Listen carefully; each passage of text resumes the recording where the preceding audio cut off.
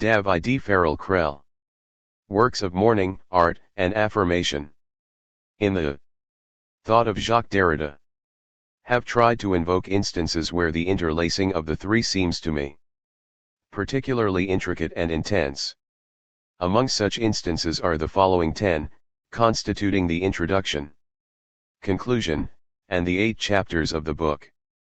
First, Derrida affirms memory as the first and last refuge of all the labors of mourning, including the mourning that seems to occur in our experience of the beautiful in works of art and philosophy.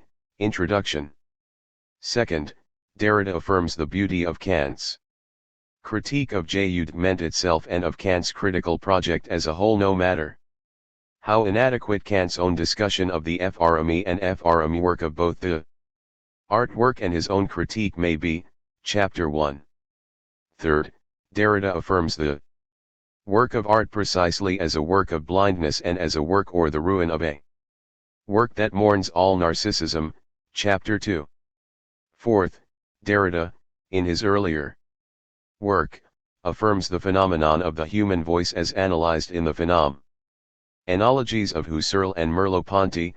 His affirmation, however, is called upon to mourn not only the I that once seemed to be the agent of the voice's utterances but also the phenomenological project as such.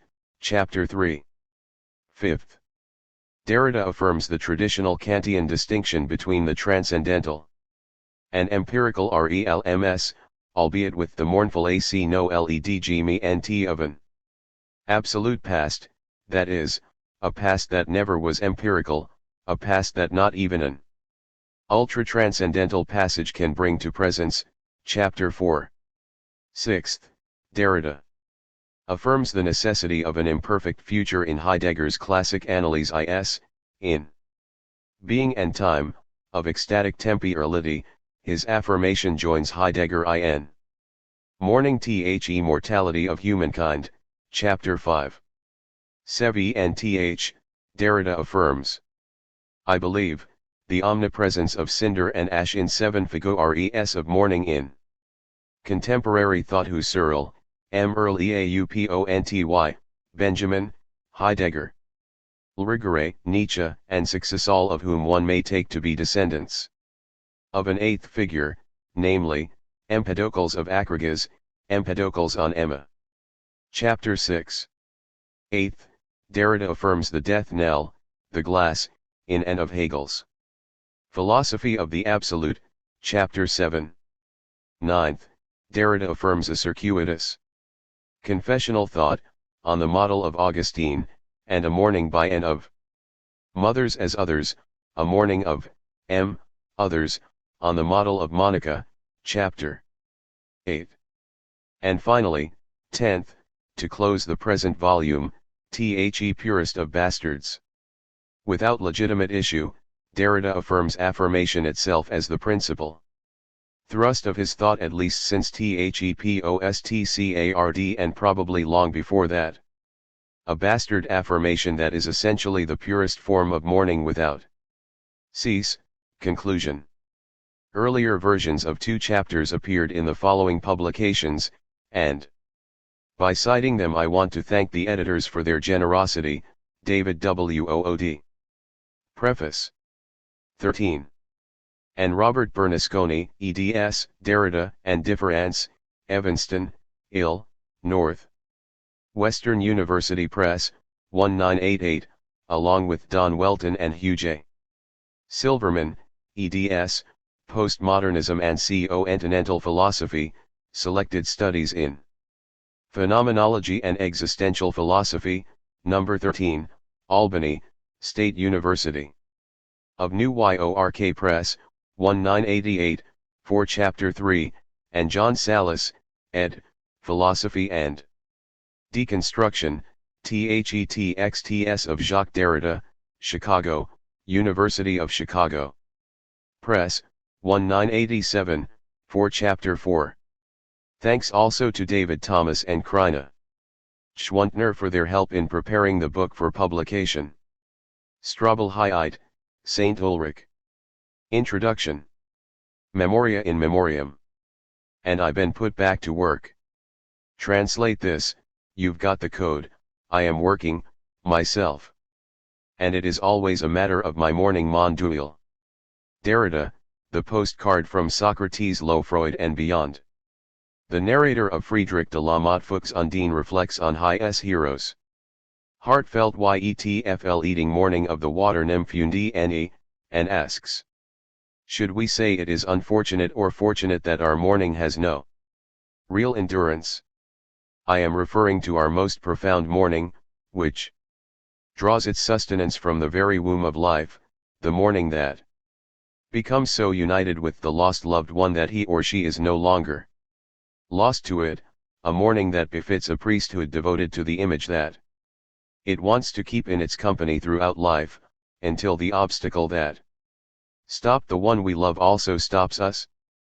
To be sure, good human beings persist in being such priests, but even so, it is no longer the initial mourning, the real mourning. Other, foreign images intervene after a while, and in the end we discover in our very pain the transience of all earthly things. Thus one must say how unfortunate it is that our mourning has no real endurance. Mourning demands both a keeping in mind or memory and a releasing or letting go. How could we mourn our friend if we forgot him? And how could mourning do its work if we adamantly refuse to let her go? Perhaps 2. Psychologists understand mourning well, philosophers certainly do not. Is mourning classified as one of the passions of the soul in either Aquinas's or Descartes' or Spinoza's reckonings concerning tristitia, dolor, and desperatio? 2. Is mourning an affect, passion, appetite, emotion, event, process, fatality, or achievement? I am no doubt asking the question. 1. ETIL too naively, assuming that one mourning or mourner is like another. Perhaps philosophers have never asked much about mourning, have forgotten about it, because mourning damages their confidence in a modus operandi that prides itself on its contact with the undying and immutable. Yet some thinkers would affirm that there is nothing more human than mourning, or the capacity to mourn, and that to ignore that capacity is to overlook what philosophers love to call the essence of human being. Nietzsche, at 13 years of age, writes, "It is a noteworthy trait of the human heart that when we have undergone a great loss we do not endeavor to forget, on the contrary, we try to bring this loss before the eyes of our soul as often as possible, as though by this frequent recounting to draw considerable consolation for our pain." 3. Others would say that to be human is to mourn our distance from the ideas, especially from the ultra-transcendent good, true, and beautiful. Still others would observe that living creatures gaze with a mournful look the POLINECT 1 to kappa 8 oki data tic, KRLTEWC, ROM. 8, 19, as THOGH Mourning Universal Demi Se. Schelling writes of the veil of melancholy, der Schellner der SCHWMNUT, T-hat is draped as a shroud over the whole of nature, the realm of birth and death. 4. Homer sings something about this long before there were men who prided themselves on the title philosopher. 5. He seems to gesture toward the essence of the human quite paradoxically by telling of a mourning that does not pertain to human beings alone. On the contrary, the capacity for mourning is what binds immortals to mortals, perhaps confounding the very opposition of mortal and immortal, an opposition one might have thought essential to the phenomenon of mourning. In Book 17 of The Iliad, Patroclus dons the armor of his sulking friend, Achilles. He borrows too the team of immortal horses that Achilles inherited from his father, Peleus, who had received them from Poseidon himself. Homer does not pause to explain what an immortal horse is, a horse that will not die, but paints the scene of Patroclus's bloody Death and the reaction of those deathless horses. Yet the horses of Achilles, standing apart from the battle. Weep the moment they learn that their master lies in the dust, laid low by the hand of murderous Hector. 3. These weeping steeds surprise us, perhaps because, like Andrew Marvell, we are convinced that only human eyes can weep, eyes and ters. However, if Achilles' horses are immortal, they must be more like gods, although whether gods or goddesses can weep is an even more delicate question. These weeping horses, somewhat divine, somewhat human, somewhat animal, but in any case altogether daimonic, suddenly seem as though carved out of marble or granite. They are stone monuments guarding the undug grave of Patroclus. The driver whips them, trying desperately to move them from the spot. Yet as funeral stele stand fixed above the tomb, as monuments to the dead man or woman. They stand motionless, and motionless hold the splendid car. Their heads are lowered to the ground, tears of mourning run hot from their lids, so painfully do they miss their master. Their luxuriant manes spill over the ring of the yoke and are soiled in the dust. It was a painful sight for Zeus, son of Cronus, to see these weeping steeds. Sadly he shook his head and said to his heart, "Ah, Uwretches! Why did we ever give you to King Peleus? A mortal, you who are ageless and deathless, CXYTJPW. A zero Ava TW. Was it so that you could share in the sufferings of these unhappy humans? For, truly, there is nothing more wretchedly lamentable than human being, amid all the beings that breathe and creep on the earth." Lines 434 to 47. Zeus's regrets themselves mirror a kind of mourning, for he rues the day he and his brother exposed those immortal horses to mortality. The horses' suffering, which is perhaps even more painful than the vicarious suffering of which traditional Christology is so proud, is still more mysterious, however. For these creatures, somewhat betwixt stone and flesh and ever-living fire, share in the mortality of the mortals, the most lamentable of beings. Whether they are stone or animal or divine, these deathless horses are the figures with whom we human beings who hear the singer's song identify most readily.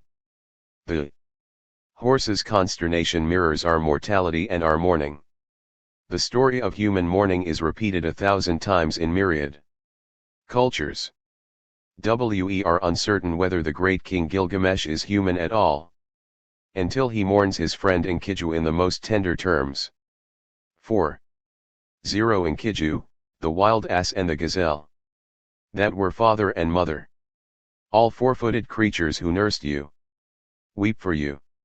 All the wild things of the plain and the pasture, the paths that you loved in the forest of cedars, night and day murmur. 6. Evidence of elaborate rituals of mourning, whether among the pre-classical Maya or the modern Maori, assures ethnologists that they are dealing with human beings.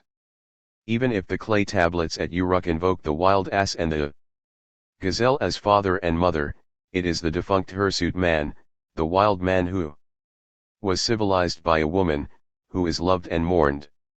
In the archives of all historical peoples we find tales of what befalls the son or daughter who fails to mourn a deceased parent, or a king who forbids a sister to inter her murdered and desecrated brother.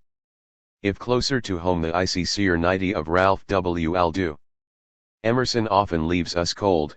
The chill dissipates as soon as we read the journal entries our son inscribed after the death of his son W. Waldo, and as soon as we remember the unhewn rock that weeps stonily over their common grave in Sleepy Hollow Cemetery.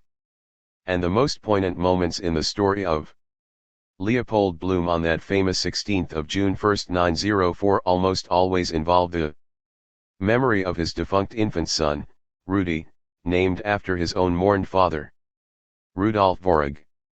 Even the rollicking parody of Oxen of the Sun takes on a Somber tone when the dead sun comes to mind, no, Leopold. Name and memory solace thee not. That youthful illusion of thy strength was taken from thee and in vain. No son of Thy loins is by thee. There is none now to be for Leopold, what Leopold was for Arudo LPH 7.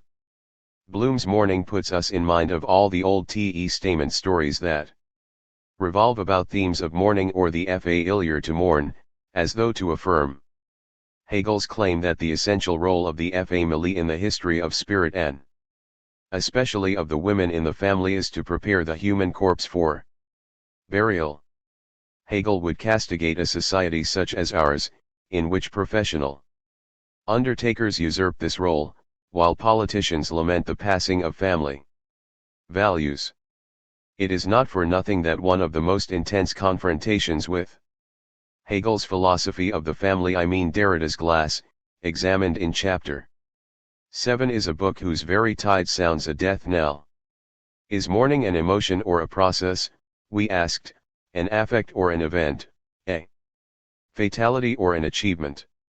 Is it an idiomatic occurrence or a regulated public ritual? If it is a process, transpiring across time, indeed, taking its wretched old 5. Time, mourning nonetheless involves an affect or a combination of affects that seem quite different from regret, sorrow, or sadness. True, Spinoza seems to have brushed up ag instit in his account of desiderium, nostalgia, longing, or languor, what the German Spinozists of the late 18th century called Sehnsucht. Spinoza writes, desiderium is a craving or drive for the possession of a thing, a craving that is nourished by the memory of the thing in question, but also oppressed by the memory of ochre things that exclude the existence of the thing we strive for it.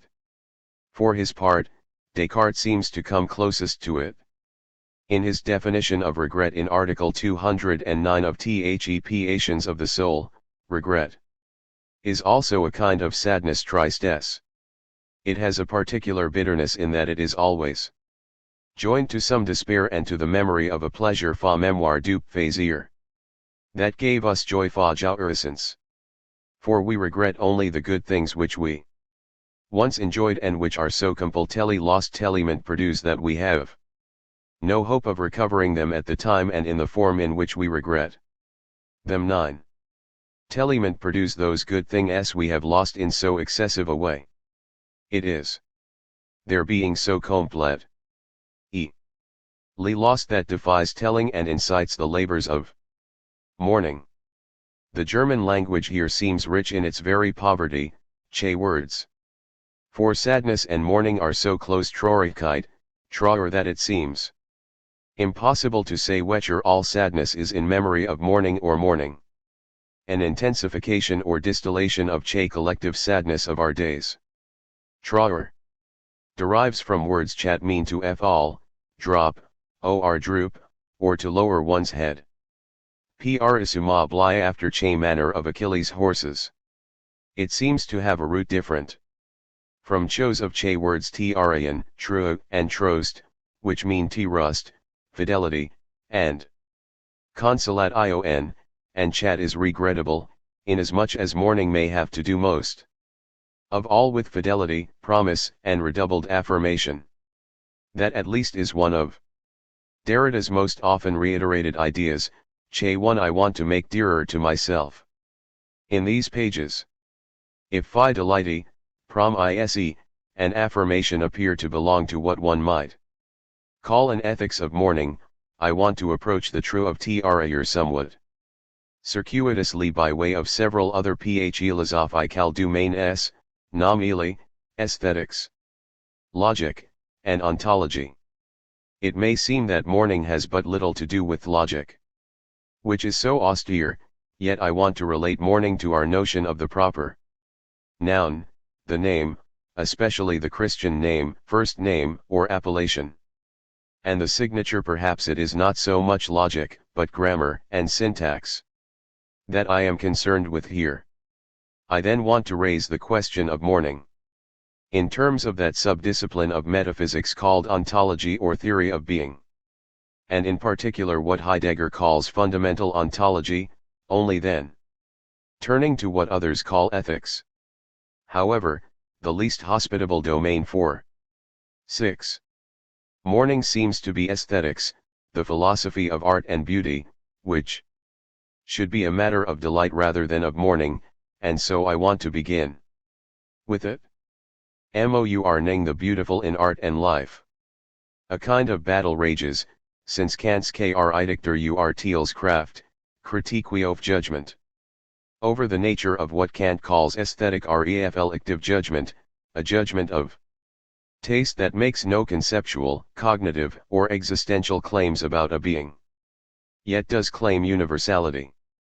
If I adjudge a painting or a statue beautiful, and presumably a human being as well, I make no claim about the existence of these things, nor do I make a claim of knowledge concerning them. Yet when I proclaim them beautiful, it is not as though I am satisfied to be in exclusive possession of the eye of the beholder, allowing others to agree or disagree with my judgment as they like, de gustibus. No, what is beautiful for me is, or may rightly be claimed to be, beauti full for all, even if all can make no ontological or epistemological determinations concerning it. What gives me that right, or presumption of right? The very fact, Kant says, that I make no claim concerning the th in g or person insofar as they exist.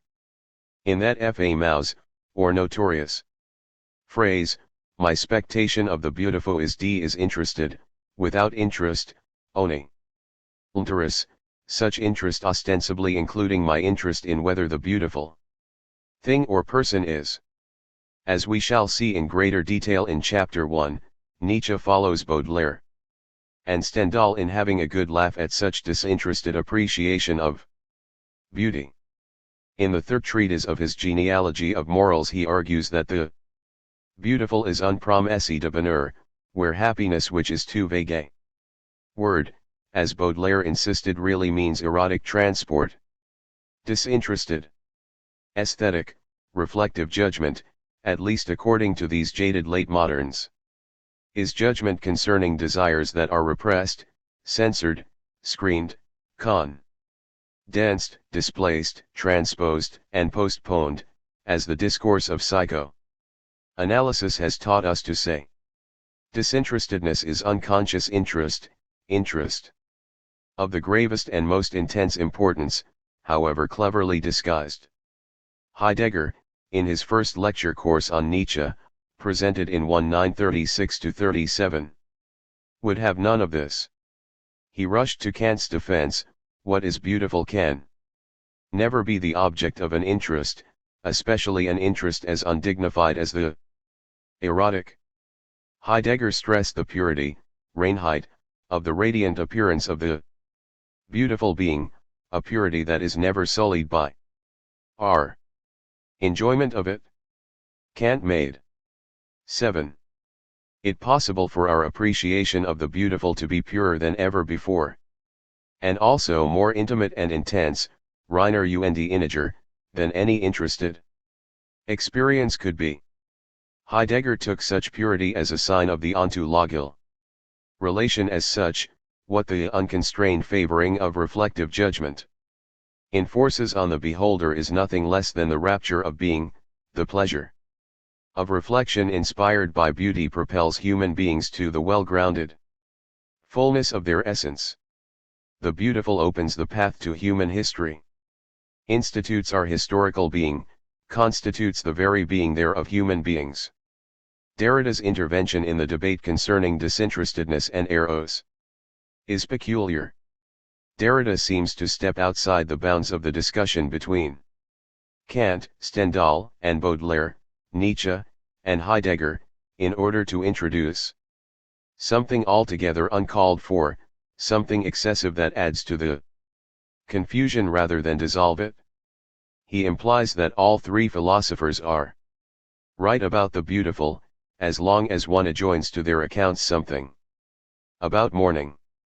When Kant argues that reflective judgment has nothing to do with the existence of the object, Derrida takes this, it seems, in an excessively literal sense, odd for someone who is always accused of being so excessively metaphorical that the literal quite escapes him.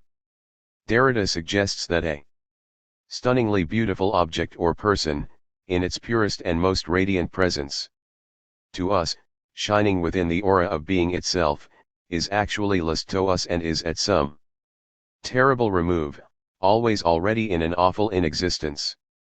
We find something beautiful precisely as we mourn its loss.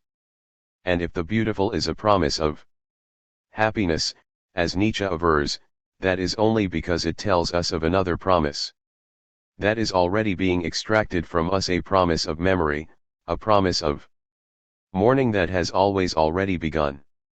Finally, if the beautiful initiates us into the well-grounded fullness of our historical essence, as Heidegger, following Schiller, believes, that fullness circulates about an emptiness and a loss of ground at the heart of being.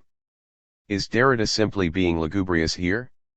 Is it absurd to say that when we stand in front of Notre Dame on a brilliant Sunday afternoon in July, the building is lost to us? Surely, it looms over us lapidary, dependable, unmoving. Yet what does it mean when we turn away and continue on our path across Paris with the thought, yes, I really am here, as though the really were an affirmation rescuing us from our drab quotidian existence, to which Notre Dame and Paris with their rich patina of culture and history seem so utterly foreign. If Notre Dame causes the everyday to slip away for an instant, can the very power of its presence nevertheless also be described as a kind of withdrawal?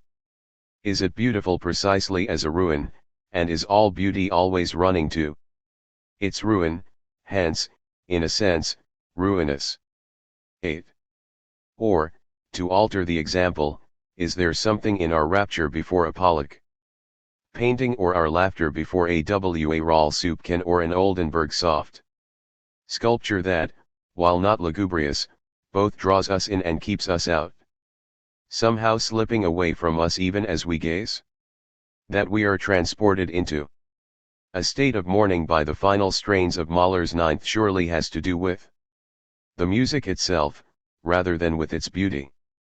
Perhaps it has to do with the way Leonard Bernstein toward the end of his life was reading the score, which instructs the orchestra to play sehr langsam und nach Zurich haltend, very slowly and even haltingly, reticently, and then later in the movement, bafflingly. Etwas, aber unmerklich, drangend, somewhat compellingly, but unnoticeably. So, with the first word on the final page of the score adagissimo and the last word Ersterbend, dying.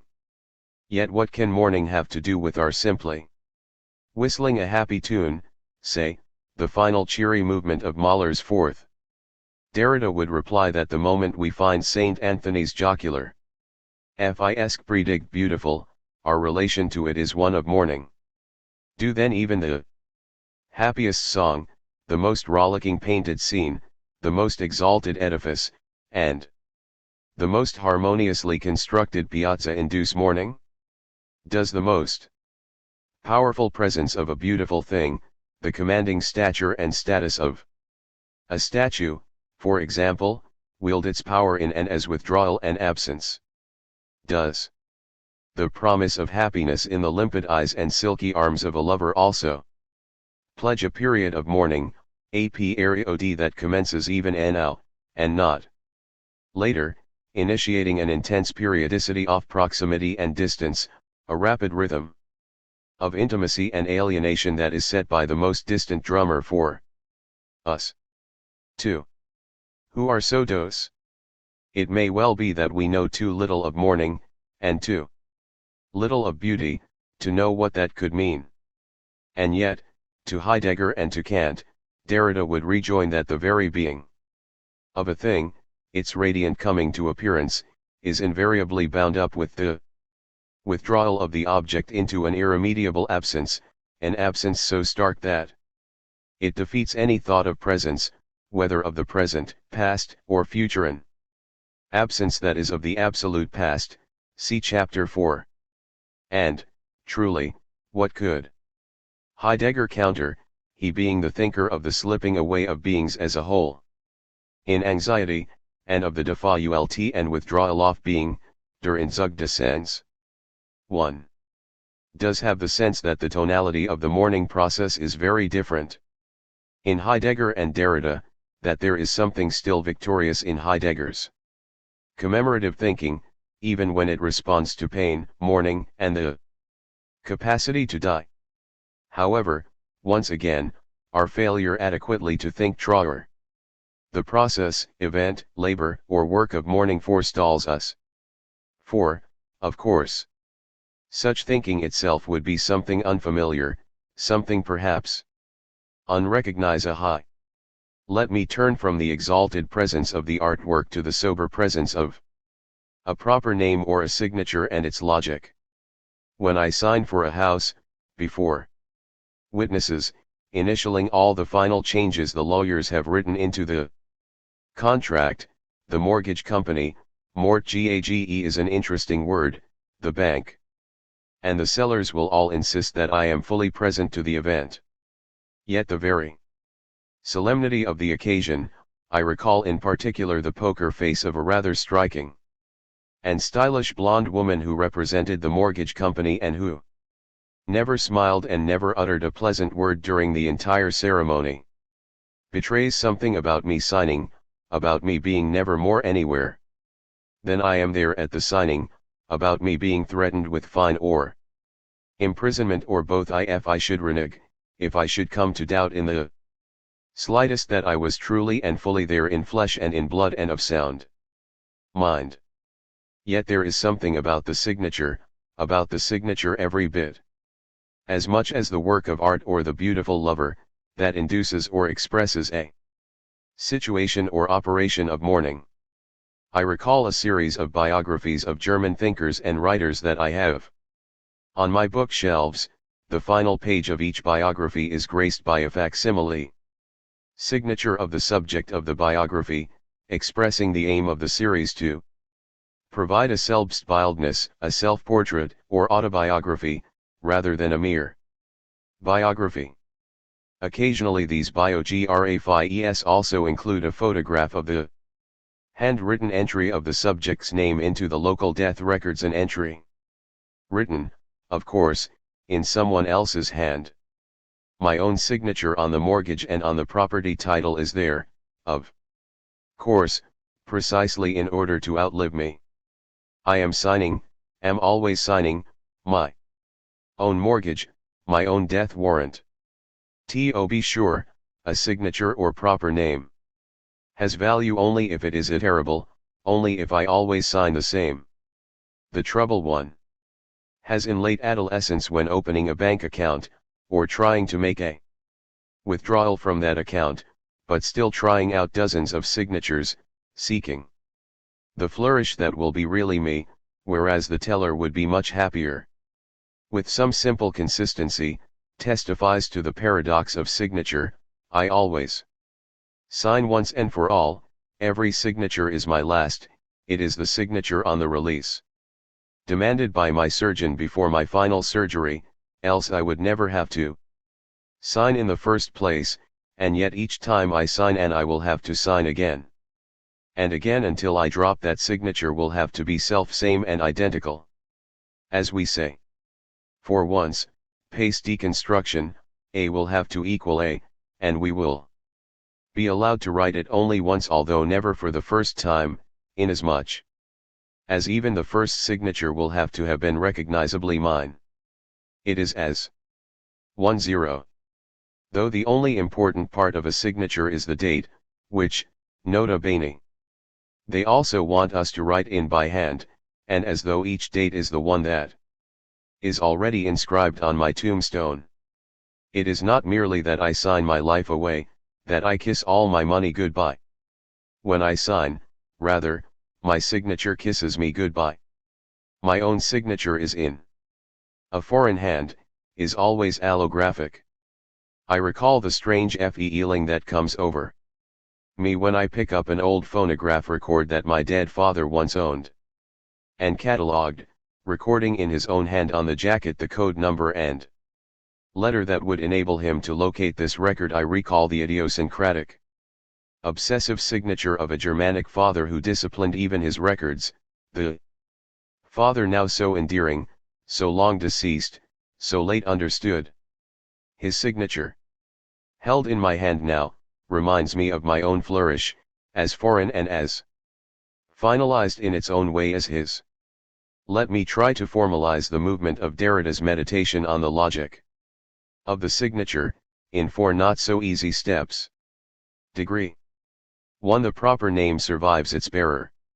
Even though we take it to represent the very identity of this particular person, existent here and now, the signature has value only in that it lives on independently of the signer, of whom the world at large is, as Hegel would say, sensuously certain. To think through this dizzying first step, we would have to move forward to matters that will be discussed in chapter 3, we would have to advance to the personal pronoun I, the shifter, and to what Derrida in Wis and Phenomenon calls the testamentary ego. 11. For the signifying I is essentially neither universal nor particular, although it universally invokes and even induces mypricu death. Each time I utter the I. However, that would be a long first step, the step you have to watch out for, as we say to someone who is about to step off the roof of a building. Let the following brief extracts from Voice and Phenomenon serve as a reminder. The absence of intuition and therefore of the subject of the intuition is not only tolerated by discourse, it is required by the general structure of signification. When considered in itself it is radically requisite, the total absence of the subject and object of a statement, the death of the writer, and or the disappearance of the objects he or she was able to describe does not prevent a text from meaning something.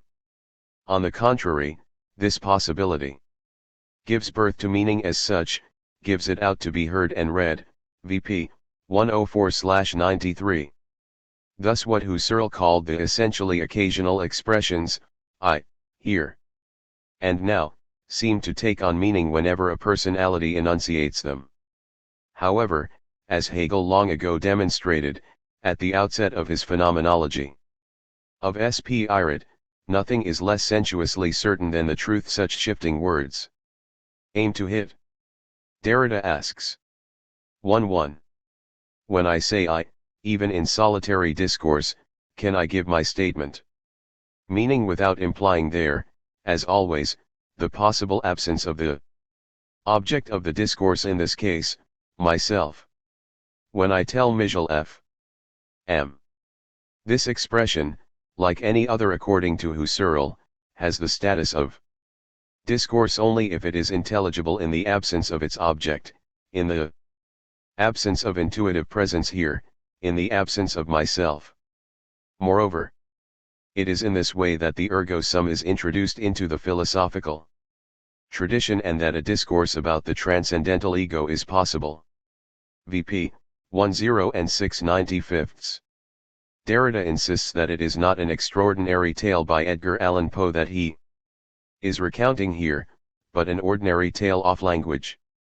Language itself asserts the testamentary value of all ideal meanings. My death is structurally necessary to the pronouncing of the I. VP 107-8/96-97. Signature engages the work of mourning. To a person's signature is presumed to be the equivalent of an enunciation. An instance of living, performative speech, I, X, being of sound mind, do. Hear unto Aft's my name, so that you who have this document in hand years hence will know that I here and now, with my own hand and of my own free will have signed with the name that is proper to me alone, and with my own hand, at this place, and on this date. Thus to an author initials, dates, and places the preface to his or her book 0 are at least used to do so, for now. Publishers are reluctant to continue this old, revered imposture. For, as in the case of the uttered I, he blink of an eye, that is, an instant or Augenblick, divides the presumed instantaneity of the terminal signature, not simply because the signature, like the book, takes time to execute, but because every signature is in memory of an earlier signing and in anticipation of a future one. Every signature depends on its being recognized as identical to my earlier sig ni. N. Gs, it demands what Derrida calls the possibility of anniversary. Every signature necessitates a countersigning, as on a traveler's check. The same signature, in order to be the same, must always be repeated, will always have been repeated, in some sort of future perfect in another, different, altogether singular event of signature. Thus there is something mechanical about the process. And that mechanism means my death. 3. Reading a signature or a text of any kind is also a kind of counter signature, albeit often inscribed by another.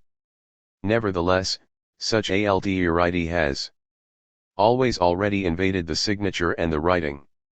Rigorous purity in a signature, no matter how well rehearsed, is impossible. Signature is inherently susceptible of repetition, hence of mimicry and counterfeit. No signatory can 12. Appropriate a signature or indeed any text wholly, no matter how willful and aggrandizing a person he or she may be, if the signature is written, that is, because it remains to be read. Thus not even Plato's literary and doxographic signature is finally accomplished and fully underwritten, as it were, although a long and august philological tradition feels confident that it can recognize the marks of his signature, the distinguishing marks of his work. Plato's signature is never fully achieved, even though, each time he executed it, Plato invited his own impending death. Signature is legacy, passing from Logos Senior to Logos Junior, yet a legacy threatened for internal reasons with illegitimacy, forgery, bastardy, and patricide. Signature is, one of, the purest of bastards. For signature enacts an indebtedness, is invariably bound up with the enigma of the gift, of giving and taking. And here the debt accrued by both the giving and the receiving is total. Human beings, beings who sign, live in the unthematized awareness that in every human encounter one of these human beings will survive the other, or the other outlive the one, so that even in a solitary signing one lives in memory of others whom one mourns or is called upon to mourn. The purest of bastards, our sheer signature, links us to the legitimate world at large and to all the others who inhabit it. For scholares, who read and write texts, the anomalies of signature that we have only now outlined seem to contaminate an entire way of life, infecting it to a point of ultimate morbidity.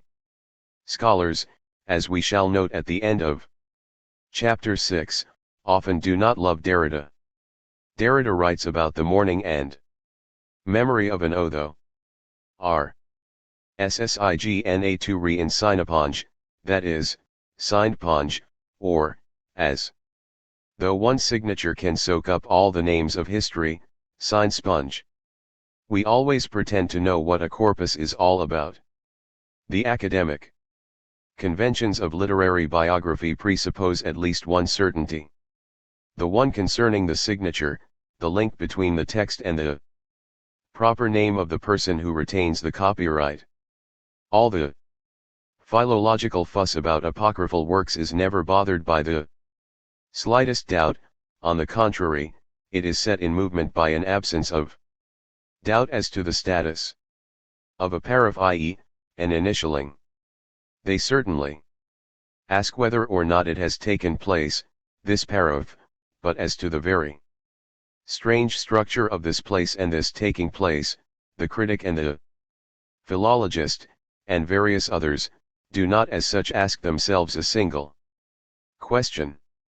They may wonder whether a certain piece of writing is indeed assignable to a certain author, but as regards the event of the signature, the abyssal machinery of this operation, the commerce between said author and her proper name, in OTHER words, whether she signs when 1-3. She signs, whether her proper name is truly her name and truly proper, before or after the signature, and how all this is affected by the logic of the unconscious, the structure of the language, the paradoxes of name and reference, of nomination and description, the links between common and proper names, names of things and personal names, the proper and the non-proper. No question is ever posed by any of the regional disciplines which are, as such, concerned with texts known as literary. Point 12. It is not that Derrida rests content with such confusion, nor that he is delighted to point it out in order to leave it all in a muddle. Indeed, the quagmire that philosophers mystify and open up with their hair-splitting and their axioms, corollaries, and addenda is in Derrida's view anything but tasteful. Philosophers, says Derrida, and he regards himself as one of them for the moment, are a little disgusting because they never know when to stop, when to abbreviate, terminate, and sign on the dotted line. A philosopher's consent is always half-hearted, Merleau-Ponty once said, in praise of philosophy. A philosopher's signature is always half counterfeit, half forgery, replies Derrida, and her or his dithering and prevaricating are always a bit contemptible. The philosopher seeks protection in generalities, in notions and concepts that are so universal that he or she feels relieved of the obligation to sign. In order to sign, one has to stop one's text, and no philosopher will have signed his or her text resolutely and singularly, will have spoken in his or her own name, accepting all the risks involved in doing so. Every philosopher denies the idiom of his or her name, of his or her language, of his or her circumstance, speaking in concepts and generalities that are necessarily improper. SP 32.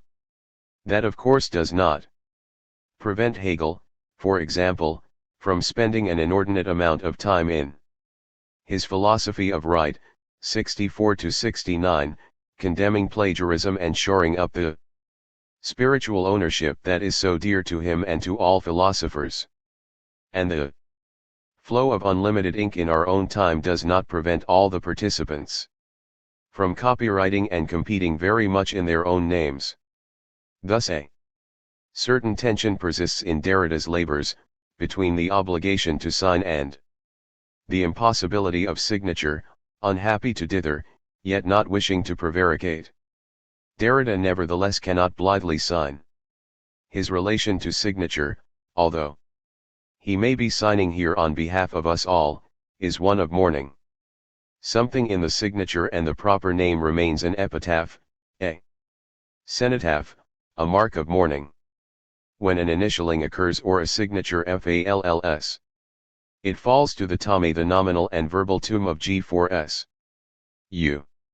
If my signature remains after I am G1, after the remainder of my mortal remains scatter, that 14 is because the signature always was remains, always was a residue, always was a kind of cinder.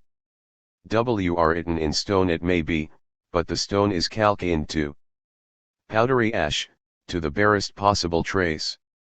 Yet everything we have discussed so far the mourning of the proper in the logic of names and signatures, the ontology of radiant appearance and irremediable withdrawal, and the aesthetics of the beautiful, because lost object is parasitic on experiences of mourning, concerning which we have said, we are largely in the dark. All we can hope is that something of our logics, ontologies, and aesthetics will become dearer to us if we dwell on experiences of mourning, or, if not dwell on them, at least try to release them from the effects of an overwhelming repression. The final thoughts of this introduction on the ethos of mourning, therefore, take us to Freud's famous 1917 essay, Mourning and Melancholy, and to the realm of something like an ethics, which is most often said to be responsible for that overwhelming repression. A mournful Freud. Freud discusses mourning only tangentially.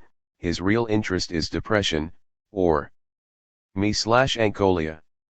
Yet the mere parallel he claims to be decrying and describing in Mourning and Melancholy belies the importance of mourning in and for psychoanalysis as such. Recall, for example, the final words of the foreword to the second, 1908, edition of THEI Interpretation of Dreams. There Freud reminds us that his entire endeavor in Die Tiara Umdudung, this cornerstone of psycho-analysis, is in effect a work of mourning for his dead father, a father's death being, as he says, in words one might have expected to read concerning the mother's death, the most significant event, the most lacerating loss, in a man's life. 224. 4 years later, when his memory plays tricks on him during a visit to the Acropolis of Athens, it is the same mourned father who haunts psycho-analysis. The parallel in and of Mourning and Melancholy seems indeed to collapse, in spite of Freud's best efforts to sustain it. Mourning and melancholy are often conflated and become indistinguishable precisely when Freud most wants to keep them apart. Depression is supposed to be pathological, whereas successful mourning is said to be therapeutic. Yet just as the manic side of depression is missing from mourning, so the work of mourning seems to be missing from depression. Further, it becomes more and more difficult to see what makes successful mourning, that is, a complete withdrawal of emotional investment from 1.5. The deceased object of our love successful. Freud's rather desperate suggestion, to wit, that the mourner revels in receipt of the consolation prize of survival, seems more a capitulation than an explanation, inasmuch as survival is only another way of stating the problem of mourning. If only the dead old be Yuri. They're dead, we mourners would have nothing about which to be depressed. As Freud recognized at the end of Mourning and Melancholy, but also at the end of his late work Inhibition, Symp Tom, and Anxiety, 1926, mourning is an experience of real pain, Schmerz, pain as intense as any suffering that we associate with physical trauma, because we long for the object we have lost, we languish in mourning. Freud uses the Schelingen word Sehnsucht, Spinoza's Desiderium, literally, what seems to befall one from the stars, that is, from one's D is Astros, unlucky stars. We languish in every situation that reproduces for us our connection with that beloved person who, as our reality probe demonstrates to us, no longer exists. 6:305-8. The existence or inexistence of the one who is dead interests us, Freud would insist, against Kant, even and especially if we experienced him or her as beautiful, unable to do justice to Freud's essays. I shall nevertheless attempt a general account of the mourning process, taking into account the further developments of Freud's thesis by Nicholas Abraham and Marie T. O'Rourke. 15. If the work of Mourn in G is successful, according to Freud, the world may be impoverished by the death of my friend, but my ego will not be. I will, over time, albeit in ways that are not easy to elaborate, withdraw the emotional investment I have made in him or her. Quite often that investment is excessive. Inasmuch as I am inclined to overestimate the very persons whose deaths will cause me most to mourn. If my labors of mourning are unsuccessful, the bereaved object may come to invade my body and my behavior phantasmically. I may incorporate the deceased in such a totalizing way that one may almost say that the dead one has incorporated me. We all allow about the older brother or sister who is becoming just like dad a decade or so after our father's death. Yet our laughter is disturbed by the uncanny presentiment that a do pplging always evokes, and we realize against our will that mourning, if unsuccessful, may well produce zombie effects or, at best, that the who's who of our families and ourselves may be gravely disturbed by the dead one, whom we precisely have not laid to rest. The best we can hope for, says Freud, is introjection, in which a modest dwelling for the deceased is prepared within the self, a self that consists largely of hyperbolic identifications and narcissistic or analytic object choices in the first place. How fraught the theme of mourning is, how intimately bound up with the constellation of the family and the very formation of ourselves, is betrayed by 1.6. The following early reference to mourning along with the very first reference to the Oedipus complex in Freud's work. In manuscript N, from the year 1897, Freud writes, inimical impulses toward one's parents, the wish that they would die, are likewise an integral component of neurosis. They come into the daylight of consciousness as compulsive representations. In paranoia, they correspond to the most severe delusions of persecution, logical distrust of rulers and monarchs. These impulses are repressed. Whenever compassion for the parents predominates, during the periods of their illness and death, then it is an expression of mourning to blame oneself by means of hysteria, suffering the very same symptoms that they suffered, as though by way of retribution. The identification that takes place in this instance is, as we can see, nothing other than a mode of thought, and it makes the search for a motive superfluous. 16.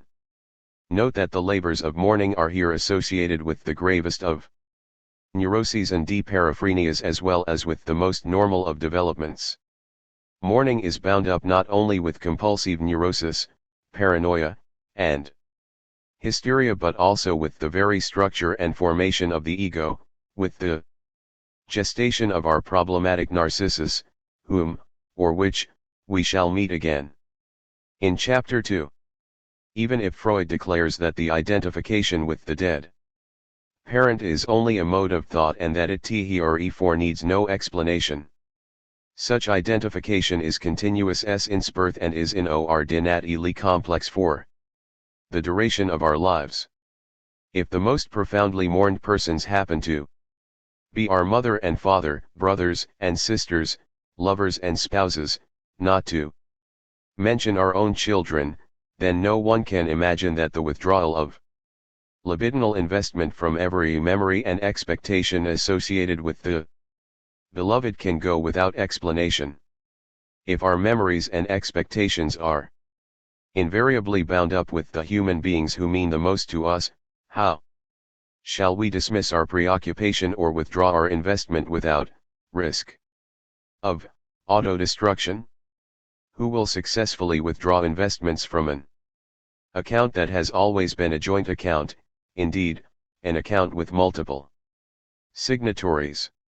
Even if one manages to avoid the extreme case of incorporation, in which some original narcissism devours and consumes the self through the mouth of the other who is now dead, the sacrificial meal by which the dead one now rules supreme in the crypt of the self, is it not also the case that where flesh and blood are shared no self ever absolutely manages to escape incorporation by and of the other?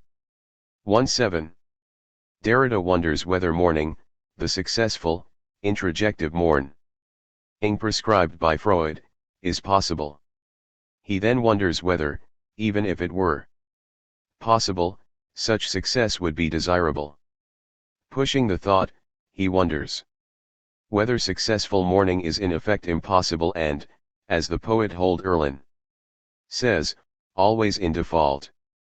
Finally, he wonders whether the very default of successful mourning is what gives fidelity and affirmation a chance, the slim chance of a promise. Memory Mourning and Affirmation. Memory has always been a sign of life. When Chaucer, in the Knights Tle. Line 2698, wants to tell us that our sight is still conscious after a fall from his horse, he writes, for he was yet in memory and alive. Memory is also a sign of love. The Mincingers were mnemonics, not because they memorized their love songs, but because they dwelled on their beloved objects. Love, is a form of V2. Tyl, memory. Yet the mnemic and minic sign is also a sign of death and mourning. The Indo-Germanic mer is the root of death, morir, while the Indo-Germanic smr is the root of remembrance. The Greek w or d, apvio, contains both roots. It means care, sorrow, and solicitude. Heide getter seems to be equally indebted to Augustine's cura and to the Stoic use of ap vio, when he chooses first the words humor and bekummerung, and later the words arga, care, as the name that is most appropriate for human being as being in the world. Yet if his care focuses on the death of being there, as in each case mine, that is, if Heidegger's existential analysis focuses on my own death, Derrida, no doubt under the influence of Levinas, soon shifts the focus toward the experience of the death of the other, and only then back again to my own death. Not because of some altruism, one must say, not because of sanctity or an ethics of ethics, but because the other, which in chapter 8 will necessarily appear as the other, has already invaded the propriety of one's own most birth-bound, moribund self.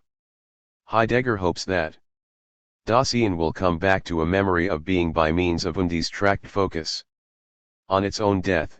Derrida suspects that if being is in default, as Heidegger says, it is, then the absence or default that being is will be more powerfully experienced in the death of another and in the default of successful mourn me. The very fate of memory seems to be at stake in what Derrida calls impossible mourning,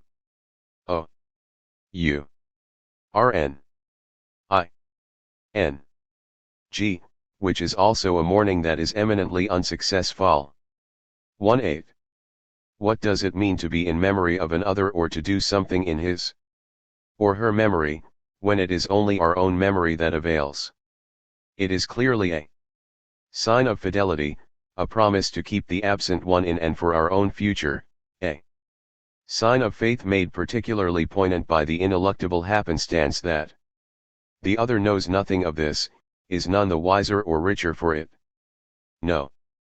Narcissism which is itself in ruins rushes to the others or to our own rescue. In impossible mourning. In this terrifying lucidity, writes Derrida, in the light of this incinerating blaze where nothingness appears, we remain in disbelief itself. 1-7. The fides of this fidelity is utter disbelief in both the death and the immortality of the other, as though the mourned other were somewhat betwixt immortal horse and defunct Patroclus. And we sustain the blaze of this terrible light, Derrida continues, through devotion, for it would be unfaithful to delude oneself into believing that the other living in us is living in himself. Mem. 43:21. Nevertheless, this desperate memory in memoriam, in memorio f the other, is not one memory among others. In Derrida's view, it marks the birth of memory as such in us, if one can say so. Memory in memoriam is a process of original separation. in Levinas's sense, but also separation from the float forever. Held in solid ion. As Whitman says, it is a nascent sensation or intimate ion.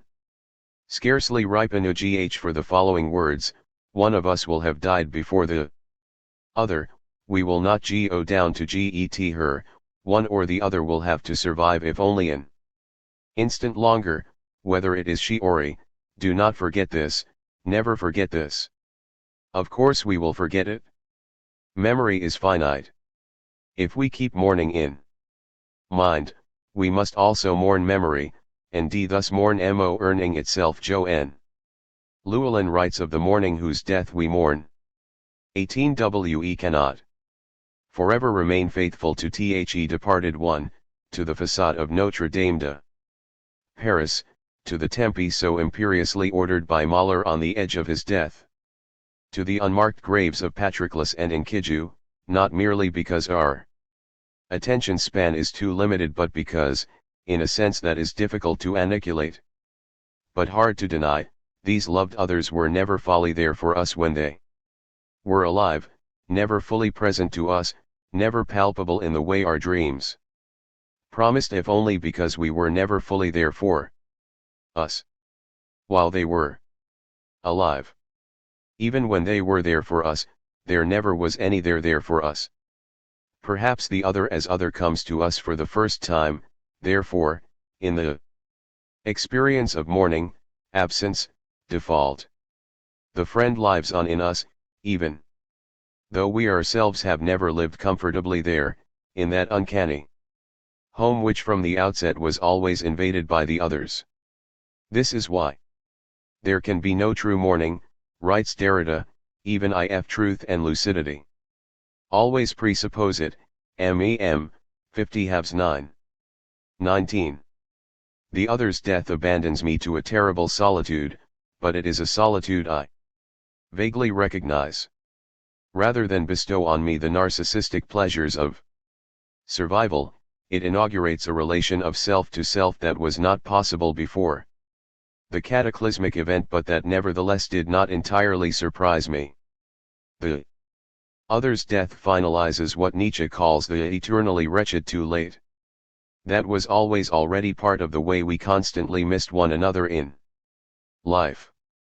Derrida argues that what I so confidently call me, us, the between us, subjectivity, intersubjectivity, and even memory are constituted by the labors of mourning. Or, at least, they are constituted by the possibility of the other's death, which is therefore not preeminently the possibility of my own impending impossibility, and which cannot be met with either resoluteness or readiness for anxiety. Such constitution transpires in some sense prior to my relationship to myself and beyond all narcissism. To be more precise, the possibility of the death of the other as my possibility or our possibility together gives shape to my relationships with others and to my own finite memory. It is not the repeatable insurmountable imminence of my own death, my own being toward an end, as Heidegger avers, that makes my being my own, they are. The very otherness that is impacted in my living beyond the other, surviving her or him, is what molds the me-nently vulnerable self that is my self-pound. Yet Derrida does not acquiesce in the default of true mourning. In his refusal of default and defeatism, in his redoubled desire to remain true to the memory of the other, one may descry the most powerful possibilities of promise and affirmation. If in his funeral address to Levinas, rather than for Derrida struggles to avoid all the language of the self, which seems to him indecent, if he shuns any reference to consolation, especially the consolation prize of survival, if he spurns this confused and terrible expression.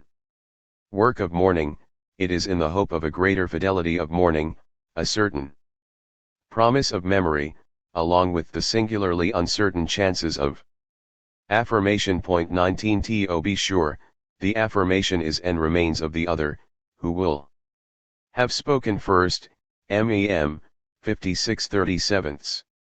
The priority of the other, the ultra transcendental authority of the other, as it were, is possible as pain, if not as success. We weep precisely over what happens to us when everything is entrusted to the sole memory that is in me or in us. But we must also recall in another turn of memory that the within me and the within us do not arise or appear before this terrible experience, or at least not before its possibility, actually felt and inscribed in us. 20. Signed. The within me and the within us acquire their sense and their bearing only by carrying within themselves the death and the memory of the other, of an other who is greater than they, greater than what they or we can bear, carry, or comprehend. Which is another way of remaining inconsolable before the finitude of memory. We know, we knew, we remember before the death of one we loved, that being in me or being in us is constituted by the possibility of mourning. We are ourselves only from the perspective of Kai's knowledge that is older than ourselves, and this is why I say that we begin by recalling this to ourselves, we come ourselves through this memory of possible mourning. MEM, 53/33-34. It would be easy to trip up Derrida here with questions about what comes first, the experience of mourning or the mysterious possibility of this experience. It would be easy to accuse him of a residual Platonism, as though we were certain of Plato's signature. It would be easy for us to say that even when the pain of mourning is actually felt and signed in us, there is no guarantee against a counterfeit signature. However, it is Derrida who has best helped us to trip him up, for it is he who warns us about theleger demain of transcendent/empirical distinctions, he who insists that ultra-transcendental passage and fro nts the absolute past, he who warns us that every affirmation is vulnerable to negation and mockery. For him, thephrses in memory of mourning and in mourning of memory do not represent a mere clever trope of reversal. The subtitle of this introduction, Memoria in memoriam, rise to keep memory in mourning, which now means both to keep memory and to lose it, embrace it, and give up the dream of possessing it. The subtitle also tries to keep mourning in memory, not in order to intone a lugubrious noti, but to promise memory to oneself and to one's others, living and dead. In the end, to be sure, there remains some confusion about the possibility of an impossible mourning, about the default of something that is more pervasive in us and constitutive of us than anything else can be. In the end, there remains some confusion between ontology and ethics, an undecidability that afflicts the nature of faithful memory, confounding the chances run and the obligations met by mourning. In the end, the double or multiple yes of an affirmation alone resounds: yes, you are no longer here. And yes, you were the only hope of my being able to keep all this in memory and alive. And yes, the absence started while you were still here, because I was always a bit lost. Gone before you, but now it's been exacerbated beyond belief, beyond relief. Now you've really done it. Yes. 2-1. The pain of contradiction is exceeded by the pain of an undecidable mourning. Yet affirmation never withdraws its investment on that account. Never withdraws itself once and for all, and the pain of undecidable mourning is the birth pang of all that will have come to be, of all that is beautiful in everything that was. Partone. Mourning the workof art. Broknframes. This is the place, It seems to me, to take up again certain questions concerning fashion and adornment, pourure, and to avenge the art of the toilette. Baudelaire, Le Painter de la Vie Moderne. We or not even dose to having at our disposal rigorous criteria for deciding the limits framing encadrant a corpus or what is proper to a system. The very concept of belonging to an ensemble will allow itself to be worked, that is, dislocated, by the Strucker of the Porygon. Derrida, Economimesis. In the introduction I speculated on beauty as withdrawal and on our relation to the beautiful as a relation of mourning. TWO of my examples, mentioned only in passing, were the W.A. Rawl Soupkin and Pollock's action paintings. I did not pause to ask whether and how these paintings are Fr. Ahmed, probably because we have been taught that frames are inessential to works of art. Yet we also know that Notre Dame is in some sense framed by its square, the Seine, the Archbishop's Park, and the Rue du Cloître.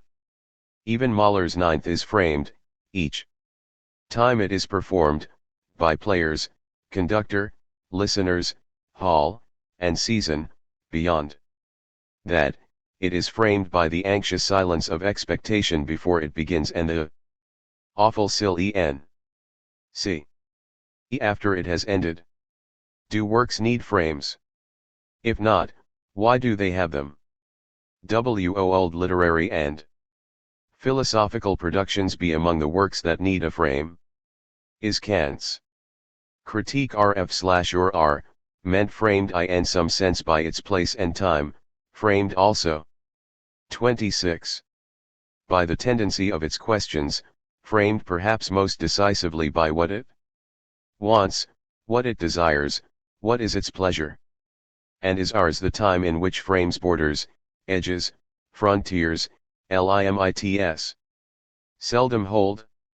A time in which frames fail to protect their contents, so that our works of art, literature, philosophy, affirmation, and culture generally leak to the outside at all four corners.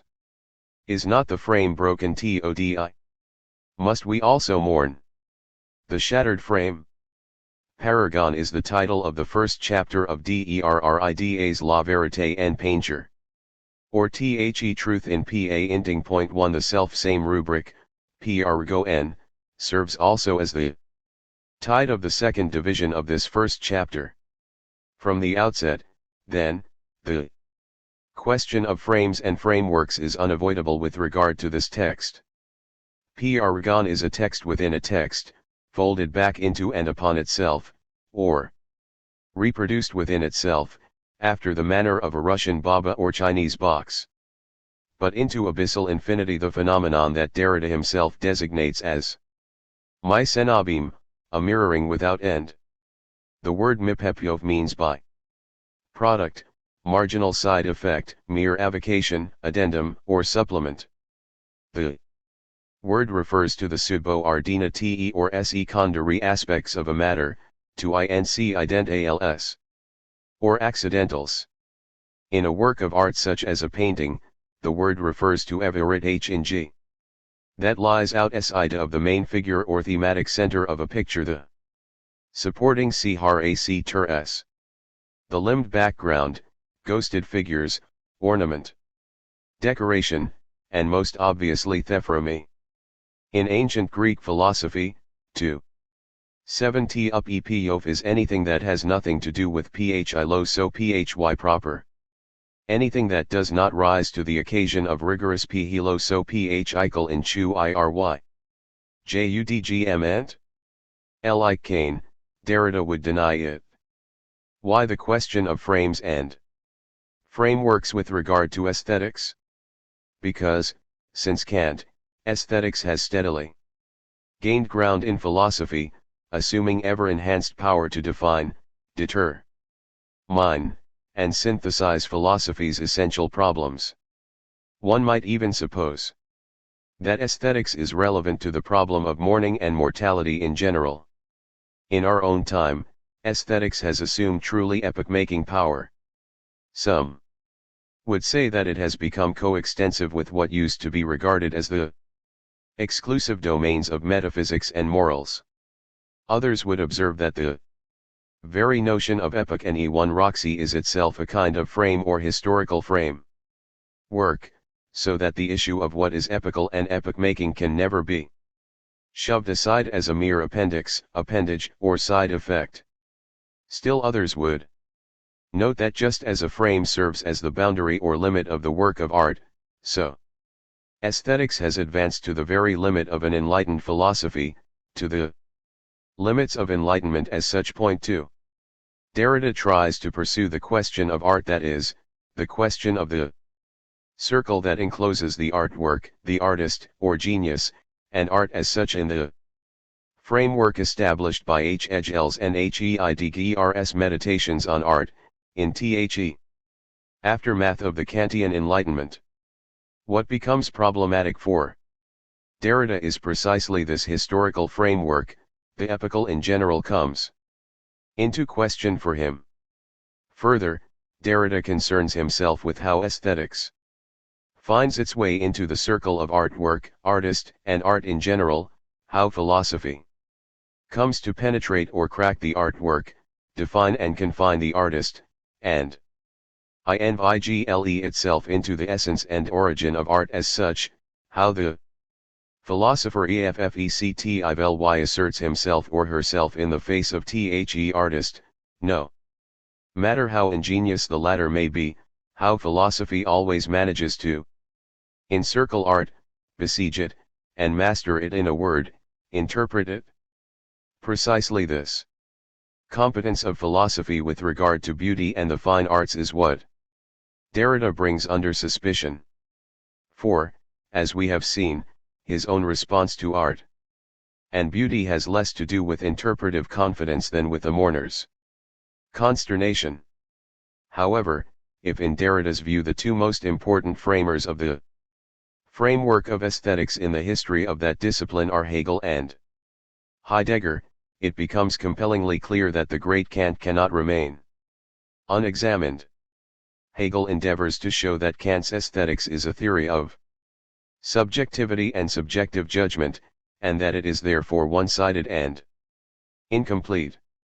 In contrast, and in defiant opposition to Nietzsche's remarks on Kant in the third treatise of the genealogy of morals, Heidegger argues that the Kantian concept of disinterestedness contains a genuine anticipation of the unconstrained favoring and the bestowal of being that his own 28th thought wishes to encounter.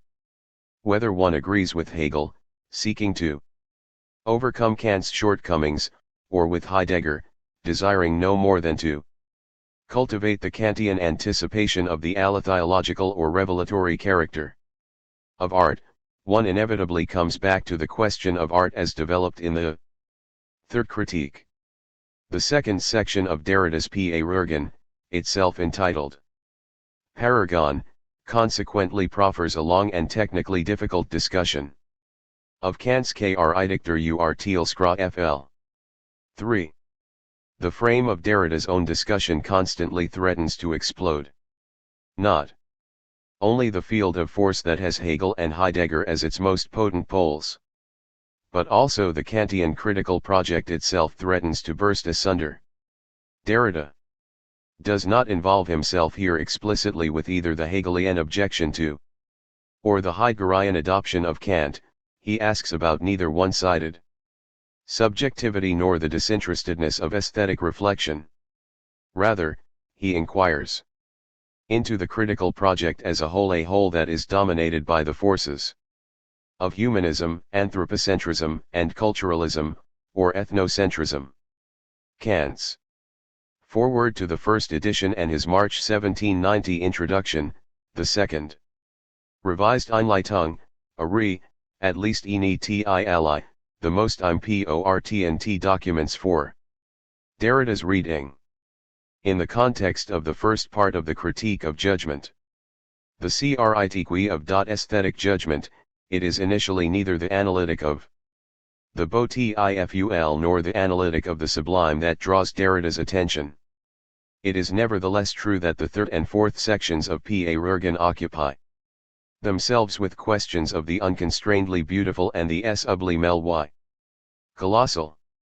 And yet from the outset Derrida poses detailed questions concerning not only the ple in character of the beautiful or the delight, wohlgefallen we take in it, which we express in judgments of taste, but also emotion, Rührung, and charm, Reis, all of which touch on the question of Passer, which, in Kant's view, ought to be banished utterly from the realm of such judgments.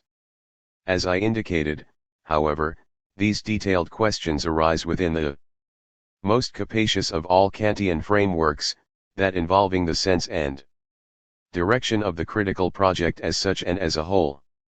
Oddly, this fascination with the whole, with the broadest possible implications of the critical project, realizes itself in what appear to be mere minutiae.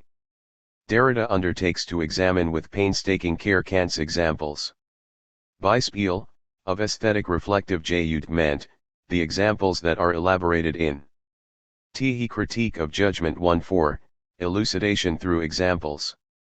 Derrida reminds his readers of Hegel's commentary on the word Beispiel. 4. He reminds them also of Kant's warning that the examples are there only for chose readers, who are incapable of rigorous conceptual truth. A 5. Far as the critical project is concerned, examples are mere byproducts, side effects, if not sheer play and 29. Frivolity. Parerga are for the paragonal.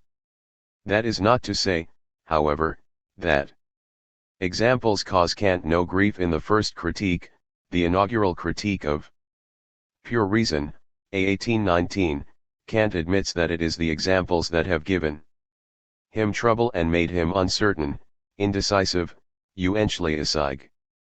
Whereas the inventory of all the principles, concepts, and categories of reason and intellect proceeded under the stable and steady light of reason, reason shining its light within, as it were, the effort to produce clarity through intuitive examples faltered and failed. Perhaps it should not surprise us that examples are still causing Kant trouble in 1790, with the third critique. To be sure, we find there the usual disclaimer: the critical philosophy concerns itself with principles, not examples. Kant therefore presents his examples throughout the critique of judgment without a great deal of soul-searching, as though they were the most transparent examples in the world. They are not. Kant's Beispiele are what lend Derrida's text its title, its outer frame, its charm, its bite, and its substance. What amazes Derrida is the fact that Kant's examples are exemplary and execrable examples of the example. What astonishes him is the fact that in Kant's reflection on art what is most essential and least essential in the critical project converge precisely on exemplarity. What bewilders him is the fact that the most grandiose and most picayune matters of the project appear within the self-same exemplary frame, as it were. Let me try to follow Derrida's steps in Purest, that is, the second, smaller, more interior paragon of the larger Purest, with the requisite caution and circumspection. There are, as I count them, 24 steps. Each step is indicated by a blank space in the text, a space that is framed on the lower left and upper right by broken or exploded jointures out of joint, more or less like these. At about the halfway point, by approximately the 11th step, the reader suddenly comes upon an empty space that has no frame, not even an exploded 166/7. Precisely here, in the frame that is not so much sprung as obliterated, can tstxamplcsarc most intensely examined and discussed. however. 30.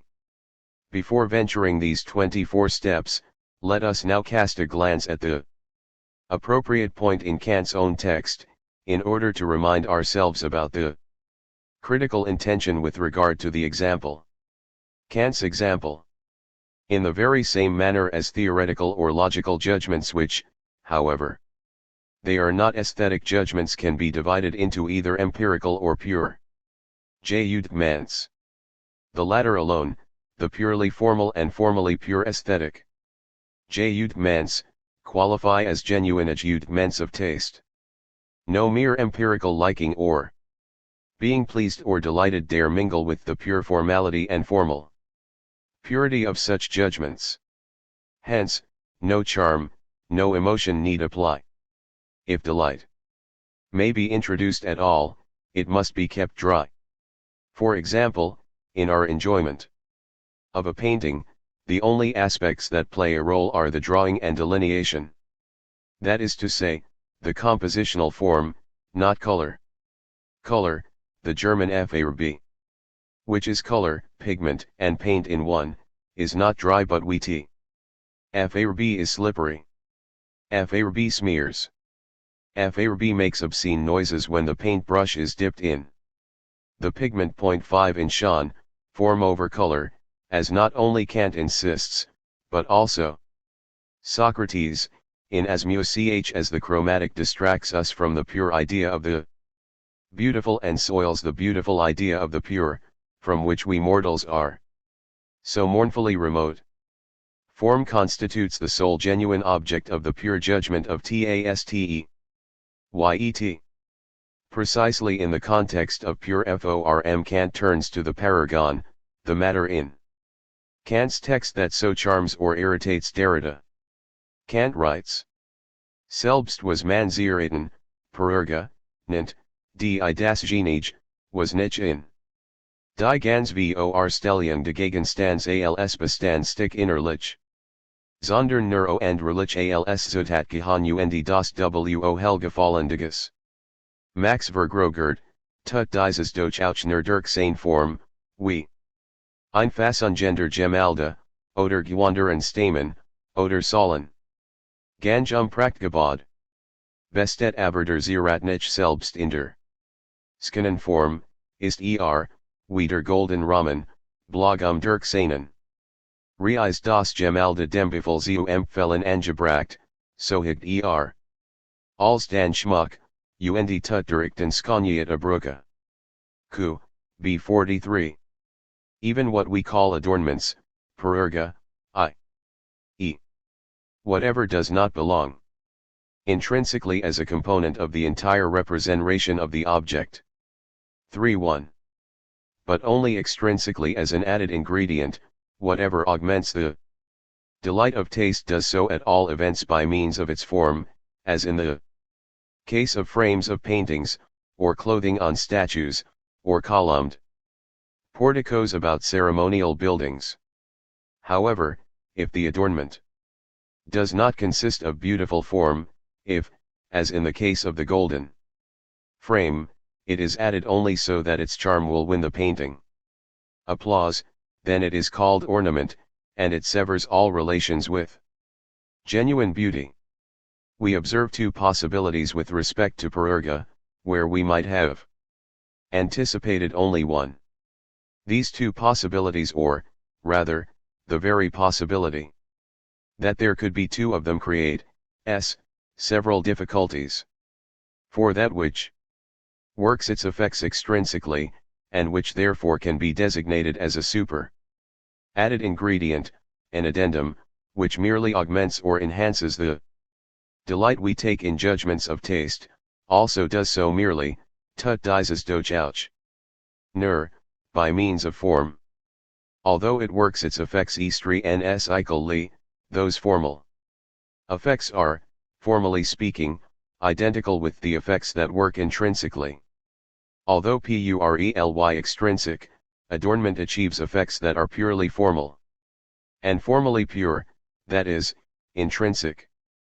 First example, that which frames or passes a painting, Einfassungender Gemäß / and yet the adornment that comes to augment a work can also be pleasing for reasons that lie outside form, whereby, to be sure, it charms or stimulates, or offends, if one is a Kantian, more than it pleases. Adornment, when it is merely ornamental, can thus also work effects that are not purely formal and formally pure. Kant's text im. Diat Elia joins the counter-example, the golden frame, der golden Rahmen. Strangely, what Kant condemns is not der vergoldete Rahmen, whereby the extrinsic nature of the gilding would be apparent, the scandal would be evident, as in Samuel L. Clemens and Charles Dudley W. Averner's The Gilded Age, A Tale of Today. However, for Kant the scandal is not simply a matter of fool's gold. No, not even gold itself is formally pure enough to satisfy Kant's dry taste. What then is adornment, as opposed to mere ornament? The entirely uncritical dictionary defines Zierat as ornament, decoration, adornment, finery. As an objection boggles, as though presupposing but being unable to explain the difference between proper adornment and inappropriate boggles, bangles, bright shiny beads. The simpler word zier is defined as ornament, embellishment.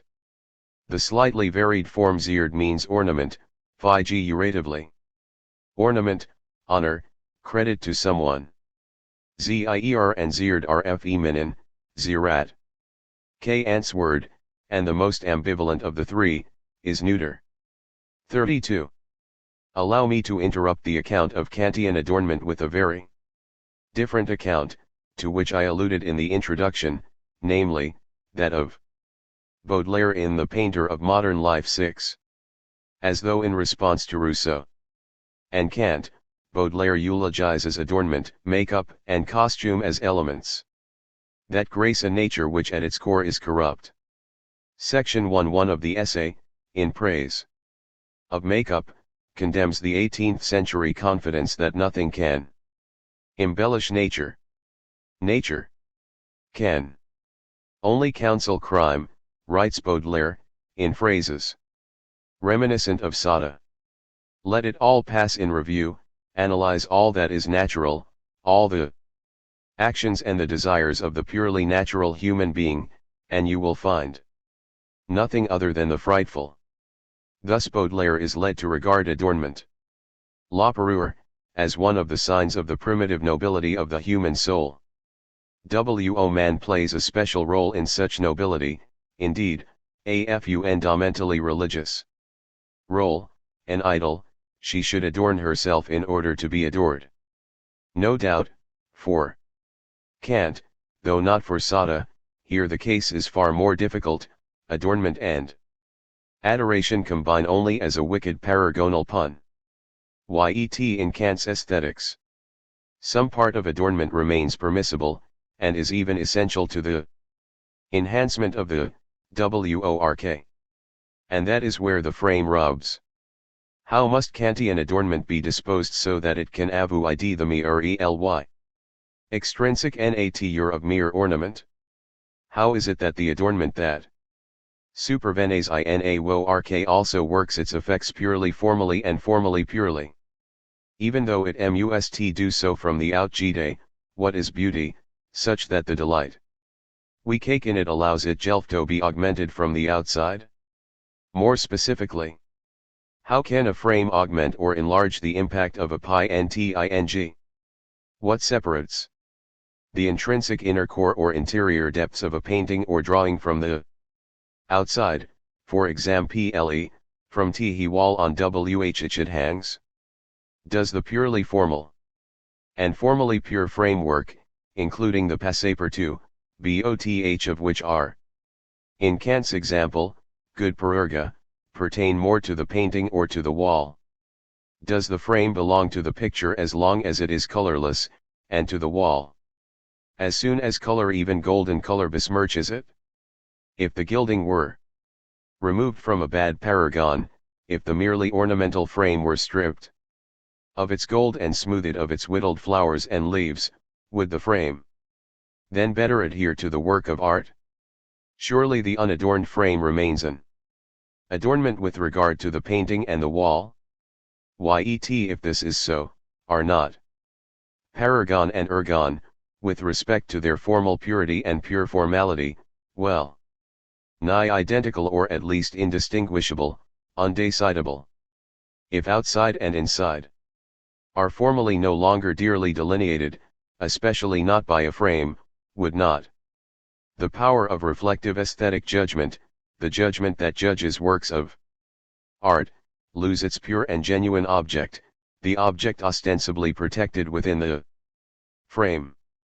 Old one not have to mourn the loss of the work of art as such. 33. Derrida's 24 steps in the paragon of Purest may be divided or gathered up into 3 larger leaps or stages. First, consideration of the curious position of Kant's Charakter Urteilskraft within the critical philosophy as a whole, curious inasmuch as the third critique represents both a forked, bifurcated, or dual middle member between the theoretical and the practical parts of the critical project and a unified terminal point of the entire critical or predoctrinal part of philosophy as such. Second, analysis of the curious role of pleasure, lust, and liking, or delight, Helgefallen, a secret pleasure principle implicit in the analytic of the beautiful, and third, discussion of the curious appearance of extrinsic byproducts and apparently contingent supplements at the very center of the work entitled Charakter Urteilskraft. All 3 leaps or stages interact with one another and are imbricated in such a way that they cannot be neatly separated or circumscribed in a word, framed. Nevertheless, let me try to work my way through them step by step. The third critique as endpoint and middle member of the critical project. Critique of pure reason must exclude everything that does not pertain to theoretical knowledge, for example, feelings such as pleasure or unpleasure, along with the entire faculty of desire, Begerungsvermogen. Critique of practical reason must exclude everything that does not satisfy the free, unconstrained, self-determining will, for example, the concepts of the understanding in theoretical knowing and all feelings, especially the lower, empirical psychological cravings, KPV 16n. If the understanding is taken to be the source of the a priori principles of the theoretical faculty, the questions arise whether the power of judgment, which constitutes a middle member glide in the ordering of our faculties of knowledge, between the understanding and reason, also has a priori principles for itself, whether these are constitutive or merely regulative, and whether a priori they give the rule to the feeling of pleasure and unpleasure, as to the middle member between the faculty of knowledge and the appetitive faculty, just as the intellect prescribes a priori laws to the faculty of knowledge, while reason prescribes them to the appetitive faculty. Q. v6. What is the significance of the hypothesis that the faculty of judgment is a middle member, middle glade? The only possible reply is that the power of judgment cannot have its domain merely between understanding, or intellect. 34. And reason, merely between theoretical knowing and practical doing. For in securing its proper domain it would lose its power to participate in and exert influence on knowledge and action. Rather, the faculty of judgment must take a part in both knowing and doing, must partake intrinsically of both. Or at least, as we soon read, such a faculty must be able to partake of both in case of need. Not fall. Critique of pure reason is critique of the faculty by which we judge a priori according to principles. Critique of practical reason contains a typology of pure practical judgment, typicter reinen praktisken Urteilskraft. that belongs essentially to it, KPV, A119. Such a power of judgment is thus not in between, but can be attached to both theoretical and practical endeavors. As the case requires, I'm not fall jedem von beiden gelegentlich angesklossen. Werden. Can be attached. As the case requires. Does not such an ad hoc attribution suggest that the faculty of judgment is a kind of byproduct, a faculty on the side, as it were, as though judgment were a subordinate supple ment and merely suprad contrivance? When and where does the emergency, or case of need, transpire, the case in which this middle member finds its rightful place, s? What kind of need, or emergency, strikes transcendental philosophy here? All such questions touch on the matter of frame and framework, all are in pursuit of the frame of the critical philosophy as such. They are therefore questions that renew our contact with metaphysics, reminding us of the critical task of securing the ground for the metaphysical edifice, a securing that always demands of us. That we have conducted our geological survey ahead of time in order to make certain that the edifice will not sink or topple. In Kritiker Urteilskraft Kant concedes that the correct use of the faculty of judgment is so universally necessary that the search for the principle that is peculiar to it must be accompanied by the gravest difficulties. Q. 7. Accompanied on the side, incidentally, as though the faculty of judgment were one example of difficulty in the critical undertaking? No. Such questions touching frames and frameworks have as their target a genuine quandary. Virgil in Kant's word that ceaselessly menaces the entire critical project. Kant hastens to keep the damage potential within limits. The critical quandary, or embarrassment, is to be found mainly in aesthetic judgments. How fortunate! The philosopher cries. The damage does not extend to theoretical or moral practical judgments, or to teleological, purposive judgments. Immense difficulties are ostensibly limited to questions of art or of beauty in nature. The philosopher can apparently afford such difficulties. 4. In the sensuous domain of aesthetics it is a matter of mere images, not of the actualities of the universe and the soul. Happily, a firm frame separate the fantastic world of paintings from the firm support wall of the theoretical, critical and moral conative architectonic. Unfortunately, such cries and sighs of relief come too soon. For nature herself, admits Kant, has created this problem, this tangle, so that a certain amount of not entirely avoidable obscurity remains attached to every solution attempted by a transcendental critique of the power of judgment. By now, in 1790, the tone is far less triumphant than it was in 1781, when critique could boast its putative completeness and thoroughness. Even if Kant is bringing his entire critical activity to an end in Kritiker Urteilskraft, and is in a hurry to pass on without hesitation to pressing matters of doctrinal philosophy, neither the end nor the new beginning is undertaken in the full light of day. The frame of the critical project cracks at each of its corners. What opens there is what Kant himself sometimes calls an abgrund, but here a Luft, an abyss, cleavage, or cleft. Kant's question in the introduction, which is so significant for the execution of the entire critical project, is whether an unsurveyable cleft, a kind of gap, gully, or chasm, unsyllably separates the two traditional domains, territorii, of philosophy, or whether there is a transition from the mode of thinking according to Purest of the one to a mode of thinking according to principles of the other. Q. 29.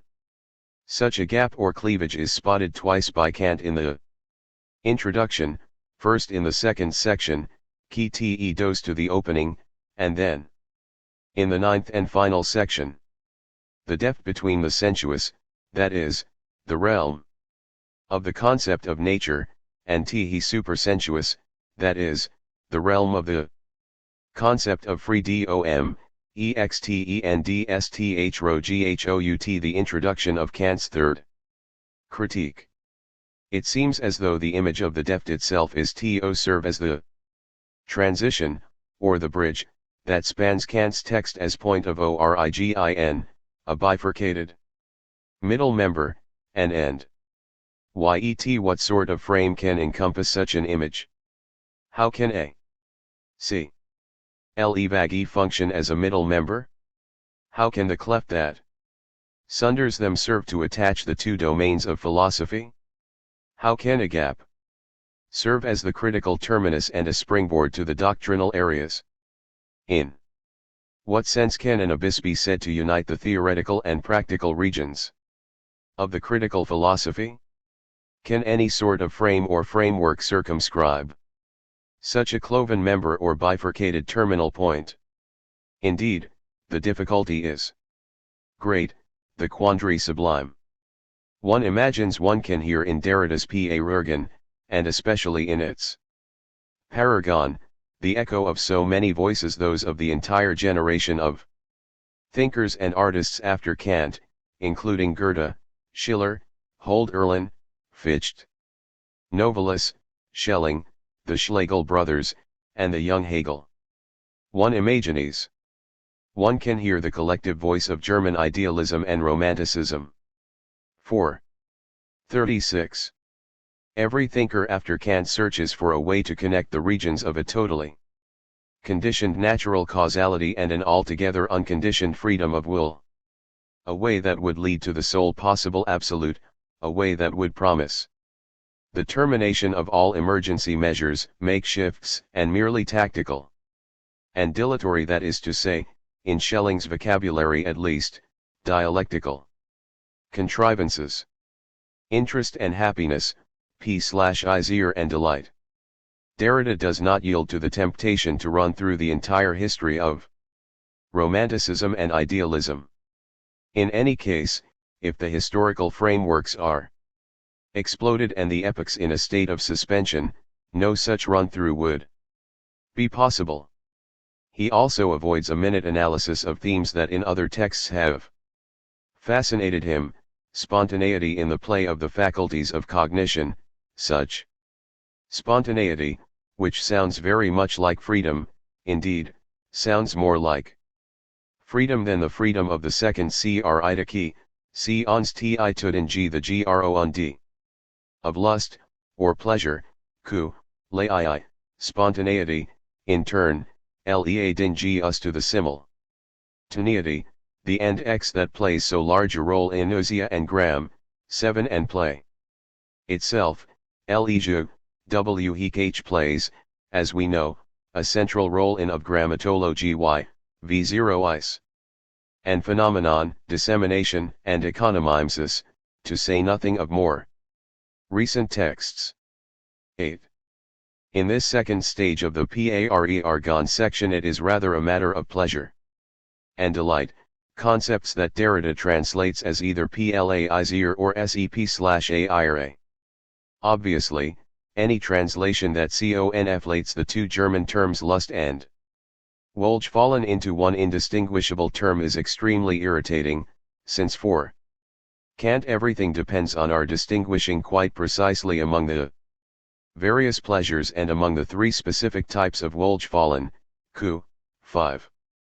The talk of a pleasure principle in Kant is particularly irritating, as though psychoanalysis had any call to meddle with Kant. Yet what about this delight in the beautiful? Let us recall in greater detail now the scene that Heidegger paints involving the figures of Schopenhauer, Nietzsche, and Kant. The scene itself establishes a kind of leaky framework for Derrida's discussion as a whole. The depicted scene could be entitled Derrida on Heidegger, on Nietzsche, on Schopenhauer, on Kant, on the beautiful. If one were to believe Nietzsche, the entire scene Could also be called feminine aesthetics, that is, N-A. Est-H. E. T-I. C-S. Of reception. Rather than a, masculine, aesthetics of creativity. At the center of the scene. 37. We find Nietzsche's scornful rejection of Schopenhauer and Kant, in the third treatise of the genealogy, vigorously refuted by Heidegger, at least. As far as Kant is concerned, although Schopenhauer is left to the dogs, in the 15th section of his first lecture course on Nietzsche. 9 Let us first attend to Nietzsche's ridicule of Kant. What is beautiful, said Kant, is what pleases without interest. Without interest. Compare this definition with that other one, formulated by a real observer and artist, Stendhal, who once called the beautiful unprometted bonheur. 10. In any case, here we find precisely what Kant emphasizes as found in the aesthetic state alone, le. Des Intéressement rejected and deleted. Who is right, Kant or Stendhal? Even E4 aesthetic eons never tire of tipping the scales in favor of Kant.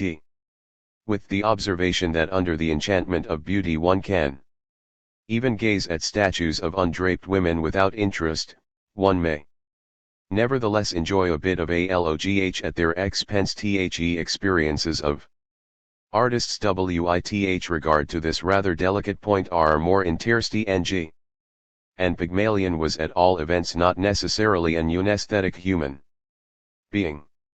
1. Undraped statues of undraped women, gewandlos weiblich Statuen, in other words, freestanding sculptures without the added charm or stimulus of the good perurga, those sumptuous, sinuous folds of cloth or drifts of gauzy veil in stone. Such would be Nietzsche's examples. Perhaps these are the very statues in Dublin's National Library in proximity to which Leopold Bloom tarries, not necessarily an unesthetic human being, although almost always interested, observing the statues of the goddesses purely aesthetical, albeit with a certain theological bias. First, in Bloom's anticipation earlier in the day. Nectar, imagine it drinking electricity, God's food. Lovely forms of woman. Sculpt Junonian. Immortal lovely. And we stuffing food in one hole and out. Behind, food, chyle, blood, dung, earth, food, have to fe edit like stoking an engine. They have never looked. I'll look today. Keeper won't see. Bend down, let so mythin G fall, see if she. Then in Malachi Mulligan's mocking words, later in the day, when he catches Bloom in the act of his theological speculation, oh, ifear me, he is Greeker than the Greeks. His pale Galilean eyes were upon her mesial groove. Ve news calipage. 0, the thunder of those loins. The God pursuing the maidenhead. And later still, in Bloom's crestfallen recolloquy on, cod they believe she is, or goddess. Those today. I could not. SCC, 1. I. 38. Like Derrida and Malachi Mulligan, Nietzsche too is irritating. No one knows this better than Heidegger. He writes, as a part of the scene described above. Whatever exacts of us the judgment this is beautiful can never be an interest. That is to say, in order to find something beautiful, we must let what encounters us, purely as it is in itself, come before us in its own stature and worth. We may not take it into account in advance with a view to anything else, our goals and intentions, our possible enjoyment and advantage. Comportment toward the beautiful as such, says Kant, is unconstrained, favoring die freie Gunst. We must release what encounters us as such to its way to be, we must allow and grant it what belongs to it and what it brings to us. N. 1, 129/1, 109. Then, several pages later, in somewhat greater detail. According to the quite imprecise observation on the basis of which Nietzsche conceives of the essence of interest, he would have to designate what Kant calls unconstrained favoring as an interest of the highest sort.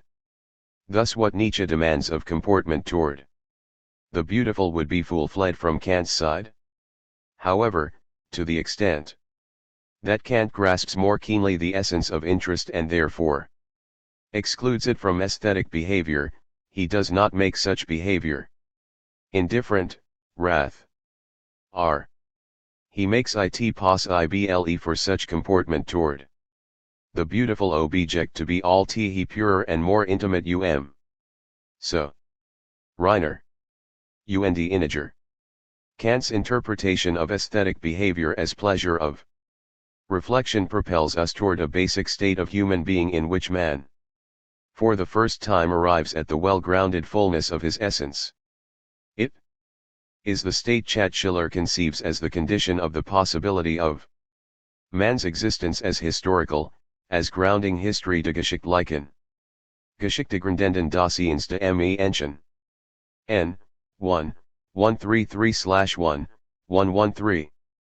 Thus it becomes a matter of measuring the supreme pleasure of reflection, or the pleasure taken in the foundation of a history, against other sorts of pleasures, other kinds of enjoyment. It becomes a matter of discovering what are presumably the purest and most intense and intimate pleasures. True. Derrida does not cite these passages from Heidegger's 1936-37 lecture course. Yet he appeals to the scene created by Nietzsche and Heidegger more than once in his P. Aragon. He remains discreet, does not cry to arbitrate. 39. Between the two. Nevertheless, his desire is to know how the supreme pleasure is to be measured against the other pleasures, how here meaning. By what order of implication, what standard, what principle of pleasure? Derrida's proclivity to plaisir and his readiness to relate even the august question of truth to the question of woman imply a tendency that would displease Nietzsche much more than it would Heidegger. 13.4. Derrida, as for Nietzsche, the question of art is a question of pleasures and delights, of interests in and promises of happiness. Moreover, Derrida would claim that it is the question of plaisir that sets Kant's own great book in motion.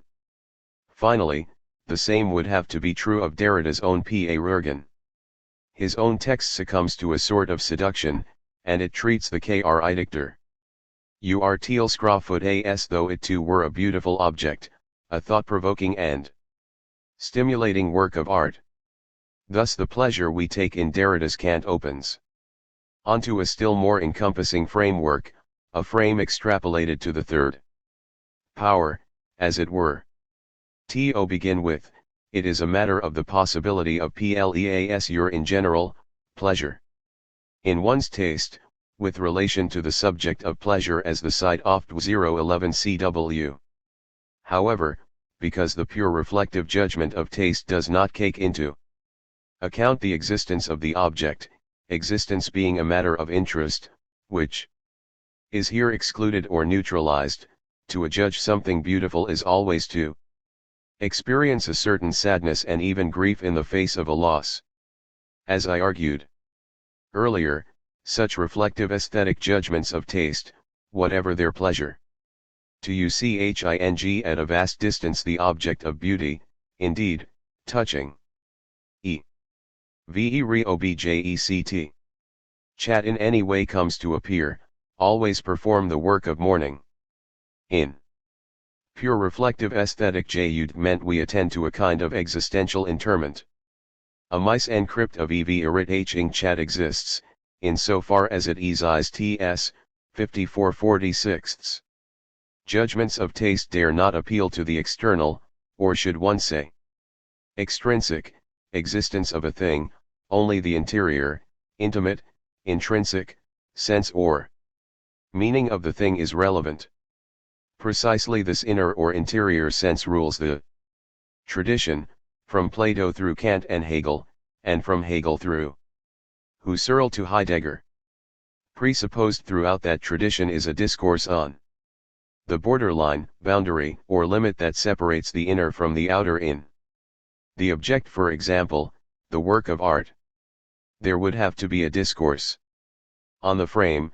Sir L. E. Cotter, a discourse chat would know how to counterpose disinterested delight to the pleasure taken in what is merely pleasant, a discourse that could distinguish a pure bittersweet pleasure, as it were, from ribald enjoyment. Such mournful delight, Derrida concedes, resists precisely the translation he is making of it, plaisir, satisfaction, jouissance, and so on. None of these translations suffices. Rather, Wohlgefühl and Likinji, or delight in, the 40. Beautiful seems to have more to do with a pure self-affection, one in which the imagination, and not perception, not UL.001 CNC plays the definitive role.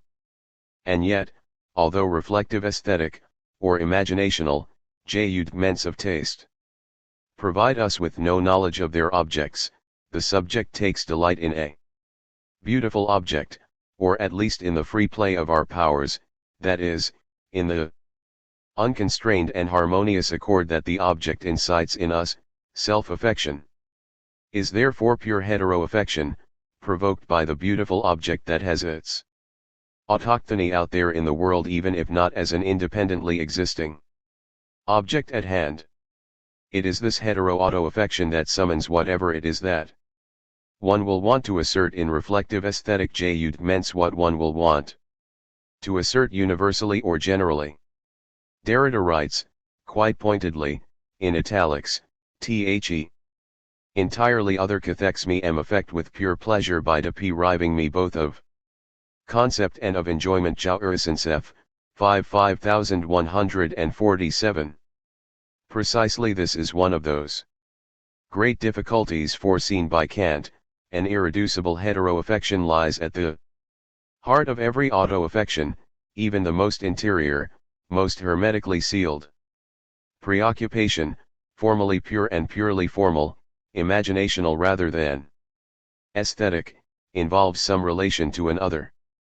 P/IZR is, to be sure, not some kind of I1JOLC, OI.WC, or A.Dequatio, it does not assimilate or nourish itself on something that is foreign to it. I do not take pleasure, have no pleasure in the beautiful, rather, I give myself pleasure, and yet, to repeat, I am not alone when I do this, even if I am solitary, nor is such self-giving achieved through me alone, by means of my pure reflective judgment of taste. I make a claim on all who are capable of making such judgments, precisely because the beautiful has no thing to do with me as such, precisely because it has to do with something altogether other, something purely out there in the world, something I cannot experience empirically, something that is even lost to me, something whose very withdrawal I mourn, yet whose dominion over me I cannot dispute. I sense this dominion at a distance, suffer it, if only in the most discreet, silent, elevated, and even elated bereavement. Precisely for this reason, the experience of delight in the beautiful is not a possible experience for me. The object of my delight lies farther from me than every conceivable thing in itself of cognition. The beautiful object is not a thing conditioned by space and time, in terms of the transcendental aesthetic of the first critique. Nothing is less aesthetic than the beautiful. Only now do we get an inkling of what happened to Bloom, not only at the interment of Paddy Dignam but also later in the day, at the National Library. Immortal Lovely. Keeper won't see. Yet Bloom himself does not see. I could not see. One never sees. For one. And yet, never am I more affected than in the confrontation with beauty. Or magnificence, and CXICR0FL eventuates, whether powerfully, as in the case of the sublime, or tranquilly, as in the case of the beautiful.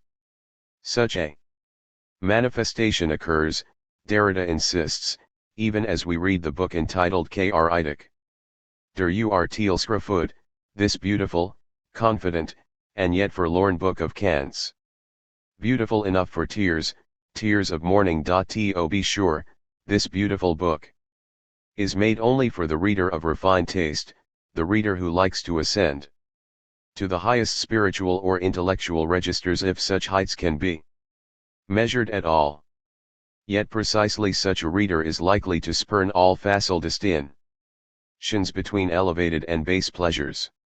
Such a reader may ultimately be forced to despise customary good taste and to quit all finely decorated domiciles, as Kant says, in order to escape to the beauties of nature, in order to find here, as it were, voluptuosity for his spirit, wollust for seinen Geist. In a path of thought that he can never fully develop for himself, Q.B. 224. That reader will be sadder, but wiser. What is beautiful in the critique can be determined without our hobby in G2. Stick our noses into each copy orexemplar of the book. Yet where do we find the original, the original third critique, the critique of Jacques meant in the wild, as it were, which once seemed so attractively framed by the moral dignity of the second critique and adorned with all the impressive theoretical structures of the first? On what twisting, unpaved, uncharted path will we find this dearly departed book, in which we have found, taken, or given ourselves such triste delight? E.g. examples, for example. Derrida justifies his predilection for examples by pointing out that Kant himself determines pure aesthetic judgment to be reflective, as opposed to determinative judgment. Reflective, a word I have been using all along without defining it, means that only the particular, not the universal or general, can be subsumed under a rule, law, or principle. As a result, in reflection we have many examples, but no universal or general principle or law, no purposiveness, and no concept. The example occurs prior to that of which it will have become an example. The future anterior example is therefore the original, the primal, and primordial, object of pure reflective aesthetic judgments of taste. This very anomaly authorizes Derrida's interpretation of Kant's examples on Kant's own example, Kant's examples. 42. We met them earlier on, encompassing frames, for example, unadorned ones or flowery golden ones, the drapery of a statue, or porticos of columns. About a ceremonial or monumental building, Einfassungender Gemälde, oder Gewanderen Statuen, oder Solenganga Prachtgebäude. Curious examples. All three of them, one after the other, the first relationship is expressed by the simple subjective genitive, frames of paintings, the second by the preposition an, which is difficult to translate, the cognate on actually suggesting some thing like clothing, as it is portrayed in the case of statues, and the third by the preposition suggesting surrounded or girded by. The subjective genitive and the prepositions an and shed light only on the variety and vagueness of the relations of paragon to ergon. The examples have a curious task to perform. They are meant to show that delight is augmented or enhanced only by means of inner form, never by external charm. Parerga should never become pure decoration or ornament. The French parure, whatever Baudelaire may have been dreaming. The miracle of miracles in Derrida's lengthy text, some 150 pages, is that the author successfully avoids the temptation of writing paragon as paragon, a temptation that only now has had its way with me. Mea culpa. The frame of a painting, the drapery of a statue, the column skirting a building, these should never serve a merely decorative function, but by their form should adhere or cleave to the inner form of the work itself, the work of pictorial representation, the work of the body cast in bronze or chipped from marble, the work of the building's sturdy walls and graceful doors and windows. Derrida discusses the important role that the paragon plays in the addendum to the first part of Kant's religion within the limits of mere reason, a role developed most fully in the fourth section, in which Kant acerbically criticizes the pomp and circumstance of the churches. 14 Yet for the most part Derrida keeps to the examples of the third critique, developing perhaps most fully that of the drapery on or of sculptures. He cites as an example of this example the painting by Lucas Cranach that shows the naked Lucretia Borgia clutching in her right-handed dagger pointed at her heart and holding in her left a strategically placed veil of gauze. To be sure, the veil is transparent and leaves everything or nothing to be desired. A marginal question to Derrida: is it legitimate to take a painting as exemplary of the statue Kant cites? Is the transparent painted gauze quite the same as a marble or brazen veil cast or sculpted across the pudenda of a statue? Bloom would doubtless assure us that the painterly veil is more brazen than the sculptor's. Mea culpa. Cranach's paragon is colorless, dispensing with the charm of color, in conformity with Kant's strictures, yet it is also formless and without substance, merely allowing 43.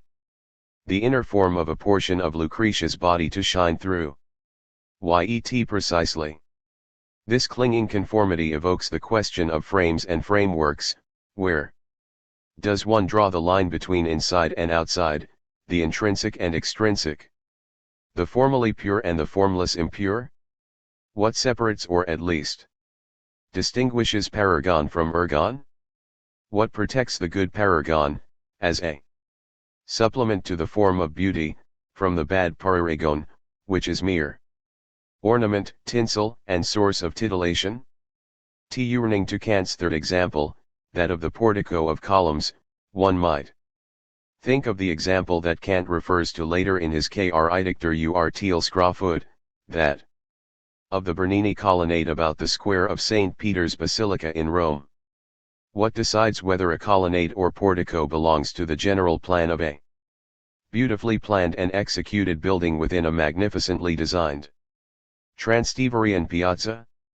What constitutes the paragonal character of drapery or column? Derrida replies: it is not because they are detached, but on the contrary because they are more difficult to detach, and above all because without them, without their quasitasi the lack on the inside of the work would appear, or, which amounts to the same thing for a lack, would not appear. What constitutes them as parerga is not simply their exteriority. As a surplus, it is the internal structural link which rivets them to the lack in the interior of the ergon. And this lack would be constitutive of the very unity of the ergon. Without this lack, the ergon would have no need of a paragon. The ergon's lack is the lack of a paragon, of the garment or the column which nevertheless remains exterior to it. How to give energia its due? 69/59-60. With these two examples, the clothing on statues and the columns surrounding buildings, we find ourselves revolving about the self-same question: what in general is a frame? Derrida goes on to ask, with somewhat Irritating emphasis, and what about a frame framing a painting representing a building surrounded by columns in clothed human form? 71/60. A glance at the illustrations that grace Pa Rurgan, the illustrations themselves being so many per erga, indicates that this unhinged fantasy is precisely what Derrida is trying to fulfill, so that the choice of Kranich as an example of statuary is no accident but a part of Derrida's irritating strategy. It is as though examples, either because of their apparent particularity or their claim to some kind of generality through exemplarity, encroach on and invade one another, willy nilly. There is a kind of swarming effect with examples, such as their particular 44 energy, their setting to work in and outside the work, their excessive, eccentric evpyelo. Such is the lack both within and without the work.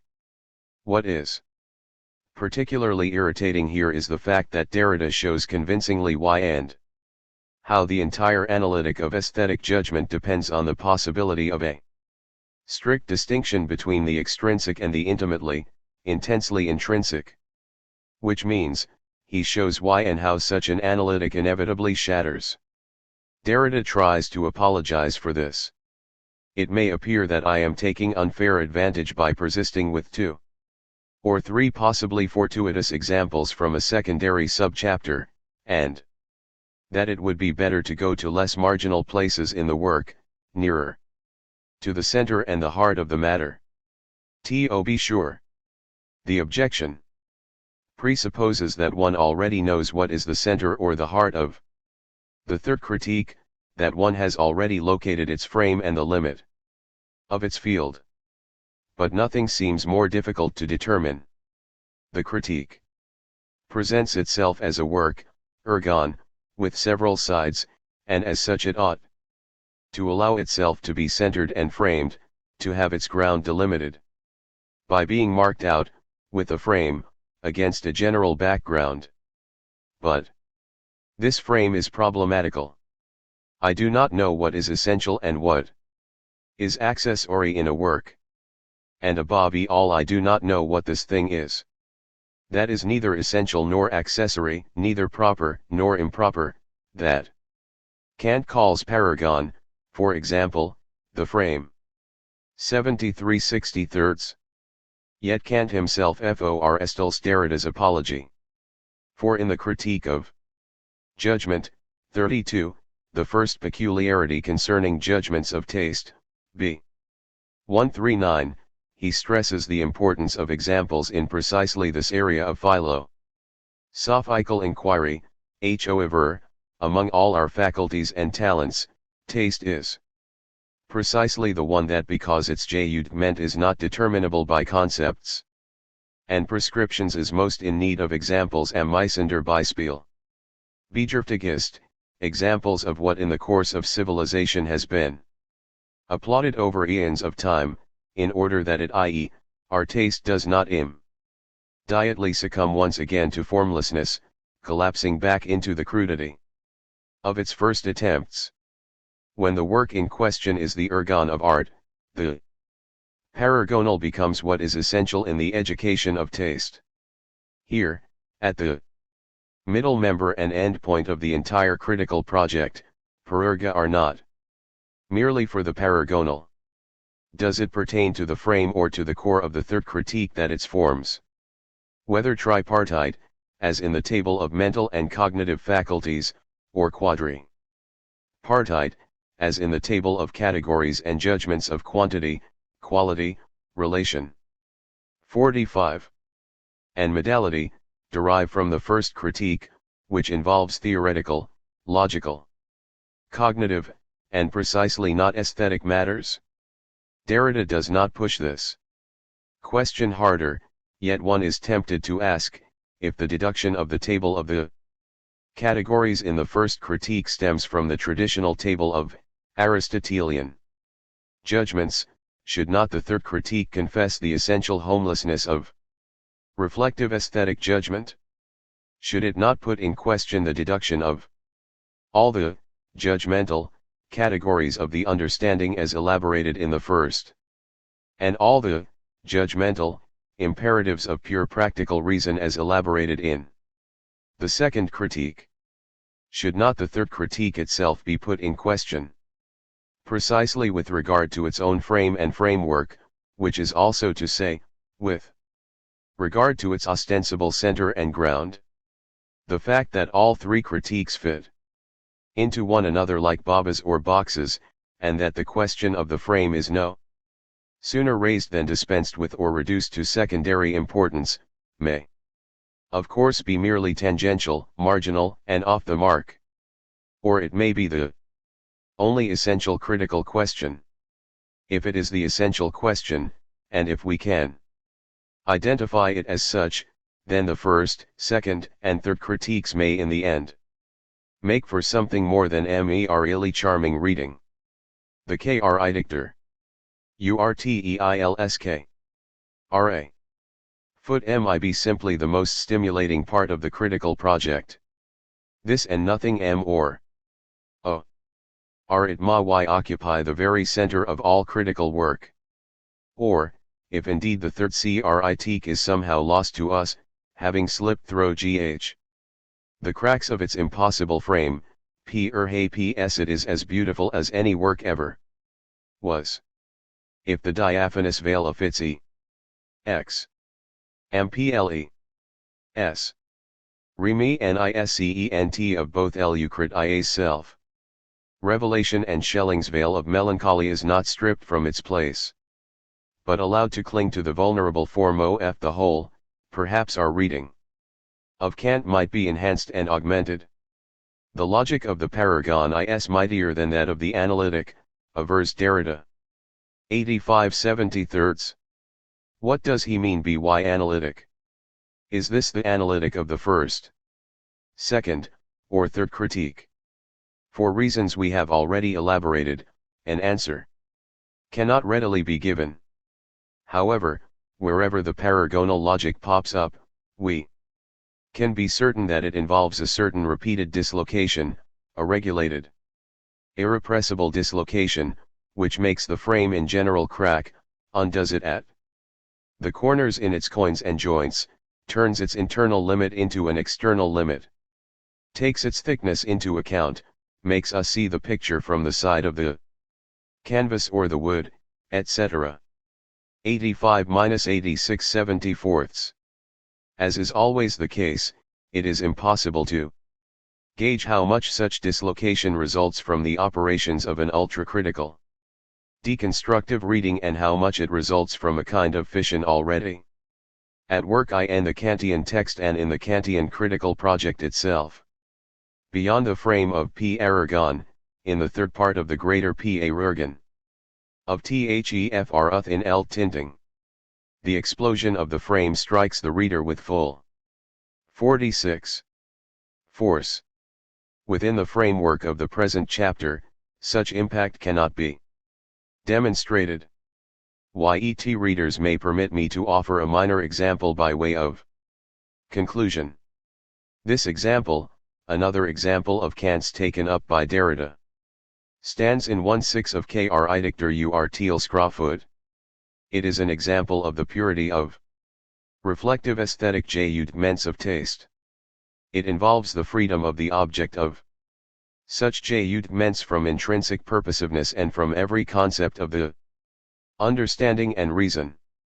It is an example of free or unconstrained beauty. Pulchritudo vaga, literally, wandering beauty, in contrast to dependent, non-autonomous beauty, pulchritudo adherens. 15 as an example of the free, unconstrained beauty that betrays no purpose and that no concept subtends. Kant refers to Greek decorative motifs, designs à la grecque, or the leafwork on frames or on wallpaper, etc. Q. B. 49. Unconstrained beauty, that is, beauty that is most intrinsically and intimately in conformity with pure, reflective aesthetic judgments of taste, is and remains paragonal indeed. Paragonal to the second degree, at the level of mere ornament and decoration. Now, the judgment of taste is pure only in relation to unconstrained beauty. Hence, pure precisely when it is denigrated by what does not measure up to purely formal and formally pure beauty. Freedom and purity alike are therefore essentially pair rg on l and are to be fu and d on the charming, or irri tating. Reisend, frame that is gilded and whittled but also cracked and broken. 4. The Kantian critical project, that is perirritating. Mea maxima culpa. Derrida does irritate. In The postcard, as we shall see in the C on Clus ion. He calls himself the purest of bastards, and he knows himself well. Derrida irritates, like the leaf work on a gilded frame, poison ivy. He does not proceed modestly and obediently to Kant's major contentions in Kritik der Urteilskraft, but tickles us with examples. However, such tickling, taken in itself, could hardly cause excessive irritation. Derrida irritates because his exemplary play with examples, in combination with his respect for the impossible placement of prefaces and introductions, has an extraordinary impact on our reception of the Kantian philosophy. Thousand pages of the most obstreperously difficult philosophy, the most astonishing philosophical architectonic of the Eastern tradition. Can it really be made to tremble by such tickling? At possibility is what unsettles us, nettles us. Worse, Derrida's question concerning frames and frameworks has implications for Hegel's aesthetics and Heidegger's counter-aesthetics. It even unsettles what Nietzschean genealogy would like to distinguish quite sharply a masculine as opposed to a feminine aesthetics. Exploded frames frustrate every maneuver by which we would delimit and demarcate, they menace all our appropriations and challenge all our inclusions and exclusions, they undermine the entire politics of philosophy. We can only 47. Stand by and watch our confidence diminish as everything that overflows its frame rushes toward us as a veritable tidal wave. Can it really be true that our advancement through a history guarantees us no privilege, no progress? Can it really be true that the greatest labors of philosophy can be undone by mere side effects and byproducts? Are abyssal gaps and lacks to be found in every corner of philosophy and at the heart of all its objects? Will we never be finished with critique, precisely because crisis accompanies every endeavor to encapsulate, circumscribe, and frame? Is every critical endeavor tied to withdrawal, loss, and mourning? No doubt Derrida irritates, as does the glandular secretion of a tiny insect that squats upon the leafwork, the Spanish fly in German, Cantheridin. Derrida does not so much tickle, however, as strike with a whip, a lash that is woven from thick strips of leather in German, Kantschuh. Indeed, Derrida is angular, multifaceted, a man of many edges in German, kantig, or, as the residents of the Palatinate are likely to pronounce it, altogether Kantish. Echo, Narcissus, Echo. What is echo to do she who is only voice? No volleys, ficht study n. The blind seer Tiresias assured the mother of Narcissus she was the first person ever to consult the seer that her son would live a long and lucky life, provided he never came to know himself. Narcissus therefore became the prototypical anti-philosopher, if Socrates devoted himself to the Delphic prescription, know thyself, proclaiming self no wlh to be the very goal of philosophy and life, then Narcissus, as self-absorbed as he proved to be, was the foe of all philosophy. At least until the instant and one would like to know precisely when and how that instant advent he came to know himself, and thus to die. Narcissus was ibly beautiful, and arrogant in his beauty, they say. By the time his boyhood had passed, a string of rejected lovers trailed wretchedly behind him. Echo was one of these. Echo had distracted Hera with entertaining stories while Zeus dallied with the other nymphs. Hera punished her by depriving her of her own voice. Now she could only repeat the final syllables of the shouts and cries of others. Echo followed Narcissus into the forest one day. He, having lost his way, cried out to his comrades, "Is anyone here?" "Here," echoed Echo. "Come," shouted Narcissus. "Come. See Amy." The reply, and Echo rushed from her hiding place. 50. However, Narcissus repulsed her. "I will die before you ever lie with me," he snarled. "Lie with me?" Echo echoed. Narcissus fled, and Echo pined away, until only her voice was left, the voice that long since had not been truly hers. Some time later another rejected suitor killed himself on the doorstep of Narcissus, calling on Artemis to avenge his death. The goddess heard his curse and caused Narcissus to fall in love with his own image in a quiet pool. No embrace or kiss of the image proved to be possible for Narcissus. In one way, the enraptured Narcissus possessed himself utterly; in another way, he never could possess that beautiful boy. Narcissus gazed and loved and grieved and could not quit the grassy verge by the pool. Concealed at a distance, Echo mourned with him. When at length he plunged a dagger into himself, soaking the earth with his blood and thus seeding the future with the white-blossomed Narcissus and its red corolla, she too cried, "Alas, alas!" She too echoed his final words, "Farewell, zero youth beloved in vain." We have no news of what became of her after Narcissus's death.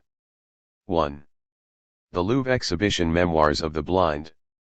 In the Preston G chapter we mourn the loss of frames of every enclosure that might contain and scrib the woe-rk of art and even of the historical and transcendental frameworks that until recently organized the philosophers' world for them. In the introduction we saw Narcissus invoked in the questions of ego formation and the primary love object, these questions themselves being evoked by experiences of loss and mourning. In the current chapter we will try to gaze into the heart of a work of art, at the very core of its ergon and energia. Supposing that there could be such a core, our hypothesis will be that the story of Narcissus and Echo has something to do with that heart's core in the work of art and in us. One particular work in the possession of the Louvre will draw us into its seductive precincts, Felicien Rops's Fe Madame Olorgnet. It is one of the works of art contained in the 1991 Louvre exhibit inspired by Jacques Derrida. Memoirs of the Blind. 2. Blindness and narcissistic beauty will be our theme as further approaches to the mysteries of works of art, mourning, and affirmation. The generosity of the organizers of the Louvre exhibition is impressive. 4. These curators insist that art has a hard time accommodating itself to monopolies, even if erudite, that even historians of art would agree that their 5.1. exegesis stands to be enriched by other approaches, by another gaze. 7/7. How can I describe the uncanny effect the exhibition itself had on me? I spent 2 full days there, from opening to closing time, reading the vast amount of text by Derrida printed across enormous gray panels, and gazing at the strange array of paintings and drawings. I recall the powerful effect of the very large canvas that stood at the entrance to the Hall Napoleon, outside the exhibition room itself, Butades, or The Origin of Drawing, by Joseph Benoit Sauvé. For it is the nameless daughter of Butades, who instituted the entire iconography of drawing, an iconography that has to do with love on the verge of separation, loss, and mourning the love of Echo for Narcissus. When the daughter of Butades learned that her lover would have to leave on the following day, she took up a stylus in order to trace the outline of his silhouette on the wall, as though this shadowy outline of him would draw him back to her. One day. We do not know the daughter's name, for she did not sign her work. Not even with a paraph or monogram, but merely allowed it to echo in other voices, other texts. One of those texts is Rousseau's essay on the origin of languages, and another is Derrida's of grammatology. Even Though Rousseau Général y decries the lethal impact of writing on speech, and even thou he attributes the origin of speech to the love shared by boys and girls who linger at the watering well. The silent daughter of Butades wins over even Rousseau's loquacious heart. Love, it is said, was the inventor of drawing. Love might also have invented spch, thouf less happily mais moins heureusement. Dissatisfied with speech, love disdains it, it has livelier ways de m'ennuyer. Es plus vivace of expressing. How many things the girl who took such pleasure in tracing her lover's shadow was tell in him. What sounds could she have used to convey this movement of the stick movement de baguette? 3. However, the nameless daughter of Butades herself, as the originator of drawing, is a bit lost in the published catalogue of the Louvre exhibition. Number 1 in the exhibition, serving as an exergue or epigram on the very threshold of the exhibition, she is number 19 in the catalogue, in a tiny black and white reproduction. The place she occupied at the exhibition is represented in the catalogue by the epigram from a love letter written by Diderot to Sophie Violande. This is the first time I have ever written in the dark, not knowing whether I am indeed forming letters. Wherever there will be nothing, read that. I love you, 9/1. Allometo recount only one other detail concerning the exhibition, a detail involving a con. V. E. R. sat ion with the originator of M.E. Moyers of the Blind. iPhone can name a singular originator in the case of an exhibition at the Louvre. 52. And the simultaneous publication of a catalogue. I would love to have written here of the series of dual structures in M.E. Moyers of the Blind, the two hypotheses concerning the blindness of drawing, all drawing, but especially drawings of the blind, 10/2, of the two great logics of drawing, the transcendental and the sacrificial, 46, 96/4, 92, and to truncate the list, which would go on into the duals and duals of a dream world before it ended, the two or more voices that make of the catalogue a dialogue or polylogue. I would also love to have related Derrida's project to other projects to which it alludes, sometimes overtly, sometimes covertly, for example, to Merleau-Ponty's EYE and Mind, and The Visible and the Invisible, inasmuch as Derrida's confrontation with Merleau-Ponty here is the first real public meeting of the two. 2. Heidegger's origin of the work of art, evokes secretly each time Derrida refers to a human gaze, to bedazzlement, to veiling and revealing, in other words, to CIA.TJ0ELO. The setting to work of the work of art, 60/56, 69/68, 117/112. 123/122, 128/126, and to Hegel's aesthetics, which confronts the essential blindness of all philosophy of fine art, which incorrigibly seeks spirit in the realm of the sensual and sensuous.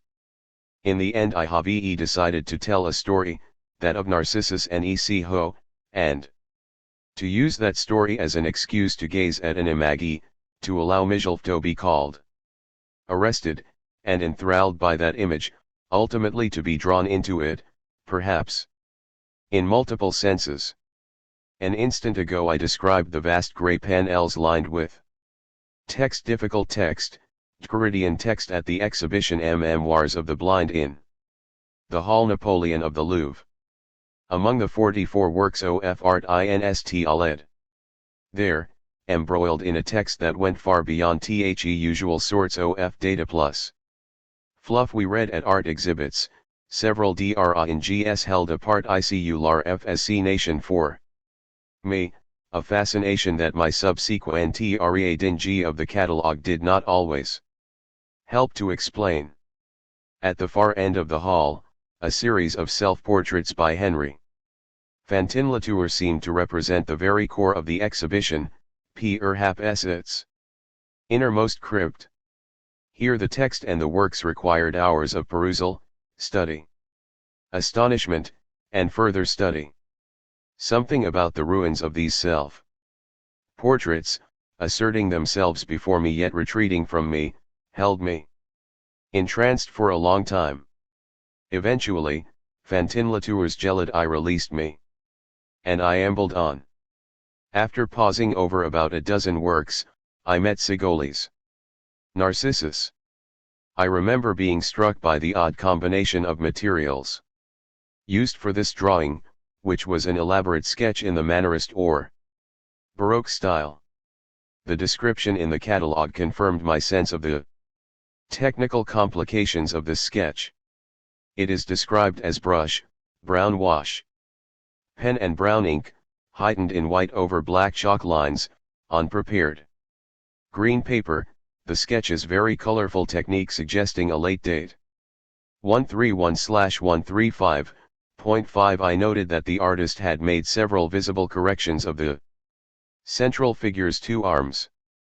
The left arm of the figure in its final form is lower than Segoli had originally drawn it, and the artist's chalk has only partly effaced the original arm, so that Narcissus's arm, the obedient organ of his absorption, seems to be in motion toward the arm reflected on the surface of the pool.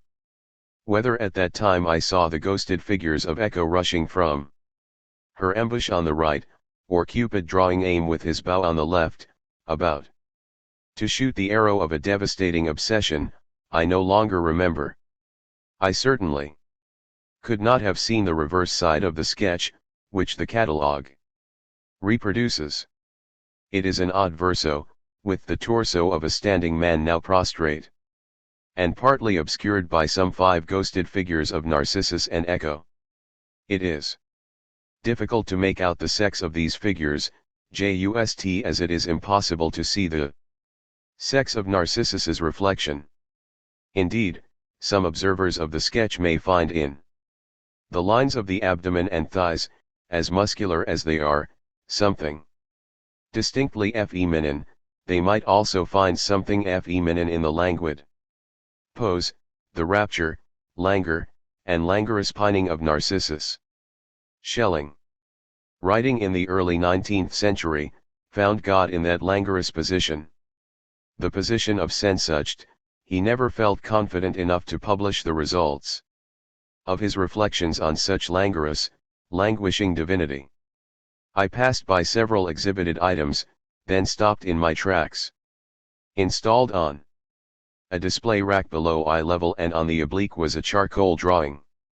I was to spend at least as much time with it as I did with the Fantin-Latour self-portraits, and much more time in solitude, though not alone, than with Segoli's Narcissus. I cannot be sure when I first noticed the circumstance that astonished me more than any other thing at or about the exhibition.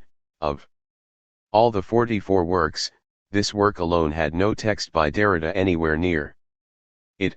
This work alone was absolutely devoid of commentary.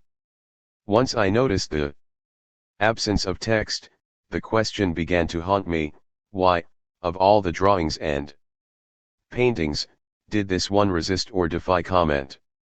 In the catalogue, the only object of commentary in the drawing and a very indirect commentary on an apparently very marginal or paragonal object at that is the pince nez that jounces.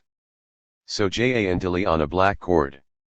It serves Derrida as one example among many others of the ophthalmic prosthesis or technical device, detachable from the eye and from the body proper, devices such as mirrors, telescopes, glasses, binoculars, monocles, 74/70ths.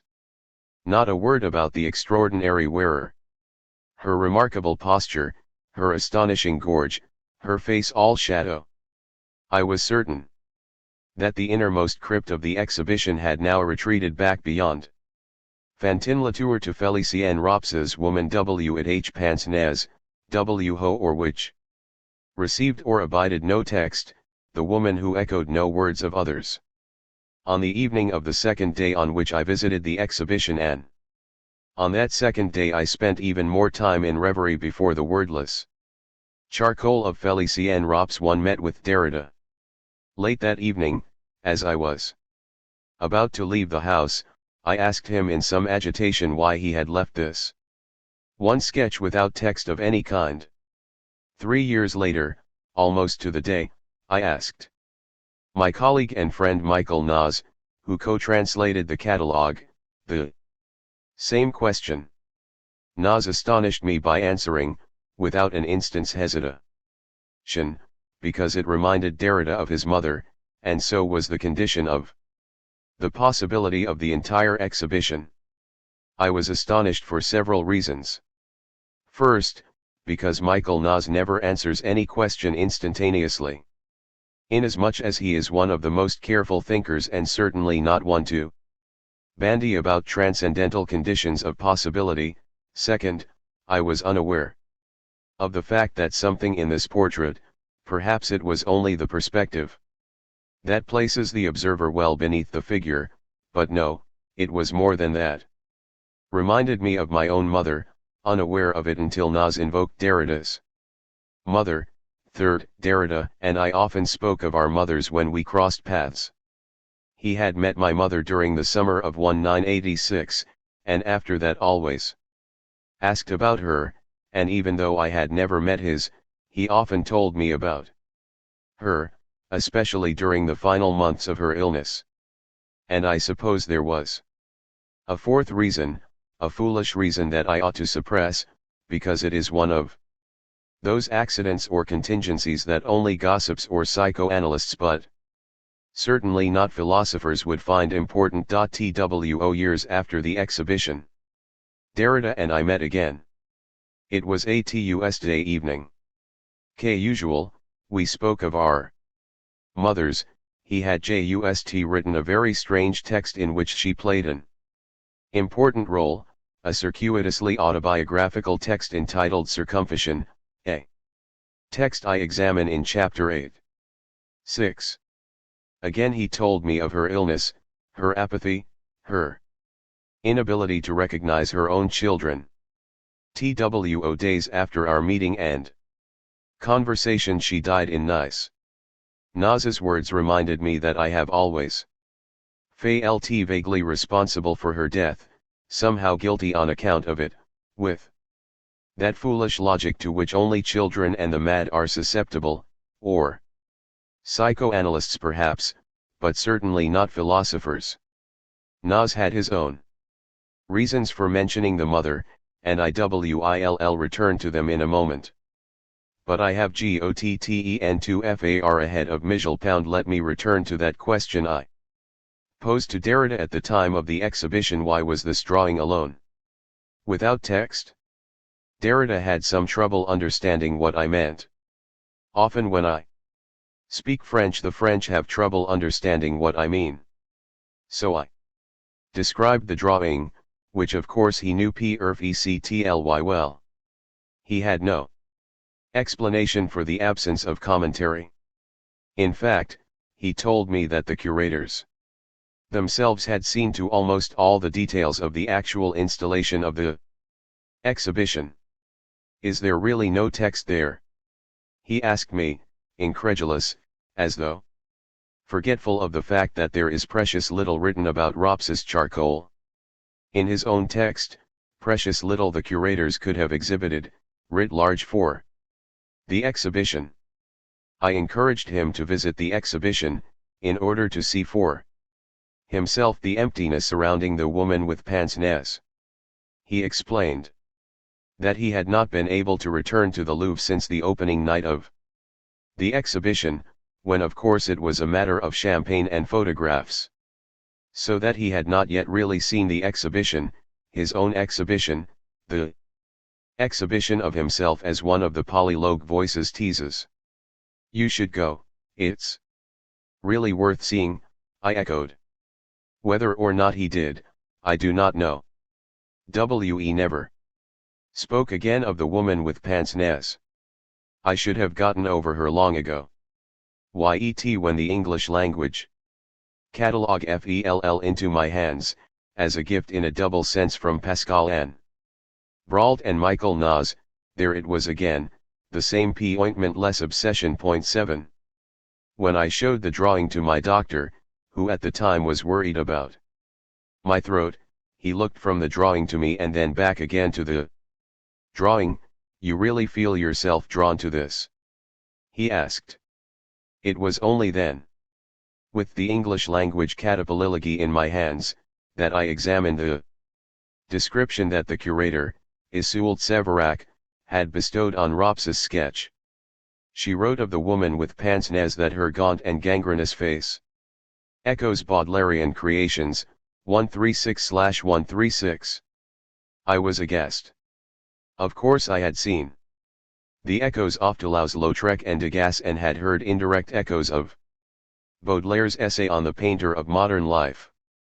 8. The obvious fact that the figure was gaunt and emaciated had not really struck me, but of course the taut musculature, the brilliant white of the clavicles, and the extreme length of the gorge yielded that concession from me. Yes, all right, G.A. But gangrene. I had spent hours in front of her, at the exhibition and later in the catalogue, and not once had gangrene crossed my mind. The Baudelarian echo of the demi-monde, yes, I could hear it, but the word gangrenous was a screech that grated against my heart's EYEA triple catachresis whatever Baudelaire might be insinuating. Séverac noted further that Rops, a famous illustrator from Brussels, was fond of portraying women of little virtue. Figures that he rendered with his ferocious and provocative pencil. What naughty little boy would confuse this with his mother?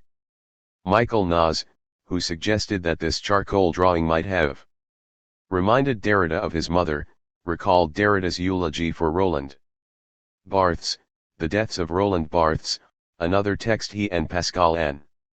Brault translated some years ago. There Derrida writes about a book of Phot Ogre Fs with extensive commentary by Barthes, ca Mera Lucida. However, one photograph to which Barthes often refers, the Winter Garden Phot Ogre Aph, which is apparently a photograph of Barthes's deceased mother when she was a child of 5, is nowhere present in Barthes's book. Nas reasoned that if Barthes could write of an absent photograph of an absent mother, Derrida could present an image that would defy all words. And that such an image would have to be of the mother, or at least of the mother as other, in a word, an image of the other. After that conversation with Michael Nas, I read in Derrida's The Deaths of Roland Barthes the following passage: since I've read ca Mera Lucida, Roland Barthes's mother, whom I never knew, smiles to me at this thought, the thought of Barthes's jouissance, as at everything she breathes life into and revives with pleasure. She smiles at him and thus in me, since, let's say, the Winter Garden Photo G Rap H, since the radiant invisibility of a look which he describes to us only as clear. So clear. Several pages later, Derrida describes the photograph Of Barthes' mother as the punctum beyond all studium of Barthes' entire book on photography, the Winter Garden photograph, the invisible punctum of the book. It doesn't belong to the corpus of photographs he exhibits, to the series of examples he displays and analyzes. Yet it irradiates the entire book. A sort of radiant serenity comes from his mother's eyes, the clarity of which he describes but we never see. The radiance composes with the wound that signs the book, with an invisible punctum. It would not be possible to say that the woman with pince nez is the punctum or punctum secum of Derrida's MEMOIRS of the blind, inasmuch as Derrida's book is perspicuous concerning the blind spot within vision. Yet it might be possible to think of Rops's drawing as a reverberation, as an echo of music, an echo of lunar voices, perhaps. 10. At the Louvre exhibit I did move on from Rops's woman. The two drawings that followed were Bernard de Ricara's head of a dying man, and the portrait of Marguerite Prellwitz by the German school, 2 16th century drawings. The old man whispered many things to me, some of them quite mordant and all of them sardonic, yet neither of the two could prevent me from turning back again and again to Rops's woman. The curators and guards might have doubted my motives, and rightly so. The Rops charcoal is not even a self-portrait, at least, not in any usual sense. However, it is precisely this usual sense that Derrida is about to undermine. He shows that a self-portrait depends precisely on the nomination self-portrait, INASMUCH. As in any soi-disant self-portrait there is no internal evidence that guarantees the identity or even verisimilitude of drawer and drawn. Indeed, he goes so far as to say that an act of nom-ing should allow or entitle me to call OUST about anything a self-portrait, 68/65. Just about any hing? Surely not a figure of the opposite sex? Surely not an echo of Narcissus? Allow me at this juncture to introduce two texts by Freud. First, his on Introducing Narcissism, 1914, 337-68, second, the three contributions to the Psychology of Love Life, 1910-18, 5, 185-228. For these two texts will allow me to echo something concerning Derrida's use of the Narcissus theme in Memoirs of the Blind. If I have rushed in where art critics and art historians fear to tread, I may now compound the crime by broaching one of the most recalcitrant themes of psychoanalysis. Yet narcissism seems more like a terrible accident that happens to psychoanalytic theory than a graceful ornament, a mere paragon borrowed from literature and art. Whereas narcissism originally refers to a male's homoerotic relation to himself, a relation encountered in the study of perversion, Freud eventually takes it to designate an essential aspect of psychic development, indeed, an essential part of the life of everything that lives, jedem liboisen. There is, he insists, a primary narcissism beyond all the secondary narcissism that has to do with one's subsequent choice of love objects. Yet the way in which Freud first defines primary narcissism hints at its theoretically recalcitrant character. He calls it the libidinal supplement die libidinos Anzung to the egoism of the drive to self-preservation, 341. Why does the instinct for self-preservation, even supposing that it can be called an egoism, need a libidinal supplement? And if that supplement is essential to everything that lives, why is it called a supplement? In other words, what is libido, and what are drives? These questions will unsettle Freud for the remainder of his career, and will induce one of the most far-reaching reformulations of the life and death drive, and beyond the pleasure principle, 1920. Nor will such a reformulation leave intact the theory of the ego, of perceptual consciousness, and the unconscious. It will in fact induce a second revolutionary reformulation in THEEGO and the ID, 1923. There is no way I can do justice here to the intricacies of these reformulations. Allow me merely to mention the difficulty that Freud acknowledges on introducing narcissism, the difficulty that the ego must be developed over time in a human being's personal history, and that a human being's narcissism, no matter how primary, must be configured. 344. No matter how primary narcissism may be, this libidinal supplement leads a life of its own, a life that takes shape before or behind our own life, we egos must say. Such a life resists our inspection. According to Freud, the most direct route to narcissism is study of paraphrenias. For example, schizophrenia, a route that is of course barred to psychoanalysis. 3 indirect routes remain open: 1.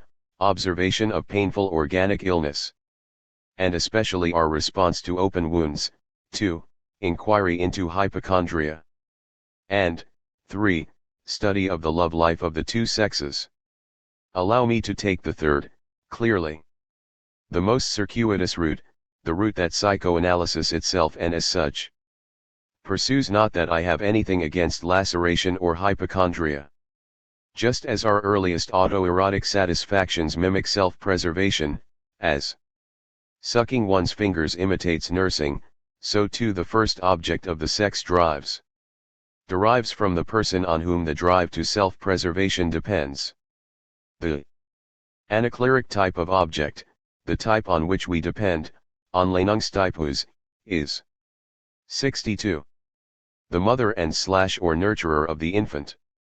However, Freud moves quickly to the observation that there are fundamentally two types of love objects, even to ally chosen by a male, either the image of the mother or that of one's own person prevails. The latter image he now calls narcissistic, as though forgetting that a primary narcissism would have to precede this secondary type, forgetting, indeed, that the first narcissism would inevitably be bound up with the infant's relation to the mother or nurturer. Why and how a secondary narcissism gets its name from the primary narcissism that is precisely bound up with the mother is unexplained. Yet the forgotten women of narcissism, the other of all mothers, the other and nurse of all, becoming the echo of an archaic past that was never present but that never ceases to exercise its effects, will soon return to haunt Freud's text, and she comes in a most remarkable guise. Whereas the male overestimates the object of his affections, seeing her through rose-colored glasses or magnifying lenses, such overestimation arising once again inexplicably from the male's original narcissism, the female develops in a different way. Freud now continues in a famous, or infamous, passage on what he calls the most commonly occurring, and probably purest and most genuine type of woman. DWTIBs. With the development of puberty and the formation of the female sex organs, WICH up to that point have been latent, there occurs an enhancement of the original narcissism. Such enhancement is unfavorable to the formation of a proper object love, characterized by over-estimation of the opposite sex. What is produced instead, especially when a woman develops in the direction of beauty im fall eder Entwicklung zur Skönheit, is the self-absorption of the woman, which compensates her for the reduced freedom that society grants her in the choice of her object. Strictly speaking, such women love only themselves, and they do so with an intensity that approximates that of the man who loves them. Their need is not to love but to be loved, and they settle for the man who fulfills this condition. The significance of this type of woman Frauentypus for the love life of human beings must be estimated as quite great. Such women stimulate men intensely, not only for aesthetic reasons, not only because they are usually the most beautiful women, but also as a consequence of interesting psychological constellations. For it seems to be quite evident that a person's narcissism serves as an enormous source of attraction to those or hers whose narcissism is no longer granted free rein and who find themselves in pursuit of object love. The attraction exerted by children rests in good part on their narcissism, their self-absorption and inaccessibility, as does the attraction of certain animals that seem to pay us no mind, animals such as cats and the large carnivores, indeed, even the terrible criminal and the humorist in his literary inventions, captivate us by means of the narcissistic consistency with which they are able to keep at bay anything that threatens to diminish their ego. It is as though we envied the way they have been able to preserve a psychological condition, securing their libido within an unconquered fortress which we long ago had to surrender. However, the enormous attraction of the narcissistic woman has its other side, a good part of the dissatisfaction of the man who loves her, his doubts concerning her love of him, his laments concerning the enigma that is concealed in her very being. All these have their roots in the incongruity between the types of object choice. 3, 55-56. A5 Though he could hear the howls of execration and indignation risi ng from future generations of liberated women and men alike, Freud hastens to assure us that his analysis, however reminiscent of Baudelaire it may be, is not at all tendentious. Whether or not his assurances soothe us, we ought to find some delicious satisfaction in the way Narcissus has now switched sexes. Whereas he was introduced to add mythic grace to the psychoanalytic account of male homosexuality and was then universalized and made primary in order to supplement every living creature's drive to survive, Narcissus winds up here in G the mask oft beautiful Baudelarian woman, the shadowy and shady sister to Echo. However, her, or his or its, very overdetermination and ubiquity disarm the master's discourse, perhaps in the way chat works of art disarm masters and mistresses alike. For not even the most perspicuous analytical system can master the intricacies of narcissism. In the third section of On Introducing Narcissism, Freud reminds us that the two most accomplished groups of system builders are those who thrive on the intense inner search for meaning by performing all the operations of speculative thought. The two groups are of course philosophers and paranoiacs. Let me therefore turn in haste to the second aspect of my poor system. 1. In the second OF his contributions to the psychology of love life, Freud cites a widespread difficulty in the development of libido in W. E. Stern culture, the difficulty of experiencing a love that is both tender as mother care, and sensual, as disturbing and powerful as predatory eros. He cites the ancients' division of love into heavenly and earthly aspects, the division that philosophers associate with the speech of Pausanias in Plato's Symposium. Where they love, they do not desire, and where they desire, they do not love. 3:202. Freud doubts whether the schizoid love life of our culture can be repaired. The thought of organic repression already looms large for him, casting a shadow over all hopes for reform and for the transformation of erotic practices and attitudes. Yet through this very shadow shines the dream of Freudian discourse, as it were, the dream that even if anatomy is destiny, the destiny of women and men on this earth is a shared destiny, and that the streams of tenderness and sensuality will someday converge. 12. The force of their confluence would certainly muddy the waters of all theories of narcissism. No clear reflection of self would be possible, at least in contours that we today would recognize. A consternation, some would say. Devoutly to be wished. However, let me quit my paranoitic system altogether and return yet again, obsessively, to Rops's woman. The spinning librarian. While preparing the present chapter as a paper for the conference Draw ing. From Philosophi, I showed the Rops drawing in the catalogue to my 3 children, aged at the time 17, 13, and 12, the TWO older children girls, the UNGES. TA boy. The oldies T and the youngest saw the drawing together, and both asked, without hesitation, "Why is she crying? Is she crying?" I asked. "Yes," they insisted, adding after a moment's examination, "or maybe she's singing." The middle child, a 13-year-old girl, had much more to say. "It's weird, her position is weird. She looks bored."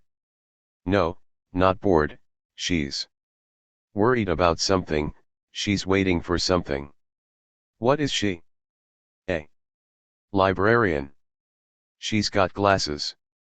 She doesn't look rich. She's getting ready to spin. Her glasses are bouncing.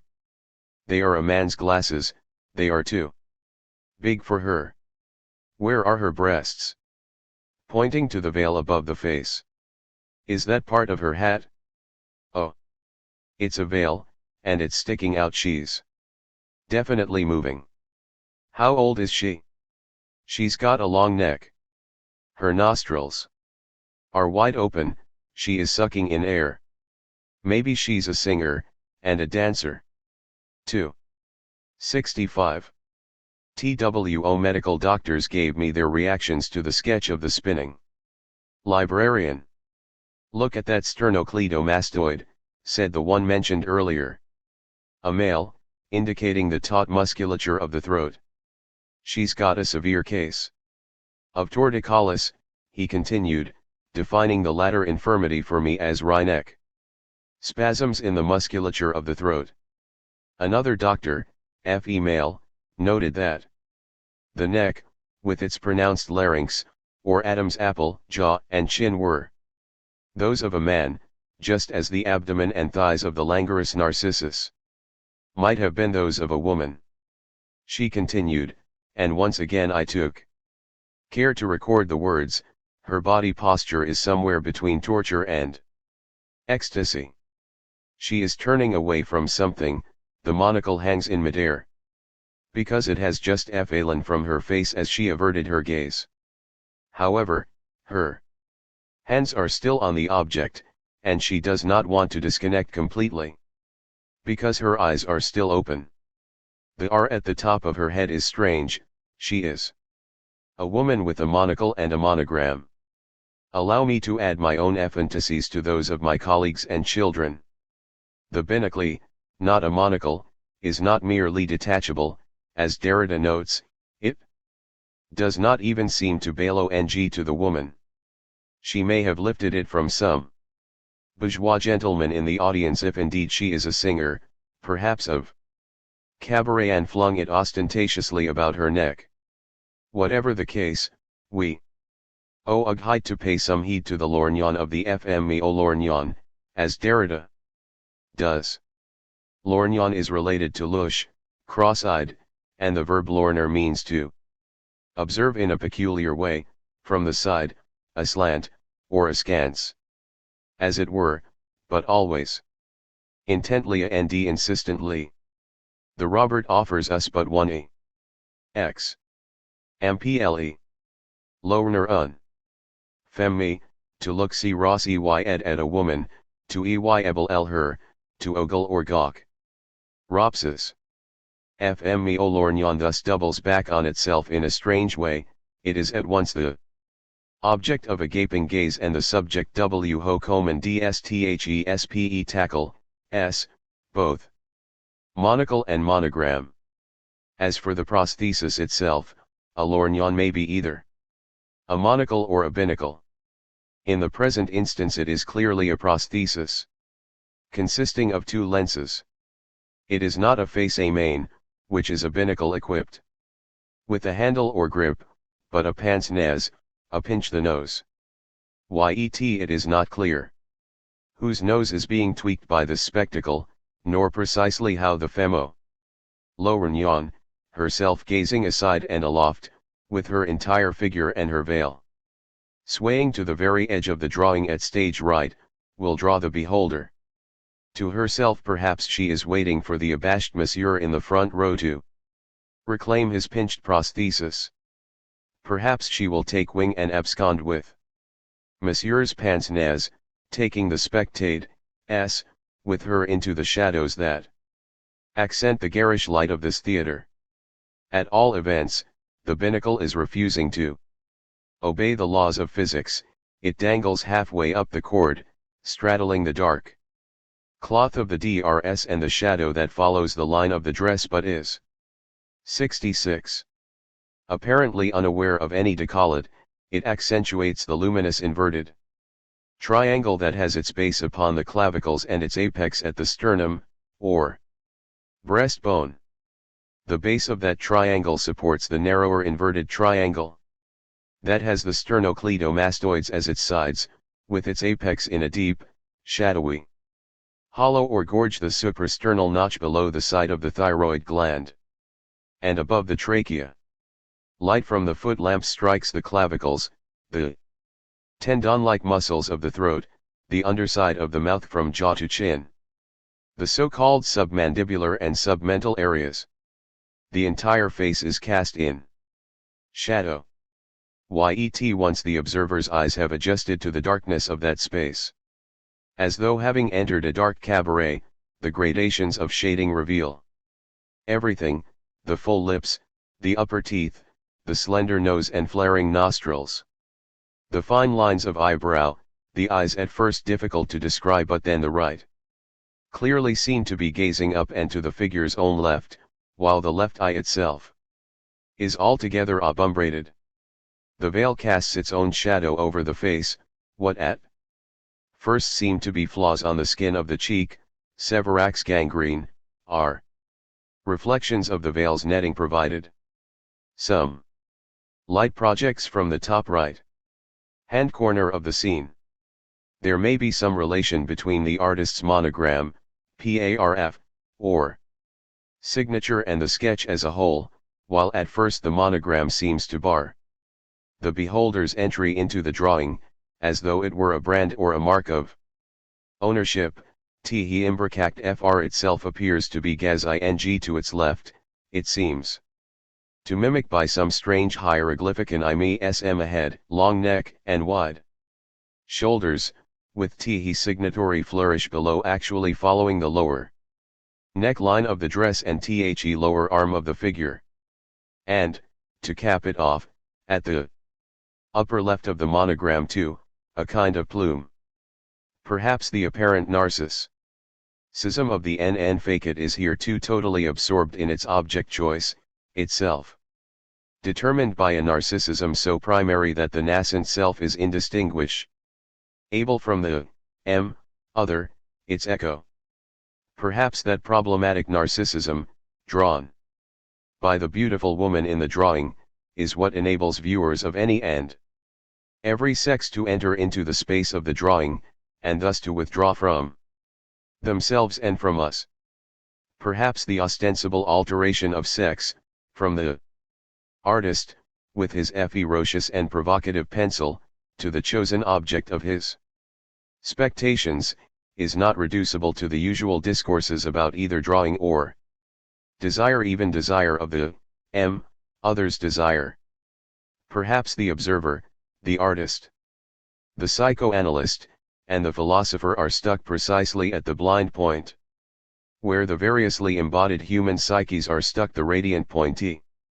Where primary narcissism and its echo, to wit, its anaclitic object choice, are indistinguishable, indeed, radically undecidable. However, as the 13-year-old girl also said, you'd have to see all the artist's drawings to know. 67. Whether he always signs that way. So, I had better rein in my wanton steed. In order to say as clearly as I can what I take the drawing and its drawing to be about. I suspect that the work of art, like the work of mourning, draws us to itself. And into itself at a depth that defeats the proliferated discourses of sex, gender, beauty, need, and desire, whether those discourses are transcendental or empirical, political or psychological, litigious or aesthetic, emancipated or reactionary.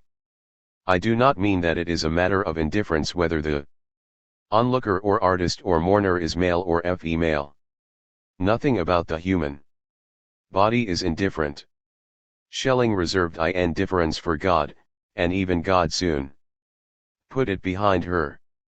No one can doubt that the mode of our being drawn to and into the drawing is molded and shaped by our respective bodies, codes, histories, and phantasms. Yet I suspect that these phantasms of our embodied and codified desires are transparent only to those who either trade on them, according to what the current ideological market will bear or curse and flee them, whereas the remainder of mortals find themselves ever and bemused in the echoing spaces of an always overdetermined yet invariably undernourished Narcissus. Is anyone here? He cries, not only when he misses his companions but also when he misses him. SELF, in the case of Rops's drawing. One observer may look up to the mother who still looms tall even as he proclaims her sensuality, another may experience her torture and ecstasy as their own when wrapped in the arms of another woman or man, yet neither the tenderness nor the sensuality, neither the ecstasy nor the torture, will return the observer's gaze with assurances of knowledge, especially not self-knowledge. Not if one's look has been arrested at eye or larynx or suprasternal notch or PMCENS. Perhaps this lack of assurance is what must be affirmed.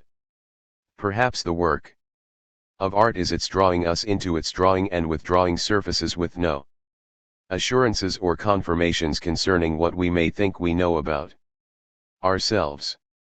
And, while I am at the outermost frame of my squalid system, let me add this question to the world and earth of drawing: is it only drawings? And figural drawings at that, drawings of human figures, that do this kind of drawing and withdrawing work? Or is there a way in which one could expand these musings to a Kandinsky, a Rothko, a Comtois, inasmuch as we are drawn into their shapes and swirls, layerings and texturings, juxtapositions and imbrications of hue, precisely in the measure that they slip away from us? For these things, however much they may be reduced to mere formalist surface, are after all the very flesh of our Narcissus and our echo, engaging a body of desires to a body of laughter and tears. 68. Narcissus in ruins. If primary narcissism is the libidinal supplement of the drive to survival, then a meditation on works of mourning, art, and affirmation can scarcely ignore it. For if the mourner walks off with the consolation prize of survival, thanks to the libidinal supplement of the drive to survive, he or she will be plagued by the flagrant narcissism of such survival which, as I said in the introduction, is only another way of stating the problem of mourning. Yet how would matters stand if primary narcissism remained elliptical even at its most hyperbolic? That is to say, if in both life and art, as the expression goes, object choice and Self-constitution or ego formation remained indistinguishable and altogether undecidable. If Narcissus were always in ruins. If echo, or echoes, alone prevail. There are 11 specific references to Narcissus and narcissism in Derrida's text, and what one might call 3 indirect, tendentious references. The tendentious references occur whenever a voice interrupts the predominant voice of the catalogue in order to object that the argument and indeed the project as a whole is suspiciously self-referential, the exhibition excessively exhibitionist. This really is looking like an exhibition of yourself, remarks The interrupting voice, 38-30 seconds. When the dominant voice speaks of the ruin of the self, portrait, the interrupting voice says, "Why oh you mean yours?" And when the dominant voice says that one can still see with one eye, the other voice reminds the dominant voice of an infirmity suffered by the author himself. Isn't that in fact what happened to you, as you explained earlier? 128/127. No doubt Derrida's recent work on blindness, mourning, the other, and ruin will strike many critics as narcissistic, and we will surely hear a hue and cry raised by hasty readers moyers of the blind and circumcision, readers who long ago were convinced that they know the difference between what is objective and what is merely subjective in philosophy and criticism. However, narcissism may be less an objection than an impossible project. Narcissism, Derrida, and the rest of us, should be so lucky. Let me now trace the thread of Narcissus and narcissism through Derrida's text, in order to work my way toward a conclusion. There are, as I mentioned, 11 direct references. 1. At the outset, Derrida develops his 2 hypotheses. The first is that all drawing involves an operation of blindness, inasmuch as no model, however unreservedly it may give itself over to inspection, can assist the artist's pencil the moment it touches paper. Whether looking up or down, the artist draws blind. The second hypothesis is that when an artist draws the figure of a blind 69 person, he or she is in fact fascinated by his or her own blindness, the blindness of his or her self-portraiture. Further, such blindness also involves in some uncanny and inexplicable way an alteration of gender. Every time a draftsman lets himself be fascinated by the blind, every time he makes the blind a theme of his drawing, he projects, dreams, or hallucinates a figure of a draftsman, or sometimes, more precisely, some draftswoman quelque dessinatrice. 1012. Why the echo of a draftswoman, why the echo of Butades? It is still too early to tell. 13. Yet this echo will immediately introduce Narcissus and the theme of an impossible or at best paradoxical narcissism, a narcissism in ruin and retreat. There is in this gift, i.e., the gi foot of blindness as a potency or potential of poetry and prophecy, a sort of redrawing, a withdrawing, or retreat. Re trait, at once the interposition of a mirror, an impossible reappropriation or mourning, the intervention of a paradoxical Narcissus, sometimes lost en abîme, in short a specular folding or falling back repel I, and a supplementary it. It is best to use the Italian name for the hypothesis of this withdrawal retreat in memory of itself as far as I can see, the autoritrato of drawing. 10/3. 2. In a drawing after Lucas van Leyde, Christ healing a blind man. Derrida interprets the blind man, who is pointing to his dosed, eyes, as a curious kind of Narcissus. The blind man returns to himself, gestures to his sense of infirmity, his kinesthesia tracing a gesture to his eyes that his own eyes will never see. It is as if the blind man were referring to himself with his arm folded back, there where a blindi narcissus, inventing a mirror without image. Lets it be seen that he does not see. 18/12. Several lines later Derrida emphasizes the mirror effect of the right hand of Christ and the left hand of the woman in the background. Jesus' right hand is held out, but still at a distance. It sketches out or initiates a gesture to accompany like the woman. Facing him the right hand of the blind man, a mirror effect, around what we have called the mirror without image. 18/12. Derrida himself emphasizes the mirroring of this woman, this echo, by italic type. 3. In the process of abandoning the oft-discussed Theban Oedipus and Tiresias for Old Testament stories of blindness, Derrida cites the first object of the blind seer's prophecy, namely, Narcissus. Tiresias goes blind for having seen what must not be seen, the coupling of two snakes, or perhaps the nakedness of Athena, or perhaps even the Gorgon in the eyes of the goddess. The penetrating gaze, OFJ sharp-sighted. He then predicts to Narcissus that he, Narcissus, will go on living as long as he does not see himself, and to Pentheus that he will lose his life for having seen the sacred rites of Dionysus, or for having let himself be seen as a boar by the Bacchantes. 24/17. Here Narcissus is brought into proximity with Pentheus, whose name means grief or mourning and whose peripety is occasioned by one line. In Euripides' Bacchae, namely, the question put to him by Dionysus, would you like to see Oprl? Of their revels on the mountain. 1. Pentheus not only accedes to his desire to see but also dons the costume and adopts the gestures of a woman in hopes of spying on the Bacchae undetected. Mourning thus becomes what he hopes to see. Pentheus in turn is seen by his own mother as a large narcissistic carnivore. She bears home as a trophy his severed head. 4. Derrida reminds readers of his own lack of talent as a draftsman. His older brother had the gift, but all that brother Jacques can do is draw nets. Off language about drawing, 44/37. This puts him in the position of Cain. Loosely contemplating the eye of Abel. An ode Bartolomeo Passeratis. Horrific drawing, Cain and the eye of Abel.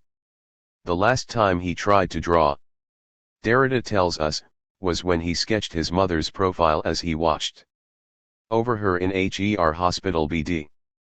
44/39. See also Chapter 8. In the course of the ensuing discussi on Ophrolcus poem on a blind woman, Die Blinda, and of Milton's Samson Agonists, Derrida cites the theme of blindness as impair is on ment and insular ity. That is, separation by water. The confinement of the blind man can thus isolate him in some pretty hard walls, against which he must use his hands and nails. But the abyss of isolation can also remain liquid, like the substance of the eye, like the waters of a Narcissus who would no longer see anything but himself, nothing around him. 46/40. The pool of Narcissus reflects or echoes his image back into the pool of the eye itself, closing the watery circuit that is more like death than life, more like mourning and tears than anything else. 5. Merleau-Ponty elaborates a number of working notes on invisibility as a necessary quality of everything visible, everything seen. Consciousness itself has its punctum secum, as though the ego and the self possess the structure of the retina of the eye. Derrida cites a number of passages from the working notes of May 1, 960. Edit consciousness does not see. It does not see for reasons of principle, it is because it is consciousness that it does not see. Edit does not see is whatever in it prepares the vision of the rest, as the retina is blind at the point where the fibers that will permit vision spread out into it. To touch oneself, to see oneself, is not to apprehend oneself as an object, it is to be open to oneself, destined to oneself, narcissism. 1.5. Thus the blind spot becomes more than an anatomico-physiological detail about vision, it becomes a figure of human vision in general, which, seeing itself is nevertheless not reflected, cannot be thought in the specular or speculative mode, and thus is blinded because of this, blinded at this point of narcissism.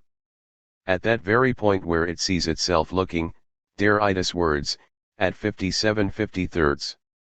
To be open to oneself, destined to oneself, whether in philosophy or in life, is precisely not narcissism, not Narcissus locked into a gaze that closes him off to alterity. On the contrary, vision thrives only if Narcissus is blind, and consciousness advance only if echo interrupts the visualist reverie of self and soul. 6. This blind spot of vision is figured for Derrida in the self-portraits of Henri Fantin-Latour, which generally seem to favor one eye over the other, letting one eye disappear in the penumbra, as though in acknowledgement of the fact that when we gaze at ourselves in a mirror, or when we look into another human gaze, we look into one eye l1. Indeed, at the origin of drawing, the gazes of Bouletin Tata and her lover never meet. In the case of Fantin, it is a matter of the monocular stare at the mirror of ourselves, for he looks at his beholder as if the beholder were his mirror. Like Polyphemus, Fantin is in contact with nobody. Like Narcissus, he has lost his hunting companions and is answered only by echo. The monocular stare of a narcissistic cyclops, a single eye open, the right one, fixed firmly on its own image. It will not let it go, but that's because the prey necessarily eludes it, making off with the lu. R. E. The traits of a self-portrait are also those of a fascinated hunter. The starring eye always resembles an eye of the blind, sometimes the eye of the dead. At that precise moment when mourning begins, it is still open, a pious hand should soon come to close it, it would recall a portrait of the dying. Looking at itself seeing, it also sees itself disappear right at the moment when the drawing tries desperately to recapture it. For this cyclops eye sees nothing, nothing but an eye that it thus prevents from seeing anything at all. Seeing the seeing and not the visible, it sees nothing. This seeing eye sees itself blind. 61-157. Anxiety over one's eyes and the castration complex, it is there that we find his discourse on the genesis of doubles, the effects of primary narcissism, etc. 65-63 and 59. 1. Me ght fault both Freud and Derrida for ignoring a detail of Hoffmann's tale that especially in the present context is of considerable importance. I mean the fact that the eyes of the automaton, Olympia, with whom Nathaniel has fallen in love, are Nathanael's own eyes. Whenever Nathaniel looks through the spyglass perspective that the doppelganger Coppola has sold him, espying his beloved in the distance, the gaze of love that she returns to him is the gaze of his own eyes. In other words, Hoffmann's tale can be read as a tale of impossible narcissism and possible object choice, in which the hero's very self-relation is obliterated by the echoes of the puppet woman he loves. Indeed, there are indications from the outset of the tale. From the moment Coppelius unscrews the boy's hands and feet and then reattaches them that the child Nathaniel is as much an echoing automaton as Olympia is. Nathaniel himself is a child without flesh, a child of the gaze, but without eyes. Much could be made of this, had we time and world enough. And all of it would be uncanny. 8.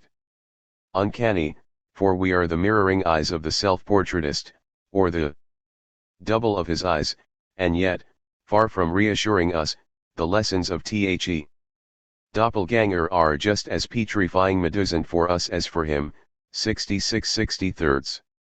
Indeed, one sees in Derrida's treatment of Freud's uncanny, or in what that treatment ignores in Freud's essay, something like a blind spot in Derrida's own text. Derrida does refer to the most extraordinary achievement of Freud's analysis, namely, his ability to integrate into one very powerful reading the two parts of Der Sandman, first, the boy's loss of his beloved father, and second, the hero's madness and death through the loss of his eyes and his love to Olympia. Yet Derrida does not speculate whether Freud's achievement has implications for his own desire to abandon Oedipus and Tiresias in order to turn to the heroes of his own fathers and mothers tradition, the tales of all the blind fathers of the Old Testament. I suspect, though I cannot demonstrate, that the deceptions visited by Yahweh upon Abraham and Isaac, by Jacob and Rebekah upon Isaac, by Ephraim, and Jacob, all the ruses that disenfranchise the elder son in favor of the younger, in other words, the entire sacrificial logic of M.E. Moyers of the blind have Freud's uncanny as their prophetic text and Hoffman's Sandman as their sacred poem.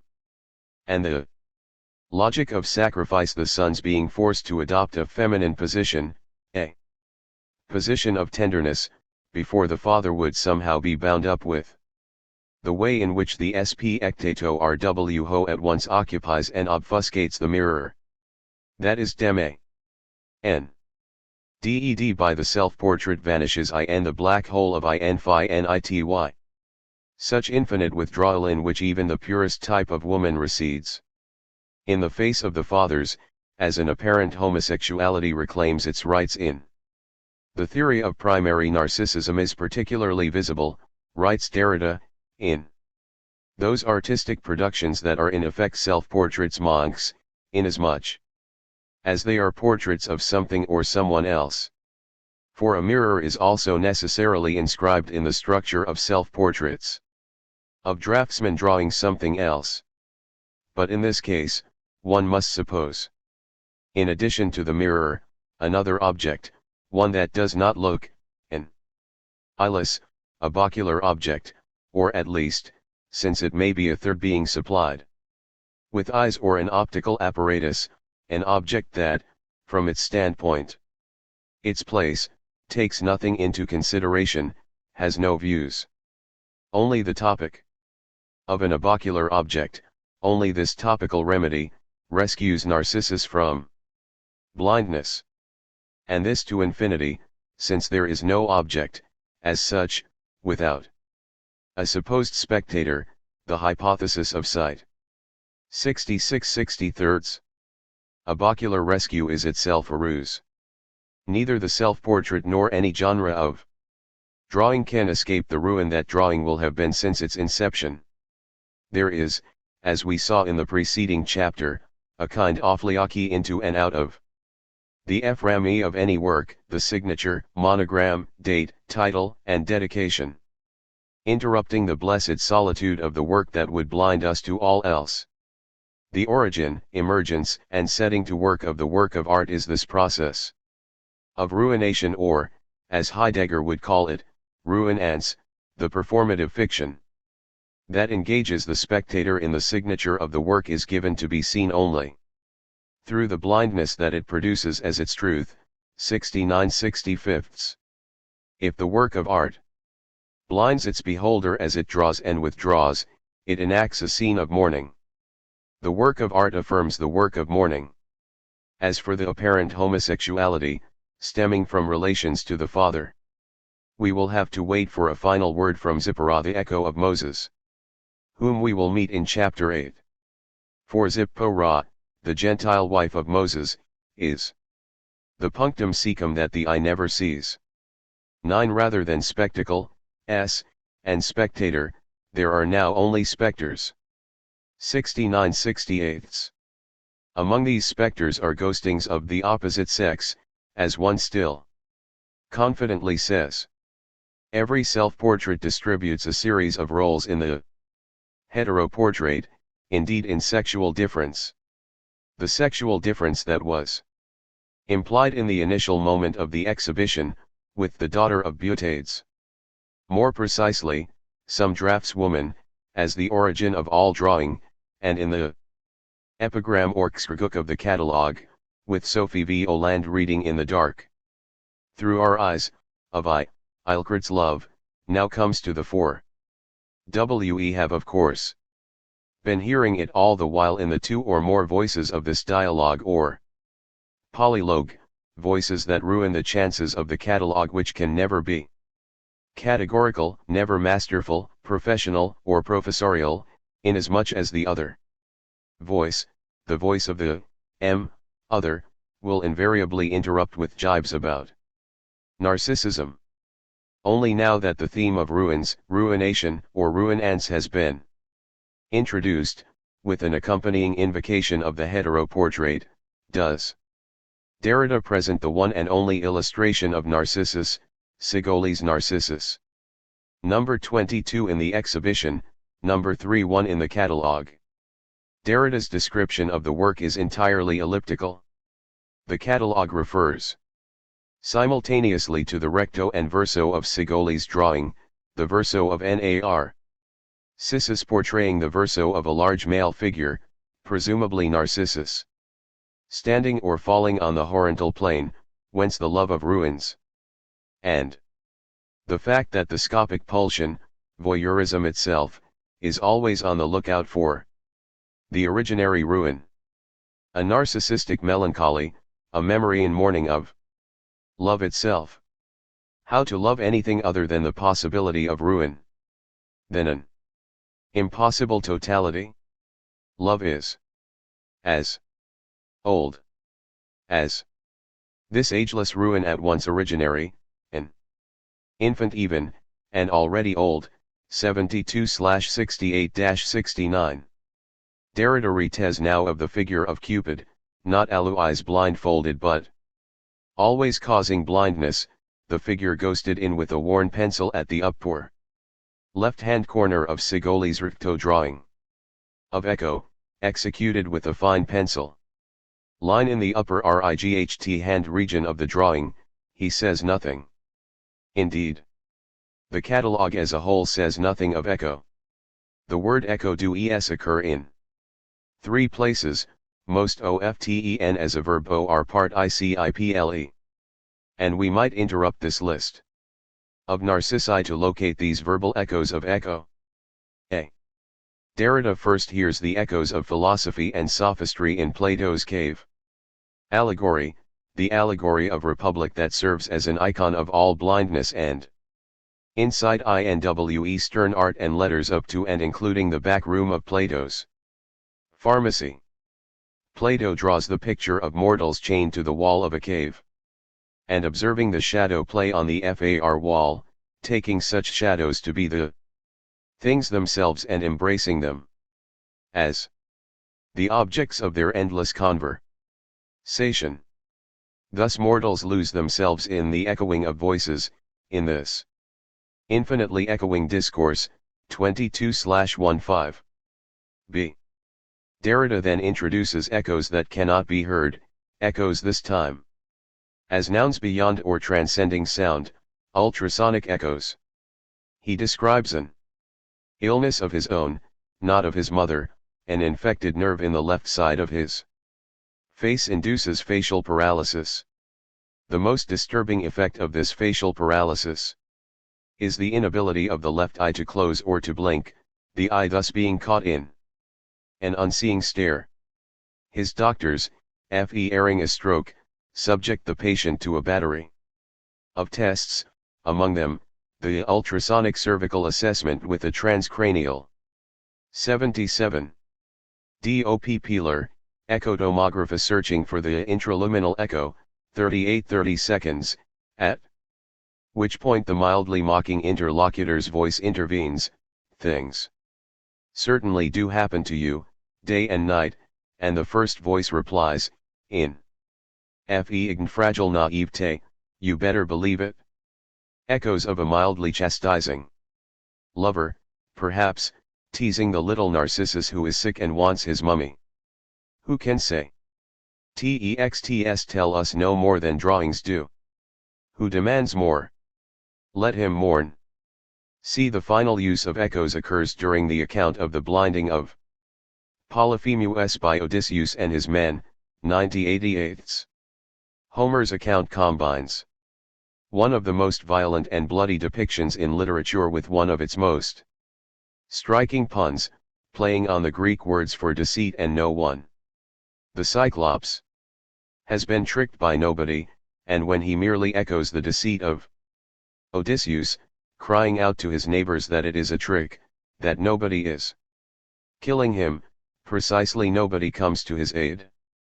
For centuries, listeners and readers have echoed laughter over the pun, as blood and gore steam and stream from the ruined eye of the one-eyed giant at the heart of us all.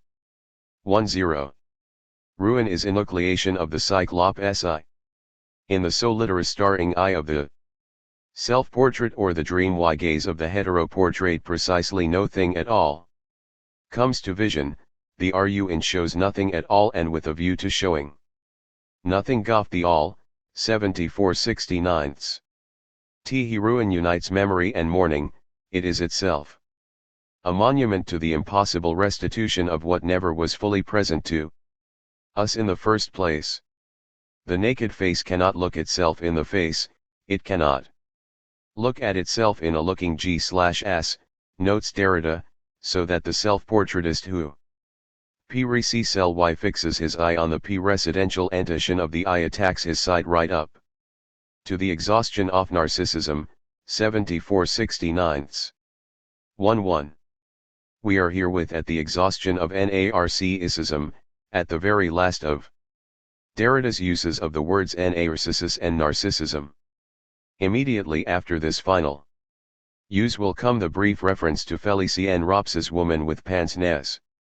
Derrida's catapulology will refer to nothing besides the spectacles that fly across her invisible breast, the removable prosthesis of an enucleated eye. At the exhaustion of narcissism comes a reference to the shame or modesty that seems to be a part of Fantine Latour's self-portraits, their confessional character. Yet a shame kept at a distance, such distance allowing quite the opposite effect, namely, histrionics and curiosity, exhibitionism and voyeurism. 74/70. Precisely because the other, the dead one in mourning, the living loved one in love life, remains irreducible and unassimilable, the ruse of narcissism never comes to an end. 74/70.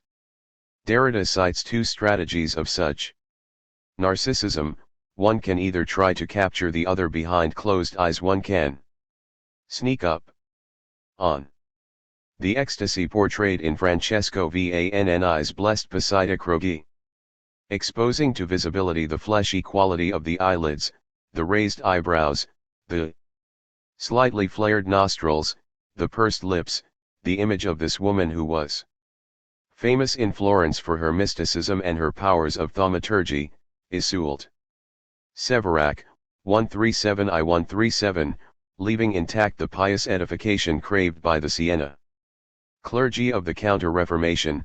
Similarly, one can sneak up on the gorgeousness of the beautiful woman's face beneath the beard of Gustave Courbet's self-portrait called The Wounded Man 16, or one can draw into a drawing the artifact that will compensate for this transcendental ruin of the eye, 74/70, namely, mirrors, monocles, binocles, the pince nez, telescopes, ultrasonic devices. Normally, the technical prosthesis takes its position as close as possible to the eye, Derrida stresses. And yet, as we have seen, the recently fallen or but lately pinched device of Rops's woman hovers elsewhere and otherwise, dilates, as it were, throughout the sketch. Here at the end, in lieu of a conclusion, one might well try to follow the pince-nez in its circuitry through the rest of Derrida's oirs of the blind. As a paragon that makes nakedness manifest by pretending to conceal or veil it, 75-70 seconds, as something of a mask or supplement to a mask, which normally hides everything but the eyes, the naked eyes of the wearer, or as the detach able yet still ning. Still petrifying head of Medusa, 84/73, as the ILID. Of the Beland ed Polyphemus, as a gaping wound, 88/87, or as frontal genitality, 9 4/9 too. Indeed, one might try to extend these echoes of Narcissus and Narcissism to Derrida's Dscussion of the designs ofyawe, desk ride. Only by the Farzing inner eye of Rebecca, 100/97-98, to the obscene blinding of Samson after his seduction by Delilah, 108-9/106-7, and to the final evocations of the vulnerability of the eye, the weeping eye of Augustine. This lachrymose church father, whom we shall meet once again in chapter 8, Fer's light, the feminine lux, as the queen of colors, the radiant queen who entices him with a tempting and dangerous sweetness. See Confessions X, 34, cited at 119-20/118, 17 until the tears of his, other Monica lave him and he, in sympathy with the woman who was a man in woman's clothing, weeps for his unseen father. Finally, in order to end the list, the metonymic prosthesis of sight might lead us to the myopic weeping eyes of Nietzsche, this Dionysus who is a little bit lost somewhere between Thebes and Jerusalem, 124/122. Or, behind the closed, blinded, or blindfolded eyes and all prostheses, one might well try to follow Narcissus. An echo to the final lines of the Catapolilogy, on the source point or watering hole of the eyes weeping, the eyes imploring and deploring, the tears shed by women and by the Tiresias within us, 129/128. Such tears mark the difference, but also the shared and vulnerable identity, of eyes in the flesh, an identity evoked by the final lines of Andrew Marvell's eyes and TERs, to which I alluded in the introduction. Thus let your streams o'erflow your springs, till eyes and tears be the same things, and each the other's difference bears. These weeping eyes, those seeing tears. 130/128-29. However, such a narcissistic reading as mine, here, stands only as a temptation. No doubt I have compounded Derrida's Philoni in the eyes of art lovers and art critics, spinning veils of words about images instead of exposing them to the intrepid gaze and calibrating them. Yet sometimes I worry that the best calibrations of the experts are designed to hold images at baththatey, wield amulets of science in order to protect themselves as they disenchant us. It would be terrible if I have compounded that sort of crime.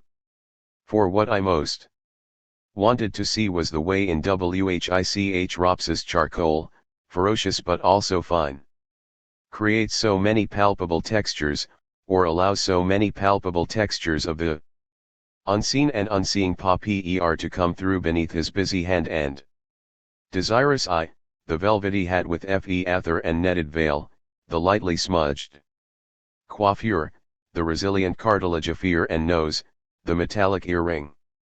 18.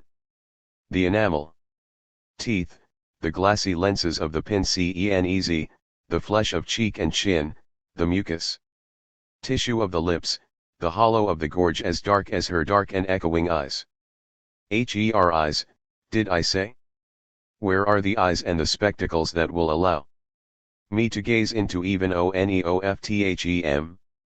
Parttwo. Et qui sente lingua ac silent g ucher canto quantum volo. And with stilled tongue and silent throat I sing whenever I like.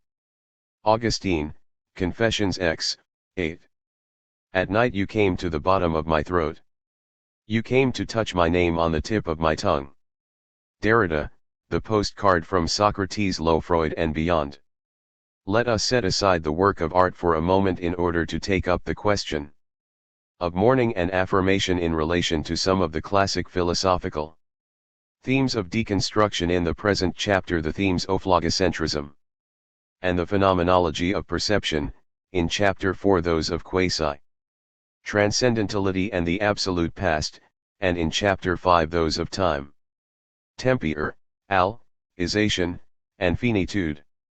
Is our relation not only to the work of art but also to the human voice, the human past, and human time in general a relation of affirmative mourning? Derrida's Voice and Phenomenon and O.F. Graham. Matology will serve as our two principal texts in these next 3 chapters. Allow me now to begin, in my own voice once again, narcissistically, even though Narcissus is in ruins. In the early 1980s I was asked to participate in a workshop on Jacques Derrida's essay Différance, 1968. My task was to interpret what Derrida writes there about Freud, following the trace of desire through Derrida's text. Désiré as constitutive of all signification, I was led back to the book's Voice and 86. Phenomenon and of Grammatology, both published in 1967. There the thread of desire plunged into a complex weave of the nature of writing and the voice, the repression of writing in the history of metaphysics, and the silence of the voice in the phenomenon by which one hears and understands oneself while speaking the entendre parler. Derrida seemed to argue that in and for the history of metaphysics, as desire for presence, speech is privileged and writing repressed. My initial reply to VTIs and Phenomenon, a reply that was no doubt based on a misunderstanding, was that in our history the human voice is suppressed every bit as much as writing is repressed, only in the absolute silence of pure autonoesis, thought thinking itself, is the philosopher allowed to raise his or her voice. Similarly, for every Derridian example of repressed writing, I could think of several celebrations of writing in our tradition, from sacred scriptures to the Code of Hammurabi to Descartes, nestled before the hearth, meditating, perhaps, but writing indubitably. To be sure, ofgrammatology complicated my rather too neat separation of voice and writing when it introduced its analyses of phonetic writing. Liner righty, prot wr it in G, and good and bad wr it in G. Bad written G, as the tradition reads it, is writing in which the corporeal integument of signification, the signifier, obtrudes in such a way that the signified loses its transparency and becomes opaque, inky, worldly, and immoral. However, it still seemed that the identical structures of repression were at work in the suppression of the voice, and the tide of my reply, engorged philosophy, meant to combat such repression. 1 Ifound it arresting to associate the gorge, the profound throat, if you will, with other kinds of engorgement, of the penis, lips, clitoris, and other organs with blood, of the esophagus with chyli, those luscious clumps of food and spit, and of the breast with milk. And I became obsessed with the very words lodged in and around the throat, la gorge, the anterior/interior part of the neck, home of the larynx and pharynx, that is, the voice box and the place where the nostrils, esophagus, and windpipe converge, the space of the glottis as well as the cleft, known as the rima glottis. Yet log or ge is also a cleft or hollow in a landscape, as it is in English. And finally, it is the cleavage and, by metonymy, the breasts of a woman. The Germans say Schlund when they want to stress the animal cravings of the throat, der Schlund, related to schlingen, to swallow, or gulp. Or when they wish to indicate that declivity in the forest that is so dangerous for woodcutters. They say die kl when it is a matter of the throat's getting split. Again emphasizing the animal in man, they may refer to der Rachen. Related to both the Nordic hrka, saliva, and the Greek psiw, to crow or ka, clearly the origins of the French kratcher, to clear the throat and expectorate. Der Rachen, after a modified abelian Freudian inversion, is the beautiful English word craw. The upshot of all this was that for a tradition bent on getting the CRFJ out of the CRWA, that is, on liberating signification from its incarcerating incarnation, the word engorgement and the phrase engorged philosophy seemed designed to stick in the throat. Yet it is not simply a matter of words. It is also a matter of a particular kind of experience of the voice and throat. Sartre described one such experience in La Nausée. There Raquentin invokes the I think, yet one whose flavor is rather different from the cogito of Descartes' meditations. Raquentin muses. In this way, there is effervescent water in my mouth. I swallow it, it slides down my throat, it caresses me and there it is again, reborn in my mouth. Into all eternity I shall have in my mouth a tiny pool of whitish water quite discreet which glides across my tongue. And this pool, it too is me. And the tongue.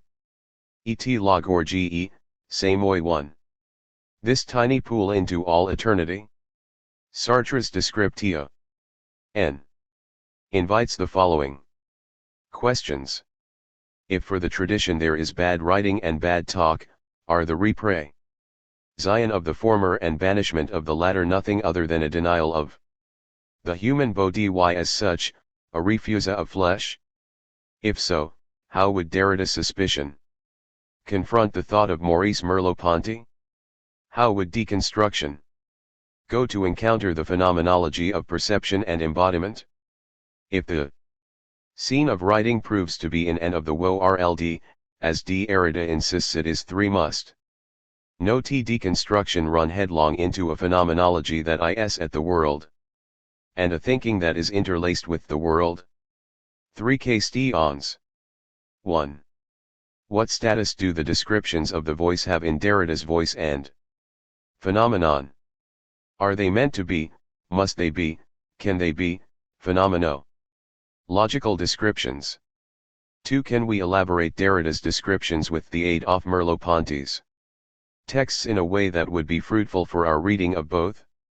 3. Might such descriptions and the theme of the engorgement of the voice touch on the apparently remote matters of mourning and affirmation?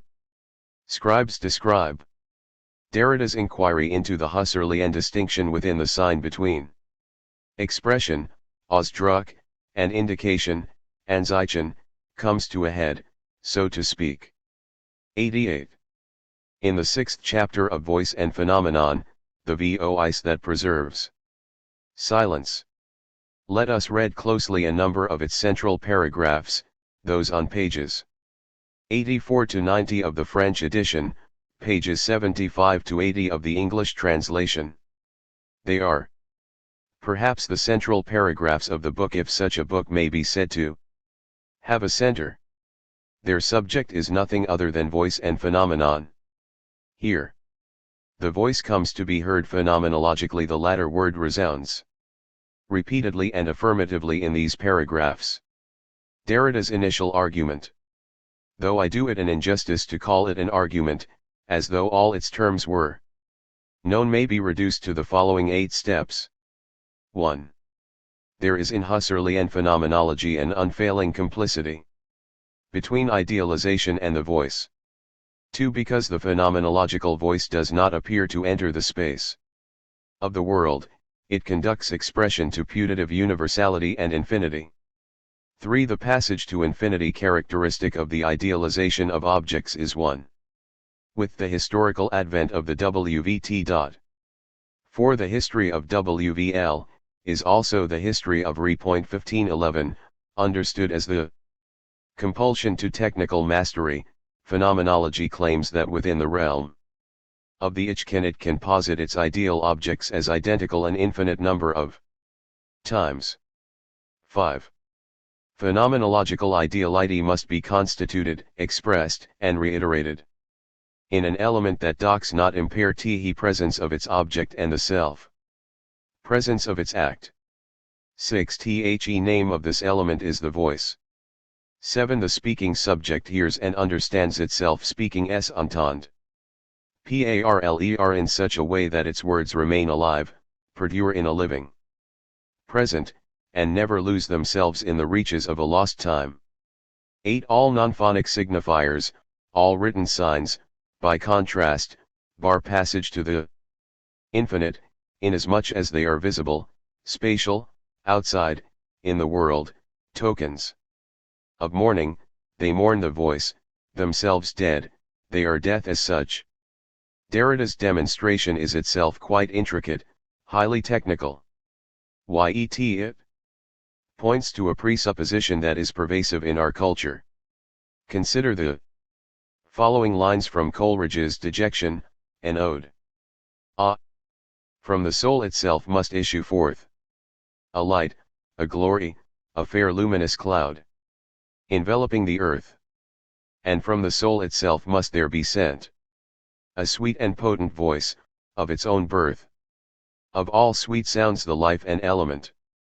And recall William James's eminently sober account of the complicity of idealization and the voice. 5. The context, in Chapter 10 of The Principles of P.S. Ecology, is the difficulty of apprehending thought as a purely spiritual activity. James writes, in consenting and negating, and in making a mental effort, the movements seem more complex, and I find them harder to describe. The opening and closing of the glottis play a great part in these operations, and, less distinctly, the movements of the soft palate, etc. Shutting off the posterior nares from the mouth. My glottis is like a sensitive valve, intercepting my breath instantaneously at every mental hesitation or felt aversion to the objects of my thought, and as quickly opening, to let the air pass through my throat and nose, the moment the repugnance is overcome. The feeling of the movement of this air is, in me, one strong ingredient of the feeling of assent. pp. 301. James also notes the way in which strongly felt desires or aversions cause the feeling of centeredness in the head to be dispelaced downward to the rest of the body. The head and throat of the vertical body retain a certain privilege, it is still the godly head of Plato's Timeu, 69 de, with the neck, the sleeve of the voice serving as the isthmus and boundary that separates august cephalus from the bestial body. James continues. In a sense, then, it may be truly said that, in one person at least, the self of selves, when carefully examined, is found to consist mainly of the collection of these peculiar motions in the head or between the head and throat. I do not for a moment say that this is all it consists of, for I fully realize how desperately hard is introspection in this field. But I feel quite sure that these cephalic motions are the portions of my innermost activity, of which I am most distinctly aware. If the dim portions which I cannot yet define should prove to be like unto these distinct portions in me, and I like other men, it will you follow that our entire feeling of spiritual activity, or what commonly passes by that name, is really a feeling of bodily Activities whose exact nature is by most men overlooked, pp. 301-2. James himself appears to shy from the conclusions toward which his own descriptions and analyses draw him, pp. 305. They are conclusions that would cause us to mourn all so-called purely spiritual acts or qualities, including act of assent or affirmation, and the quality of selfhood as such. James would encourage us to ask what son of affirmation of mourning we have in mind throughout the present book, and he would caution us to avoid any traditional spiralization of affirmation.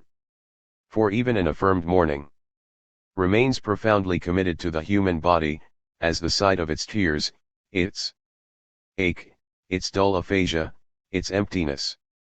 At all events, it may be perverse to extend the parallel between the principles of psychology and voice and phenomenon any farther. Let me therefore return to my proper theme. Derrida now proceeds to interrogate what he calls the phenomenological value of the voice. His series of moves may be summarized in 3 steps. 1. The transcendental dignity of the phonic signifier rests on a peculiar semblance, one that defines the metaphysics of truth in terms of the opposition between being and mere appearance. 2. The ruling semblance, the origin of the fabulous true world of which Nietzsche writes in Light of the I do ls arises from the phenomenologically given convergence of express signification and expressing act in speech. 3. Such convergence and phenomenological giving eventuate because the phenomenal body of the phonetic signifier seems to fade away at the very moment it is produced, phenomenologically reducing itself to pure transparency and silent, serene ideality. An unexpressed corollary of this last point is that the famous phenomenological epoche, or reduction, in all its transcendental and eidetic varieties, may be but a bemused repetition of a particular auto-affection, or even automatism. In Lacan's sense, a repetition that takes itself to be because it gives itself out as originary and founding. This of course makes the question of the phenomenological status of Derrida's own descriptions, as well as the question of his access to the phenomenon under discussion, a burning question indeed. A conflagration. For Derrida has already quite unobtrusively adopted the gestures and the tone of voice as though in impersonation of the phenomenologist himself. In any event, the phenomenon of voice, the phenomenological voice, gives itself out in this manner, vp. 85/76. How true to life Derrida's impersonation is. Only the slightest semiquaver of a comma, indicating, if not expressing, pure apposition and perfect equivalence, articulates and connects the two phrases, the phenomenon of voice and the phenomenological voice. Here indeed is what David Wood has called the high-grade mimicry of transcendental arguments in the Derridean strategy. Point 6. In sober mimicry of the phenomenologist himself, Derrida continues, when I speak, it belongs to the phenomenological essence of this operation that I hear/understand myself at the same time that I speak. Let us now interrogate the mime, pump the mimic. When I speak, is this the IOF Husserly and solitary speech, the universally operative indication that Derrida discusses at the beginning of his chapter? Or is the I being written, if not spoken, in epoche? Or, on the contrary, does neither the I nor the epoche by this time have any life left in them? Is the I already here a testamentary I, hence a figure of mourning, rather than a font of evidence or the sphere of interiority or an infrastructure of deconstruction? It belongs to the phenomenological essence of this operation. Eidetic essence.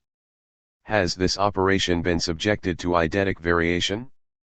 Has Sufficient effort gone into the task of breaking up the monolithic demonstrative pronoun this?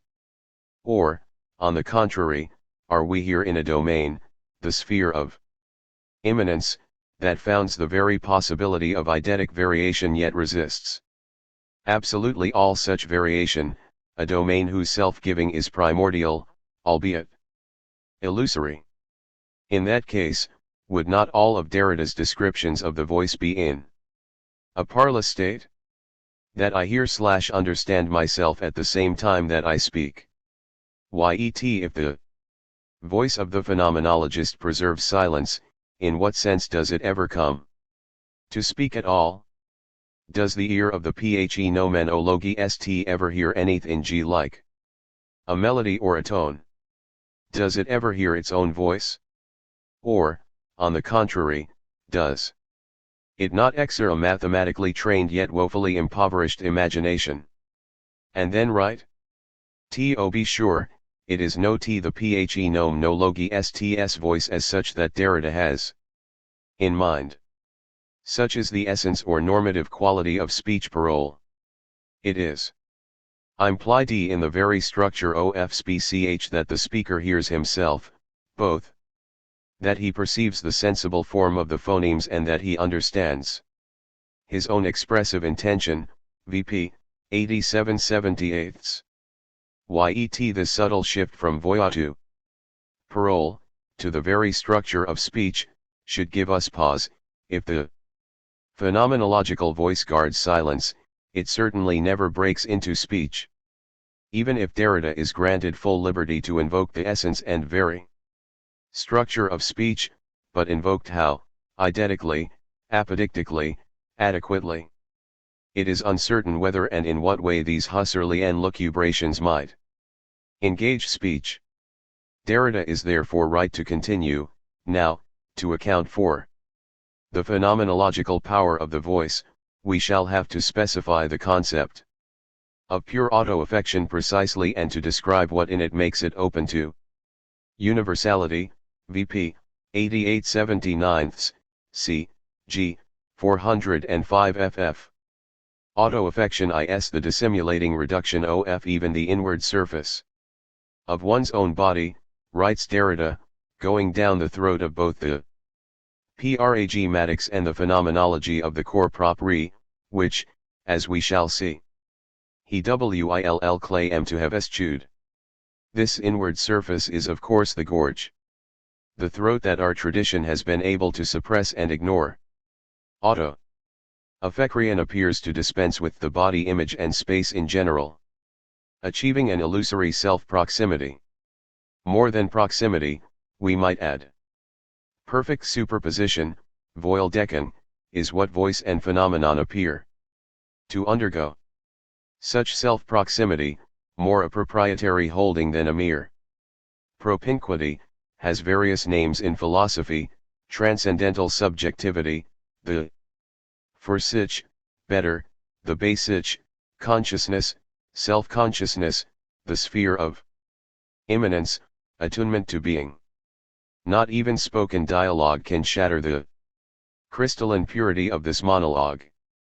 For to speak to another is to make him or her repeat immediately in himself or herself the entendre parler in the very form in which I produced it, and such tacit reproduction gives itself out as the phenomenon of a mastery or a limitless power over the signifier. After describing the sovereign mastery of speech, which bestows on me my interiority, and allows me to box the ears of all the others I address, box them and take them home with me, Derrida brings these paragraphs to dramatic peripety and denouement in one brief sentence. This proximity is broken when, instead of hearing myself speak, I see myself write orgsture, VP 90/80. Incipit Scriptio. I incipit tragdia. It is no doubt unfair of me to truncate Derrida's argument at this point. For the crucial demonstration, the generation of space, or spacing, the effraction and argument of any pure inside with the proto-writing of traces, the track es themselves proliferating by the fission of the living present in. The process Derrida calls difference occurs only now, in the next FAW pages of Chapter 6 of Ideas and Phenomenon. It is a devastating demonstration indeed, bringing to bear both theological dialectical and the Hidgrian ecstatic analyses of rhyme on the Husserlian philosophy of meaning.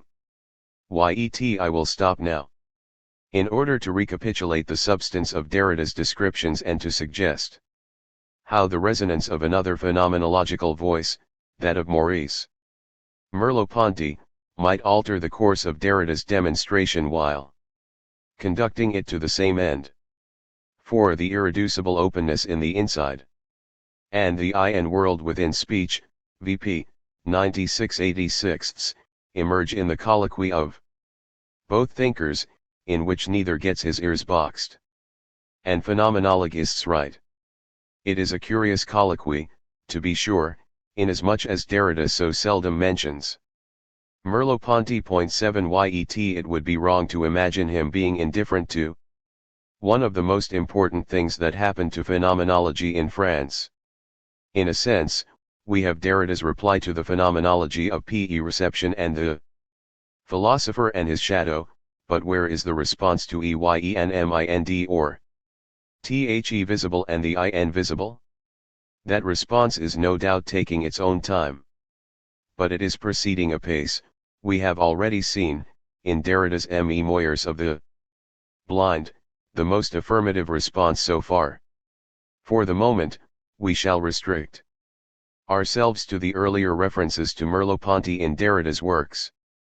Derrida explicitly denies that the phenomenology of one's own body will enable us to comprehend fully the movement of the idealization that concerns him. VP 84/75.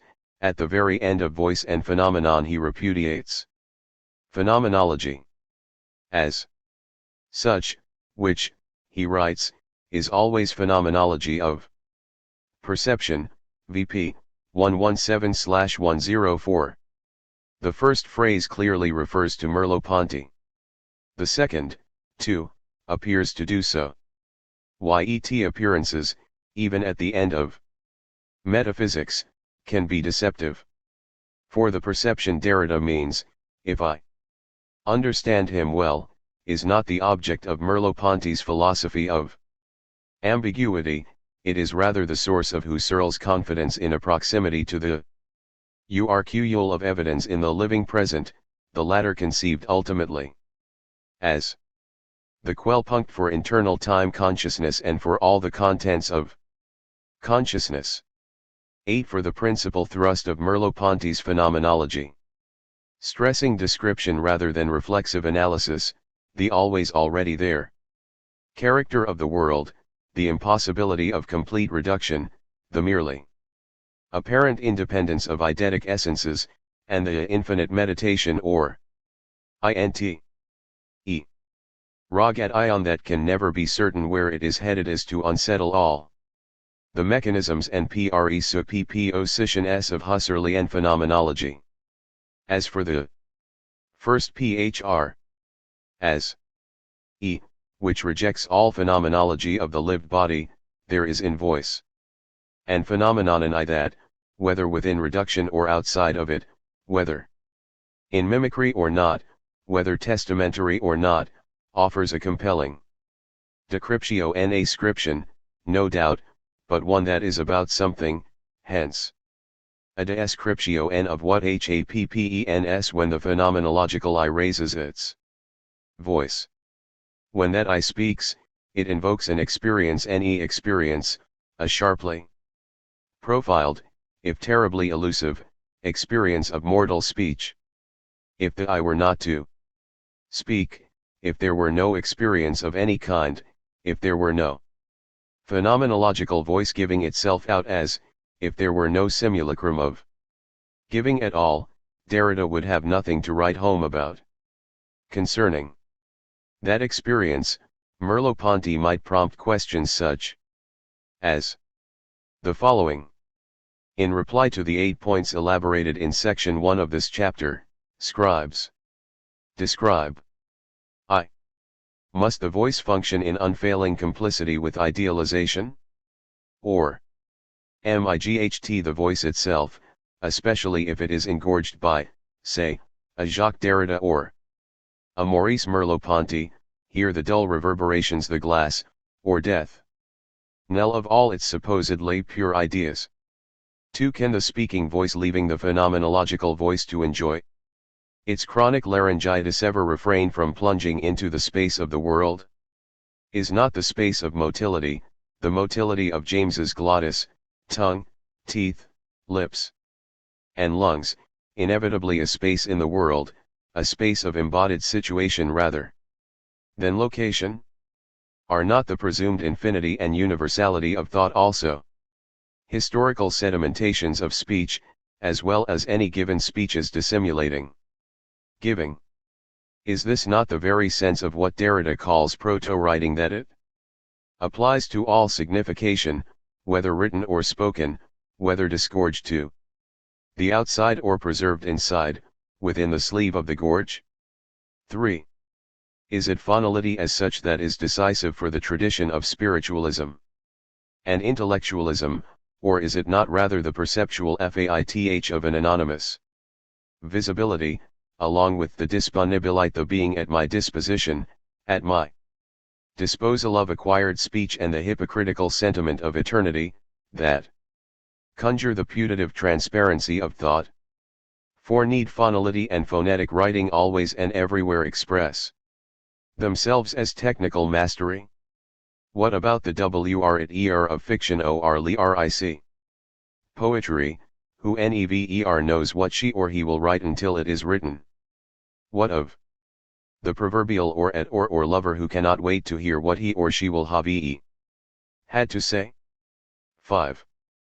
Does not Husserl's initial, Purest notion of intentional ity subvert the intent of both the reductions and all genetic phenomenology, so that phenomenological consciousness, far from being the pure self-presence of the ich can, is cast forth again and again into the elemental, primordial, and irreducible medium of an already constituted Lebenswelt? 6. Is it not precisely the voice in communication that introduces writing into the speaking subject, allowing the speaker to deform acquired speech in order to say something new, although never allowing one to know for certain whether one is speaking or listening to language? 7. Are not my words, if I am speaking here and now, so alive that they leap into the space of the world, drawing me out of myself in their wake, and thus making me an allocutor, someone who speaks and is spoken to, and one who therefore is never perfectly coincident in time and space? 8. Is it not the non-acoustic signifier, preeminently the written sign, that grants access to a monumentalized, scripturalized, immortalized infinite? Is not the most intriguing possibility concerning Derrida's analysis of the voice the fact that it never speaks, but only writes phenomenological or deconstructive tracts? Is there not a sense, admittedly a very limited and perhaps quite naive sense, in which Derrida is so entirely right because he is so completely wrong? So that the result would be, not a contradiction or a confusion in his views, but an ambiguity? With regard to Derrida's remarks on the phenomenological value of the voice, Merleau-Ponty would perhaps intervene only at step 3, where the phonetic signifier seems to fade away at the very moment it is produced, thus allowing a kind of frictionless ascent into the realm of the signified. Here, Merleau-Ponty would surely agree that such ascent is possible, although he would dispute its inevitability. However, let me now give him the opportunity to comment for himself and in detail. Both in the phenomenology of PE reception and in the later writings, Merleau-Ponty emphasizes the rootedness of speech and writing in the spatiality of the gesturing body, one's own body, alive. Talking and writing alike can be described in terms of motility, kinesthetic structures, and the dually deconstruct body schema or body image. Is there not in Derrida's descriptions?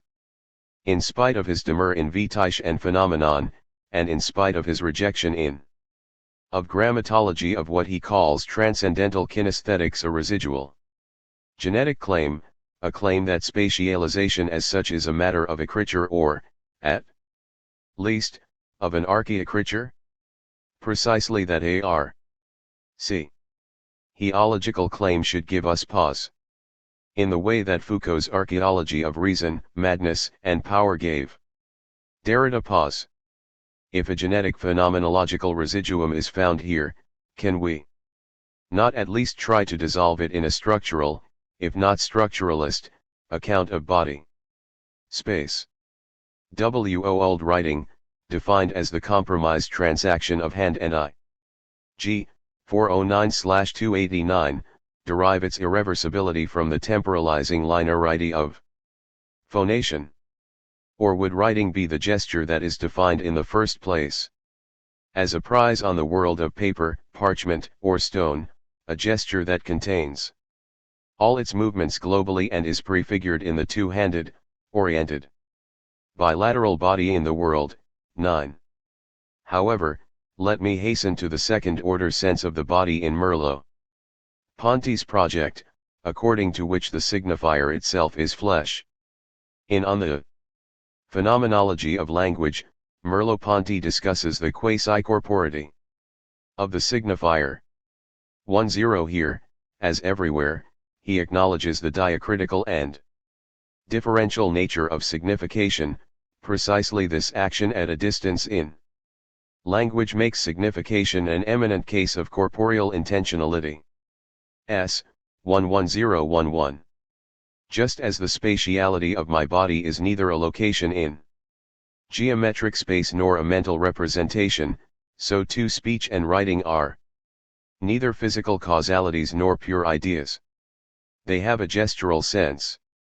Such sense Merleau-Ponty himself defines as a trace, that is, a meaning that is never wholly transparent or fully present to us. Yet for Merleau-Ponty the traces of speech and writing diverge in directions quite opposed to those cited by Derrida.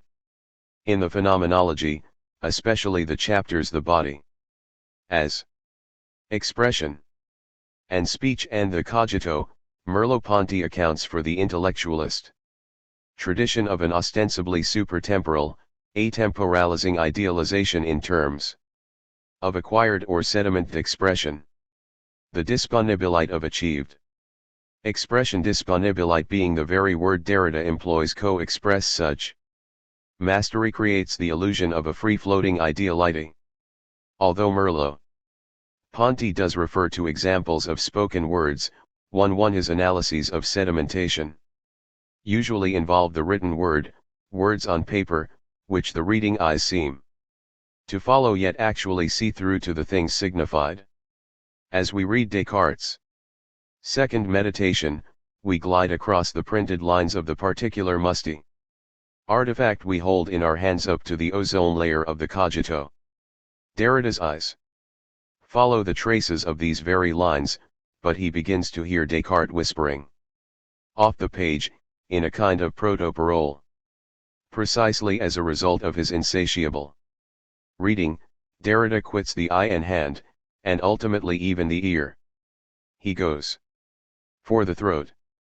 Both Merleau-Ponty and Derrida focus on the temporal character of expression, especially oral expression, although Derrida has much more to say than Merleau-Ponty does about how the time of the voice unfolds in and as the space of writing. And both thinkers celebrate the mysterious power of language to deform itself in order to say something new. Derrida in the dissemination of possible meanings, or b/anx in a text. Merleau-Ponty in the voices of silence. Especially in the musical ideas of the novelist and poet. In the manuscript on which Merleau-Ponty was working when he collapsed in 1961, The visible and the invisible, we find a remarkable anticipation with A Difference 0 F. Derrida's treatment of the voice. That book was originally one part of a two-pronged project. Under the title The Origin of Truth, it was to have shown how a phenomenology of perception would proceed to the cultural and intellectual world, to the realm of ideas.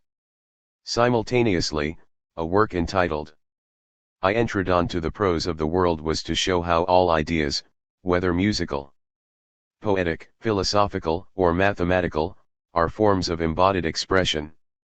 Language would be not the mere clothing but the very flesh of thought. The latter work was abandoned, though its thesis never was, and The Origin of Truth became the fragment we possess today as The Visible and the Invisible. 12.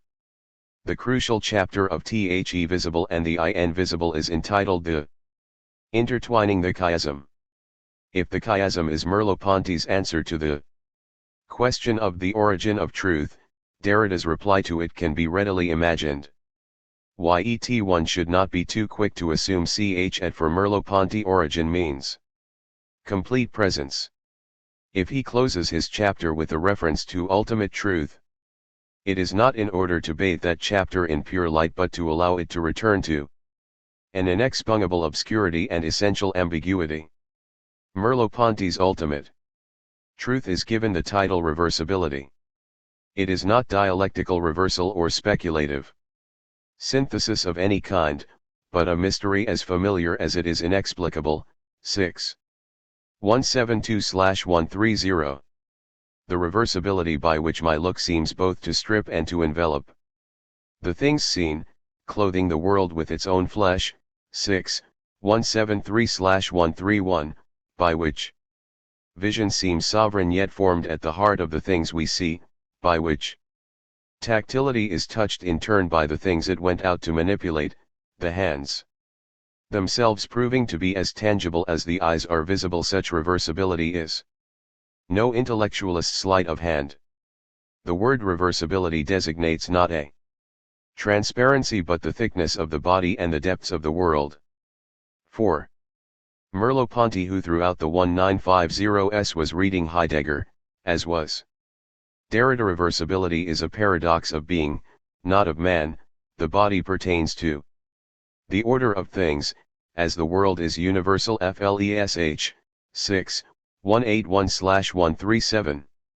After discussing the reversibility of vision, the seeing/seen, the sensing/sensible, Merleau-Ponty proceeds to the question of expression, but not before developing his notion of intercorporeity, his astonishing description of the patient and silent labor of desire love-making as the paradox of expression. Only then does the phenomenological voice come to speak in his text. Likewise, in Signs, which continues on the path opened up by the chapter Others and the Human World in the Phenomenology, Merleau-Ponty interprets Husserl's insistence that transcendental subjectivity is an intersubjectivity in such a way that intercorporeity invades and permeates the once sacrosanct sphere of immanence. As Merleau-Ponty extends his analysis of reversibility beyond the circle of visibility and intercorporeity, he invokes the movements of the human countenance, expressive gestures, and, above all, these strange movements of the throat and mouth that are called the voice. Merleau-Ponty begins by echoing Hegel 13, for whom sound clang constitutes the first reverberation of subjectivity in nature, and then refers to specifically human sounds.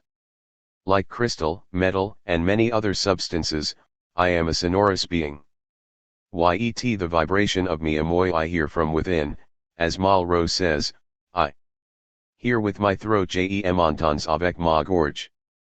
It is a matter in which, as he also says, I am incomparable, my voice adheres to the mass of my life as no one else's voice does. Yet if I am close enough to someone talking to hear his or her breath, to hear the effervescence or the fatigue I act in them, almost as I do in myself, the terrifying Ejfra Yanti. 98. Birth of vociferation. Just as there is a reflexivity of touch, of the view, and of the system tactility/vision, so is there also a reflexivity of the movements of phonation and hearing. They have their sonorous inscription, the vociferations have in me their motor echo. This new reversibility and the emergence of the flesh as expression are the point of insertion of speaking and thinking in the world of silence. 6. 190/144-45. A marginal note asks whether this reversibility of expression is new at all, or whether the perceived world is not always bubbling with speech and thought. The very notion of passage from a silent to a talking world will have to be overcome, or at least qualified. And there are even more severe problems with the description than this one. I shall proceed to them directly, after repeating one phrase from the description, in order that it may exercise its full impact on the project we associate with Derrida. Merleau-Ponty writes that a reversibility or reflexivity of the movements of phonation and hearing obtains, and he accounts for that reversibility in this way: such movements have their sonorous inscription, the vociferations have in me their motor echo. If something like a me really upo nty/derrida colic y is to develop, might it not hinge on the ues ton of the relation of sonorous inscription to archaic writing? And would not such a colloquy link phenomenology and deconstruction alike to an engorged philosophy, a philosophy of echo? The gorge. Merleau-Ponty is not satisfied to have expanded my hearing of my own speech. Avec ma gorge to hearing another speaker who is dose to me, he introduces into his account a kind of divergence, a cart, that enables me to hear myself from the outside, as it were, in the world. Along with my heard voice there is, he says, my articulated voice. 6. 194-95/148. By that he appears to mean something different from what Derrida and Rousseau call the consonantal algebraic voice, g. 443-44 5-16. From the very outset of speech, according to Merleau-Ponty, and as we have already heard, I am for myself not only a locutor but also an allocutor, someone speaking and spoken to, even if I am only talking to myself to the extent that what I say has meaning. I am for myself, when I speak, another other, and to the extent that I understand. Comprehends, I no longer know who is talking and who is listening. S. 121. Merleau-Ponty's remark is quite close to that of Derrida on the testamentary. 99. Ego, for both thinkers, an altérité haunts meaning, and pure signification implies something like loss and mourning. Only through such an interrupted intentionality or deflected directionality can there be a delocutor, that is, the speech, of which one is speaking. If we think of the figures on the Kojimal Huapa Stele in the Delem Museum in Berlin, figures whose discourses with one another are portrayed by coiling ribbons of speech flowing from the mouth of each to the mouth, not the ears of the other, then we must understand that both figures of the discourse embody and enact together what we call language. The articulated bands go from gorge to gorge, through the medium of the world. It is important to note here, if only in a preliminary way, the further reverberations of this k-la-ng, this phonation, as they pass from Hegel to Merleau-Ponty and on to Derrida. One might say that the divergence that Merleau-Ponty identifies at the heart of phonation sounds the death knell. The glass of pure idealization and of absolute knowing.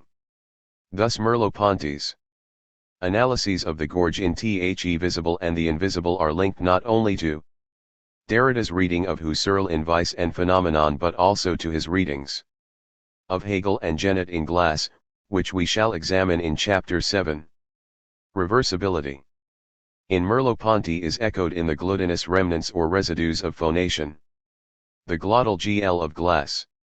And this would imply that reversibility, far from being victorious, far from being an expression of a militant phenomenology of perception, is itself an affirmative and embodied expression of mourning.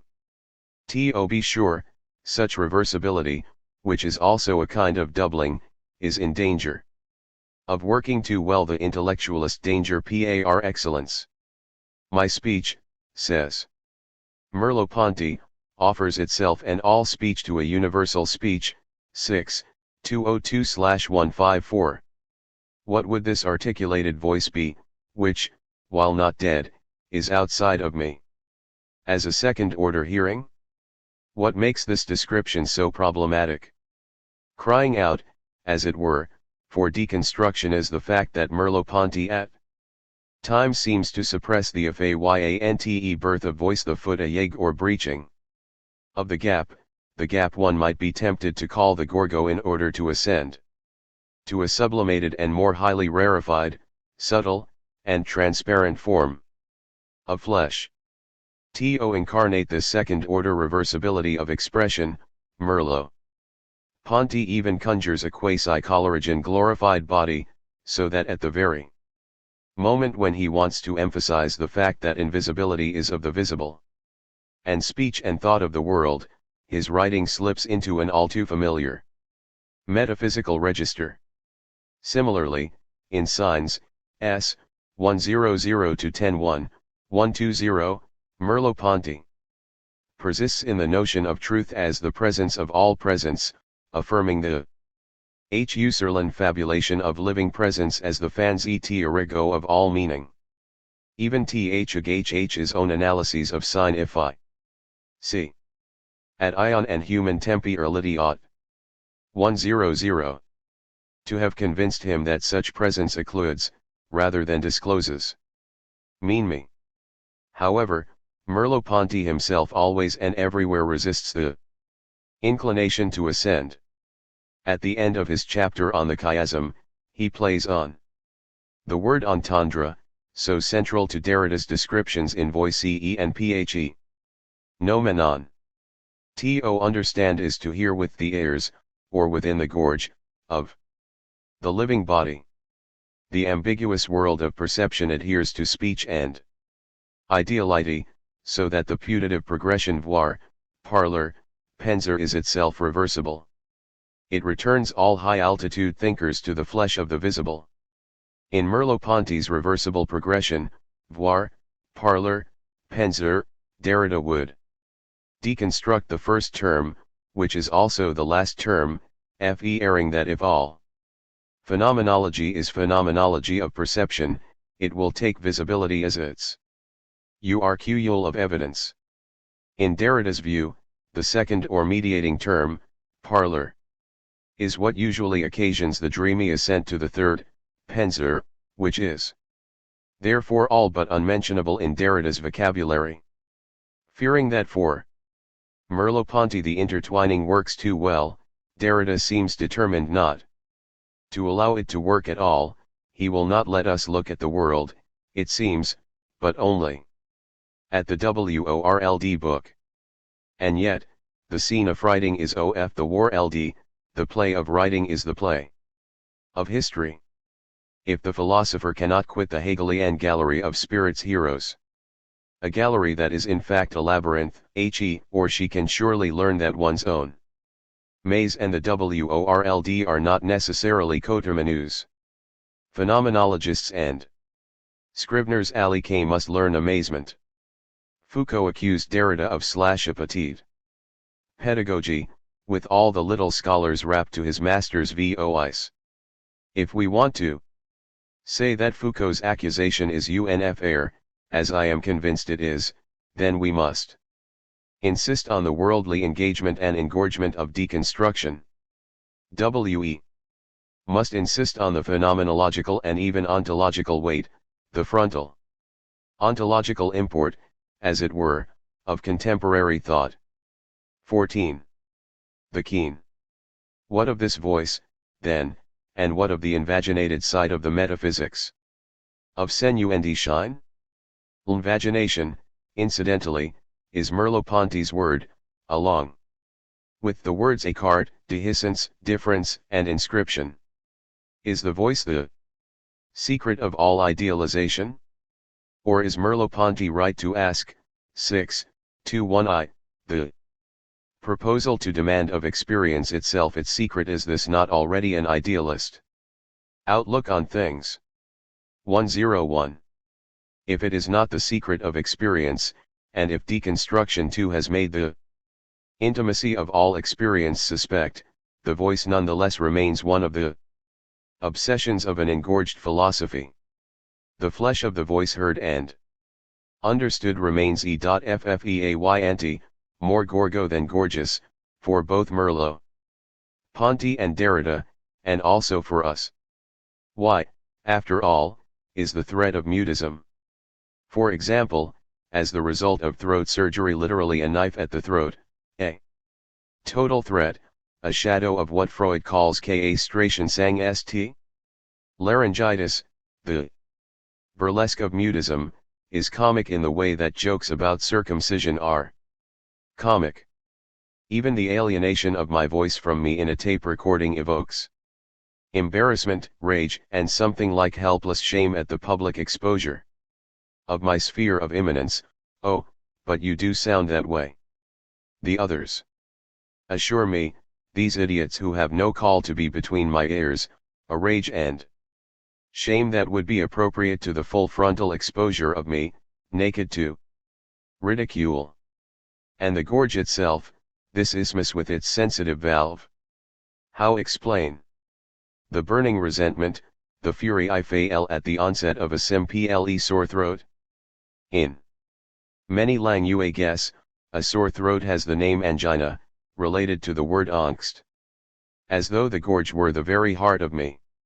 And when the word angina is pronounced in many Eastern tongues, it reminds the speaker of yet another flute or fold, and the topic and to pos of engorgement becomes more involued than one would have though ugti. This sleeved side, so susceptible, so vulnerable, is the suppressed side of me taffy si. CS. From Plato through Hegel. It is also the side of phenomenology and deconstruction alike, a side that by now is no stranger to mourning, to ululation and the keen. Of course, the keen can be so high-pitched that it is all but inaudible to the human ear. Such is the keen of Oedipus, banished from the catapulology of the Louvre exhibition but returning now in mournful triumph to conclude this chapter. Nietzsche, in an early text written during his years as a professor of classical philology at Basel, evokes the voice of mourning in and as the figure of Oedipus. Under the heading Oedipus, and the subheading talks of the last philosopher with himself, a fragment from the history of posterity. Nietzsche writes, I call myself the last philosopher because I am the last human being. No one talks to me other than myself, and my voice comes to me as the voice of a dying man. With you, beloved voice, with you, the last vaporous remembrance of all human happiness, let me tarry an hour longer. With your help I shall deceive myself about my loneliness, I shall lie my way back into society and love. For my heart refuses to 102. Believe that love is dead, cannot bear the terror of the loneliest loneliness, it compels me to talk, as though I were to. Do I hear you still, my voice? Why oh you whisper as you curse? And yet your curse should cause the bowels of this world to burst. Why the world lives on, gazing at me all the more brilliantly and coldly with its pitiless stars. Lives on, as brutish and as blind as it ever was, and only one dies, the human being. And yet, I hear you still, beloved voice. Another besides me dies, another besides me, the last human being in the universe, the Last sigh, your sigh, dies with me the prolonged woe. Woe. Sighed about me, the last of the men of woe, Oedipus. 7:460-61. I worked this morning, but you now know what I understand by that, mourning me, the us in me. Derrida, the postcord from Socrates to Freud and beyond. After posing the question of the phenomenological status of some of Derrida's descriptions, it seems natural enough to ask about their transcendental stature. Derrida himself has put and even pushed this question for decades now. And many commentators have taken it up, Geoffrey Bennington most recently. Adding his analysis to those of Irene Harvey, John Llewellyn, and Rodolphe Gasque. 1. In the current chapter, I do not wish to engage directly the issue of the quasi-transcendental quality of Derrida's structures and struct ions, or to add anything to what I have elsewhere called the quasi-transcendentality of Derrida's project. Rather, I wish to launch several rafts of questions concerning the transcendental as such, if one can say so, questions arising from three specific passages in OF Grammatology. Whether they will advance the current philosophical discussion I cannot say. What I am searching for is greater clarity concerning the necessity in Derrida's view of passage co-wht lies beyond all determinations within the empirical, mundane realm. What I want to ask is how such a beyond, let us agree to call it the domain of ultrite one transcendence, relates in Derrida's over to the theme of the absolute past. The past that never was present. For in such a relation I see the work of Mourning and Affirm. Inasmuch as the effect of the absolute past is to make 104 successful passage to the ultra-transcendental realm impossible. In both cases. However, that is to say, in both Mourning and transcendental philosophy. Derrida insists that we attempt the impossible. The three passages I have in mind, and the rafts of questions I wish to launch, will move in the direction of a laconic and even mournful phrase from the final page of the theoretical matrix that constitutes the first part of the grammatology. To think that is what we already know we have not yet begun to do. Penser, c'est ce que nous savons déjà en avoir pas encore commencé. Fair, G. 1:4 and 2/93. The declaration is riven by contrary temporal indications. The already and the not yet dividing between them the spoils of both thought and knowledge. A kind of perfect or perfection is there, mirrored in the savoir déjà that seems to grant a priori status to a claim of knowledge, yet that mirroring is marred by a perfect tense imperfection, to wit, en avoir pas encore command. At this point in the theoretical matrix, one might suppose the taint of the mirror is scratched away, so that one can see through to the other side, but to an other side that has never yet been descried or deciphered, much less occupied and surveyed. The third term of Merleau-Ponty's progression, voir, par/er, penser, is rare in Derrida's vocabulary precisely because the effort of ultra-transcendental passage is painful. The second of the three chapters in the first part of the grammatology, entitled Linguistics and Grammatology, co-ents the passages that I want to read and interrogate here. The context, program, or plan of Derrida's chapter is too complex to summarize, yet his own words at the end of the chapter help us to recall what that CHAPTER was to have accomplished. It is thus the idea of the sign that would have to be deconstructed through a meditation upon writing that would merge, as it must, with an undoing solicitation of onto theology, faithfully repeating it in its totality and making it insecure in its most assured evidences. One is with all necessity led to this from the moment the trace affects the totality of the sign in both its faces. That the signified is originarily and essentially, and not only for a finite and created spirit, trace, that it is always already in the position of the signifier, is the apparently innocent proposition within which the metaphysics of the logos, of presence and consciousness, must reflect writing as its death and its resource. G. 107-873. Character. A meditation upon writing is called for that would both repeat and deconstruct the metaphysics of presence in its totality, being reflected by that totality as its death and its resource. It is as though the meditation on writing would have both to affirm and to mourn its own position vis-a-vis the tradition as a whole.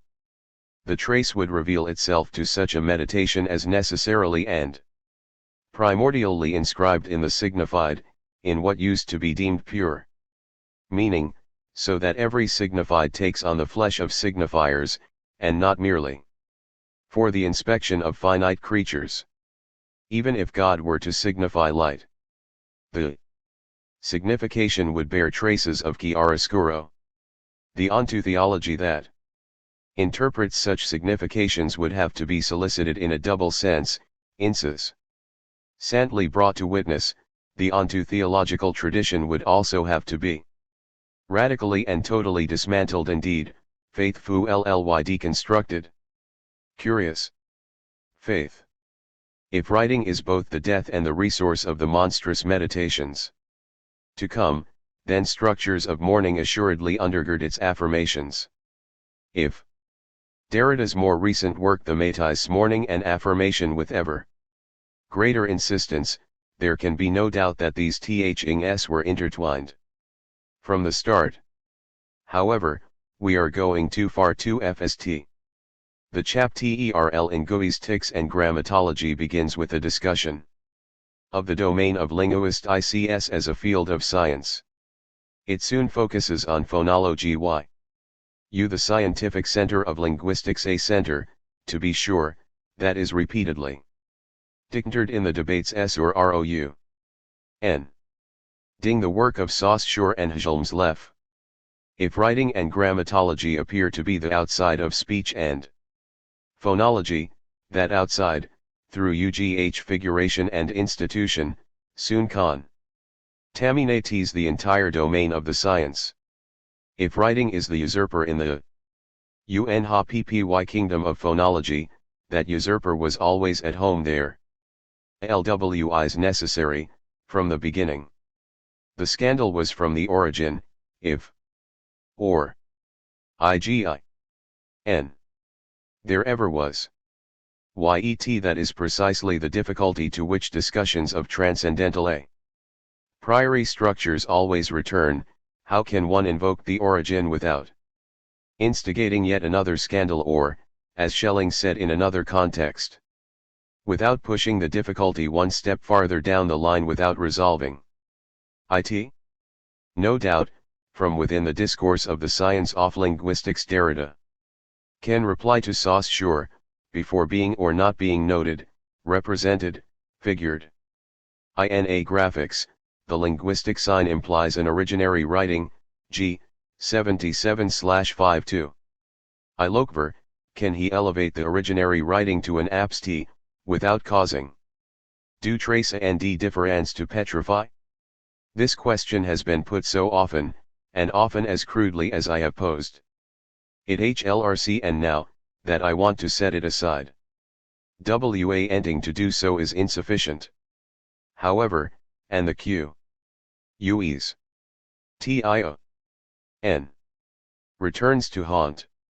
Indeed, the second and third subsections of Derrida's chapter, entitled The Outside K, the Inside, and the Jointure out of Joint La Brisure, may be read as Derrida's own responses to this haunting. For these two subsections offer a series of strategies for advancing less crude formulations of the question of origins. These strategies and moves, all of them in pursuit of the trace, pass through three domains, not scientific fields but regions of interrogation that are nonetheless delineated dearly and repeatedly in the text. Point 4. 1.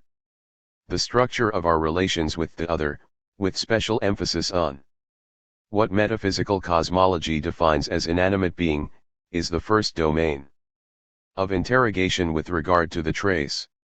Long before such texts as Ofspirit or Interpreting Signatures, Derrida had been asking about the regions of beings that are summarily determined as inanimate, animate, or conscious, in short. The regions of death, life, and life-death. 5. 2. The second domain of interrogation concerning the trace comprises the movement of tempi ization as, a repressed yet irrepressible, spatialization of time. Elsewhere this movement of tempi ization, that is, of temporal unfolding and deferral, will be named first of all, in Derrida's meditation on the trace.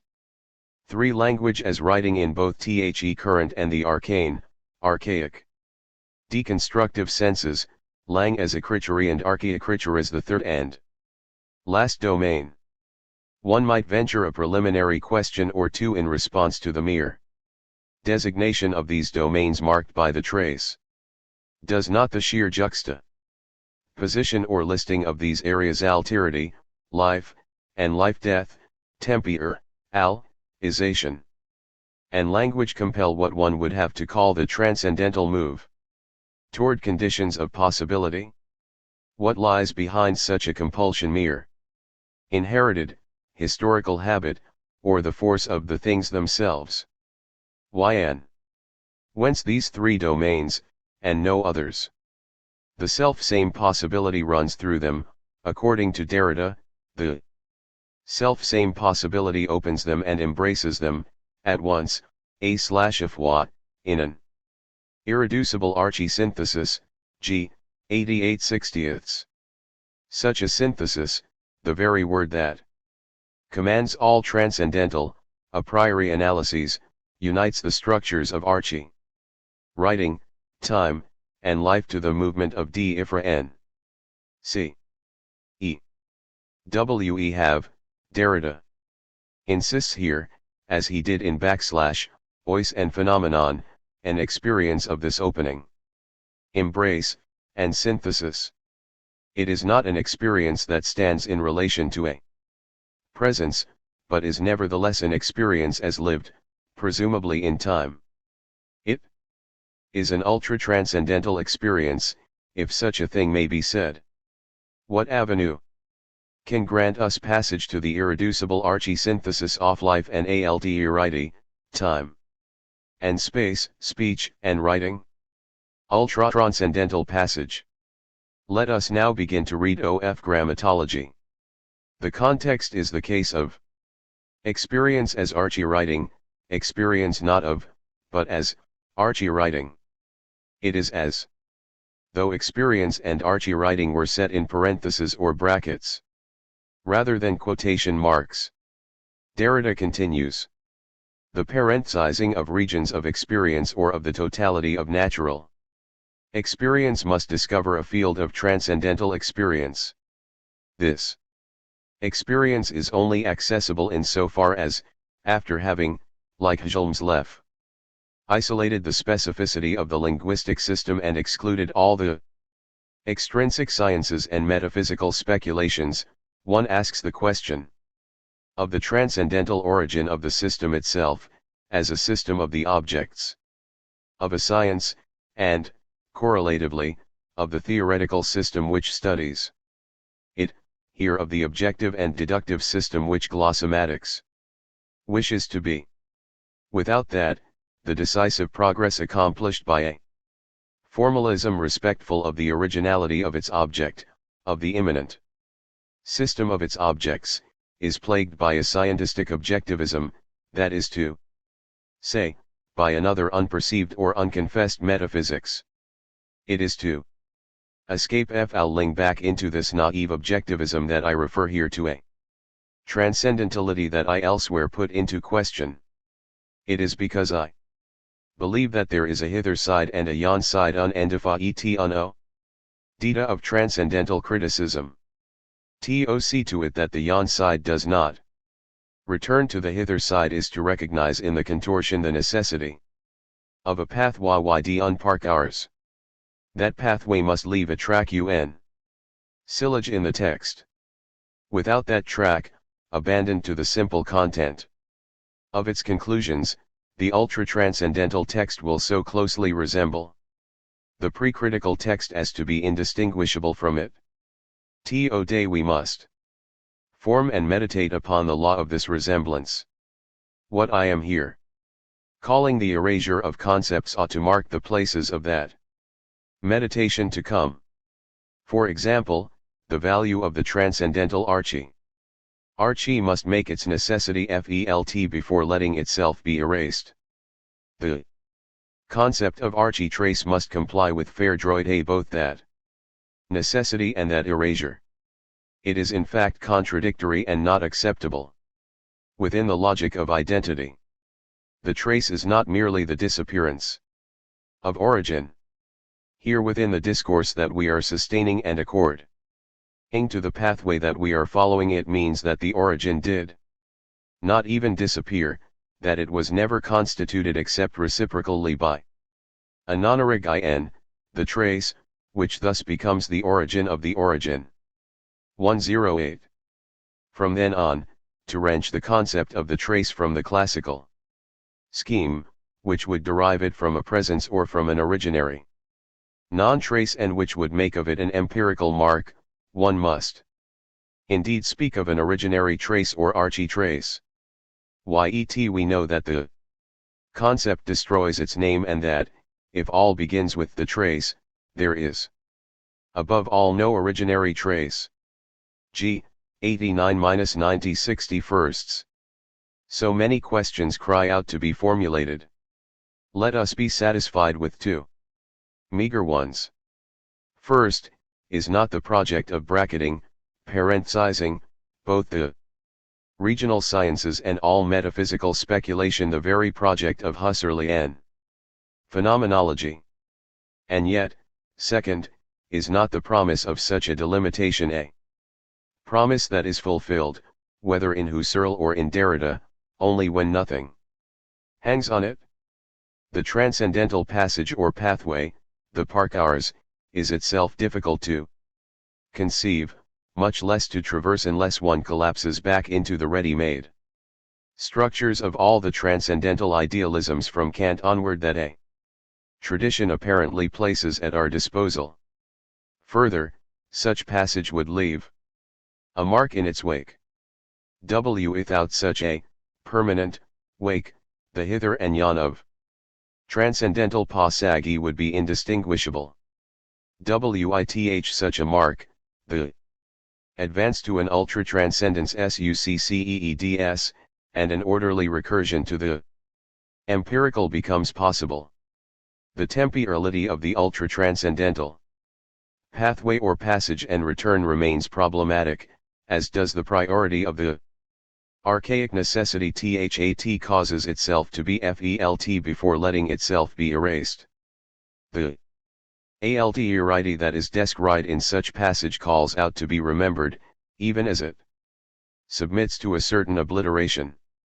And the language of such a voyage to the beyond, the spume of the wake, as it were, remains deceptively familiar.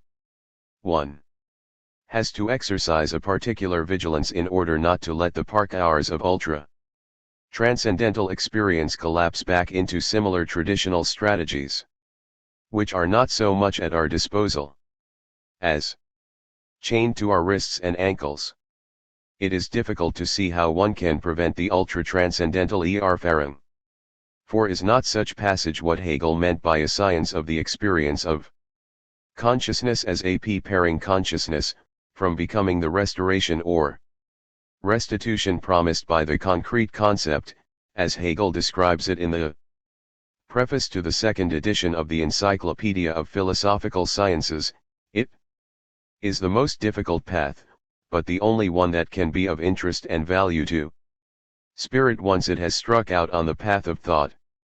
Spirit soon discovers that method alone can bind up its thoughts, leading it to the matter zur Sache, and preserving it there. Such an advance fortfahren proves to be nothing other than the restoration wi etter herstellung of that absolute import b. E. Yon d. Which spirit initially strove and to which it exposed itself, but it is a restoration. In the ownmost and freest element of spirit 6. Or is Derrida's ultra-transcendental experience closer to Heidegger's veritas transcendentalis, that is, more reminiscent of a fundamental, universal, phenomenological, and hermeneutica one ontology of Dasein, which as an analysis of existence has fastened the end of the guideline of all philosophical inquiry at the point from which it arises and to which it returns. 7. Or, finally, is ultra transcendental passage the heady experience that Kant recounts in the foreword to the first edition of the Critique of Pure Reason? Kant exults as follows: I have entered upon this path of a critique of pure reason that is independent of all experience, and flatter myself that in following it I have found a way of guarding against all those errors which have hitherto set reason, in its non-empirical employment, at variance with itself. I have not evaded its questions by pleading the insufficiency of human reason. On the contrary, I have specified these questions exhaustively, according to principles, and after locating the point at which, through misunderstanding, reason comes into conflict with itself, I have solved them to its complete satisfaction. In this inquiry I have made completeness my chief aim, and I venture to assert that there is not a single metaphysical problem which has not been solved, or for the solution of which the key at least has not been supplied. I have to deal with nothing except reason itself and its pure thinking, and to obtain complete knowledge of these, there is no need to go far afield, since I come upon them in my own self. In this field nothing can escape us. 8. What would it be like to traverse the ultra-transcendental domain with such confidence? Dreams and delusions of either Husserl's rigorous science or Hegel's methodological restitution or Heidegger's circular guideline or Kant's flawless inventory cannot be allowed to undergird and thus subvert the Derridian passage, the park hours beyond the empirical realm toward ultra-transcendence. Derrida walks 0 hour limps in or at the wake, again, of his predecessors, mourning the loss of the confidence they possessed. The non plus ultra of ultra-transcendence, like Merleau-Ponty's reversibility, is not a perfection but an imperfection, an experience of withdrawal and default. The necessity that drives Derrida's thinking of the trace to the yon side of transcendental experience is not victorious, however confident its gesture seems to be. The ultra-transcendental experience is fraught. It is caught at the moment when the beautiful, having deigned not to destroy us, as Rilke says, begins to slip 110 away, and no successful pursuit is possible. For what would it be like to run with concepts that destroy their own names? What would it be like to alter Homer's refrain to ply broken knees? Derrida now proceeds to a discussion of the acoustic image or psychic imprint that is so crucial for phonology and linguistics in general. Here an essential Husserlian corrective is introduced, an indispensable phenomenological reduction that will save a number of essential distinctions.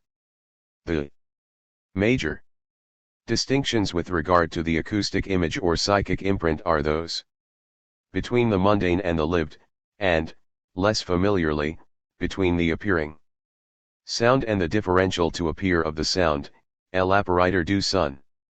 Here too, one cannot proceed by election, here too passage to the ultra-transcendental. This time by transcendental reduction of the mundane is intrinsically necessary. LT should be reco.cd that it is in the specific zone of this imprint, and this track in the temporalization of a lived experience d'unv, which is neither in the world nor in another world, which is not more sonorous than luminous, not more in time than in space, that differ Inses appear among the elements, or rather produce them, make them. Emerge as such and co-ns titu te the texts, the chns, and the systems of traces. These chains and systems cannot be outlined except in the fabric of this trace or imprint. The unheard difference between the appearing and the to appear lapp ares sant et apparator, between the world and lived experience, is the condition of all other differences, of all other traces, and it is already a trace. This last concept is thus absolutely and by rights anterior to all physiological problematics concerning the nature of the engram, or metaphysical problematics concerning the meaning of absolute presence, the trace of which is thus open to deciphering. The trace is in fact the absolute origin of sense in general. Which amounts to saying one CGA in that there is no absolute origin of sense in general. The trace is the difference that opens the to appear and signification. G. 95/65. Again, a whole range of questions crowds to the fore. Why or how is the Husserlian reduction itself here immune to the difference that we saw? Undermining it, soliciting it, or at least putting it into question in the preceding chapter, which was itself devoted to voice and speech, hence phonology. How does the appeal to lived experience here survive the analyses in voice and phenomenon, difference, and elsewhere of the fission that occurs in and to the living present? It is clear that no scientistic or empiricist appeal to the mundane will be equal to the question of the genesis or constitution of oral, or any, experience. Yet how does the unheard or unheard of differ? Ince within the acoustic image come to be heard or seen through reduction. There seems to be some sort of surreptitious appeal here to the distinction between scenes and sen, if not between shine and sen, in the essential distinction between the mundane appearing, lapp ares sant, and the phenomenological to appear, lapp a writer, within the psychic imprint. That distinction is proclaimed the anterior condition, the quasi-transcendental condition of possibility, of all other differences. Yet what is the force of the italicized phrase? And it is already a trace. The trace structure, the fission of difference, seems to undercut the very conditio and the a priori, anteri, or condition that is marked by the distinction between the appearing sound, in the world, and the to appear of, lived, apperienced, psychically imprinted, differentiated, sounds of sense. Can such undercutting be prevented by the ultra-transcendental park hours? What is it like to be able to think back to what is absolutely anterior? Or to pretend to be able to think or to hear back? Or to have to pretend to be able? What would it be like to scurry backward with shatte red knees? For Descartes, knees are hinges in a fresh cadaver, and like the parts of any other dependable machine, they must be always still able to work. Derrida's knees belong to a living body, one that can and does suffer wear and tear. It is to the hinge ed hinge, the joint or jointure out of joint, or the breach, / abrasure, that we must now turn. The third passage on ultra-transcendental passage in Derrida's OF grammatology reads as follows. Origin of the experience of space and time, this writing of difference. This fabric of the trace, permits the difference between space and time to be articulated, to appear as such dapp a writer cum telli, in the unity of an experience, of a same lived out of a same body proper. 112. Cor propri. This articulation therefore permits a graphic, visual or tactile, spatial, chain to be adapted, on occasion in a linear fashion, to a spoken, phonic, temporal, chain. It is from the primary posse Ability of this articulation that one must begin. Difference is articulation. G. 96/65-66. Allow me to interrupt and recapitulate thus far. Difference is here declared. The articulation of the experience of space and time, two of the themes most intimately tied to the tradition of transcendental analysis. Further, even though quotation marks, or scare quotes, unhinge the hinge, the condition of possibility extends nonetheless to an experience of the human body as the same and as one's own, the body, one might say, as the site of an engorged philosophy regardless of Derrida's reservations, cited in the foregoing chapter, concerning the possibility of a phenomenology of embodiment and of l'ecor propre. Finally, the articulation of space and time in a lived body enables a graphic chain to be forged or linked to a phonic chain, writing to speech. Derrida now connects the notion of the psychic imprint or acoustic image with what one might have to call articulation and, after discovering a novel kind of passivity in articulation, is led as though by the force of the things themselves to the utterly strange notion of an absolute past. Here the fate of ultratranscendence is decided. The third passage continues. The idea of the psychic imprint therefore communicates essentially with the idea of articulation. Without the difference between the sensory appearing apparisant and its live to appear apparatrev psychic imprint, the temporalizing synthesis, which permits differences to appear in a chain of significations, would not know how to do its work. That the imprint is irreducible means also that speech is originarily passive, but in a sense of passivity that all intramundane metaphors would only betray. This passivity is also the relationship to a past, to an always already there that no reactivation of the origin could fully master and awaken to presence.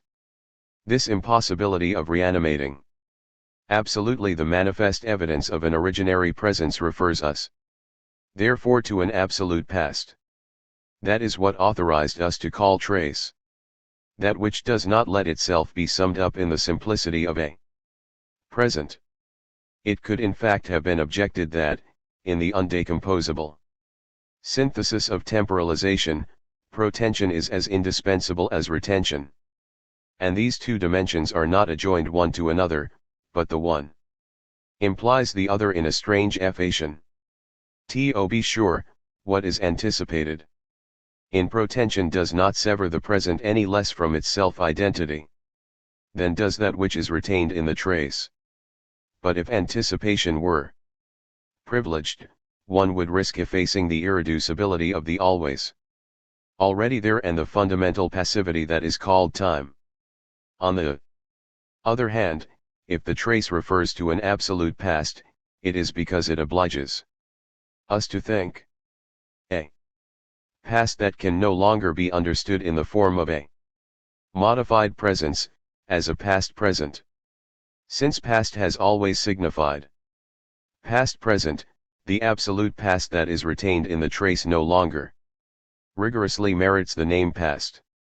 Another name to erase, especially since the strange movement of the trace proclaims as much as it recalls. Difference differs differa. G. 96-97/66. Whereas earlier it was the archi-synthesis that announced itself as irreducible, it is now the psychic imprint itself that is irreducible.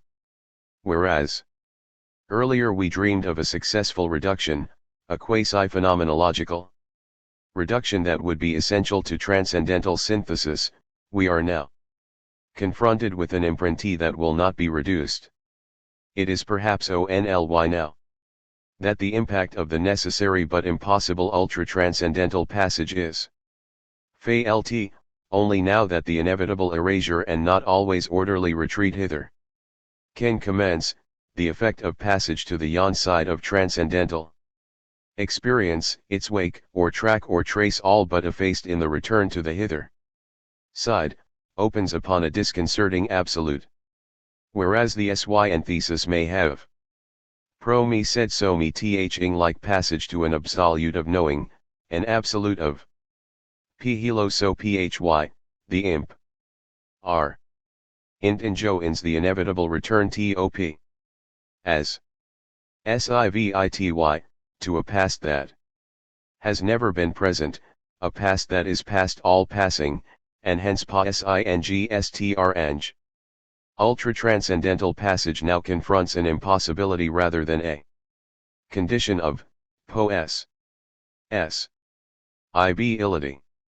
That impossibility announces itself in the essential originary passivity of speech, a passivity that sends shockwaves through the very sense of originary.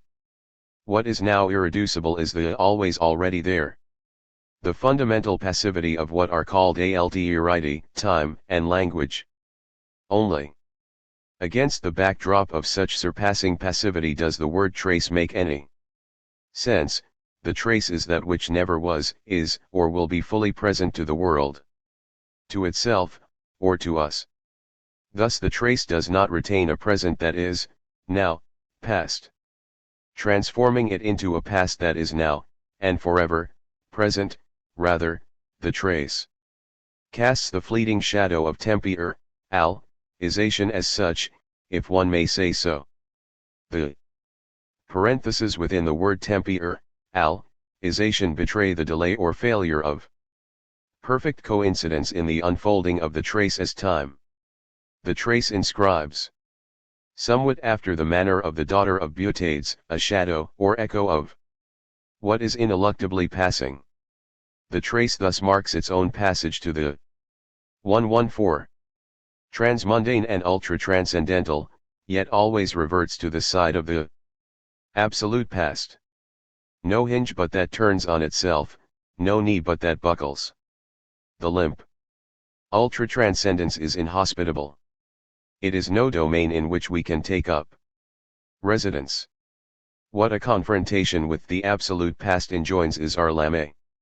Return to the hither side of transcendental experience. The transcendental park ours has as its sole necessity our need to learn what is at stake in the trace, which is something like a condition of impossibility, as I have tried to indicate in more detail elsewhere. The trace guides us back to the slippery slope that we, who are forever on the vej, will never be able to quit. Point 9. One might take the park hours to be David Wood's high-grade mimicry of the transcendental move construction talking through Leopold Bloom's alias Henry Flowers' high-grade hat. Or one might take it to be, in Jeff Bennington's words, a disappointed transcendental ambition, JD, 268. Yet. Bennington himself curiously sees that Derrida's ambition is to challenge the transcendental privilege as such, and therefore to put into question what Derrida himself calls the ultra-transcendental. Bennington writes, if Derrida undeniably contests the transcendental privilege, and this is the very object of deconstruction, cfgi.as, 156, this is not in the name of the positivities recognized by the human sciences, which fall constitutively short of transcendental questioning, but in the name, if not of an ultra-transcendental, then at least of a passage through the transcendental, cfof grammatology. 60-62, qd, 271. It is the function of the ultra-transcendental passage to put into question the very structure of transcendence, pulling it back down to a domain that transcendental philosophy would want to identify as empirical. But that is the site of philosophy's contamination and ultimate demise. This analysis does not ruin the transcendental by bringing it back down to a harsh reality of death, but contaminates it with the contact of what it attempted to keep at bay, whereas it lived only on the basis of that keeping at bay. QD 277-78. It thus becomes somewhat dearer why both Derrida and Jacques prefer to speak of quasi-transcendentality, and why Jacques refers to the five principal levers of deconstruction: the architrace, difference, supplementarity, iterability, and the remark as in fr as true c2 res. That the play of such infrastructures is here below, in fra, suggests that no matter how ultra-transcendent their employment may be, they remain embedded in specific texts, specific worlds, and specific histories, none of which ever escapes the absoluteness of an absolute past.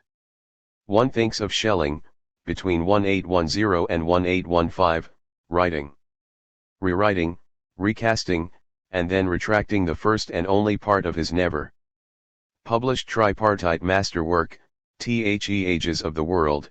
That first part, which swallowed the whole, was called, in each of its many versions, Die Vergangenheit. The past, the bygone. 10. Thus Jacques speaks of the infrastructures as forming a system beyond being, eltekelvo. Tien, omi.ai, not because they provide transcendental a priori concepts and not because they pertain to what Heidegger calls the altogether earliest, das Vergangenheitsschlechthin, 1 but because the transcendental park hours finds and uses them as way stations. While Jacques wishes to systematize the infrastructures to the greatest possible degree, his own pathway or passage wrings from him the concession that the infrastructures are not strictu sensu transcendentals or conditions of possibilities, and that no system is ultimately possible on the level of the infrastructures. TM 224.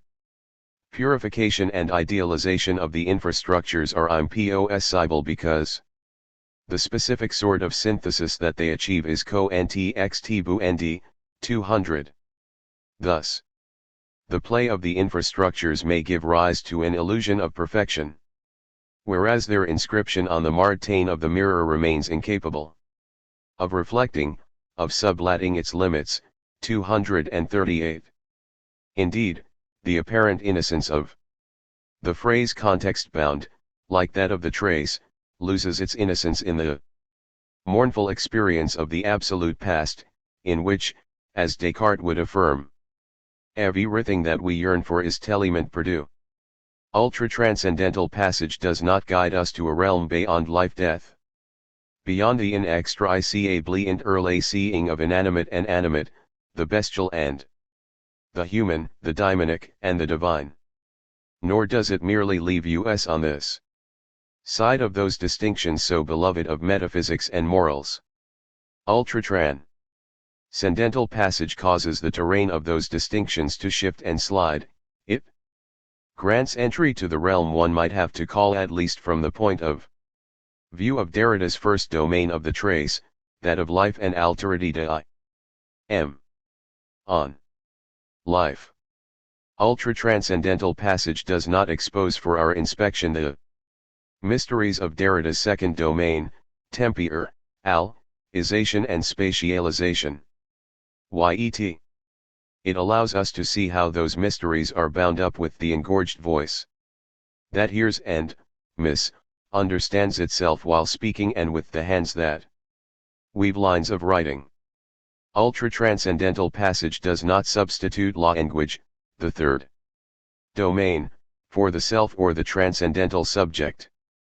It does not erect language as the glorified body or monument of transcendence. It grants language new 116 possibilities of analysis, but founds those exciting new possibilities on an experience of impossibility, an experience of passage, passivity, and a pastness that is to be both affirmed and mourned. Ultra-transcendental passage leaves us on the verge of what Nietzsche calls the war, the it was, of time, Thus spoke Zarathustra, on redemption. 4, 180. It forces us to recognize the preeminence of the imperfect over every perfect tense, including Derrida's beloved future anterior, or future perfect, which, as we shall soon see, fails to provide a perfect future.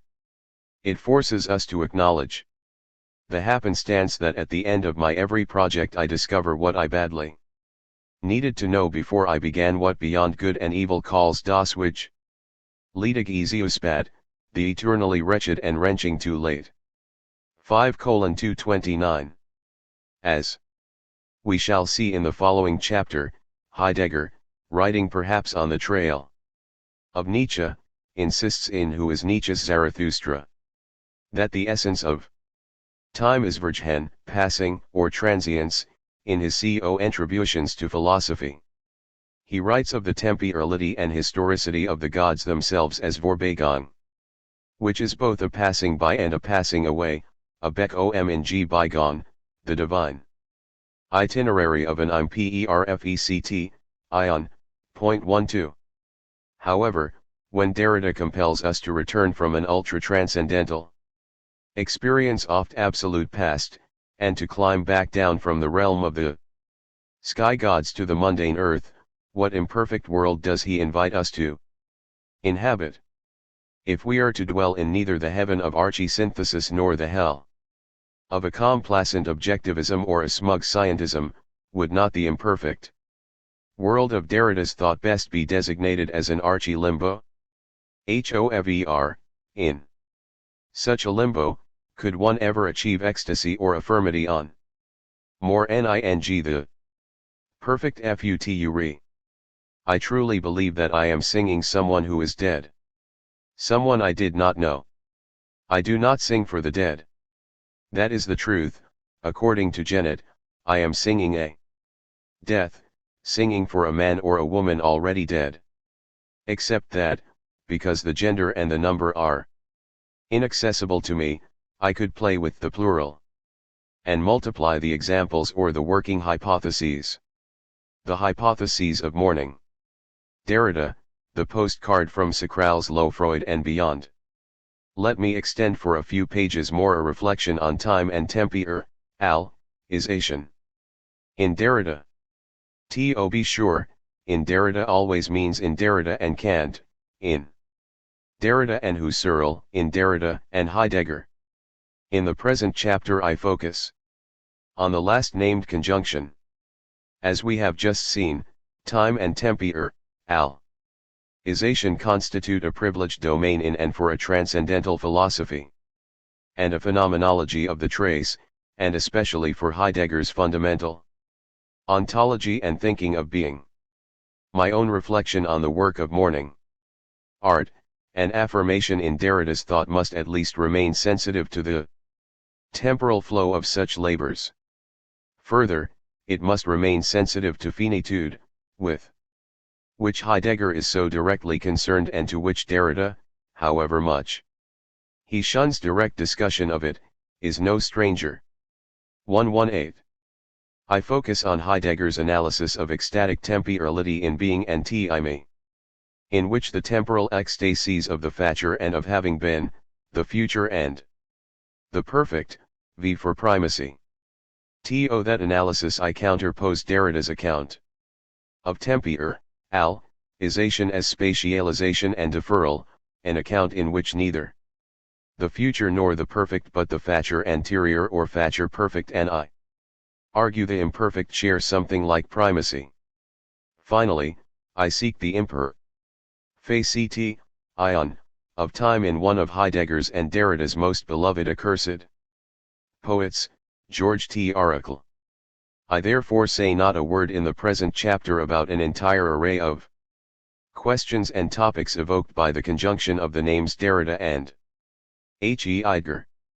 Not a word about the end of metaphysics as the closure or eschatology of being, not a word about the metaphysics of presence, not a word about the essence of truth, whether as correctness, unveiling, historic unfolding, or dissimulation, not a word about representation and the destiny or sending of being, or about the redrawing of metaphor and metaphysics, or about awareness and abyss, proximity and undistancing, not even to ask whether we are at all understanding the relation of questioner and questioned when we take it as one of proximity rather than of distance and evasion. Not a word about two of the three topics this chapter was originally to have introduced. Nothing about either the vaunted neutrality of the who of Dasein or the troublesome distinction between the proper and the inappropriate, e.i.g. Endlich Kate and Unigentlichkeit, in being and time. Not AWO. R. D about these things. WELL, then, what? The ecstatic perfect. To begin with, a few remarks concerning Heidegger's analysis of ecstatic temporality and the finitude of time, an analysis that seems to me crucial for deconstruction. Heidegger's ecstatic analysis makes all the difference for deconstruction, insofar as deconstruction experiences difference and the trace at least in part precisely in terms of temporalization. However much in Heidegger's own view the ecstatic analysis of temporality elaborated in being and time may have failed, that analysis, one may say, is perfect. Or at least of the perfect. In section 1.8 of Being and Time, Heidegger writes that in our everyday concerns with things that are at hand or on hand, in our manipulations of the handiest sorts of things, we have always already let the things application or involvement, bewandtnis, in the world. The fact that we have always already done so as though impelled to do so by some sort of psychic imprint working its effects out of an absolute past characterizes the perdurant manner of being of Dasein itself. We always have already let something go, released it, and let it become involved, bewenden/isen, in a structural totality of meaningful relations, with a view to the whole of our involvements in the world. Heidegger writes, Die es Aufbewandtnis hin Fragement je schon. Haben bewenden lassen ist ein apirisches Perfekt, das die Sensarte. Dasein selbst charakterize always already having let something be involved, which liberates a thing for its involvements, is an a priori perfect. That characterizes the manner of being of Dasein itself, SZ, section 1.8. The Gesamtausgabe edition of Sen und die Zeit adduces the following marginal note after the expression apirisches Perfekt. In the same paragraph there is mention of an anterior release. Vorgängigen Freigabe, namely, stated in a general way, of being Sein, for the possible openness oj and barket of beings. Anterior. In this ontological sense means the Latin a priori, the Greek proteron. T phys Aristotle, Physics al, even more strikingly in Metaphysics e. 1025b29, to tinina, that which already was being, that which in each case already ahead of time unfolds essentially das Joals schon. Voraus we send, the has been das Joasen, the perfect. The Greek verbena knows no perfect form, it is designat et here in the enina. Not some bygone ontic thing ein ontis vergi genes, but that which in each case is earlier, that back to which we are directed with the question concerning beings as such, instead of a priori perfect it could also say ontological or transcendental perfect, cf. Kant's doctrine of the schematism. Heidegger's is a spacious margin for it contains a large portion of the history of metaphysics up to and including being and time. The crucial words with respect to the a priori perfect are the prepositions auf and hin. Heidegger aims to define the woraufhin, that is, that toward which and upon which every human involvement is projected. In the 1925 Lectures on Time, the 1927 Basic Problems of Phenomenology, and the 1928 Leibniz Logic course, he designates the woraufhin as presence, presens. A highly complex presens, it must be said, one that is ostensibly non-ecstatic and yet in some bewildering way includes absence. Strikingly, in being and time, Heidegger does not at all identify the toward which and upon which of 120 liberation as presence, nor does he there employ the otherwise omnipresent phenomenological vocabulary of the horizon. There the word often is called simply world, although by it Heidegger means nothing mundane. One must sympathize with Heidegger's reluctance to invoke presence. For what would it mean for an existential analysis of Dasein, committed as it is to the primacy of the futur, the future being the privileged ecstasis of the finitude of time, to assert that the a priori perfect is presence? It would at least imply that the relationship of division 2 to division I of being and time is not merely one of recovery, reprise, or repetition. It might even suggest that division R's preparatory analysis of everydayness, of beings that are either handy or at hand, where presence handily prevails, does not and cannot prepare the way for division ends. Fundamental ontological analysis of Dasein proper in its finitude, for which, to repeat, the futur is said to be the ecstasis from which the other temporal ecstasies spring. However, I am not at all certain that the a priori perfect corresponds to what Division 2 calls Joachimheit, having been. I will not repeat here what I have tried to say elsewhere in some detail about ecstatic temporality, but will merely note that for the project of fundamental ontology Evi Rithen GDE Pen DS, on the question whether the ecstasies of time, future, HA, V, ING, BN, and present, are equally original, gleichsprachlich, or whether they are structured by some order of implication, priority, or ontological founding.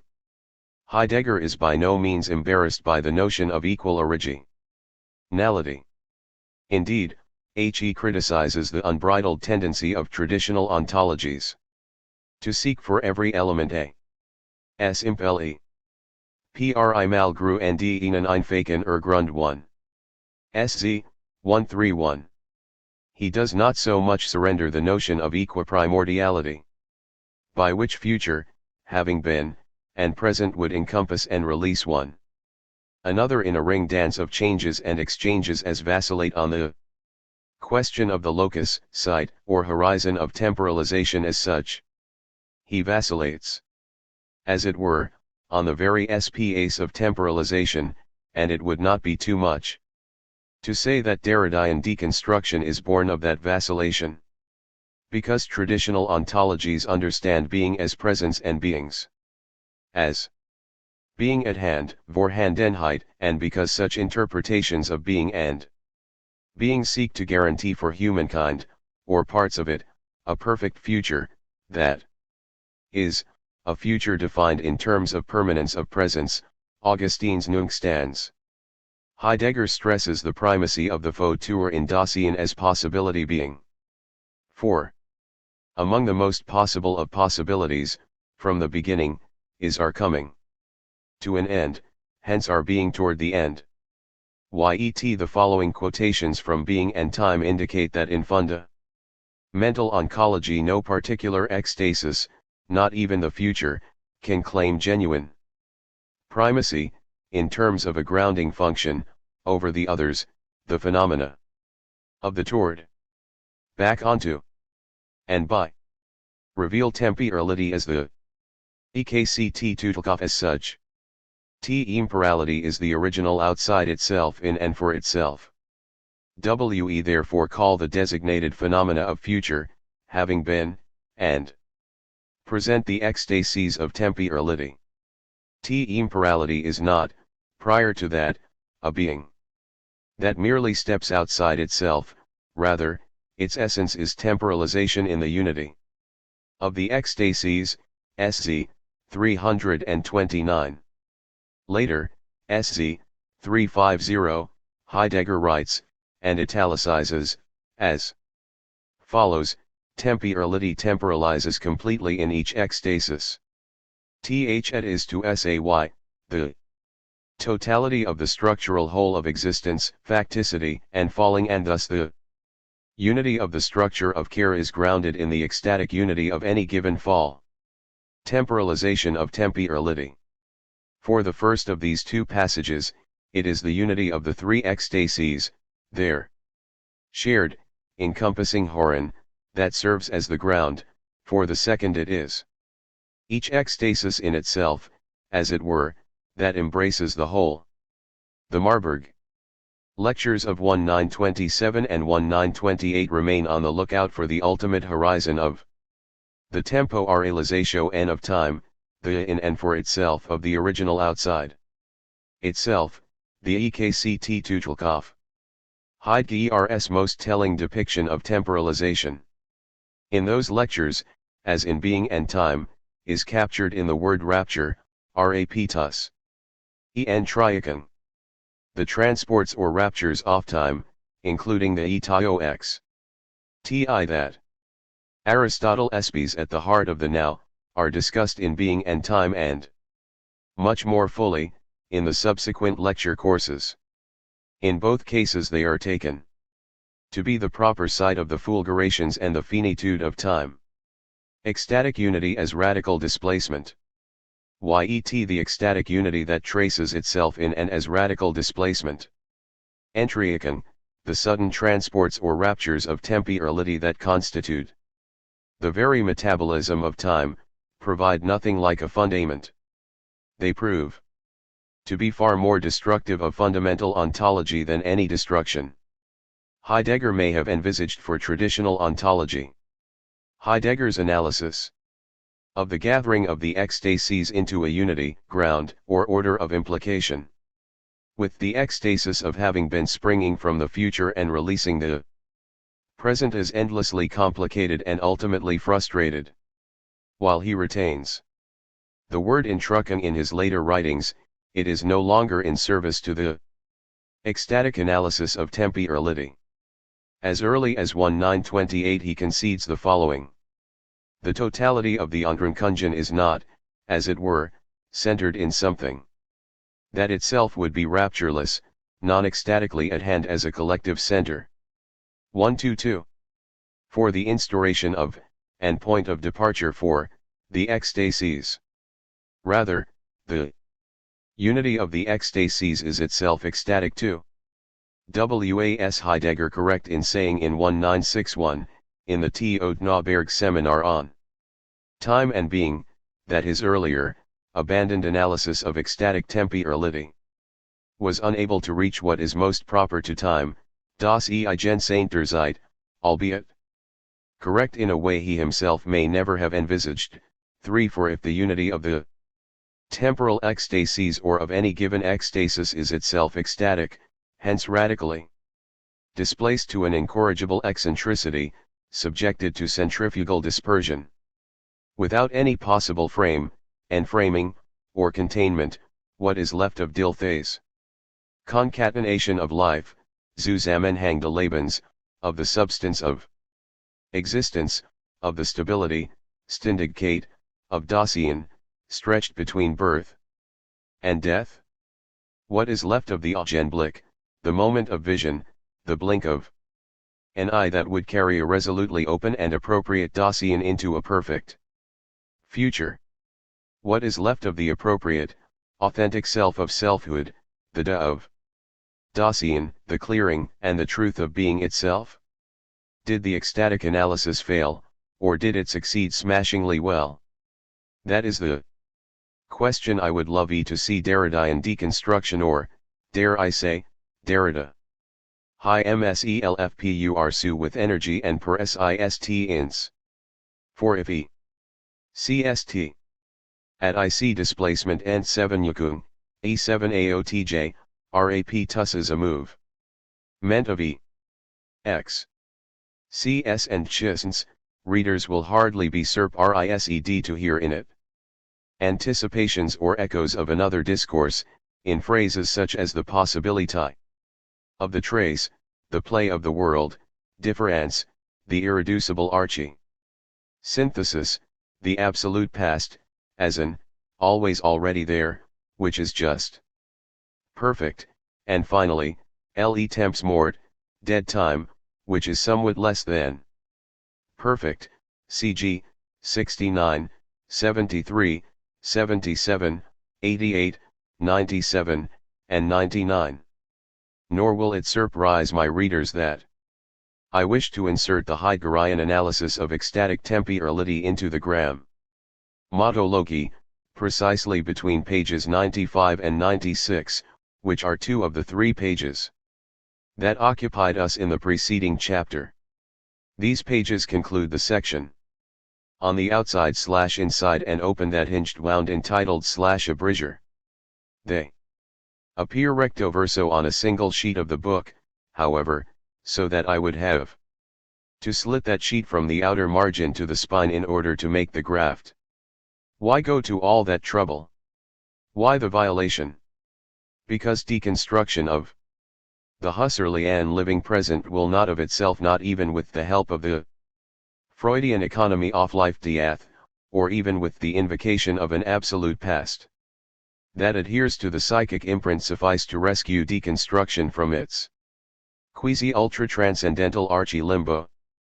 Or, if one does not want to presume to rescue deconstruction, one may still be inclined to grant it what Beckett called an agreeable addition to company.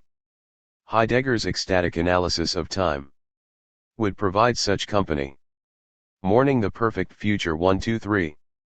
Can Heidegger's ecstatic analysis do what no other destruction can do? For deconstruction? Is it privileged? Perhaps it is, at least for an ultra-transcendental pathway or passage, precisely because it succeeds beyond Heidegger's own expectations, by some strange sort of ecstatic dissemination subverting the very fundament of fundamental ontology. Perhaps Heidegger's discovery of a resurgent perfect, where he expected the fauteur to prevail, contains the seed of something like an absolute past, a past that will not be reduced to or derived from any other ecstasis of time, a past that is more abyss of imperfection than ground, and hence most appropriate to mortal existence. Perhaps we should try to recover Heidegger's analysis, and elaborate it once again, in detail, in the light of deconstruction? Not here and now, to be sure. Inasmuch as the recovery would be arduous and time-consuming, but in some ecstatic future? The only point I would like to make at this juncture, and to make as simply and as lucidly as possible, without footnotes, is that Derrida has never, to my knowledge, taken up in any real detail Heidegger's analysis of ecstatic temporality. Yet ecstatic temporality with its raptures and its discontinuities. Interruptions and ruptures may be the single most important aspect of Heideggerian thought for deconstruction. Derrida has no doubt tended to do to Heidegger what I am doing here to him. He has been inclined to write about those aspects of Heidegger's thought that seem most problematic to him. Heidegger's apparent confidence that questioning guarantees him a certain proximity to being, his apparent self-assurance that an abyss of essence separates human existence from other forms of life, his apparent conviction at Germany, in Europe's heartland, has inherited the mantle of Greece and thus will have to rescue a wayward Europe and a hopeless America. And it has been essential that Derrida expose these moments of greatest self-assurance. These staggering weaknesses of Heidegger's thought, expose them relentlessly, without succumbing to the temptation of banishing him or burning his books. All I mean to insist on here is that what Derrida calls the virupta of the trace of deference, the trace of a passage that one tries to follow to the ultra-transcendental realm only to find oneself confronting an absolute past, is somehow anticipated in the most radical moment of Heidegger's existential analysis, the moment of ecstatic temporality, the moment of en triacon, rapitus, etal 308. We will return to this moment in chapter 8, though only briefly. Perhaps someday I will be able to follow the via rupta of Derridian difference and trace with greater persistence, follow it ecstatically, although it would be far better for us all if Derrida himself were to follow it and to chart for us its crazy course. 124. The future of ecstatic having been. Allow me instead a brief remark on the later Heidegger, for whom what has been, das Joachim, becomes increasingly significant, increasingly Heidegger's own future. One example among the many possible, commenting on the final line of George T. Oracle's poem Jar, Year, in which something is said of das End. The end, Heidegger writes, here the end is not what follows inception, it is not evanescence of the inception. The end, precisely as the end of the decomposing Racegeschlecht, precedes the inception of the unborn race. However, as the earlier dawn, inception has already outstripped the end, for outstrip translates the word überholt. In Being and Time Heidegger had defined the death of Dasein in terms of death's never being outstripped. Essential to the existential conception of death ist die Unüberrollbarkeit. Now, in the essay on T. Oracle, it seems as though something quite early, the inception of the as yet unborn Geschlecht, is going to be outstripped. As Heidegger unfolds the romance of the dawn, he seems to be guided by the vision of a perfect future, from which mourning will have been banished. This dawn Purest vs the still veiled original unfold in G. das Wesen auf time. Yet. True time is the advent of what has been Ankenfeet de Joasnen. The latter is not the bygone but the gathering of what essentially unfolds, a gathering that precedes all advent. For the advent, as such a gathering, always safeguards within itself what is earlier. Das Gewesen, wh at has been, advenes as true time, as the gathering G and safeguarding of he earlier, the gathering and essential unfolding of essence. What can that mean? Will all mortal passage, transience, and even death itself, all the sundry appurtenances of the absolute past, be outstripped? It sounds as though Heidegger is trying to provide some sort of solace to a race in disarray, as though to say, some of you have been worried about the future. Do not worry about the future. The future will always already in each case have been absolutely perfect. Yet the essence of what has been, as gathered, as das Gewesen, presuming that the GE is to gather all the variants of Wesen in the way GE Berge gathers the soul-eatery mountain crags, is haunted by that other kind of Wesen to which George T. Oracle is so sensitive, Verwesen, literally, decomposition, the ver of what is ineluctably bygone, Vergangen, bygone.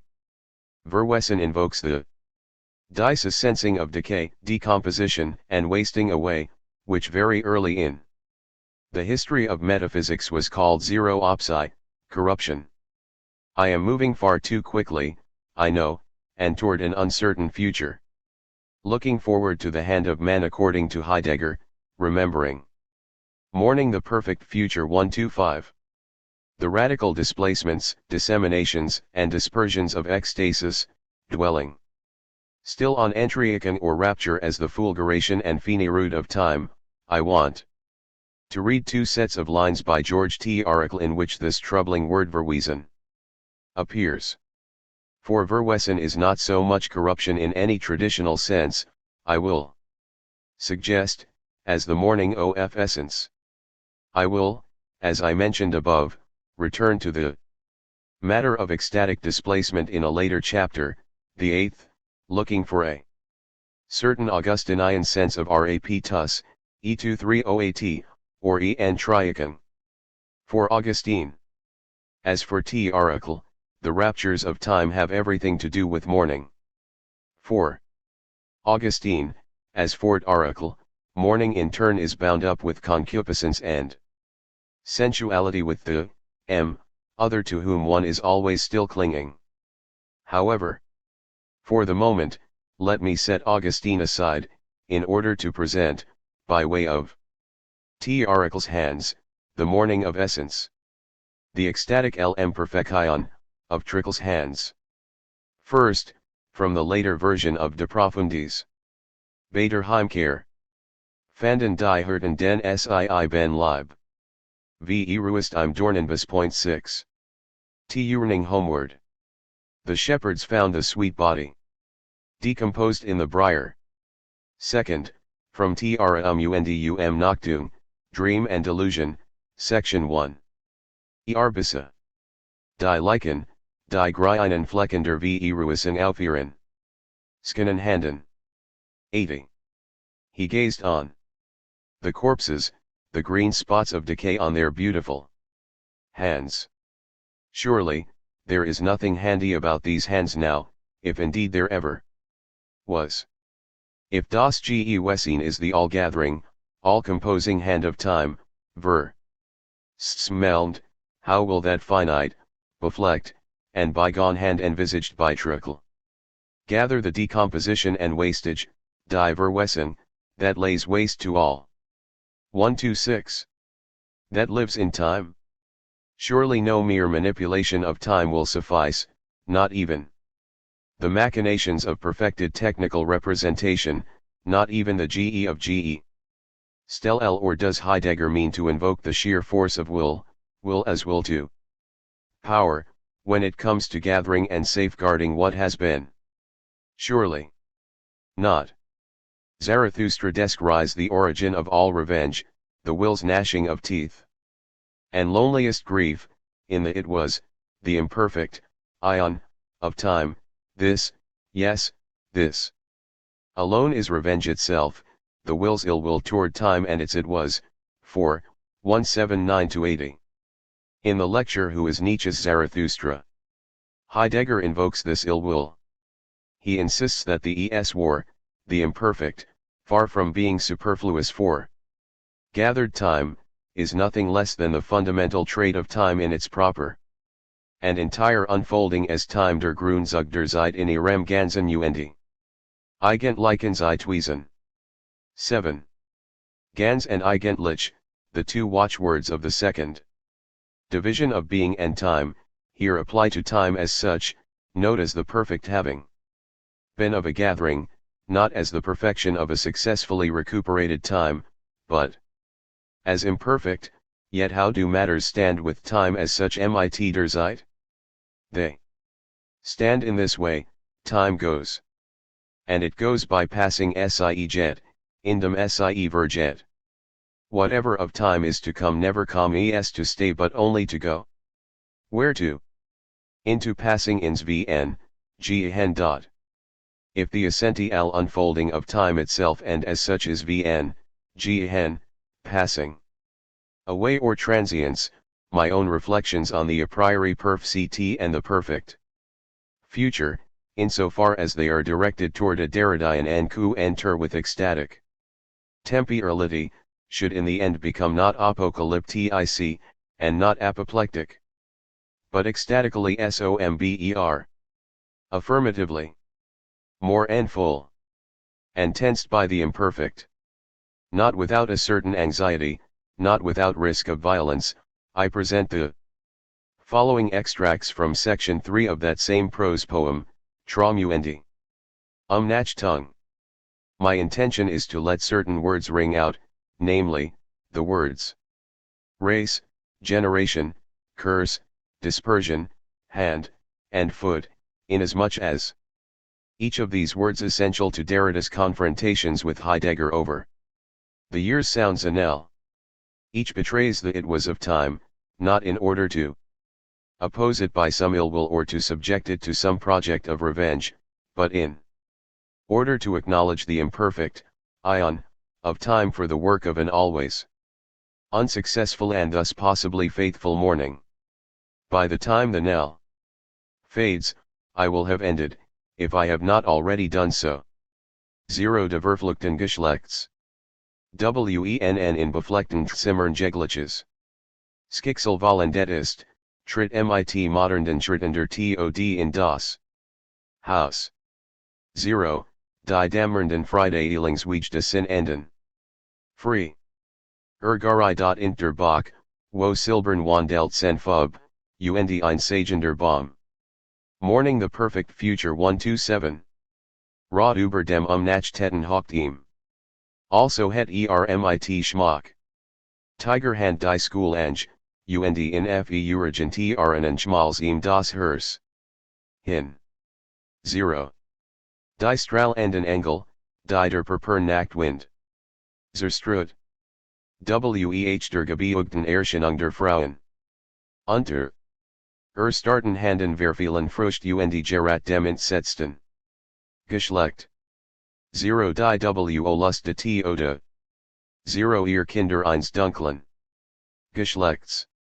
0. Der Nachtlichen, o, der wie Reflukten. 82.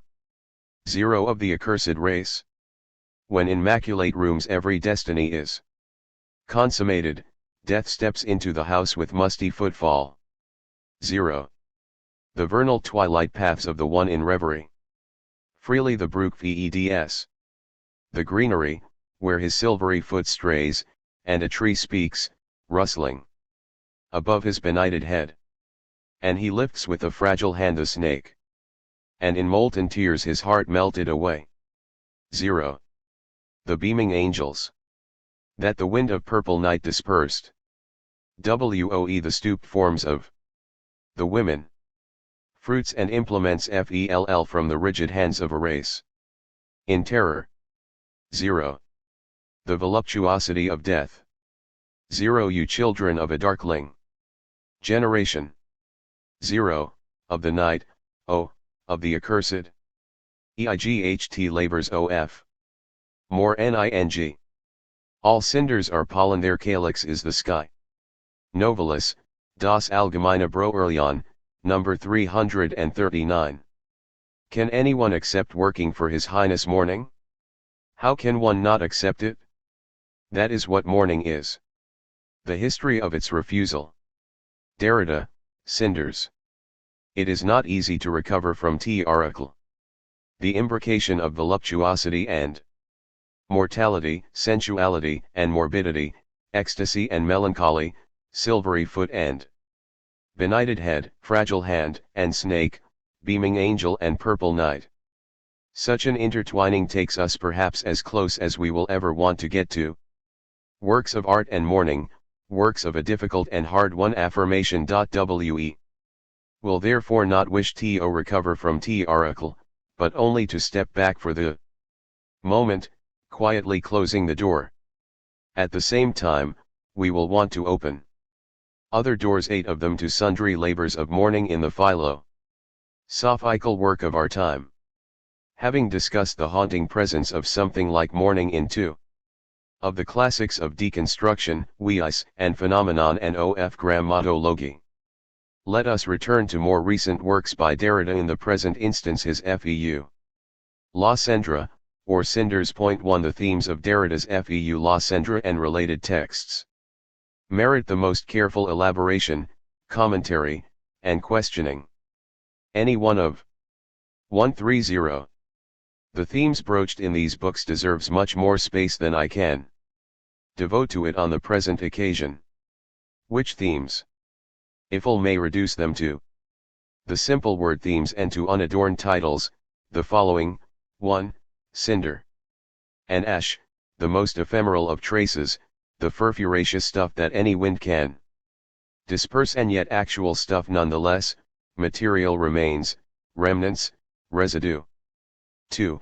Holocaust, as the disaster of a history. 0 urs, both recent and remote, that exceeds nightmare and outrage, but Holocaust also as conflagrations of passion and immolations of sacrifice, and finally, most important for my own inquiry. 3. Impossible mourning, mourning as baleful incorporation, rather than successful introjection, of the person, or object, mourn, that is to say, the cryptic inclusion of the object of prohibited desire in an inaccessible interiority, in an inner sphere that is locked from the inside to the inside. None of these themes is easy to invoke, situate, or understand. TAKN. Together, what are they? Moods, modes, motifs. Metaphors, figures, funda. Mental infrastructures. Whatever they are, I want to argue in what follows that they are not mere exotics that we can take or leave as we like, not mere marginal regions of being. Rather, I believe they are matters already encrypted in the work of many of our contemporaries' current work, but also work that has been going on for decades, if not centuries. Merleau-Ponty writes of moment alm gy for us, in which we feel not that we have encountered yet another new philosophy but that we suddenly recognize what it is we were waiting for. I will for the moment not write about cinders, Holocaust, and impossible mourning in Derrida's work, but will look for traces of them elsewhere in some areas of contemporary philosophical work. The 8 connections I wish to make may seem far-fetched, yet they may be perfectly obvious to those who labor in the respective fields.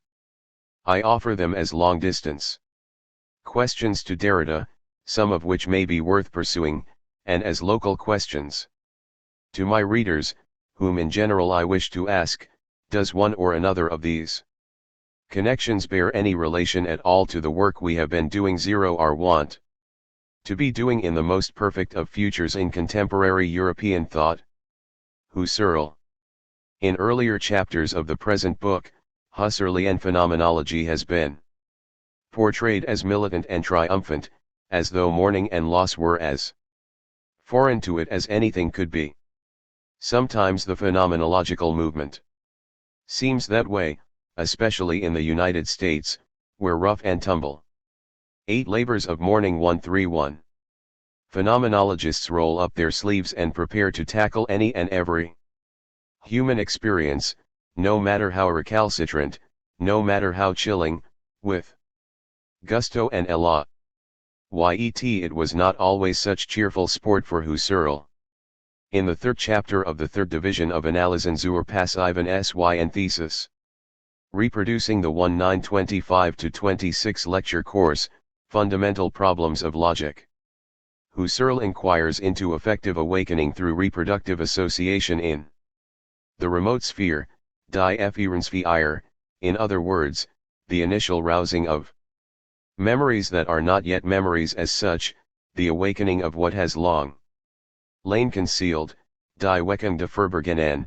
Point 2. Here no retention reaches into the past from a vital present, here something like an absolute past resists every phenomenological penetration, here the living present turns its face toward the future alone, as though in amnesia.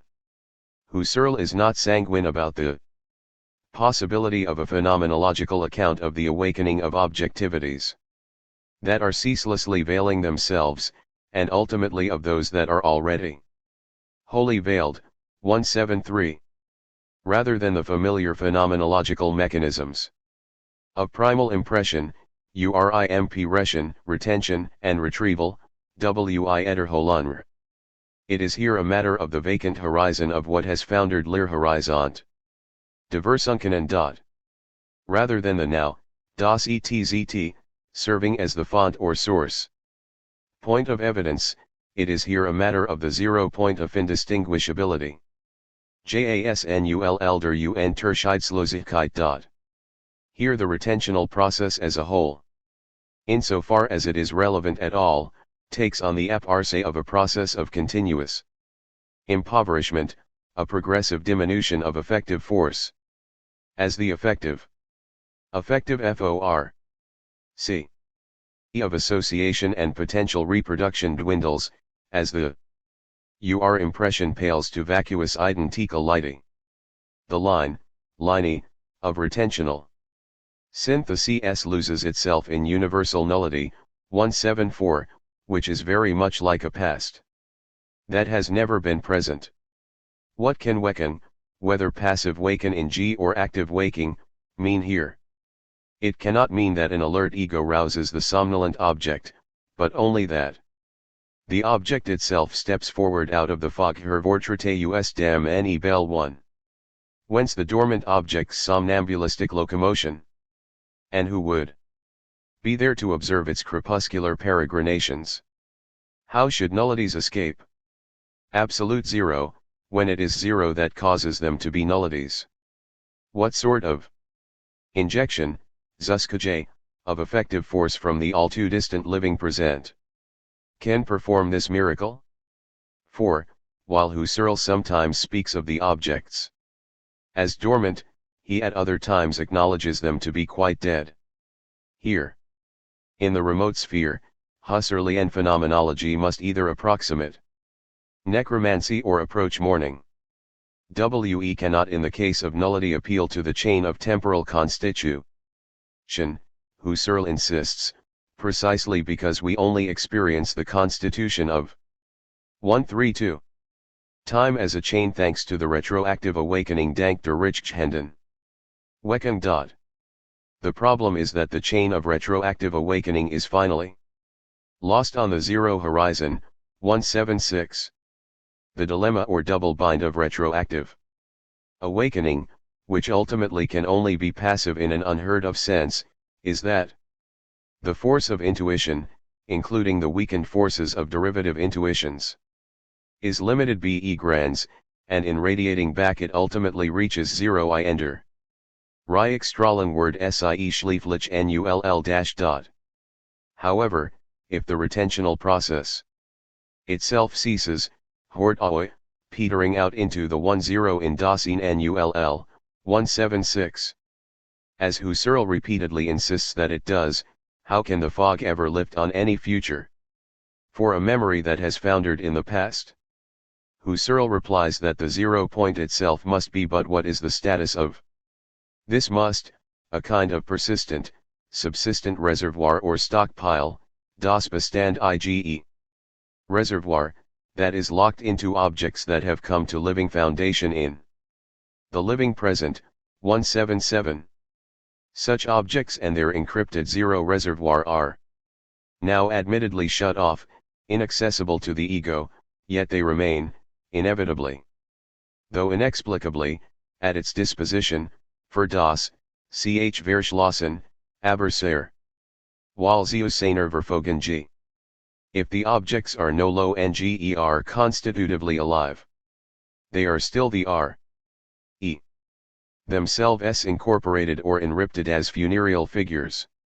In der Totengestalt, Husserl writes, as configurations devoid of streaming life. Their very rigidity at it is a rigor that is more rigorous than the rigor of all transcendental phenomenological science seems to preserve them as potential recipientes often injection of effective force from the sensuous life of the living present.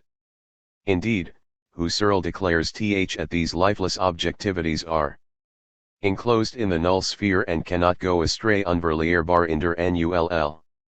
Sp Herbeschlossen, 182. In short, what at first seems to be the vanishing horizon and the fog in which all objectivities founder in concealment, what at first is called zero, suddenly becomes a crypt, a secure vault, the not sphere is ultimately modeled on the inner sphere or sphere of immanence, of which consciousness always keeps the key. What was a bank of fog suddenly becomes a reserve bank, a thesaurus, the vanishing horizon mysteriously becomes a sturdy mausoleum. When the object encrypts the zero as a reservoir in the heart of its being, it secures itself as that which cannot be lost in the zero sphere. Only through this undiscussed slippage or passage between inside and outside, only through such cryptic haunting as though phe nomenological consciousness were like an animal huddled in the moss near the trapdoor of its burrow, believing itself to be both inside and outside at once can there be waking and wakening. And yet the encrypted objects, far from being frozen in a perfection of form, embalmed and rigorously preserved, are in a wretched state. Because they have 8 labors of mourning 133. Altogether lost the life they once had lived throughout the entirety of our earlier Experience, the objects are themselves in tatters, Husserl describes them as strips. Torn from the whole cloth of an earlier experience that is now defunct abgerissen. Effetzen aus einer verlebendigten Erfahrungen Gesamterfahrung, 184. If and when they waken and come to the fore in consciousness, they do so discontinuously. Dirk discontinuerlich wt ung, like flitting specters, by fits and starts. Sprunghagi. They enrich the life world in the way that Hades and Persephone enrich the upper world. They haunt the land of the living so persistently that we come to believe we can summon them whenever and as often as we like. One often does Husserl the terrible injustice of taking him to be an evidentiary optimist. One often takes phenomenology to be the church militant of apodicticity and adequacy. Those who study Husserl with greater devotion and insight will know that the retentional process and with it, perhaps, all self-givenness, eidetic essence, and evidence is, in Derrida's words, destined, like everything, to disappear from itself, as much in order to lose the way as to rekindle a memory. 3. They will know whatever confidence and esprit the movement that calls itself phenomenology often seems to exude, that the passivity of genesis and of synthesis invites a sustained meditation on the ashes of evidence and the evidence of ash. Evidence is evidently to be mourned. Merleau-Ponty. What is the nameless adversity that shakes our confidence, interrupts our itineraries, and frustrates our projects? Although Merleau-Ponty's thought of the living body and the flesh of the world is as generous and generative a thought as we possess, it never fails to acknowledge the shadows. If mourning is always the other's experience of mourning, as Merleau-Ponty says, and if the situations of the phenomenologist and the mourner cannot be superimposed, that merely gives the phenomenologist one more thing to mourn. p. 409. If lovers love unequally, and if everyone I know or love possesses an inexhaustible ground that one day may cause the image of them I've fashioned for myself to explode, p. 415, if my own life precedes itself and survives or lives out beyond itself, then whether I am alone or with others, especially with my significant others, I am no stranger to mourning. If unobtrusive serenity and equanimity grace every page of Merleau-Ponty's philosophy, and they do, chat is only because his philosophy knows chat. Mourning too is unsuccessful. Cheer up. Mourning do s anti-work, either. 134. The purest of bastards. A philosophy of ambiguity lives with ashes and accident. Merleau-Ponty evokes the feeling of my contingency, the anxiety of my being de passé, so that even if I do not think my death, I live in an atmosphere of death in general. And there is something like an essence of death that is always on the horizon of my thoughts. p. 418.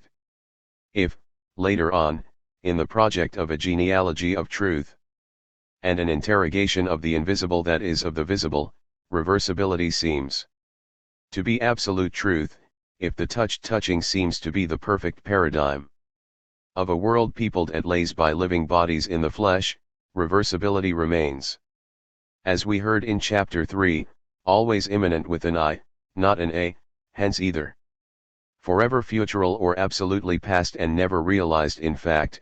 6, 194/147. It is no coincidence that for Merleau-Ponty's thinking there is no perfect coincidence or coextensivity, not even in our most effervescent engagements in the world.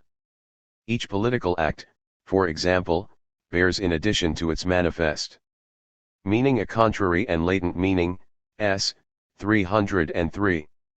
If the philosopher's consent is always half-hearted, as we heard in the introduction, it is because she or he has learned the lesson of wholehearted sloganeering.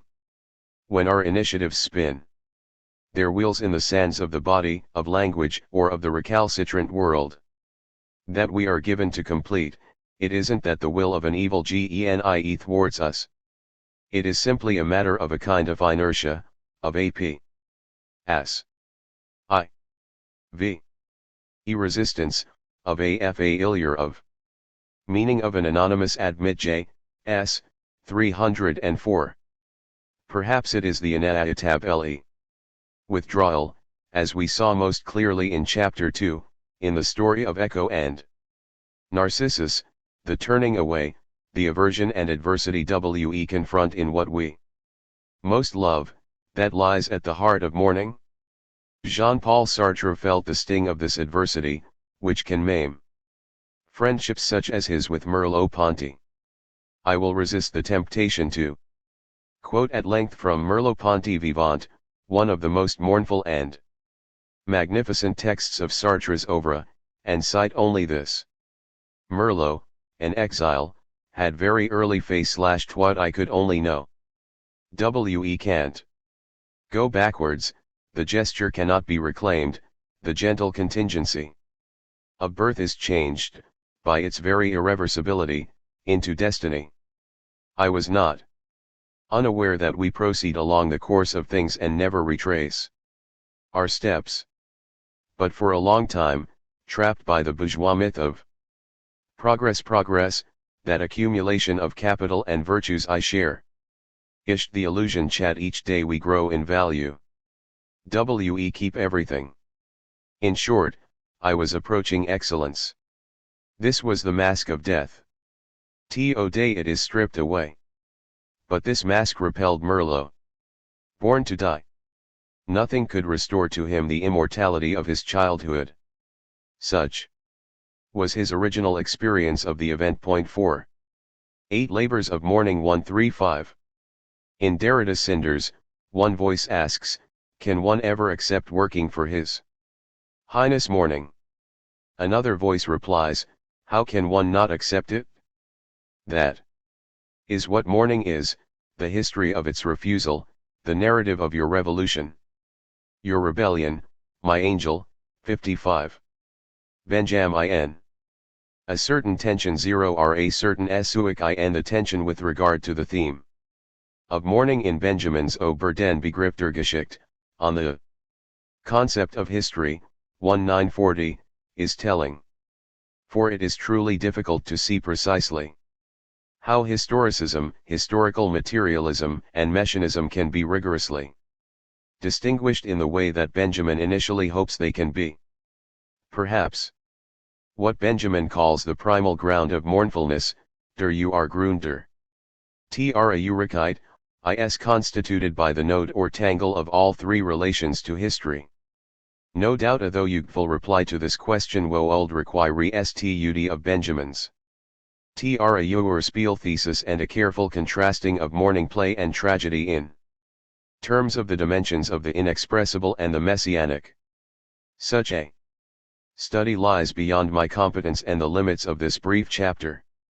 For the moment, therefore, I will remain within the confines of this uncanny essay, or highly polished fragment, on the concept of history.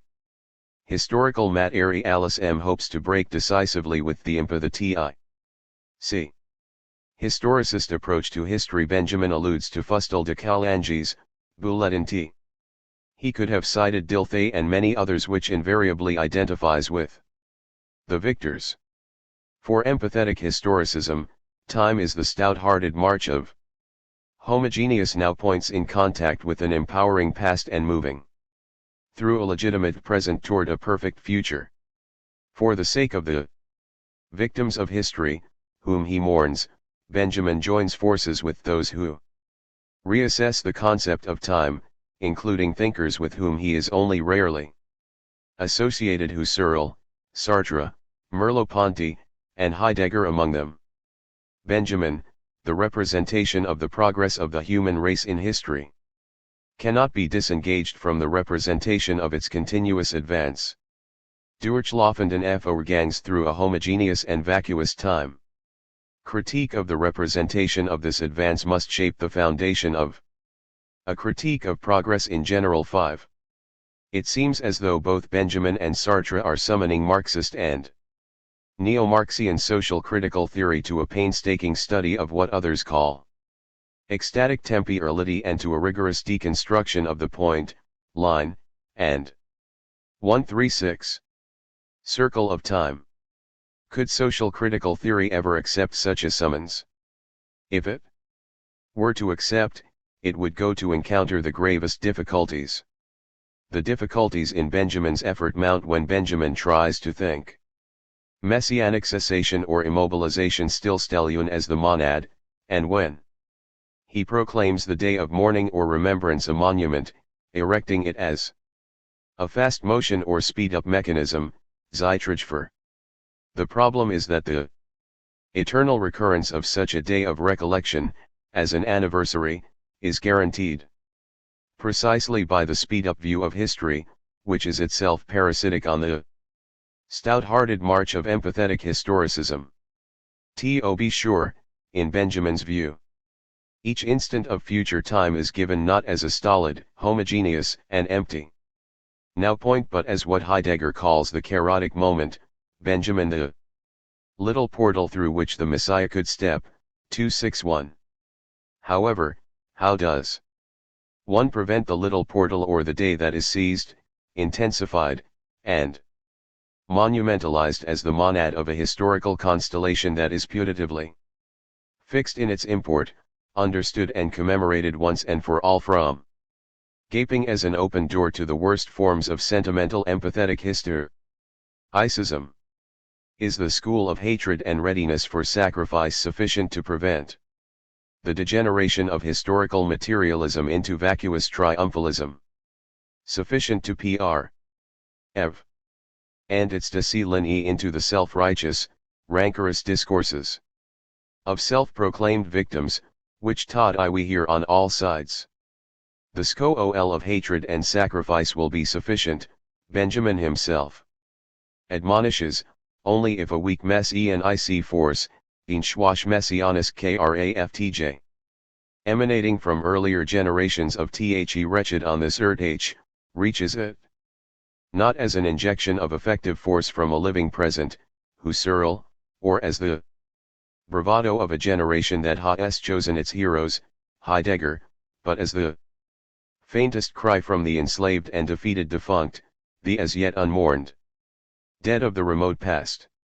When Flaubert says that FEW will ever know how sad it is to resuscitate Carthage, or when Daedalus replies to Mr. DC that history is a nightmare from which he is trying to awake, and when Merleau-Ponty speaks of an anonymous adversity that muddies the clarity and force of our engagements, they are perhaps not to be mocked for their inertia of the heart, their acedia, torpor, listlessness, melancholy, schwermut. On the contrary, when the historical materialist prides herself or himself on being a distant observer, cool, ironic, steeled, ready for anything, or perhaps full of wrath, with righteous indignation dosing all the gaps on the timeline while at the same time secretly opening the door to empathy, historical materialism is at best passionate intensory, at worst the smug and craffry, i.e., thoroughly bourgeois, decision to go with a winner. Without something very much like mourning to temper its righteousness, historical materialism plays the vengeful 8 labors of mourning 137. Dwarf to historicism, and it will not be able to lose for winning, as the faint cries grow fainter and finally fade away altogether. However, what of the third, the messianic grasp of history? In recent works, such as Force of Law and Sp. Hectors of Marx, Derrida tries to distinguish what he calls the messianistic from the messianic, and the call for justice from the cry for vengeance. In Sp. Hectors he notes, however, the unnerving proximity of messianism and vengeance, if the law droit holds to vengeance, as Hamlet seems to complain that it does. Hamlet before Nietzsche, Heidegger, and Benjamin. Could one not yearn for a justice that one day, a day that no longer pertains to history, a day that is quasi-messianic, would be withdrawn from the fatality of vengeance.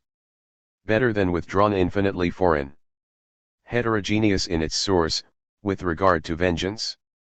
And is such a day ahead of us, still to come, or more ancient even than memory. 6. Judgments concerning history are tenuous in the extreme when all who judge are caught up in a certain kind of progress, and Benjamin, in the concept of history, continues to call it fortschritt, even though it is as far from triumphalism as anything could be. Are caught up in the Sturm, that reduces the past to rubble as it tears us away into an uncertain, imperfect future. The expression of horror on the face of the angel of history, the dismay of the Angelus Novus, is an expression of impassive mourning for everything, great or small, fall in the storm. Whereas the angel would pause to wake the dead, die Toten wecken, and mend the shattered victims, or at least attend to their faint cries and erect monuments of memory, the angel too will be blown away. For the firestorm that blasts the angel of history blows from the origin, from paradise, vom radies her, as Benjamin himself affirms, and all the messianic and messianistic portals, large and small, burn on their broken hinges. 7. Heidegger. As a young phenomenologist, Heidegger too insisted that the march of history was ruinance, and he was never certain whether or how ruinance could be resisted. 8. In the early 1930s he devoted himself to the task of awakening. Once again the word appears, wecken, the fundamental mood or attunement of philosophizing, which he called Schwermut, E.O. XOA.9 in the late 1950s. He described the interplay of joy and mourning in poetizing thinking as pain. Der Schmerz. 10. No doubt the theme of mourning accompanied Heidegger's apparently triumphant remembrance of being from the beginning to end. 138.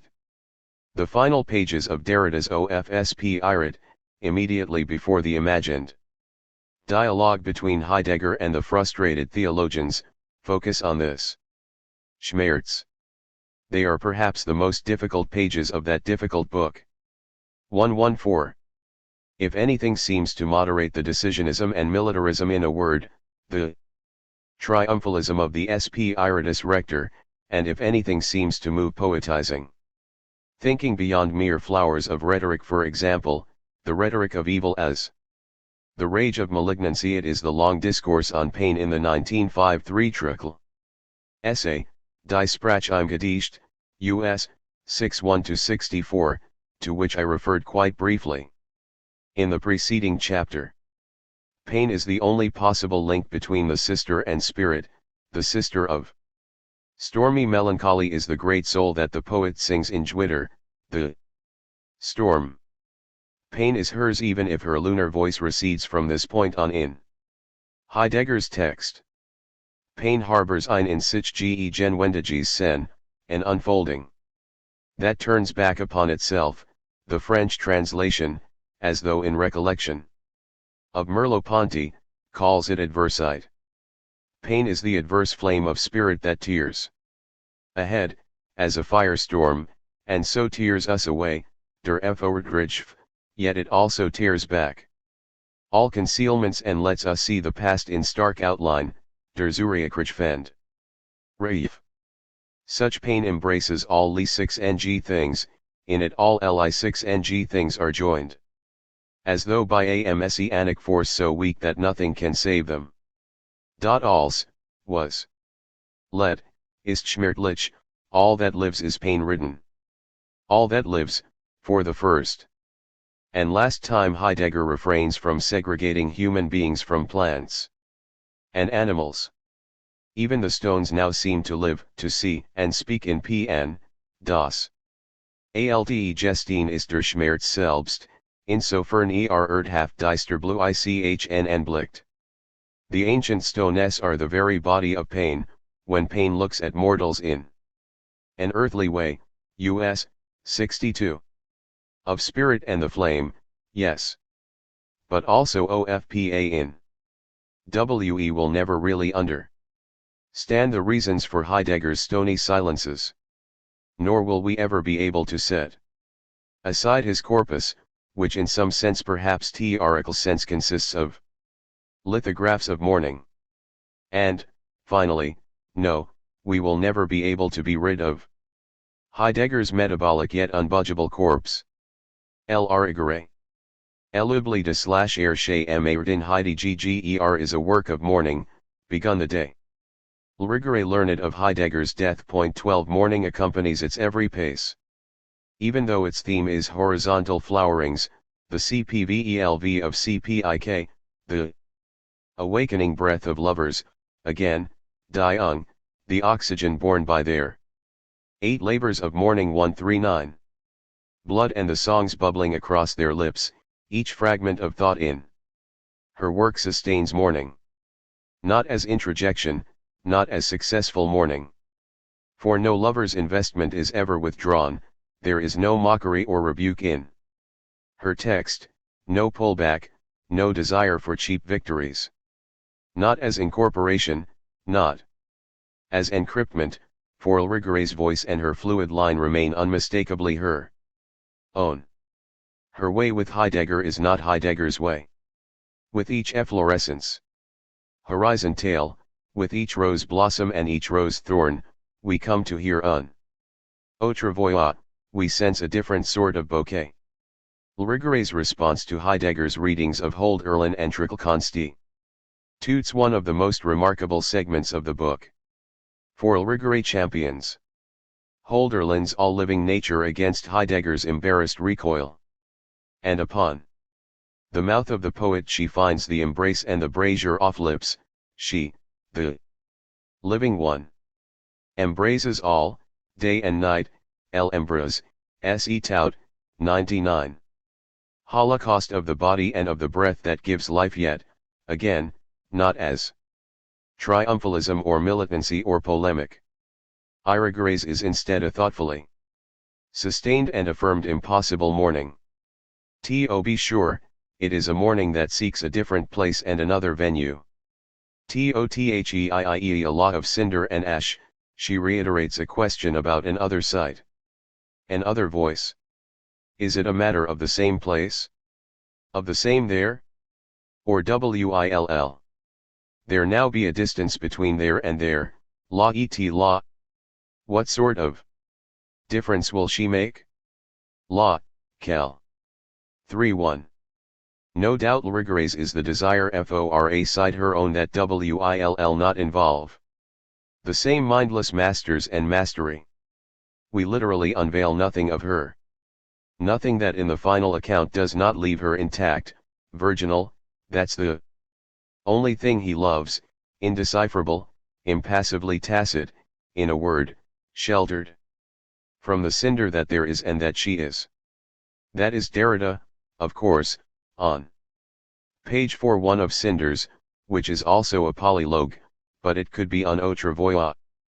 What persists throughout L'Arigere's work on Heidegger, which makes no mention of Derrida, is the thought of mourning and pain. For example, in this one passage, a passage on birth, a kind of ultra-transcendental passage but without a hint of triumphalism, an ultra-transcendental passage to something like an absolute past, a passage that will have to represent the dozens of passages I would like to have reproduced here.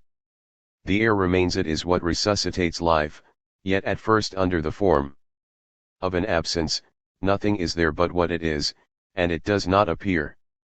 This provenance of life, this mediation and milieu of life, these give themselves without appearing as such. The first time they give themselves, they are felt as pain. The open air represents the possibility of 140 life, yet it is also the sign of the loss of that which or of her who gave everything without distance, without hesitation, and without chagrin. The air, the open, is in the beginning the limitless immensity of mourning. There all is lost. 43. Nietzsche. The very notebook in which Nietzsche writes about cinders, it is the notebook that immediately precedes the one in which he loses his umbrella also. Contains a large number of notes on two other matters. Point 13 first, notebook M3. L. 9:441-575, offers us the most striking formulations of the eternal recurrence of the same, die which wi ederkehr degletion. The very first of these notes, on eternal return, 11141, insists that the thought must be incorporated or ingested, einverlebt. Paraphrasing Heidegger, we may say that Nietzsche never dreamed of another mode of reception for the thought of eternal recurrence of the same than our eating it, as the absolute other. Yet how are we to incorporate the thought without swallowing it whole? Or allowing it to swallow us, as we are, taki ng it in as a merely ventriloquized voice, as the remnant of a cryptic, encrypt forbidden desire? How are we to incorporate the thought, if not as the work of an impossible mourning? 4. Does not it rn al recurrence express a desire for the same, that is to say, the metaphysical desire par excellence? The second matter b rochid by notebook M31 is this, Nietzsche's most stringent critique of the word and concept degletion, of the same, or, as Heidegger would insist, of the identical. There they burn, side by side, recto verso and en face, the eternal return of the same and the excoriation of every appeal to the same, the excoriations actually outnumbering the affirmative presentations of Nietzsche's thought of thoughts. In the same notebook, on the identical side, let us be content with one sample, inasmuch as the thought of the same and against the same often collude and collide within one and the same note. 11202. The measure of force in the cosmos is determinate and is nothing infinite. Let us be on guard against such excesses of conceptuality.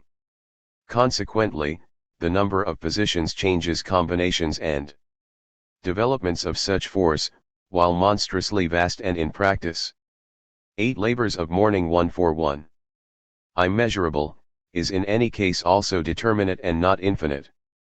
Yet the time in which the universe exercises its force is infinite, which means that force is eternally the same wig-like and eternally active up to this moment. An infinity has already passed by, that is to say, all possible developments must already have been. Consequently, the development occurring at this instant must be a repetition, likewise the one that bore it and the one that arises from it, and so on forward and backward. Everything has been, countless times, inasmuch as the collective condition of all forces always recurs. Whether, apart from that, anything has ever been the same urgent etwas gleichs is altogether undemonstrable. It seems that the collective position forms all qualities afresh, down to the tiniest details, so that two different collective positions can have nothing the same nx gleichs haben kann. Whether there can be something the same in one collective position. Example 2 leaves. I doubt it. It would presuppose that they had an absolutely identical gestation in absolutgleich Entstehung, and 4. That we would have to presuppose that the same had subsisted all the way back through eternity, in spite of all the mutations in the collective position and the creation of new properties, an impossible supposition. 9:523. If Nietzsche, 6000 feet above sea level and much higher above all human things, 9:494, 11141.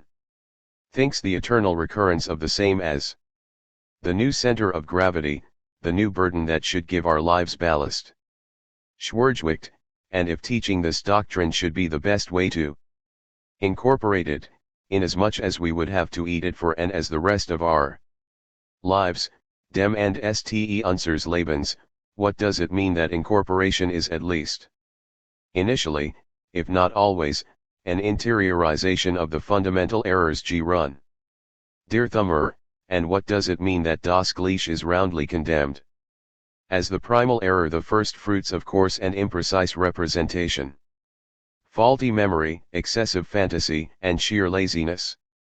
What is Lephi, to us on our congealing star but mourning and ashes if the greatest burden turns out to be ingested error? What is Lephi, to us clever animals who will never come down to the same, except in mourning, except as ashes, if life itself the organic as such feeds on the same error of the same? Finally, apropos of ashes, who will interpret for us this note from M31, 9:538, 11254, on pain? There would be no suffering if there were nothing organic, that is to say, without belief. In the same that is, without this error, there would be no pain. Canaan. Schmerz in the world? 142. What would eternal recurrence be without the same, without anniversary or monument, without the fast motion mechanism, without a Messiah? Ex machina, how could we think return without returns? Who at Nietzsche's wake would be able to incorporate such a thought, think such a double-edged shibboleth, without gnashing the teeth, without going to work for Monsignor Mourning, without a faint odor of wetted ashes hovering ever about her or him, without unstillable pain? 14. Success. For a long time I have observed you when you write, what returns from the breathless race makes its way on a long cinder track. Derrida, Cinders. In 1972 a young man went to Paris to talk to an expen on James Joyce. She showed him the head of Nefertiti and gave him a book she had just published, entitled Neutra, the neuter/neutral. 15. She also jotted down for him a list of books he needed to read. At the top of the list stood Derrida. Dissemination, Suil. The man read Neutra immediately, missing most of it, no doubt, except for its account of a desperate race between the subject and the tale told, Recit, a race in which each inly pursues the other in turn. The outcome of the race? A FAI-led birth, a blind child, a neuter ing and neutralizing of the writer. It is in this way that I lost, she wrote, and there is no one there to weep. 132. Years later, the man, not so young, took up the books on her reading list. He noticed near the end of Plato's Pharmacy, and also in the dedication at the very end of Dissemination, published in 1972, the same year in which Neutra is published, the words Flia la Cendra, there is cinder. After even more years farther down the line toward the zero Horon, closer to the point of all foundering, he opened Neutra once again and reread the first page of the text after the Exercus Holocaust. If, without name, without force, without age, and without sight, I am, and I follow you sui, lacking air and resources, lacking light and air. 8 labors of mourning. 143. And space and also time, not without desire and movement, but with my extremities cut off from my body, thus neuter/neutral, about to engender myself. Who am I to follow? Dense pellicle of smoke oriented from bottom to top, fire masculine, smoke feminine, cinder feminine singular or plural. No wind. And from top to bottom, misunderstood, my mouth. The one is not without the other. The one is not without the other. Delirium, cinder, or ashes, in every direction therefore, a mix of yellow, saffron, white, gray, black and, oddly, carmine ash, descending from the top to the bottom of Desire. Some say that the time of French feminism and of feminine writing is absolutely past, that the fire is quenched, that the charred remains of bitterness and an unrestrainedly masculist political expediency alone survive. As the elim anti-s germain to feminism. Yet there are cinders of a more fecund. Variety, cinders are what such writing always produced, and I suspect that these ashes of feminine writing, and feminine mourning, will be with us for quite a while yet, which would be good for people like me who are so slow to read even the best of books assigned by the most gracious and talented and inspiring of teachers. Acres that trace their lineage all the way back to Empedocles of Acragas. Hold Erlin knew that the fire of heaven scorched mortals. Scorched everything. All the points of time, every discernible epoch and E1 tox 1J, every source of self, giving all incinerated to naught. The fiery point is felt always in searing intensity, always in ardor, always in an excess of intimacy zoineg. Zoines again always in pain. For even if all living nature and humanity interact harmoniously, as Hold Erlin notes in Das Untergehen va Turland 144, the nation in decline, so that a new world and a new life germinate, phoenix-like in the cinders of the old, and even if tragic dissolution can be felt only by the heart that senses an inchoate, nascent unification, even so, the modality of possibility remains fixed in mournful remembrance of a past that has gone up in smoke and is lost from top to bottom, forever. Ashen Phoenix is disoriented, displaced, distraught. Only the rare human being too intense, too singular, trying to rouse the gods and the heroes of thought from the remote past has such premonitions. 16. Both Hold Erlin and Nietzsche believed that Empedocles of Acragas was such a human being. They wanted to find in the mouth and throat of Empedocles their own poetic, thoughtful voice. Yet neither was blithe about his chances. On September 4, 1795, Hold Erlin wrote to Schiller, "I believe it is the property of rare human beings to be able to give without receiving. They can warm themselves even on ice. All too often I fail that I am not at all a rare human being. I freeze and petrify in the winter that surrounds me. As my sky is of iron, so I am of stone." 17. Ulrigere counterposes to Heidegger's Parmenides and to the well-rounded sphere of A_T, 0 Elu Empedocles' notion of the asymmetrical alternation of love and strife. She also has in mind the Empedocles of Hold Erlin, or the Empedocles who informs Nietzsche's Zarathustra, at all events the Empedocles who pledges his troth, that is, his life and death to the earth. 18. For even if Empedocles plays no role at all in Heidegger's reading of the Greeks, and a very minor role in his read in G of Hold Erlin, there are nevertheless clean fragments on all sides in contemporary European thought, fiery fragments that continue to burn out of control. If one of the voices of cinders complains that in Sicily churches are built with the stone of lava, 61. Another voice might counter that no known church or messianic portal was ever built on the following affirmation of Empedocles, fragment 17, lines 18-26. Fire and water and earth and vast height of air, and in their midst, love. Gaze on her with the mind's eye, do not be astonished. Why, oh, you know her, she surges in the limbs of mortals. Through her they dwell on loving thoughts and do unifying deeds. Calling her by name, delight. And Aphrodite.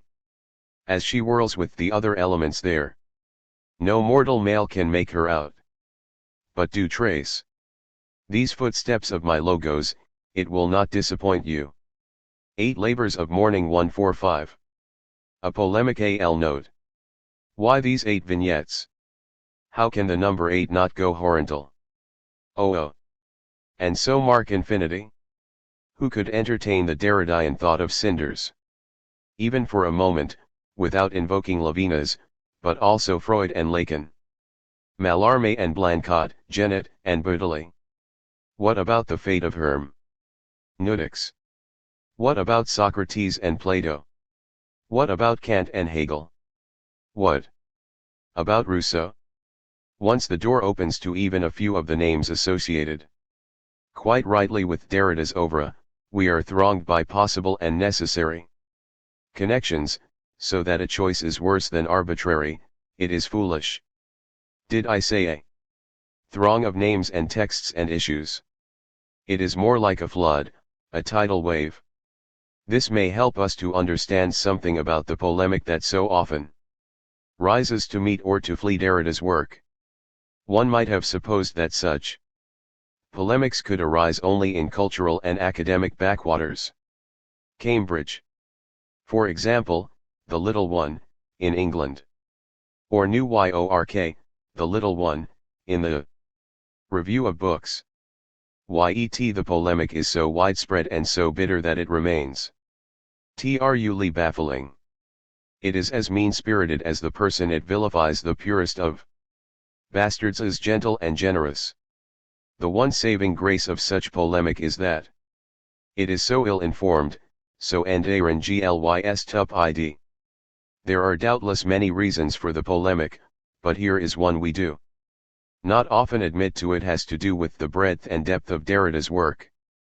What happens when scholars who have spent decades working on a part ICL AR angle and D specialty of philosophy PHY or literature or law or polity CS or psychoanalysis or feminism or architecture or art history suddenly feel the ground quaking beneath their feet, perhaps after reading only one essay of his, a mere note on a note, as he likes to say.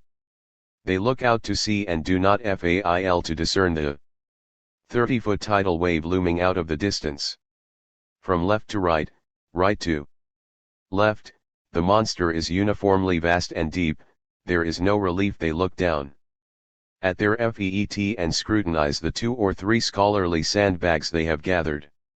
Over the years, with pains, against disaster, they examine the battered life preserver looped over a stooped left shoulder. Once again they look out to sea. The wave is visibly nearer, higher, deeper. Gratitude is not in their hearts. In their panic, and in the ensuing scramble, they overlook one thing. The wave is not Jacques Derrida. In fact, this purest of bastards, himself shipwrecked, is standing on the shore alongside them and all the others who are menaced. Beckett would exclaim, once again, what an addition to company. That is. True, the equipment at his feet is more impressive than any we have seen. But his life preserver is in tatters, it will never pass inspection. He'd better come up with Kioskeg's pocket-sized trinket coffin, or he's doomed. 146. In the end, nothing will withstand the wave. It isn't called deconstruction. Or / a machine Derridian or apocalypse. If we shy from calling it grandly ascending of being or an envoy of writing, there is no reason to be shy about saying that it is Die Sachte Denkens, or, in the plural if only by way of anagram, a hauntingly familiar command. Zu den Asken Shn selbst. In his recent work, say, from the 1980 post-CARD or even from the 1974 G/as onward, Derrida has gone to meet such ashes again and again. In the 3 final chapters of the present book we shall accompany him there. It will not be a tidal wave that rises to meet us in these final pages, but something far more uncanny. While I acknowledge the need to warn my readers in advance about the strangeness of these last 2 chapters, I feel powerless to reconstitute the Ash into a satch, powerless to make it all clear for thinking. Labors of mourning do not respond well to cries for clarity.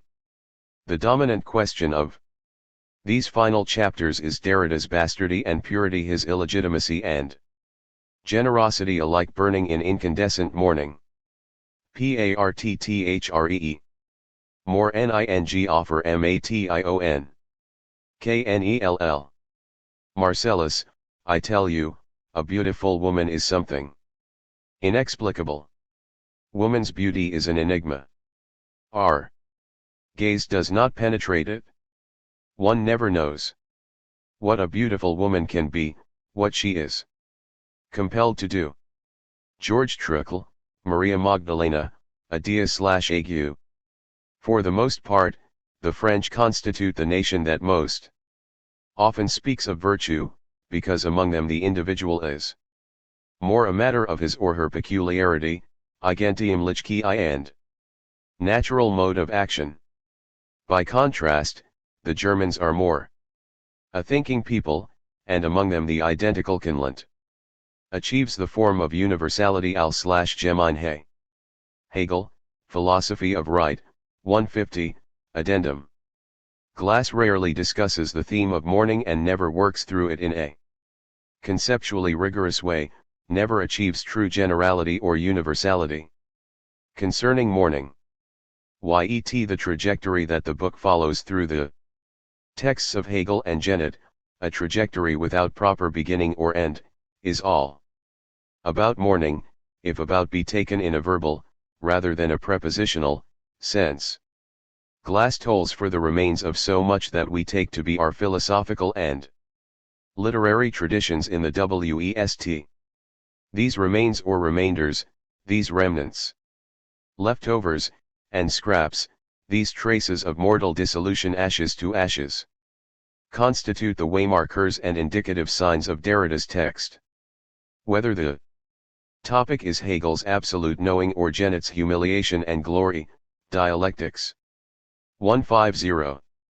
Stairway to Heaven or the fictional scaffold ascended by Jennett's flower-laden lovers, Derrida focuses on the contingency, the accident, the recalcitrant detail. The pieces of the puzzle that will not fit, the morsels that refuse to be swallowed.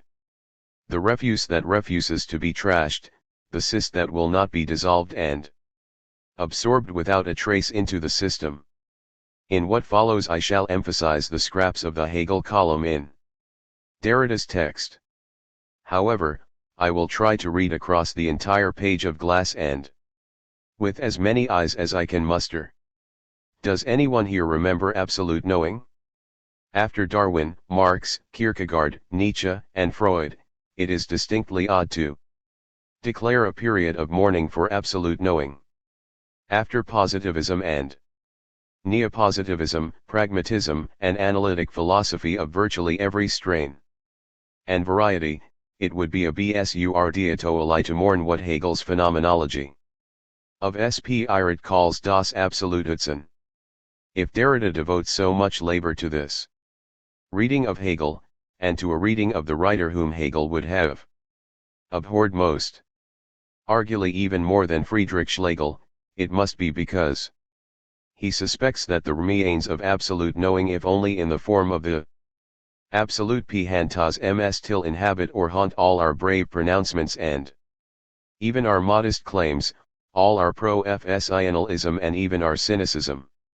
If Hegel is the last great fling of speculative philosophy, Derrida suspects that we who sail or sink in Hegel's wake are still being flung by the dream of absolute knowing and absolute self-possession. We ourselves are remnants of Hegel, as the professing Hegelians today constantly remind us, taking their sole joy in the rigor and rancor of the system and the sting of universal history. Wer. The bolt ends of the whole doth of German idealism and romanticism, scraps on the table of the beggar's banquet, the spilled milk of a dying spiritual gal lx. One big unhappy holy family.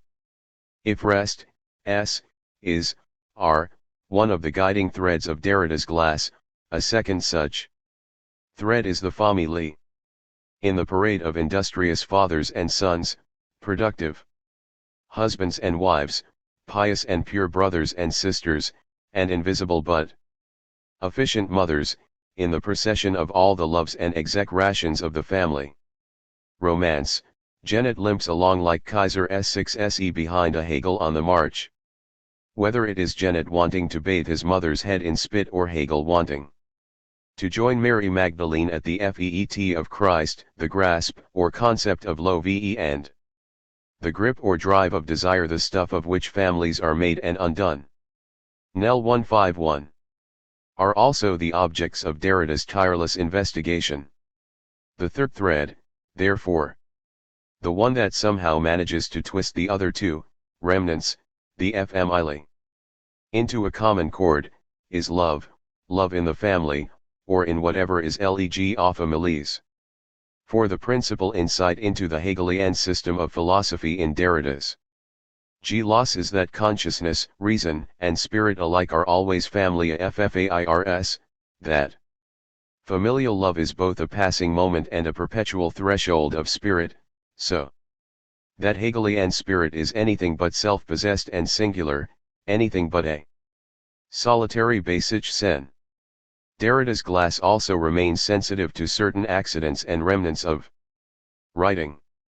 If absolute knowing, das absolute Wesen, becomes the French savoir absolu, signified by the paraph or acronym SA, then it is also, by homophony, the idea of French psychoanalysis. Further, absolute knowing is always said of the feminin, it is SA, hers, even when, as we shall see in the following chapter, it is Saint Augustine's, SL_S. Finally, savoir absolu can be heard in French as savoir absolu, absolute self-having or self-possession, so that the goal of absolute knowing and the fantasy of perfect presence to self appear to be ind ist in gui shable. These accidents of homophony help to create the wayward consent llati on s of religio, politics, feminism, psychoanalysis, fiction, and metaphysics that populate Derrida's written text or palimpsest. And these vagrant constellations of writing appear as mournful remnants of love in the night sky, traces of the love of men and women in sundry positions and combinations. For love is what makes the familial spirit tick, what makes the rabbit run, what makes the owl of Athens take flight at dusk. Remnants, families, and loves, odd subjects for a book on Hegel, and every bit as odd, albeit it in an asymmetrical way, for a book on Jean Genet. Let me begin with some general remarks about remains, the family scene, and the coils of love. For each of these is anomalous, though each pertains, as we shall see, to mourning. What is odd about remains, remainders, or remnants is that they appear both to undergird and to undermine the system. What endures and lasts, what remains after everything else has come and gone, after all accident and caprice are done, is the very essence of things, that which always weighs and always, as we have heard Heidegger insist, has been the case. There is a certain stability, a fundamental solidity and stolidity, about what remains the case. When Faulkner wants his readers to know the essence of the South, he only needs to write of Diley, she endured. The classic formulation of remaining, or one such formulation, inasmuch as a dozen passages from the dialogues of Plato would serve our purpose every bit as well, is Aristotle's metaphysics, whose doctrine of being we may recapitulate in 6 steps. 152. 1. Aristotle asks whether being as such, essential being, omi.a, is matter. Ux.t. What induces him to ask such a thing? The fact noted by Antiphon of Athens that matter is what seems to remain after every form has vanished. Essential being at first seems to be safeguarded in what is left over after all. Accidents, contingencies, and composite elements have been stripped away or have themselves dissolved. What remains is the INRO HOV, 1029012. It is this word, not yet the INRO KEL EVOV, but the elliptical and even cryptic INRO Eurovov, the undermeaning that Derrida's glass solicits.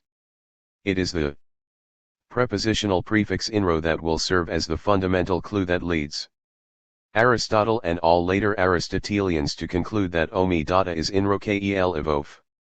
The underlying, the subsistent substance, substrate, and subject. Whatever underlies, undergirds, underpins, or understands remain.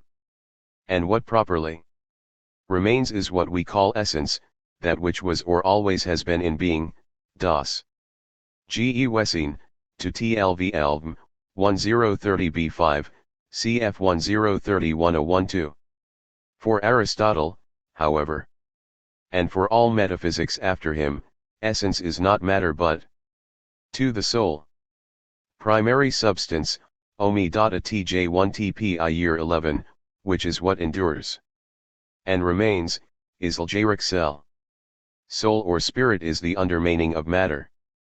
Yet soul or spirit can be what it is only when it dwells within matter, only as indwelling. Which is to say, only as 3 form, to e. Substance is indwelling form, oig.aettl to el8oc, 2. EVOV, 1037 at 29. Such indwelling form serves as for the GNERL or universal, to Ca6ox.ou, 1038b3, which in turn is always 5.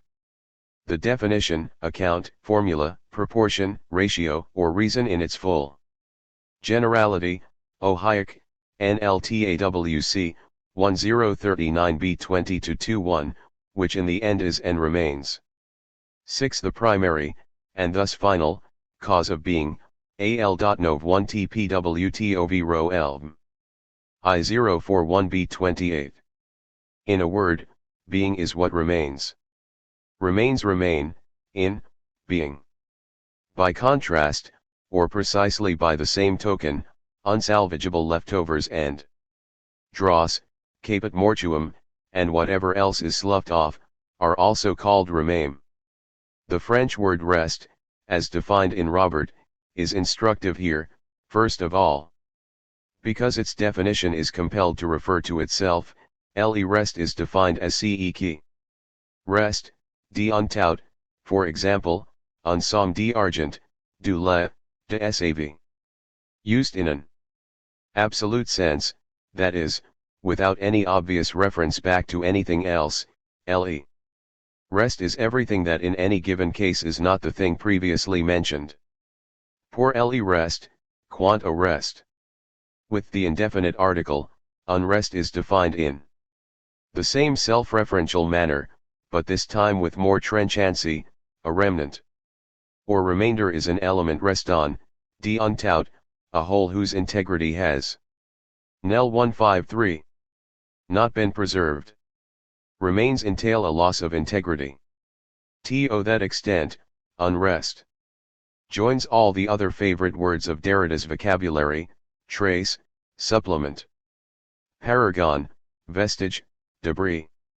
The dictionary examples of such remains or remnants do not vary, whether on the French or English and American scenes, the leftovers of a meal, mortal remains, whether interred, exhumed, or incinerated, the result of subtraction. In arithmetic, if one turns to the verb rester, which is employed in both definitions in order to say what remnants are, or remain, the connection to Aristotle becomes compelling. Rester means continuer d'etre dans un lieu. Demeurer, s'éterniser, se maintenir, séjourner, habiter, persister, durer, subsister, all. The classical translations of kel evoke as moe.vov, the substance as undermeaning and remaining. However, Tucked in among all those words for staying put is the word morer, to die.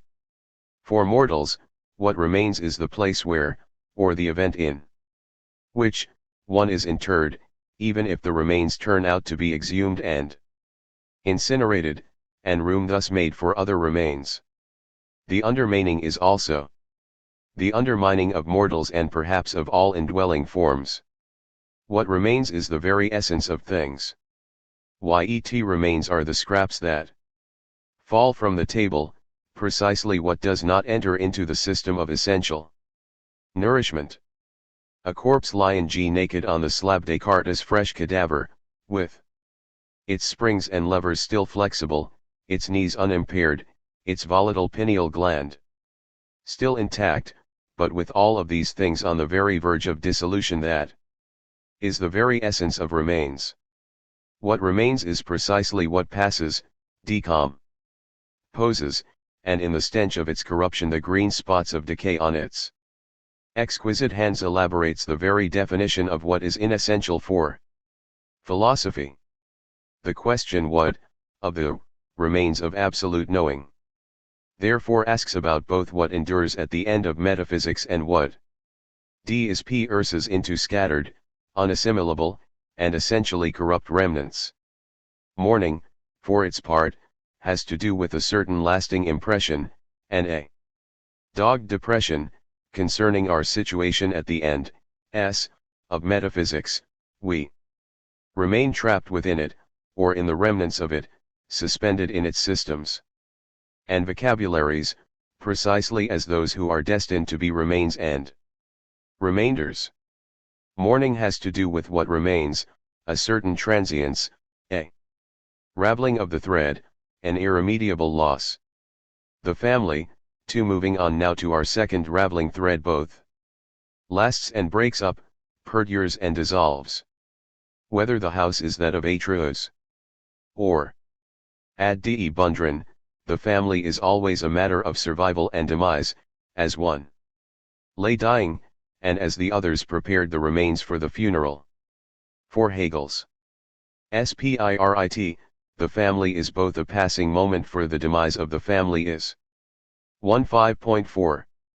The very birth of the nation-state and civil society and a perdurant condition. Spirit will come to know itself only in the family way, and only in a nation and civil society that continue to be constituted by families and family functions. Whether that communal form is expressed as a divine trinity, a holy family, the conjugal bond, the establishment of a natural species, the rearing of offspring, the passing of generations, the endurance of corporations, or the survival of a moribund monarchy. Yet can the family as such ever be stripped of its natural, material, mortal dross, so that its essential structure, both cancelled and preserved, both sublated and relieved, for restants and remnants are merely the last remaining words for Aufhebung, will come to know itself as spiritual? If the family remains, does it not do so precisely as the family crypt of spirit? Finally, love too comes on the scene, or has always already done so, as the ultimate reconciler, the final expression of a holy spirit. Spirit, at least at the level of religion, is love. Yet love is and remains a mere sensation. Empfindung, an emotion, which is why it never lasts. Or, if it does last, conquering even deeth, lob sb reg htly and smolders in turns, raging then retiring, continuing to surprise us with its jealousies and infantile remnants, its dirty linen, its obsessions and betrayals and ressentiments. A spirit that knows itself absolutely and has itself absolutely in hand is perpetually undone. That is all that lasts by whatever it is that love loves to love. Writers of fiction seem to make a career out of depicting this undoing, this humiliation, as though love were a death sentence, genet G4 the homophobic male or female. Continuous grounds for something more than discomfiture, while in our own language James Joyce teases us mercilessly with Bloomian infantilism, as in the following passage from Cyclops. Love loves to love love. Nurse loves the new chemist. Constable 1-4A loves Mary Kelly. Gertie McDowell loves the boy that has the bicycle. M.B. loves a fair gentleman. Li Chi Han lovey up kissy cha pu chow. Jumbo, the elephant, loves Alice, the elephant. Old Mr. V.E. Arshoyle with the ear trumpet loves old Mrs. V.E. Arshoyle with the turn ed and eye. The man in the brown mackintosh loves a lady who is dead. His Majesty the King loves Her Majesty the Queen. Mrs. Norman W.T. Upper loves OFFI certa ela. You love a certain person. And this person loves that other person because everybody loves somebody but God loves everybody. 1.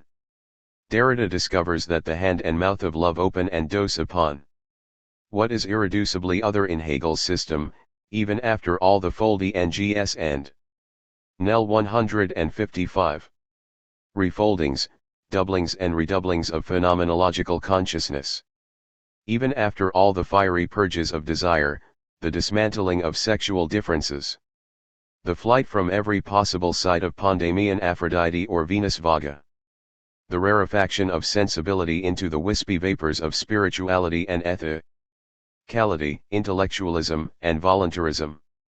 Even after all these purgations, something of love remains, overflows, dribbles onto spirit's patent leather shoes, obscures the reflection, confounds the self-knowing that thought it knew it all.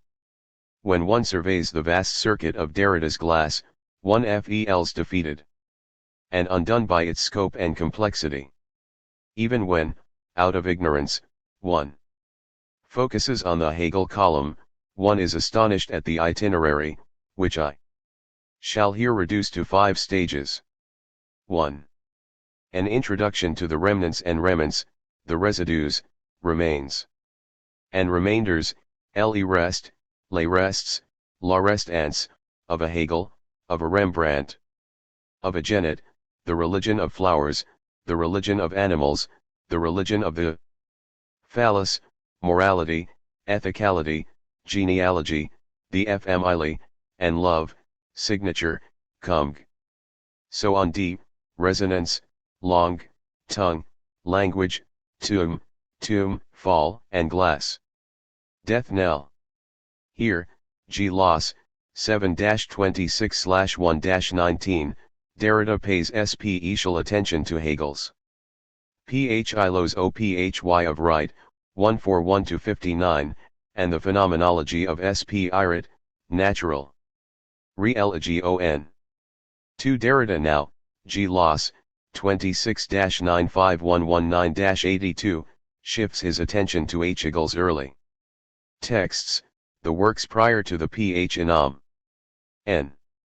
Ology of spirit, focusing on the meaning of the family, for example, in the Jewish and Christian religious traditions. In a painstaking reading of Hegel's 1798-1800 spirit of Judaism and spirit of Christianity, Derrida analyzes the itaijpwa, or fulfillment of the law by love, that the life of Jesus Hegel's Jesus elaborates. Of particular importance in this regard are the Last Supper scenes involving Mary Magdalene, to whom we shall soon turn, and, at the last of the Last Suppers, the Apostle John. 3. The scene now shifts to the question of life, and eventually to Hegel's analysis of the organic realm of nature in the 1805-6 Jena lectures on real philosophy. Here, G. Loss, 95-135/82-117, Derrida offers a careful reading of what one might have the temerity to call Hegel's dialectic of genitality. For Derrida now, G. Loss, 135-225/118-201, focuses on Hegel's theory of the human family as a theory of developmental consciousness. Among the themes Of this section of glass are desire, marriage, brother and sister, incest, struggle, and death. Among the texts discussed are Kant's anthropology from a pragmatic standpoint and Hegel's phenomenology of spirit, philosophy of right, and correspondence. 156. 5. The final stage of Derrida's reflection on remains, family, and love in Hegel's system, G. Loss, 225-91/201-62, focuses on the mechanism of Aufhebung in speculative dialectics. In doing so, it raises questions concerning fetishism, imperialism, and colonialism, the figure of the mother and the virgin, the phantasms of immaculate conception, auto-insemination, absolute self-having and self-knowing, and, at the end as in the beginning, the solar sounding statues of Memnon which are finite in their memory and resonance. Nothing can prevent the five-stage itinerary above, however, from reducing glass to something considerably less than it is. And nothing can prevent such a reduction from being an act of exclusion that invariably leaves an unassimilable remainder. When one reduces the five-stage itinerary to particular constellations such as remains, family, and love, one may wind up with the following three star groups. 1. Love, sexual difference and sexual opposition, desire, and the family, as they appear in nature, flowers, animal species, etc., religion, Jewish hard-heartedness and Christian sacrifice, etc., politics and society, Athens at the time of Sophocles, Germany at the time of the Hohenzollern, etc., through the mirrors of Genet's fiction and Hegel's speculative system. 2. Logic, the concept, speculative dialectic, and absolute knowing, as opposed to the discourse of psychoanalysis and fiction, the fait is H, contingency, and accident, dispersion and disintegration, the absolutism of absolute self-having.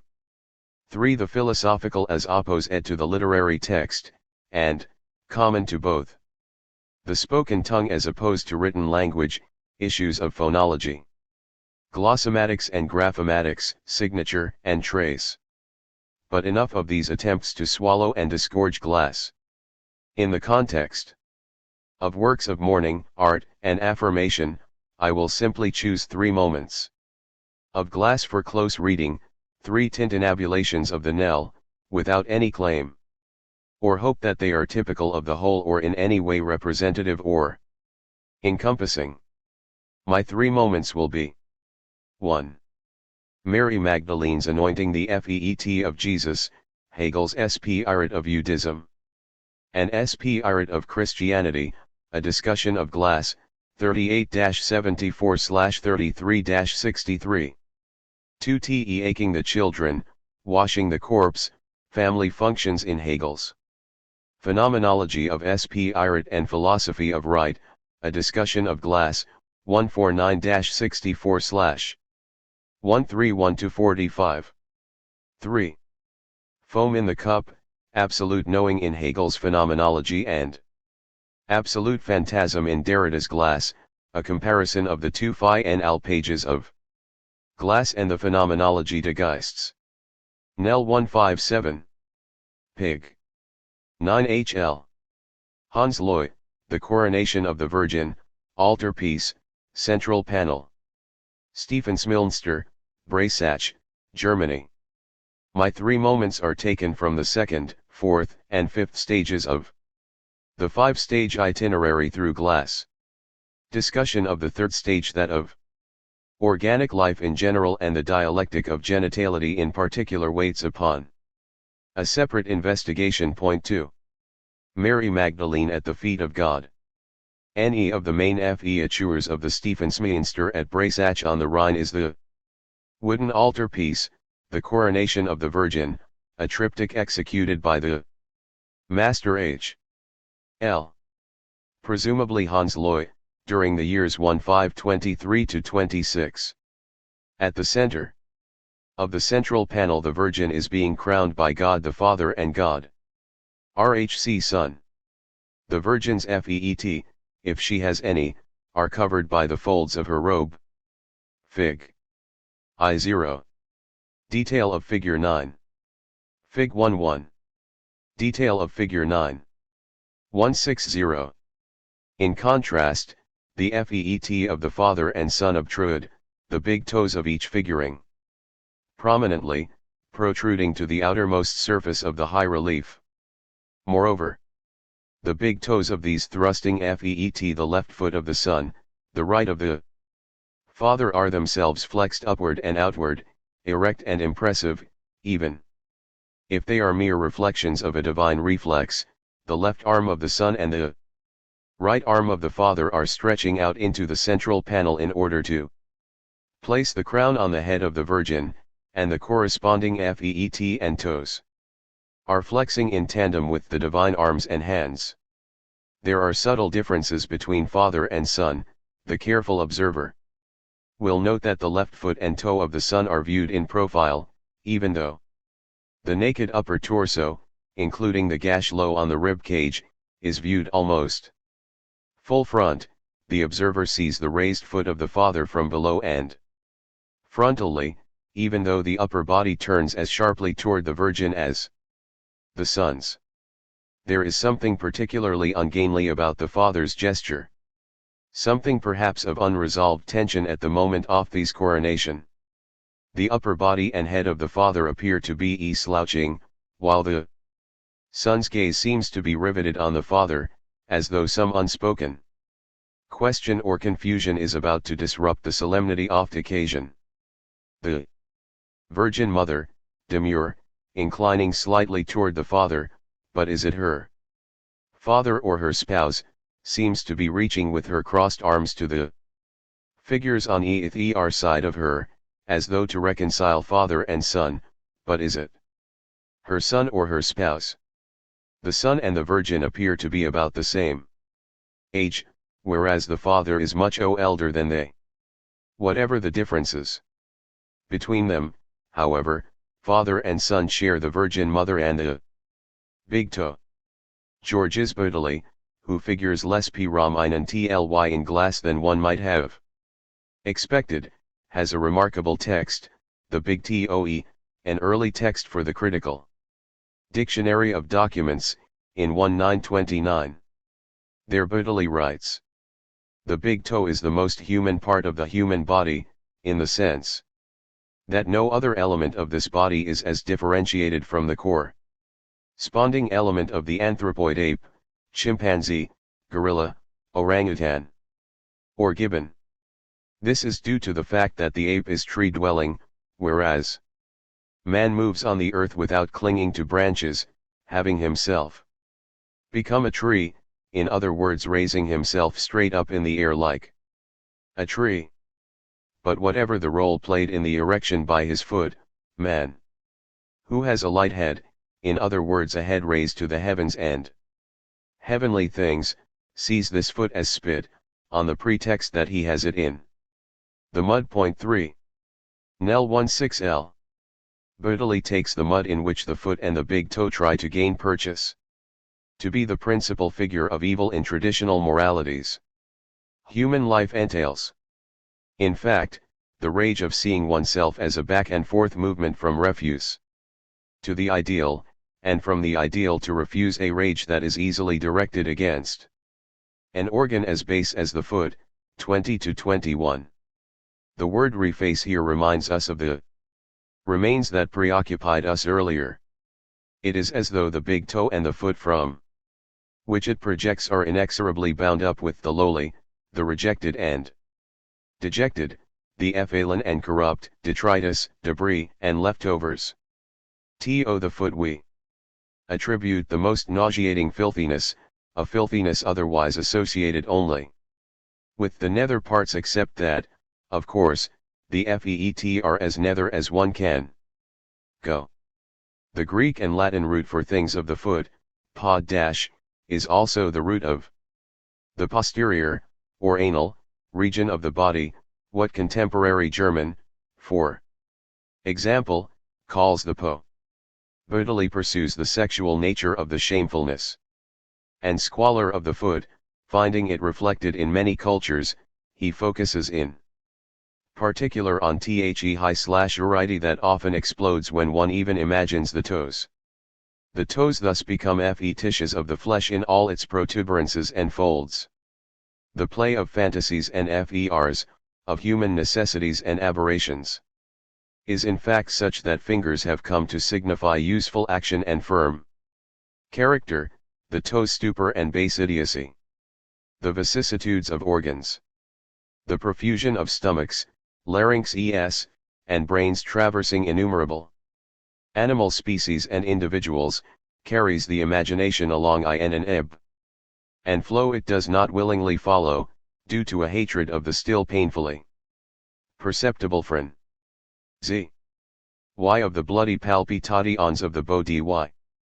Blind but tranquil, and strangely despising his obscure baseness, a given person, ready to call to mind the grandeurs of human history, is stopped in me deflighty by an atrocious pain in his big toe because, though the most noble of animals, he nevertheless has corns on his feet, in other words, he has feet, and these feet independently lead an ignoble life. 22. What does it mean, then, that God the Father and God the Son can be represented as having feet, indeed, feet with distended toes, seeking purchase? What will it mean that the one who is fit to wash and embalm the corpse of God is the Magdalene, who goes to the feet? Brutally reminds us that the toe is psychologically analogous to the brutal fall of a man, in other words, to death. 22. Furthermore, the possibilities of seduction in this base realm are far more powerful than they are in the exalted realm of the head. Mary Magdalene, whom brutally does not mention as the right woman in the right place at the right time. 162. Naturally, Hegel could have known nothing of Bertolli's podiadigital meditation, and it is not known whether the Swabian philosopher ever made it to Colmar and Hans Loy's Marian masterpiece. Yet the Hegel of the of Judaism and the of Christianity, texts composed during the years 1798–1800, for is fascinated by that Mary who is presumably other than the Virgin Mary Magdalene, at the feet of the Son. Hegel describes with loving care and in considerable detail her anointing the Christ with chrism, this all important pleonasm by which the Magdalene's chrism christens the Christ, as though naming him and defining his sacrificial essence for all Christendom. For his part, Derrida shares Hegel's fascination with and absorption in those details. The context is a Jewish nation whose supreme legal and religious representatives repudiate the Son of Man.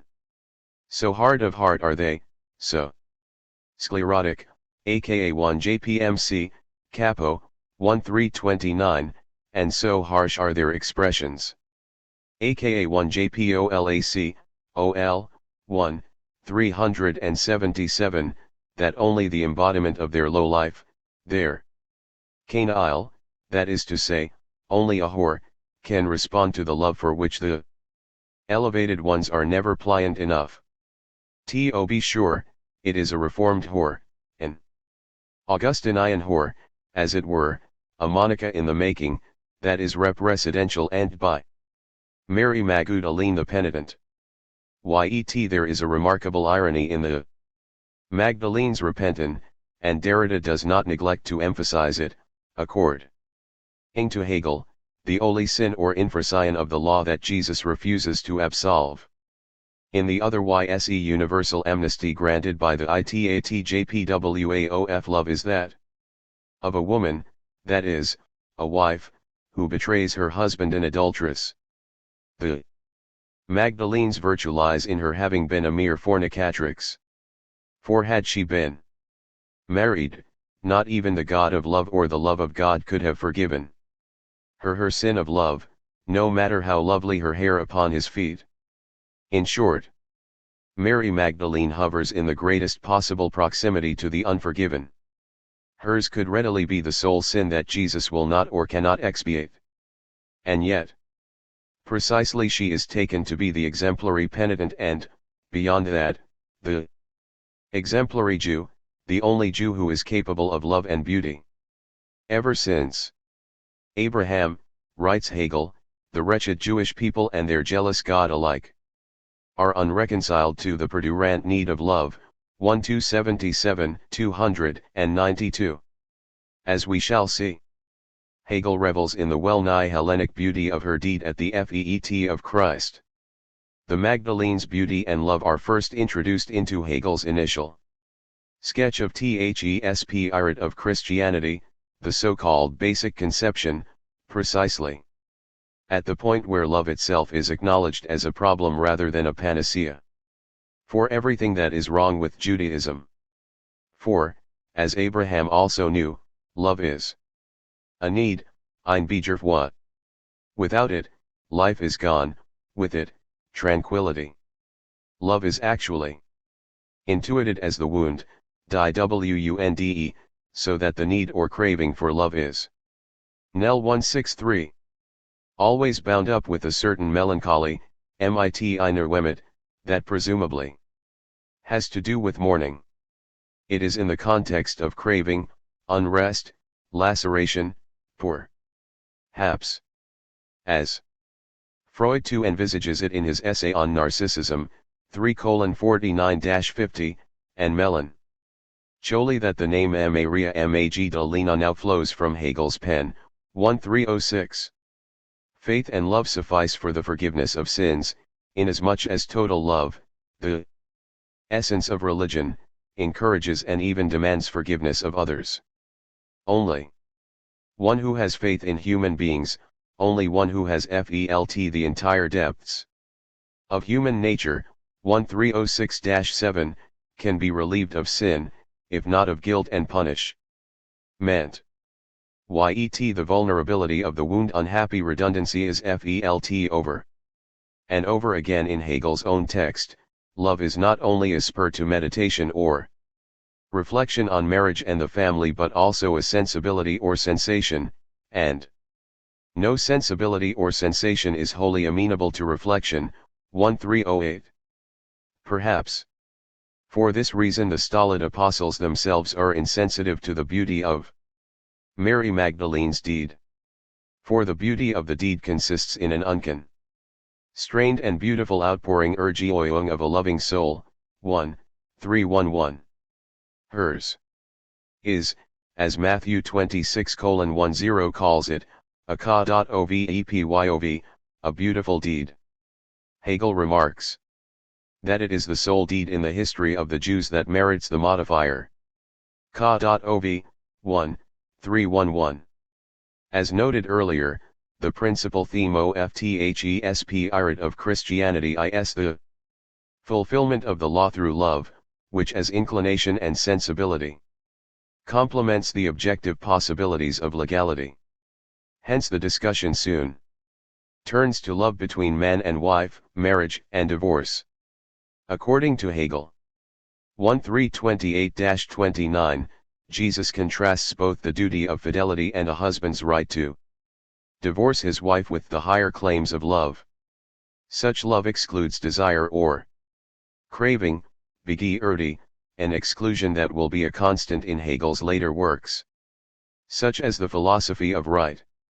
Only in one case, to repeat, does Mosaic law preserve its absolute sway. If a wife has given her love to another, her husband retains the right to divorce her. The husband cannot remain her bondsman.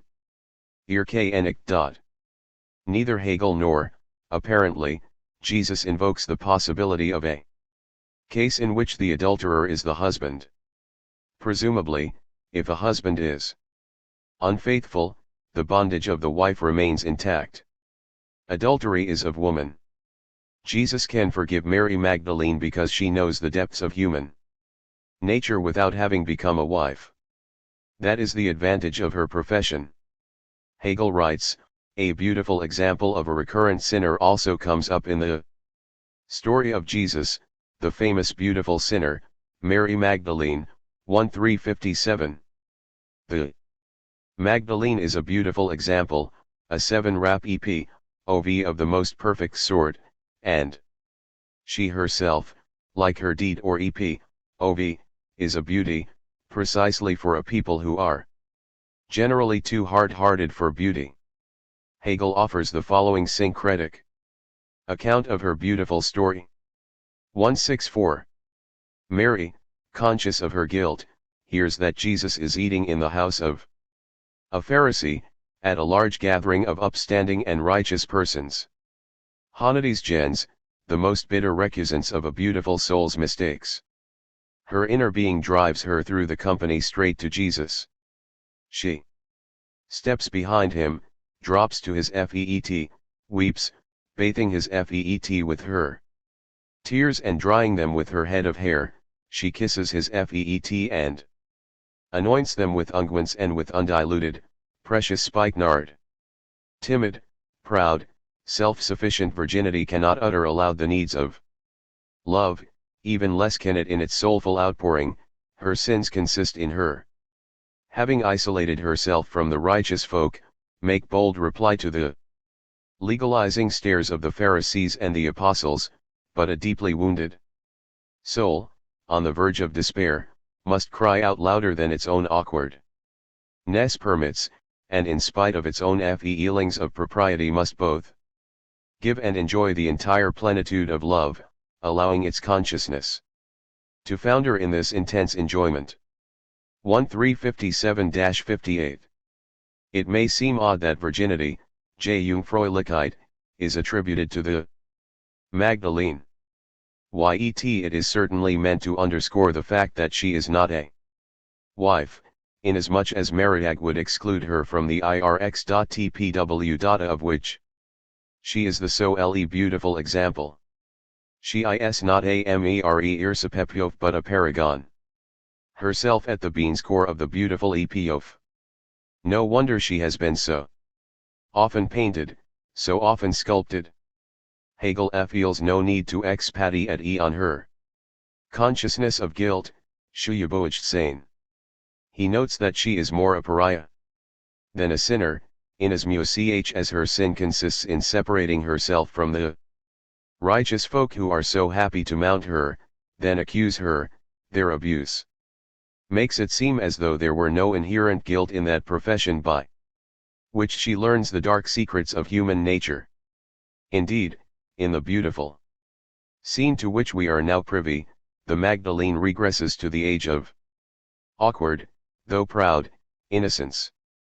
Her profession has not hardened her heart to love. If anything, the reverse, she is overcome by her amorous feelings.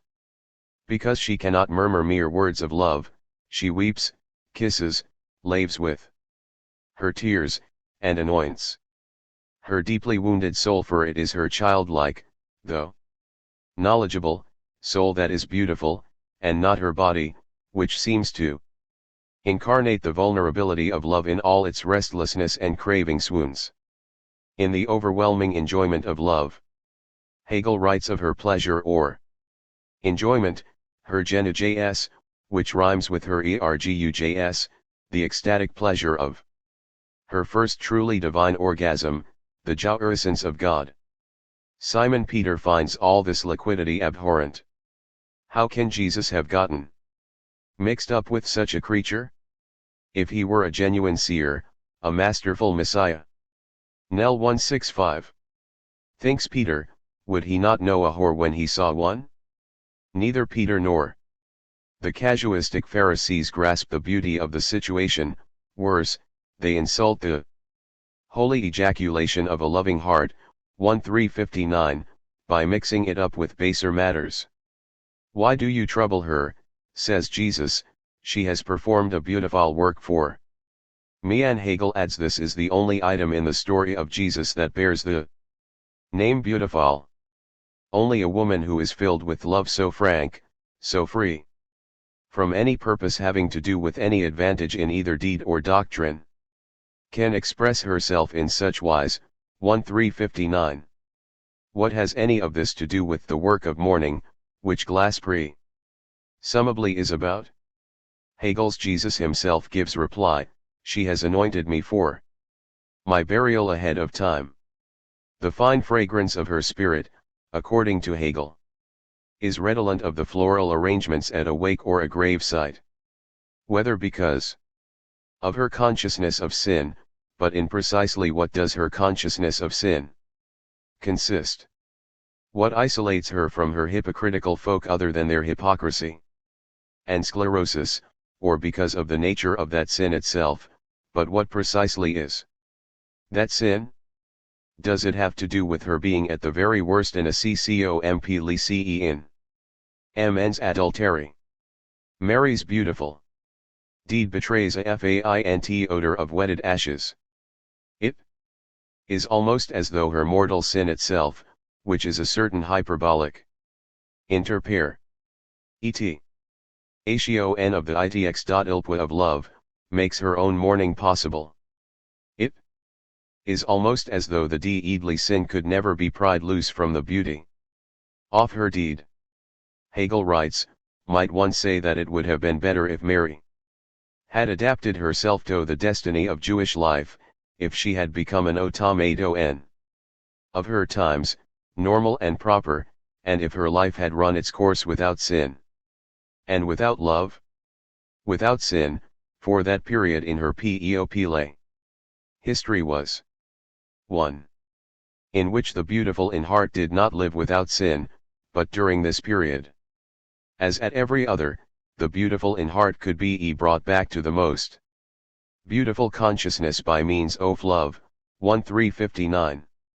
Mary Magdalene expresses the mystery of a love that at least for a certain period of history cannot be severed from sin. In all periods, however, her sin can be elevated to consciousness, that is, to a level that by definition cannot be base, through the power of love. Nothing that Hegel writes here, not even his most adventurous effusions on the Magdalene's necessary sin, her essential wound, her stammering virginity, her helpless outpourings, her beautiful deed, dissolves the mystery that has surrounded her since ancient times. One might interrupt Hegel's, and Derrida's, account of Mary Magdalene by asking how Hegel would respond to a somewhat different account of this figure, one that sees her power less in a guilty conscience than in a glorious, indeed, divine genealogy. For certain Gnostic, non-canonical, apocryphal Gospels assert that Jesus loved Mary Magdalene more than any of the apostles. 166. That he often kissed her and called her, without irony, the woman who knew the universe. For certain medieval traditions she is Mary the light-bearer, Mary Lucifer. For the Pistis Sophia she is Christ's questioner, addressed always as dearly beloved. Certain fathers of the Church identify her as the mother of all, the great goddess, now of course in the form of ecclesia. In short, Mary the whore is but a mask of Mary the Virgin, or vice versa, so that it is she, the Magdalene, the one who would quite readily show her FEET, who is being crowned in that triptych in Breisach on the Rhine. Mary Magdalene is the triple goddess of the tower, Mariana Ishtar. In that capacity she tends the tomb of one of her many consorts, Jesus of Nazareth. Mari Ishtar the Great whore anointed or Christ and her doomed God when he went into the underworld, whence he would rise again at her bidding. That is, she made him a Christ. In the Epic of Gilgamesh, victims were told, the harlot who anointed you with fragrant oil laments for you now. 5. Hegel's attribution of Jungfrau Iulikido the Magdalene is not at all strange. If we remember the sacred prostitutes that were sponsored by Popes Julius II, Leo X, and Clementville, even Innocent III, who had a testy vocabulary when it came to concupiscence, called them virgins. That appellation survives in many tongues, as in German, where prostitutes are occasionally still called by their oldfashioned name, Freudenmädchen, maids of joy. Mary Magdalene, the beautiful woman who, at least in the fantasies of the Father and the Son, remains a mere slip of a girl, a professional Maiden, haunts Hegel's text each time the pathology of love is mentioned. The fact that love is an inclination and sensation as well as a meditation, 1362, an undefinable feeling that resists words, and the concept, 1363, each time a supper or common meal is mentioned, 1364-69, each time religion is cited as the 71 1 of love. The fulfillment of the law, 1370, each time the inadequacy of the Jewish reception of Christ is averred, 138 1-82, each time the beautiful soul is set in opposition to the Jewish essence, inasmuch as Jesus turns out to be related to Mary Magdalene as a soul sibling, 1385, each time marriage, man and wife, and the union and divorce of couples is cited, I. 387, each time the liquidity of love, for example, in the total immersion that a catechumen experiences in baptism is described, 139I. And, at last, toward the end, when Jesus' failure to marry a woman and have children by her is cited, when the beautiful soul's isolation from both nature and the community, its passivity and flight, are mourned, 1400-405. Derrida is intrigued by the role of Mary Magdalene in Hegel's spirit of Christianity precisely because she interrupts the man-to-man discourse of what may be called the speculative family, that is, the mystical union of father and Nell 167. Son that so bedazzles onto theology. As a sinner of the flesh, in the flesh, she represents the flood that instills in the post-diluvial Jewish essence a fear and distrust of nature, as the beautiful Jewess, an anomaly to her own people. Because she is capable of a ko.aove.pov, she represents Greek harmony rather than Jewish discord. Yet she can respond to Jesus and he to her only as a harbinger of death.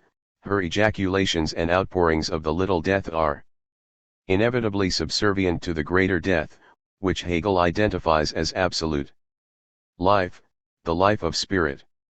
Which means either that she remains Jewish or that Christianity's fulfillment of the law is only another enactment of death, ultimately in service to death.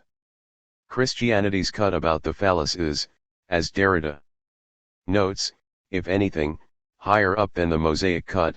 The Magdalene is the Medusa of Christendom. Why then does Hegel tardy near her? Perhaps, Derrida surmises, because Hegel's own mother's name Maria Magdalena Louisa Fromm encourages him to associate the mother with the maid, Magdalena being an offshoot of the Magd Maria Magdalena, rather than Mary or Martha or Monica, is the name of Hegel's other. Yet it is the dramatic, energeticbeaud of her desperate deed that dazzles Hegel. Derrida's account of that deed spinning off from Hegel's OWN account is as follows. To what beauty was Jesus sensitive? To that of the overflowing of love.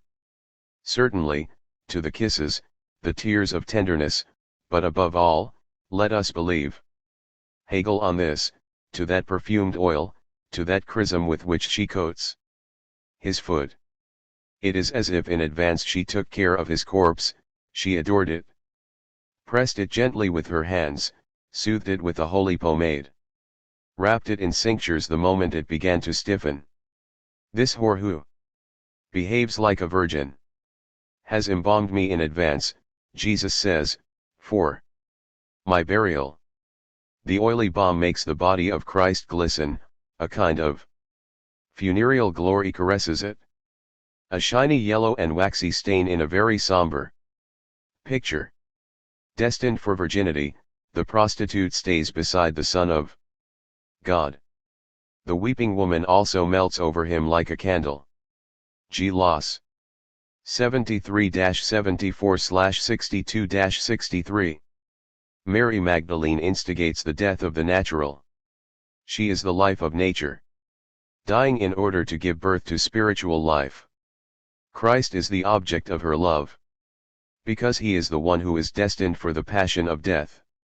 Mary Magdalene is thus the crowning irony of life, herself immured against her earlier sins of the body, yet in some way opened by those very sins to love.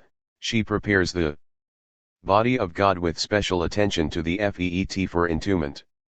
She is 168. Perhaps one of those partial or component erotic drives that Freud calls the pallbearers or avatars of death, tr abandoned etods, 3:249. She herself will die without children, never a wife, in this way too proving herself the sister and bride of Christ. His echo, perhaps. Teaching the children, burying the corpses. Insofar as she embalms the Christ for burial, however, Mary Magdalene does everything a wife can do for a husband, a sister for a brother, or even a daughter, for a mother or a father. As a herald or minister of death, Mary marks several kinds of death in and for the family on the way to spiritual life or religion. As a penitent, she marks the death of sex, the end of pleasure, desire, and the sexual opposition as such. Presumably, the enjoyment in which she founders over Christ's FEET, the swoon into which she falls, the outpourings she undergoes, have nothing to do with sexual opposition and union. Although she is not married, and cannot be if she is to be forgiven, she is the perfect wife. Inasmuch as she does not let herself be enjoyed. In her, sexual pleasure is demoted, bge setzt, and suppressed, zurückgedrängt, as Hegel says of the married woman in general, Philosophy of Right, 163. She is woman, not so much by virtue of her natural capacity to bear children, as through her spiritual capacity. She is the one who will arrange her husband's interment.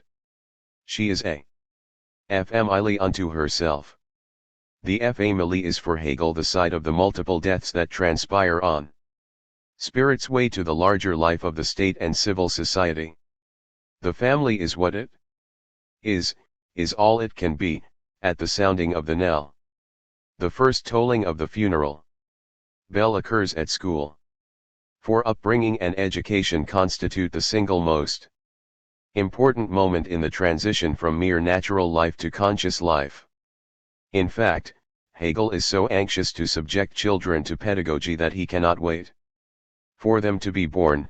In the general remarks on ethicality in his philosophy of Right, before the family is even introduced, much less children produced, Hegel stresses the importance of pedagogy for the life of spirit. Beyond natural and even moral law, and presumably even beyond Mosaic law, ethicality can be identified with spirit as such. If 1J0 is a becoming accustomed, a habituation. Gewohnheit, pedagogy is the art of such habituation or customization. Pedagogy is the art of making human beings ethical. It observes the human being as natural and shows the way upon which such a being, Nell 169, can be regenerated in Wiederzugeboren, transforming his first nature into a second, spiritual nature, so that the spiritual in it becomes a habit. In this second nature, the opposition of natural will and the subjective will disappears, the subject's struggle is broken. Thus habit pertains to the ethical, just as it pertains to philosophical thinking. Inasmuch as the latter requires that spirit be molded in such a way that it resist arbitrary notions, which are to be broken and overcome. in order that rational thinking achieve an open path. 151. Addendum, 7:302. Education of the children and the eventual dissolution of the family constitute the final moment of the family as the immediate ethical substance of spirit. If the first moment consists in the subordination of natural, sexual love to the ethical love between husband and wife, parents and children, the last consists in the subordination of the family as such to civil society and the state. Children represent the objectification of the love husband and wife have for each other, love no longer as mere sensibility, Empfindung, but as spirituality and religion. Spirituality, religion, ethicality. These break the back of the naturalness of love. Yet love remains a sensation and a sensibility. Hegel repeats this lesson over and over again, as though he himself has learned it in the school of hard knocks, in the university of life. For his part, Derrida is impressed by the atavism of the amorous sensibility, the adamantine persistence of love as a feeling, in the Hegelian system. Hegel may not be able to depict the dialectical sublation or relieving of love step by step, handbook style, but he is an expert at formulating its recalcitrant mystery. He writes, love is therefore the most monstrous contradiction, one the intellect cannot dissolve. For there is nothing harder than this punctuality of self-consciousness, which is negated, yet which I ought to possess affirmatively. Love produces and resolves the contradiction at one and the same time, as its resolution. Love is ethical unity. 158, Addendum, 7:308. Education or upbringing breaks the back of this monster, first for the parents, by suppressing their pleasure, and then for the children, by suppressing theirs, which was so fragile in the first place. For children are driven to abandon their own state in order to be just like the grown ups. Pleasure is the very touchstone of naturalness, and if rearing is the least natural but most necessary thing in the world of nature, it is only because, as Flannery O'Connor's Misfit maintains, it's no real pleasure in life. 6. Hegel does not elaborate in the philosophy of right on the mortuarial character of the family. There it is more a matter of the death of the father. As 170. The occasion upon which the family's property passes on to the widow and the children, eventually dispersing into the wider family circle and the social fabric. As commonweal, yet this mortuarial character is stressed in the much earlier phenomenology of spirit, and I want to return to this text for an instant, as Derrida does, in order to look briefly at the ethical world, the human and the divine law, man and woman. 7. Hegel is here concerned with the way in which the dead individual is gathered up, removed from the long sequence of his dispersed existence, rescued from the restlessness of his contingent life, and erected as a complete and singular configuration, elevated to the tranquility of simple universality. Pg. 321. As a family member, the dead one is merely a bloodless, marrowless shade.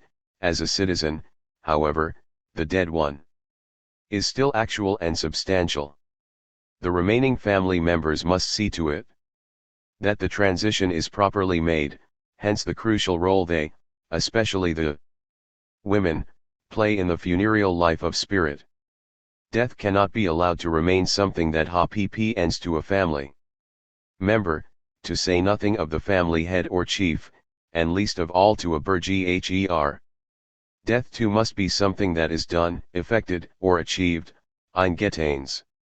The blood relatives must transform and accomplish what is otherwise a merely natural, not to say ghoulish, movement. They must append a conscious act to nature's bung up kidney or clotted heart. Wife and children must snatch the family head from his natural destruction, or, rather, since the dead one needs that destruction for his own effective transit to a higher order of spirit, the need to take such destruction on themselves. They must deflect the community's attention from the utterly ps4e being for others that the once powerful one has now become to his p-erduranti accomplishments and deeds. They must rescue the family head from the shame to which every cadaver is exposed, must prevent the dishonor that cravings without consciousness have in store for the corpse, whether those cravings are of maggots and foul gases, or, as Derrida prefers, of the bereaved and tormented blood relations themselves, who may have read Freud's totem and taboo and who may therefore have some deeper unconscious cravings in mind. Whatever the case, the family members prepare the corpse for burial and betroth their relative to the womb of the earth, pg. 323. If wedding bells are breaking up that old gang of mine, the gang I knew since the days when school bells chimed, those bells too are fundamentally funereal, and they need not detain us here.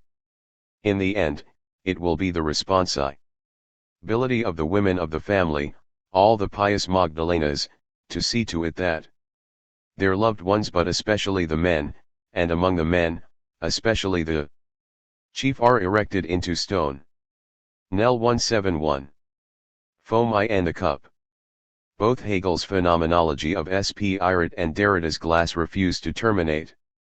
Yet the ways in which these two books arch back to their beginnings differ. The experience or itinerary, Erfahrung, of phenomenology is the circle that bends back into itself, presupposing its beginning and reaching it only at the end, pg. 559. Sometimes that itinerary seems to be sheer regression, as in the final 2 pages, where Hegel appears to move proleptically from the as yet unwritten science of logic back to the presentation of the science of consciousness, which is and remains phenomenology. Yet when phenomenology arches back, it does so with ever greater suppleness, even though it appears to begin at the beginning again, without bias or advantage, unbefangen, anzufangen, as though it had forgotten everything that earlier configurations of spirit had inculcated in it, bracketing out everything that earlier adventures on that same itinerary had taught it. Phenomenology always begins, again, at a higher stage, saved by the internalizing remembrance, Erinnerung, that propels spirit. Its arching back and beginning again constitutes, in effect, an upward spiral. Nothing is lost to spirit, all is archived in the kingdom of spirits, Geisterreich. And each configuration of spirit inherits the wealth of its predecessors as spiritual common will. Absolute knowing completes, Vollbringt, that spiritual kingdom's organization, contingently as history, but conceptually as science. Science and history together culminate in the powerful images with which the phenomenology of spirit closes, the science and the history of the knowing that appears. De Erschienenden W is sens, to Gether form the Internale. Z. Ing remembrance and the Golgotha of absolute spirit, the actuality, T Rut H, and cert and tie of its throne. Without which it would be the lifeless solitary, only from the chalice of this kingdom of spirits does his infinity overflow with foam. Pg. 564. Derrida is intrigued above all by this differlement of foam, the froth of infinity, the spume in the wake of all transcendental passage, the trace of all Erfahrung. He is also intrigued by the place where that foamy chalice resides. The place of the skull, as the site of an internalizing remembrance that has come to its absolute, Golgotha as the site on which only the lifeless solitary is undone. But presumably never the familial spirit. Derrida's glass also ends doubly, with memories not only of Golgotha but Also of Lydia, with Christ, and Dionysus as the fragmented gods, the divine. 172. Remnants. It ends, one can also say, with the petering out of its two erected columns. Because neither column terminates in a full stop, the question of the text's arching back, whether in order to go full circle or to spiral or to go into a tailspin, becomes a decisive question, or at least a decisive, if undecidable, moment in our reading of Derrida's text. The two columns terminate as follows, although where one begins to cite such an impossible end already frustrates the decisiveness I have been flaunting here. A time to perfect the resemblance between Dionysus and Christ.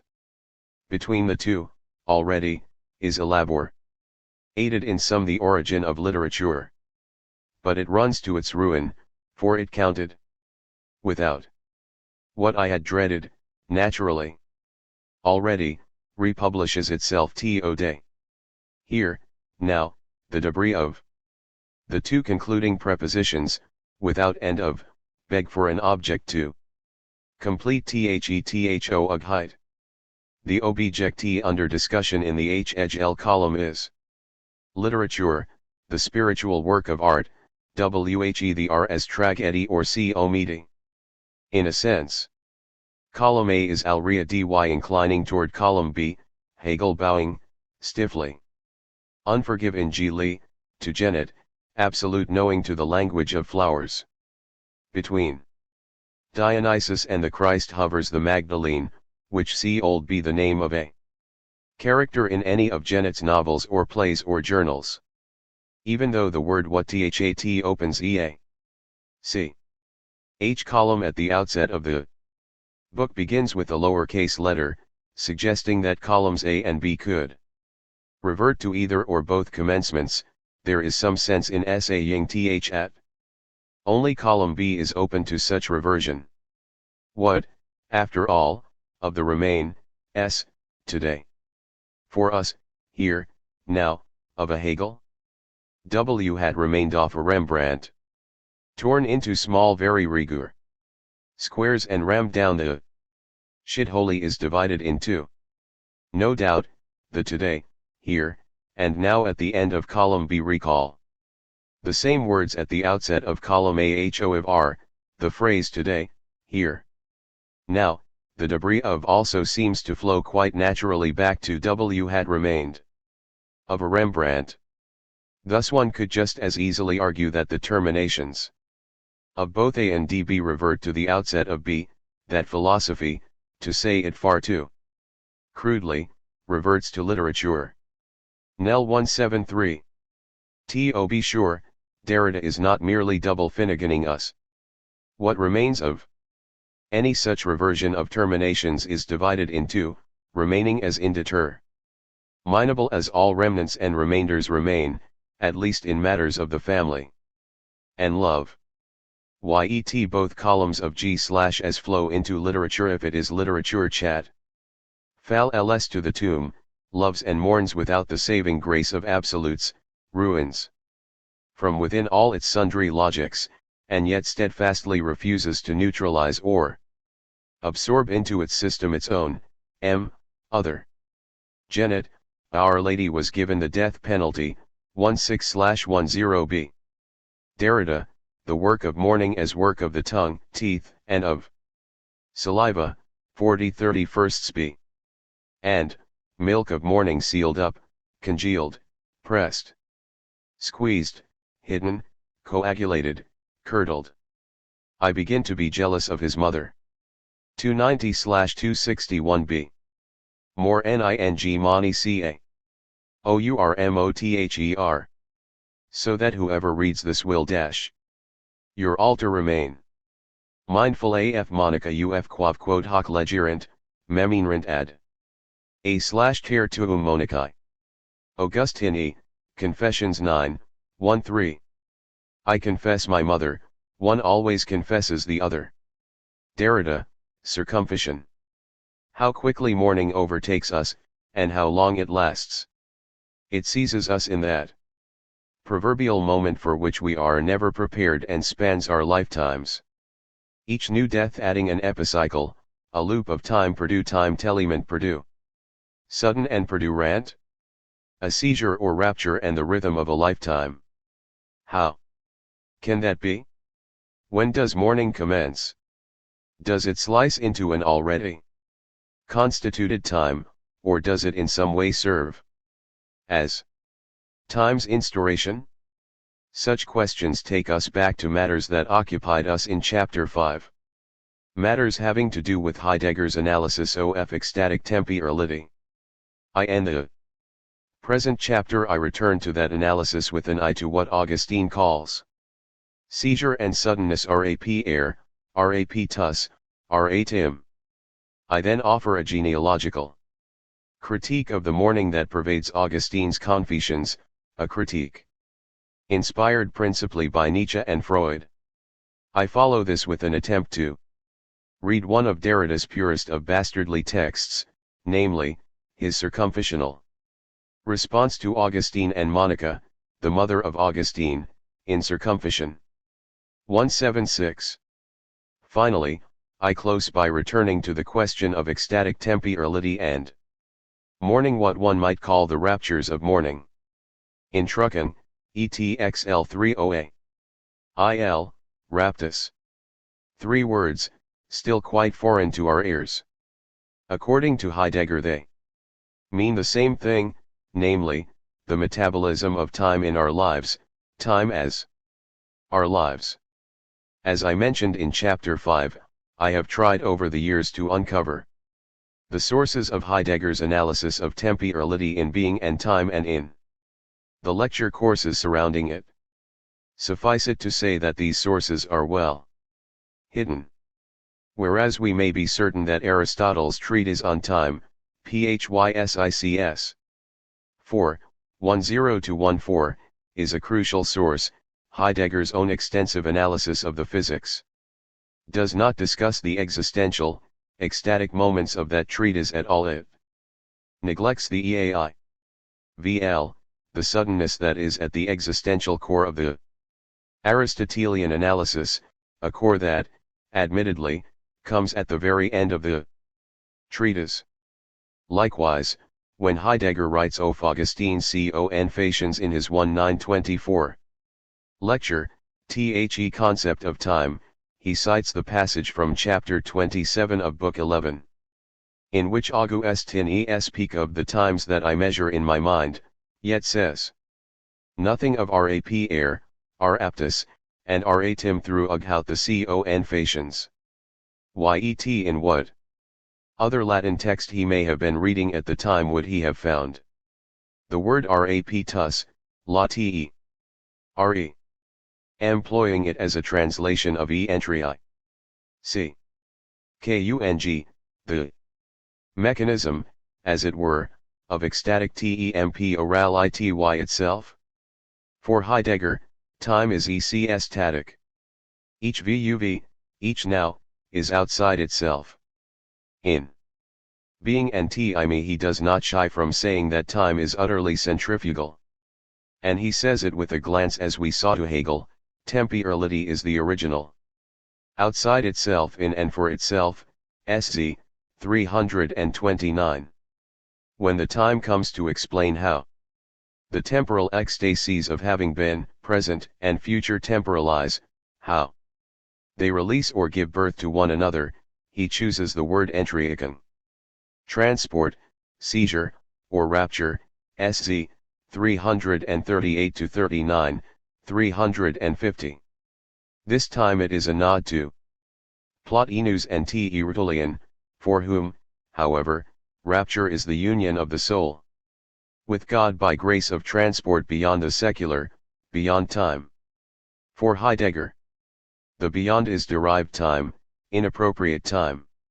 In a 1927 lecture course he insists, time in itself, as future, having been, and present, is enraptured. Entry. Ict. 24:377. 1. Even when, in a later lecture course, he searches for the Unifying horizon of ecstatic temporality, horizon being the word that for phenomenology always means a meaning bestowing, Heidegger remains adamant.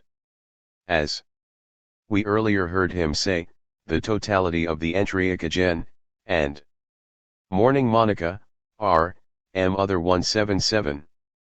That means the unity of the ecstasies and their horizon, is itself ecstatic. 26:268.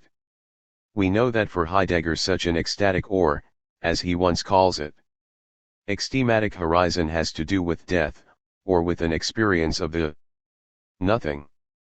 That experience must somehow be related to mourning, if only as a vicarious mourning of one's stretched and self-stretching self, or as time's mourning of its own ecstatic passage into the absolute past.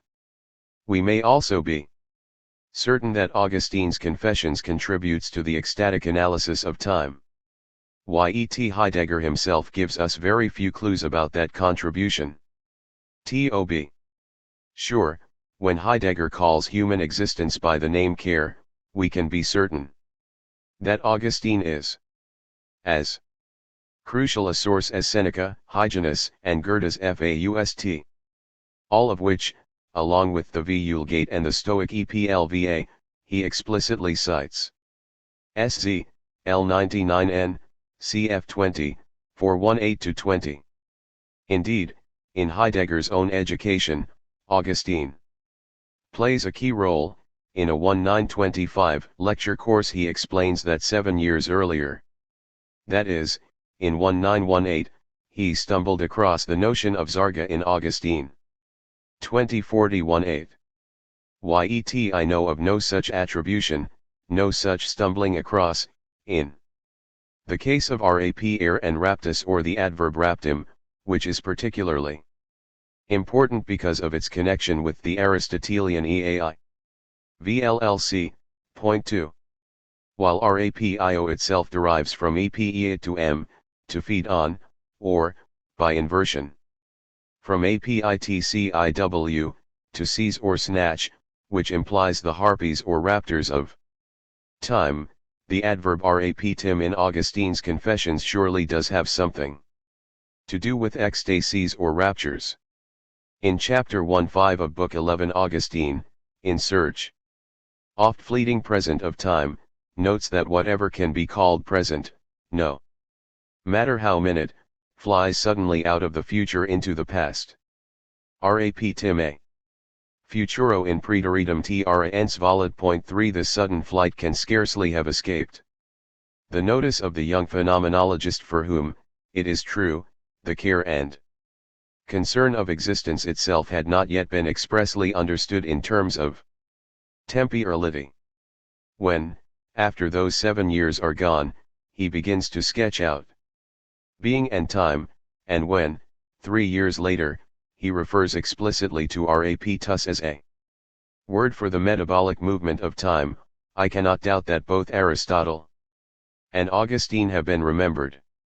In a moment we will examine several more uses of rapera in Augustine's text, but not before noting that Augustine's principal word for the timing of time, distentio, can be discovered in Heidegger's account of the stretch of temporalizing time, Strecken, itself crucial for Heidegger's thinking of self and history. We recall that Augustine's explicit role in being and time has less to do with temporality than with falling, that is, with that lapsing into everyday dispersion that Heidegger characterizes as the bane of an existence that would he appropriate to itself. So it seems. Yet falling occurs in and as the ecstasy 178 of the present, according to Heidegger, and it seems to describe especially to those of us who are always so busy the way in which our future flies so suddenly into a past. I have reported elsewhere, in the second chapter of Daimon Life, on Heidegger's account of dispersion and benumbment and their relation to Augustinian hebitude, the Venus Hebesco of Book X, chapter 3-5, and so we'll say little about these matters here. yet the suddenness of raptim and rapio will bring us back to hebetude, dullness, and bedazzlement, which, like mourning, strike us abruptly but last a long while. If the key reference to the temporality of the sudden is raptim, tra ens valid. 11.15, other uses of rap air in the Confessions are nonetheless instructive. Our senses snatch up images quite suddenly, in order to lock them away in our memory, whereby both the suddenness of the action of our senses and the perdurance of the vestiges in our memory never cease to amaze us. Images quibus sensibus rapte sint, seized by our senses, have a staying power that only the most potent typography, the most efficacious iconography, and the most subtle engrammatology can seek to explain. 4. The sudden seizures by which we learn and spiritually grow are therefore also ambivalent in the extreme. Such ambivalence, which is appropriate to the mystery of time as such, comes to the fore in two apparently opposed instances of rapture. First, Augustine confesses himself ravished away by lust, seized, rapibat, by the very raptures of Eros. During one period of his life, even theatre plays sent him into C.S. Tassi, rapibont, 2, 3, 2. And we know what sting power such seizures had, especially those Tina Sayu S. raptures Augustine suffered at the hands of the women in his life. Second, Augustine records his long conversation with Monica at Ostia, in which the two of them, mother and son, review the supreme pleasures of carnality and spirituality, flying ever higher, soaring ever more swiftly, until they are seized by a singular exultation that ravishes them, rapi ida cogitationi adding imus. Hecuna rapiat, 11.10. Whether one learns from one's mother or from a ravishing woman, in either case the learning involves rapture. Indeed, rapture comes into play even when one learns from the father. Earlier in Book 9 Augustine had marveled at how suddenly, subito, it was made easy for him to accept the embraces of his heavenly Father, embraces that released a flood of tears. At the end of Book 9, the son is suddenly seized by a fit of weeping for his dead mother. Whether the torrents of joy and sorrow, the overflow of tears, congeluibat in precordia mea, transgeluibat in lacrimas, can be tied to the ecstatic flight of time, transfolate, I cannot say, that the violence of mourning in particular, violento animae imperio, is a violence in and of time, I do suspect, and for the most excellent Augustinian reasons. 9.12. Mourning Monica, R. M. Other 179. Whether the lamentations of his natural son, Pure Deodatus exclamavit, can be described as a kind of seizure, whether Augustine's own pain, as though from a recent flesh wound, vulnus recens, can have been caused by thrusts of time, I am uncertain, whether the bloody wounds inflicted on his soul, sauciabater anima, that is, wounds as troubles or cares, and the bloody fragmentation of his life, delineabater vita, that is, fragmentation as a life utterly lost to itself, whether these can be subjected to a temporal analysis, an ecstatic temporal analysis, is a question that surely would have occurred to Heidegger, if only when he presented a copy of Senundze it to his mother on her deathbed. Basic W.R. Idings, 23. Whether in Augustine's account the temporality of an everydayness that fails to assuage the pain of mourning through neither redoubled sorrow over his sorrowfulness nor the cult of the dead nor steam baths is his mourning of Monica alleviated can be counterposed to an appropriate temporality of soothing sleep, noctem sopra gratia, a sleep that alone ameliorates the suddenness of the deprivation, qua subito destitutus sum. I do not know, yet it seems certain that Augustine's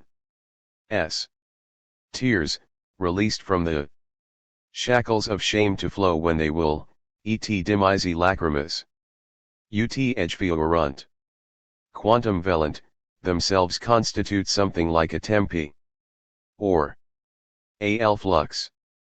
Finally, whether or not confessions laid out in written ciphers to be read and interpreted by the eyes of any and all, including Heidegger, can weep temporally, can weep as time, if only for the smallest part of an hour, exigua part hori, let no one mock the confessor, let no one laugh in the face of what may be the origins of time, the liquid passage of time. That, at least, would be Heidegger's funda mental mood and Derrida's plea. We will return to the constellation of mourning, tears, and time at the end of the chapter. The ultimate inhibition. Friedrich Nietzsche, writing in Nice, the city in which Derrida's mother, Georgette, lives after 1962 and in which she dies on December 5, 1991, a letter dated March 3, 1885, to Franz Overbeck in Basel. I recently read for rest and recuperation the Confessions of Saint Augustine, full of regrets that you were not here with me. Oh, this old rhetorician. How flse and squint-eyed Augen verdreherisk he is. How I laughed. For example, over that youthful theft, at bottom a mere schoolboy prank. What psychological falsehood. For example, when 180. He says concerning the death of his best friend, the friend with whom he shared a single soul, that he determined to live on, so that in this way his friend would not altogether die. Such talk is a nauseating deception. Philosophical value equals zero.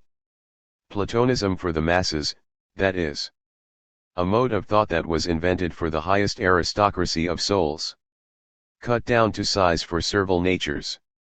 In addition, with this book one is looking into the belly of Christianity. I stand alongside with the curiosity of a radical physician and physiologist. 5. Doubtless Freud and Derrida alike, albeit for very different reasons, would argue against Nietzsche that Augustine is perfectly right to live on after his friend, to survive him, to accept the ultimate irony, survival as the consolation prize, and precisely through his own labors of mourning to preserve the memory of the dead one. Doubtless a practiced thief, a Jean Genet, for example, would take real joy in Augustine's description, 4, of the pleasure of the stolen pears fit for pigs, but the stealing fit for an outlaw prince. Doubtless the Genel August himself must remi full to August ine for opening his own ble and his own belyocking to the radical Psychian and physiologist, whose best vivisection, after all, is on his belly ach in gsel pound. Yetany one interested in prayer and confession me ght do well to pause over some of Nietzsche's more detailed not es on Augustine, especially the following note, from the Spring of 1885. The unmanning and perhaps even emasculating impact of excessive prayer is also a part of the damage wrought by the Reformation on the very being of the Germans. In any case, it is a matter of bad taste to beg a great deal instead of giving a lot, the mixture of obsequious servility with an often quite haughty and boorish obtrusiveness, with which, for example, Saint Augustine in his Confessions grovels before God, reminds us that human beings are perhaps not alone among the animals that possess religious feeling. The dog has a similar religious feeling toward the human being. Trafficking in prayer with God breeds moods of humiliation and posturing, attitudes that still assert their rights in times that are no longer pious, Germans nowadays are known to wither in the face of princes or party leaders, or when they hear the phrase, your most humble servant. We should put all that behind us. Point 6. Derrida never cites in his Circumcision the scornful report on Augustine that Nietzsche addresses to Overbeck from Nice. Nor does he refer to any of Mourning Monica, R. M., Other 181. The many references to Augustine in Nietzsche's oeuvre. Derrida's somewhat abashed reference to the weeping Nietzsche in M. E. Moyers of the Blind, to which I alluded at the end of chapter 2, suggests that Nietzsche is increasingly becoming a goad to him, a necessary but painful corrective, even if in Circumcision he calls the lachrymose Nietzsche and Rousseau my two positive heroes. 26.7 In that spirit, the spirit of painful correctives and a heroism of tears, we will soon begin to read Derrida's Circumcision, but not before taking two preliminary genealogical diversions. First, we will take a glimpse at what Freud considered the ultimate inhibition, the inhibition expressed by Hamlet's ghost when he warns young Hamlet. Ta'int not thy mind, nor let thy soul contrive against thy mother aught. Act I, Scene V. Second, we will undertake a far less sympathetic examination of Augustine than Derrida's. We will consider the Augustine Derrida is perhaps too generous to read, in a word, the genealogists Augustin Stendhal's, Baudelaire's, and Nietzsche's Augustine, as it were. At the outset of Inhibition, Symptom, and Anxiety, 6:235-36, a work to which I referred in the introduction because of its concluding reflections on mourning, Freud defines inhibition, Hemmung, as the expression of a limitation in the functioning of the ego, a limitation that itself can have quite various causes. In cases of highly specialized functions involving, for example, that of a pianist at the piano, a writer at the desk, a city dweller walking, the limitation of function in the fingers or toes is normally due to an excessively strong erotization of those organs or parts of the body. Erogeneity or sexual significance reduces the ego function of an organ. Freud's confessedly bizarre, scurril, example is that of a cook who will not work at her stove because the lord of the house has become her lover. Her household function, by which she earns her living, thus surviving as an ego, diminishes as she hears the slippered feet of the lord outside the galley door. Freud's less scurrilous examples are as follows, and both of them will have cut Derrida to the quick. Writing consists of causing liquid to flow from a tube onto a piece of white paper. If writing has taken on the symbolic significance of coitus, or if walking has become a symbolic substitute for tramping upon the body of Mother Earth, de stamp fons auf dem Leib der Mutter Erde. 182. Then both writing and walking will be abandoned, for it is as though one were performing the forbidden sexual act. The ego renounces the functions that pertain to it, in order not to have to undertake yet another repression, in order to avoid a conflict with the id. 6:236. On Derrida's testimony in Circumcision, one might suppose that his mother had never been in the kitchen, but only at the poker table, playing until dawn, up to the last minute refusing to surrender a good hand in order to give birth to him. Now, once again, and for years, seemingly forever, she is bedridden and amnesiac with Alzheimer's disease. He recalls that she was as beautiful as a picture, as beautiful as the Winter Garden photograph that Roland Barthes never reveals in Ca Mera Lucida, as beautiful as those mothers who, when they die, leave too little for sons like Maurice Merleau-Ponty or Roland Barthes to live. 4.8 The writer's anxiety is that his mother's death, the closing of those eyes, will mean his own death, or, rather, that the two deaths cannot be kept apart. It is as though the mother-son relation were the only relation that breaks the mortal rule, the rule that one person will have to die after the other, hence that the survivor will have to mourn her or him, the rule that we will not see one another die any more than we will see ourselves die. Nos nous verrons mourir is an impossible saying except for a boy and his other, a Narcissus and his original, an Aiclet ic echo, are in a bility to keep. The two deaths apart is not a perfection, however, but an inhibition. What the writer writes is the scrack, fissure, of YSS, wound, or bedsore that will not close upon an ida. N. Tity or a proper name, step on a crack, you break your mother's back, as the children say. The writer can neither tramp nor stamp, neither inscribe nor tread the lines of his or her text. Fear of absolute inhibition, 2l. 9. Freud notes that when psychic energy must be devoted to a strenuous task, his example is that of mourning, the quelling of sexual fantasies will demand so much force that the ego can scarcely function at all.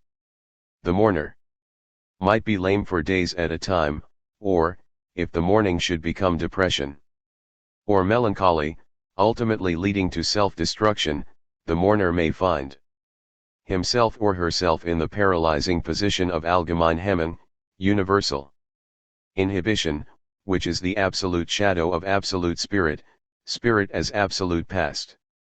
However, what if the scurrilous writer were to elaborate lines of writing that evoke a sexual fantasy about the other, involving titillation, invitation, jouissance, and implacable self-recrimination?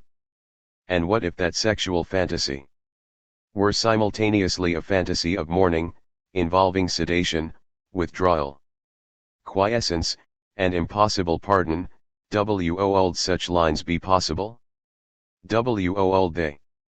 Mourning Monica, other 183.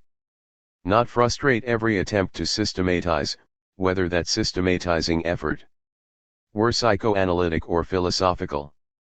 In his Circumphase Zion, Derrida is about this apparently impossible task, on the scent of universal inhibition, hard on the heels of systemic disaster. Before examining that impossible task, however, let us undertake our second, more protracted genealogical effort, reading Augustine's Confessions without piety or pity. From the outset, Augustine worries about the tainting that must have occurred in and through his mother's womb, a tainting concerning which neither his mother nor his father can inform him, but which can only be inferred from the probable experience of his infancy. Fortunately, that tainted gestation in the mother's womb and tainted infancy at her breast are swathed in an oblivion so profound that the primal tainting seems never to have occurred. Therefore, 0 Lord, this age which I do not remember to have lived, which I have taken on trust from others, which I conclude myself to have passed through from observing other infants, although such testimonies are most probable, this age it irks me to join to this life of mine pigit me ad numerare hic vitae mea, the life I have lived in this world. In so far as it belongs to the dark regions of forgetfulness, it is like that which I lived in my mother's womb. But if I was conceived in iniquity, and if my mother nourished me within her womb in sins, et in peccatus mater mea me in utero aliud, where, I beseech you, 0 Lord, my God, where or when was your servant innocent? But, see, I now said aside that period, sed ecce omito illudum pius, and what does that matter to me, of which I recall no trace, quaes nulla vestigia recalla? 7. Much later in his Confessions, X. 22, Augustine pursues the parallel mystery of his recollection of past happiness, whence the joy, the febrile memory of which he pursues when he pursues the Father. He, the perfervid fornicator, does not dream or imagine or even write that the source of all joy may have been that dark intrauterine period, illa tempus, which he says does not matter, because it apparently has left no trace in him, the period spent in the sinfully celestial realm of his mother's womb. Yet who is this, other? Some initial words about Monica, her metal, her misery, her mystery, and her miasma. Monica's metal lies in her connivance to replace Augustine's father, Patricius, with the Lord, to overcome the man to whom she is politically and institutionally subject but intellectually and spiritually superior. 1:1.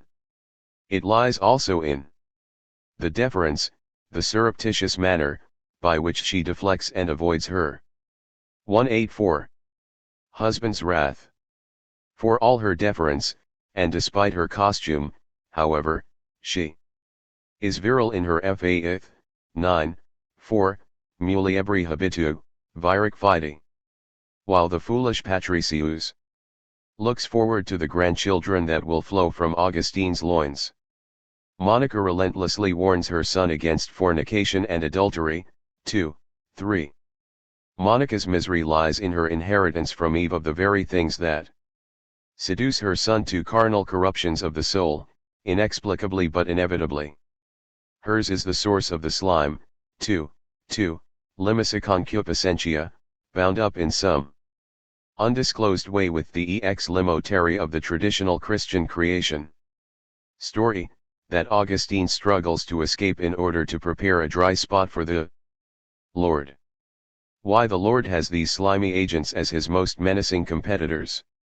In other words, in what way the ostensibly lowest level of beastly embodiment can displace the putatively highest level of divine spirituality is a question Augustine is reluctant to ask, even though the whole of his Affirmation circumscribes it, circumfesses it, and circumvents it like a cat circling hot porridge, while a larger carnivore circles them both. Paul at least is clear about it: whoever touches a woman will not be receptive to the embraces of the Lord. Augustine. I should have listened more heedfully to these words, and having thus been made a eunuch for the sake of the kingdom of heaven abscissus propter arenum Caelorum, I would have looked with greater joy to your imbra ces. W. Monica's mystery lies in the temple of her breast, from which Augustine sucks the milk. 3:4, lact matris, of Christ's name. Indeed, Augustine soon attributes that creamy breast to the Lord and Father. Whatmi, when all is well with me, except one sucking your milk shujan/ac tuum and faading on you, fruins te, 4, l, cf 7, 1/8. Monica's virile milk is mirrored in the flood of tears that flow from her eyes on account of her lubricious son, a flood that waters the earth, and produces slime, wherever she prays. 3:1:1. That chaste, devout, and sober widow, who in spite of her virile faith and manly hope is no less assiduous in weeping and mourning, so prods a bishop with her concern for her son that the holy man assures her, it is impossible that the son of all those tears should perish fieri non potest, ut filius isterum/acrimarum. Peria, 3:1-2. Her saline tears are sweet to her and to the Father, as are all the tears of bitterness and mourning. 4:5. Whether or not such sweetness is concupiscent, Augustine is reluctant to ask, inasmuch as the time is ripe not for questioning but for confessing. RV 6. Indeed, the altar of Augustine's Affirmation serves as a memorial to Monica's life and death, a monument to her heart's blood and her tears for her son. V. 7 and 9, 1-3. Monica's miasma lies in the swamp her tears create, a bog that well nigh entraps Augustine and prevents him from making his way to Rome. For the sun knows what Monica does not see clearly enough, that only a sea voyage. Mourning Monica, R. M. Other 185. From Africa to Rome, only a bath in the waters of Roman grace, will dry up those rivers flowing down from my mother's eyes, by which, before you and in my behalf, she daily watered the ground beneath her face. V. 8. Scene. Mother and son are at the harbor, she pleads with him, begs him to stay. She desires his presence. He, thinking solely of another heading, pretends to relent. Gives her assurances.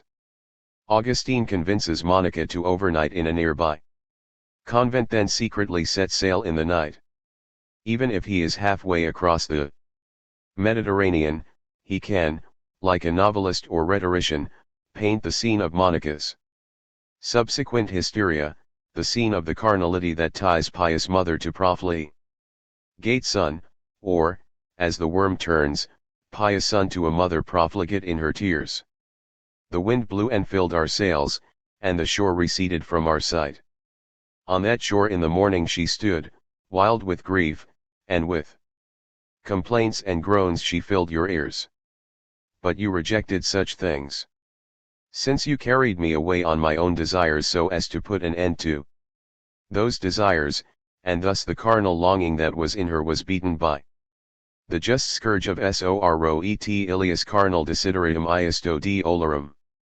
Geologilo vapularege. For she loved me to be present with her, after the custom of mothers, but much more than many mothers, said Muftis. Multu amplius. She did not know how great a joy you would fashion for her out of my absence. She knew nothing of ths, and therefore she wept and lamented. By such torments the remnant of Eve wth in her was made manifest at Gilles cruciatibus argubiter in ea reliquarium. Ivi, and with groans she so ughight the one to whom with groans she had given birth, cum gemitu quirens quod cum gemitu pepererat. Yet.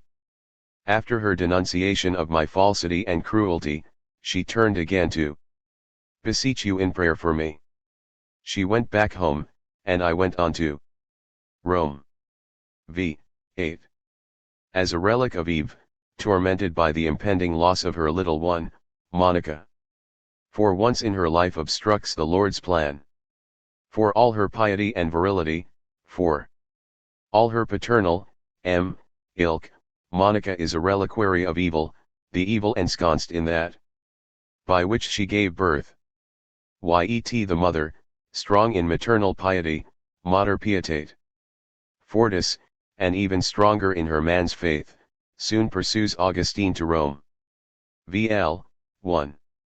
By now it is dear to him that baptism alone will liberate him from the monocles of Monica's fanatical mother love, from Monica's monocular vision of his future. Augustine still doubts whether he can do without a woman's embraces. Ye 1:1, si femini privare amplexibus, caught fast in a disease of the flesh with its deadly tenderness delegatus morbo carnis mortifer suavitate. 186. I dragged along my chains and was full of being loosed from them. 6, 1-2. Ambrose is astonished that Augustine is stuck so fast in the birdlime of that pleasure ita harera visco ilias voluptatis, birdlime betraying the color of mother's milk and the viscosity of the semen that is the seed of woman in every man, the color and viscosity of pallid slime, the very stuff of naturalness, the spawn of death. Principally through the urgings of his mother, Augustine puts away the woman with whom he has lived for 13 years, the nameless woman out of Africa who has given him a son, Adeodatus, gift from God. Or, rather than put her away himself, Augustine submits to her being torn from his side. Avulsa olatera meo, thus hiding in the utterly passive voice behind which the lordly, other works her will. Even after the enthrallment of his marriage to another woman, and on the very verge of his baptism, Augustine is still tightly bound by the love of women. Tenaciter Alligabar. X. Femina, 8, 1. Entangled in the chains of a harsh bondage, 8, 5. Only the fearof death. The very death into which his unquenchable lust is ostensibly causing him to waste away, curbs his concupiscence, as was undoubtedly the case for Mary Magdalene. The wretchedness of Augustine's carnality announces itself in the very paroxysms of his pleasure. In the bower and bowel of desire, the storm clouds of DH gather head. Louder than the cries of Augustine's self-laceration rises the initially feeble voice of continence, virtuously alluring, serene and joyous, at trct yet not wanton. She, Continentia, stretches forth her arms to lift Augustine out of the slime. She is not barren, however, but unlike the Magdalene is the fruitful mother of many sons, fecunda mater filiorum, sired by the Lord. 8, 1. She smiles and murmurs to him, encouraging him to surrender his hesitation. Turn deaf ears to those unclean members of yours, so that they may be mortified in munda ilia member toi, ut mortificenter. Under a fig tree, of all places, a mortified Augustine weeps, his conversion complete. He rises and goes to his other. Her desires to marry her son off vestigial patrician. Desires, the desires of a man weaker than woman, as Creon says, are now quelled. The other rejoices. You turned her mourning into a joy far richer than that she had desired, far dearer and purer than that she had sought in grandchildren born of my flesh. No longer must Augustine scratch the itchy sore of lust. 9. Scalpendi scabime libidinum, in order to fulfill the parental desire. He pores over the scriptures, his lungs deteriorate, his teeth go bad, he is compelled to resign his professorship of rhetoric, all goes well with him. Finally, as an afterthought, he remembers what his mother has confessed to him. As. In of her youth, her weakness for wi. N. E. The other was a bibbler. Mourning Monica, R. M. Other 187. The nascent saint therefore confesses the liquidity that has so tormented those two souls, other and son alike, who so furiously wanted to be dry. 9, 8. Yet by now the other can sense that her son despises aqueous life even more than she does. Her prayers have been amply answered, and she has gotten even more than she asked for. For if she is about to die, so is her son, who has outdone the other in mortification. By the time she goes on to glory, he will be as moribund as she. One secret bout of tears in memory of her, along with one somewhat more protracted bout of commemorative writing, and he will have put her away forever. Or she him, it is difficult to say. Confis sing the the. Let our genealogy of Augustine end here, for it is at this point, with the scene of the other's imminent death, that Derrida's circumcision begins and ends. Derrida seeks a certain raw ns of language for his task, not the cooked concept, but the unrefined language that will defeat any conceptual or theological presentation of his ideas. He admits to having never loved anything but the impossible, one, and avers that one writes only at the moment of giving the contemporary the slip. 1-2. It is to the impossible scene of his other's deathbed that his circumcision transports or abandons us readers. It will be a scene of bedsores and blood, the blood of the other's wounds. And of the son's circumcision, I always dream of a pen that would be a syringe. A suction point rather than that very hard weapon with which one must inscribe. Incise, choose, calculate, 2. Derrida seeks not the truth of these scenes, Inus. Much as confessions, even circuitous circumnavigatory ones, can only make truth, not perceive it or comprehend it as already there. Not a verity, but a severity of avowal, is his aim, an avowal that has to do with the deaths of our respective mothers. 3. To be sure, at the time of the writing January 1, 989 to April 1, 990. Derrida's mother has not yet died. She is bedridden in Nice, where eventually she will die and be buried like Augustine's mother, Monica. She will have to accept a grave on the far side of the Mediterranean, far from the Africa that was her home. A number of contingencies rise to influence Derrida's text, from the Santa Monica near which he is writing in California to the Rue Saint Augustin where he spent his first 4 years in colonial Algeria. Yet the most terrible contingency is the way in which this labor of mourning imposes itself on the writer before his mother's death. As though the writing here and the 188 dying over there were somehow in alliance with one another, the writing in alliance with death, with the living death of the mother, 27, or as though they were caught up in a race with one another, a terrifying race the son can only hope to lose. Sultana Esther Georgette Safar Derrida no longer recognizes her son by the time of the writing, at least as far as he can tell. There is no intimate, edifying conversation between them in Nice as there was between Augustine and Monica in Ostia. The writer cannot garner the mother's blessing or celebrate her courageous acquiescence in a foreign burial. Deaf to the warnings of psycho-analysis, the writer records with a verisimilitude that is painful and shocking to the reader his mother's wandering words.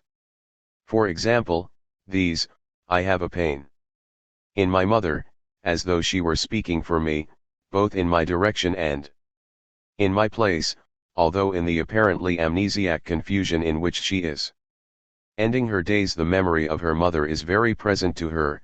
For the reader, especially if his or her mother is still alive, worried by illness perhaps, but still alive, is scarcely reassured by the writer's insistence that he is writing for his mother. Each disclosure or exposure of her, because I'm att cuts like a stiletto. The reader will want to cry out, "The bastard!" against a narcissism that writes oft anaclitic, other so uninhibitedly, so mercilessly. Simply b. c. Ause she can no longer recognize his face in her pool. Derrida is aware of the reader's outcry, he provokes it, counts on it. For this scene will be about cruelty, a cruelty without inhibition and, beyond genealogy. The death scene will involve a writer who now posthumes as he breathes. Like Nietzsche, born posthumously while over his head a conceptual system is being built from the debris of deconstruction. W. Wright in G. Beneath and Against. Jeff Bennington's exposition of Jacques Derrida. Derrida is driven to write unpredictable things and D to seek the salvation of a backfire. 5. Once again, the reader will inveigh against a narcissism that so values its philosophical corpus that it will raise the amulet of a mother's moribund body against the system. It is as if I were trying to oblige him, i.e., Jeff Bennington, to recognize me and come out of this amnesia of me which resembles my mother. While I say to myself when I read this matrix, there's the survivoress signing in my place, and if it is right, and it is faultless, not only will I no longer sign but I will never have signed. Is this not basically what I have always meant to say?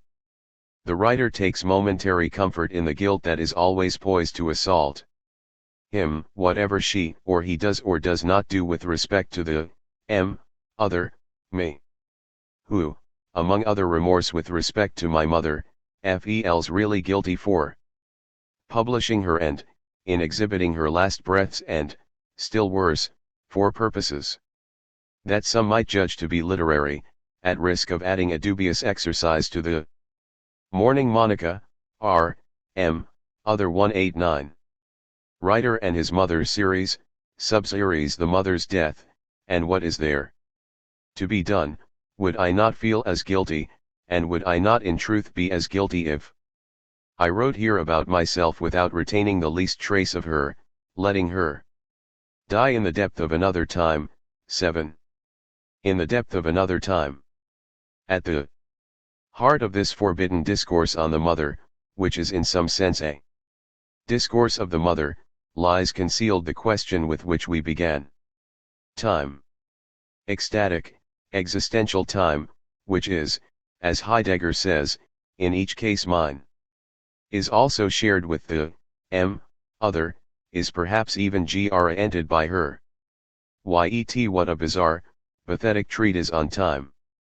The reader's fear of pathos will dissipate only if the pathos of the text overwhelms him or her, and nothing here can help the reader any more than it helped the writer. Derrida's will have to be a text chat answers the demand made by Nietzsche's daimon with respect to eternal recurrence of the same. Its thought must be incorporated or ingested, einverlebt, more than introjected, and must either maim or make us.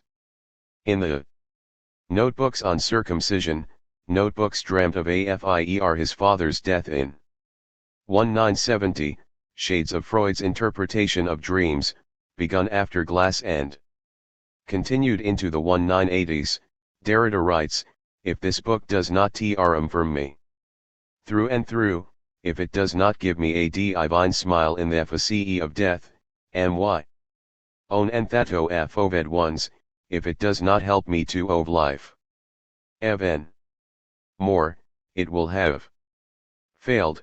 1.5. That the stakes are high as in Nietzsche's thought of eternal return and amor fati and chat the pathos is genuine are realizations. Chat grow on the reader as the reading progresses, even if the writer insists chat. A circumcision is always simulated. 24, so that no mere avowal, such as mine, here, can help. The realization commences perhaps when the mother's words, I want to kill myself, terrifyingly clear among her confused mutterings, are recognized by the son as forming a sentence of his own. Her words are me all over, he says.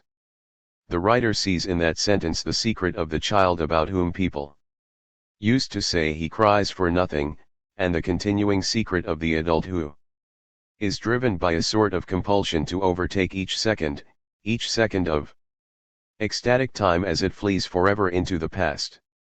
This is the childish secret that no systematic account of Derrida's thought can express, even though those who program or scan the perfect deconstructive system will, like sons burying their father, have to believe that they comprehend everything, and already I catch them out seeing me lying on my back, in the depth of my earth. I mean, they understand everything. Except that I have lived in prayer, tears, and imminence at every moment of their survival, terminable survival from which I see myself live translates I see myself die, I see myself dead cut off from you.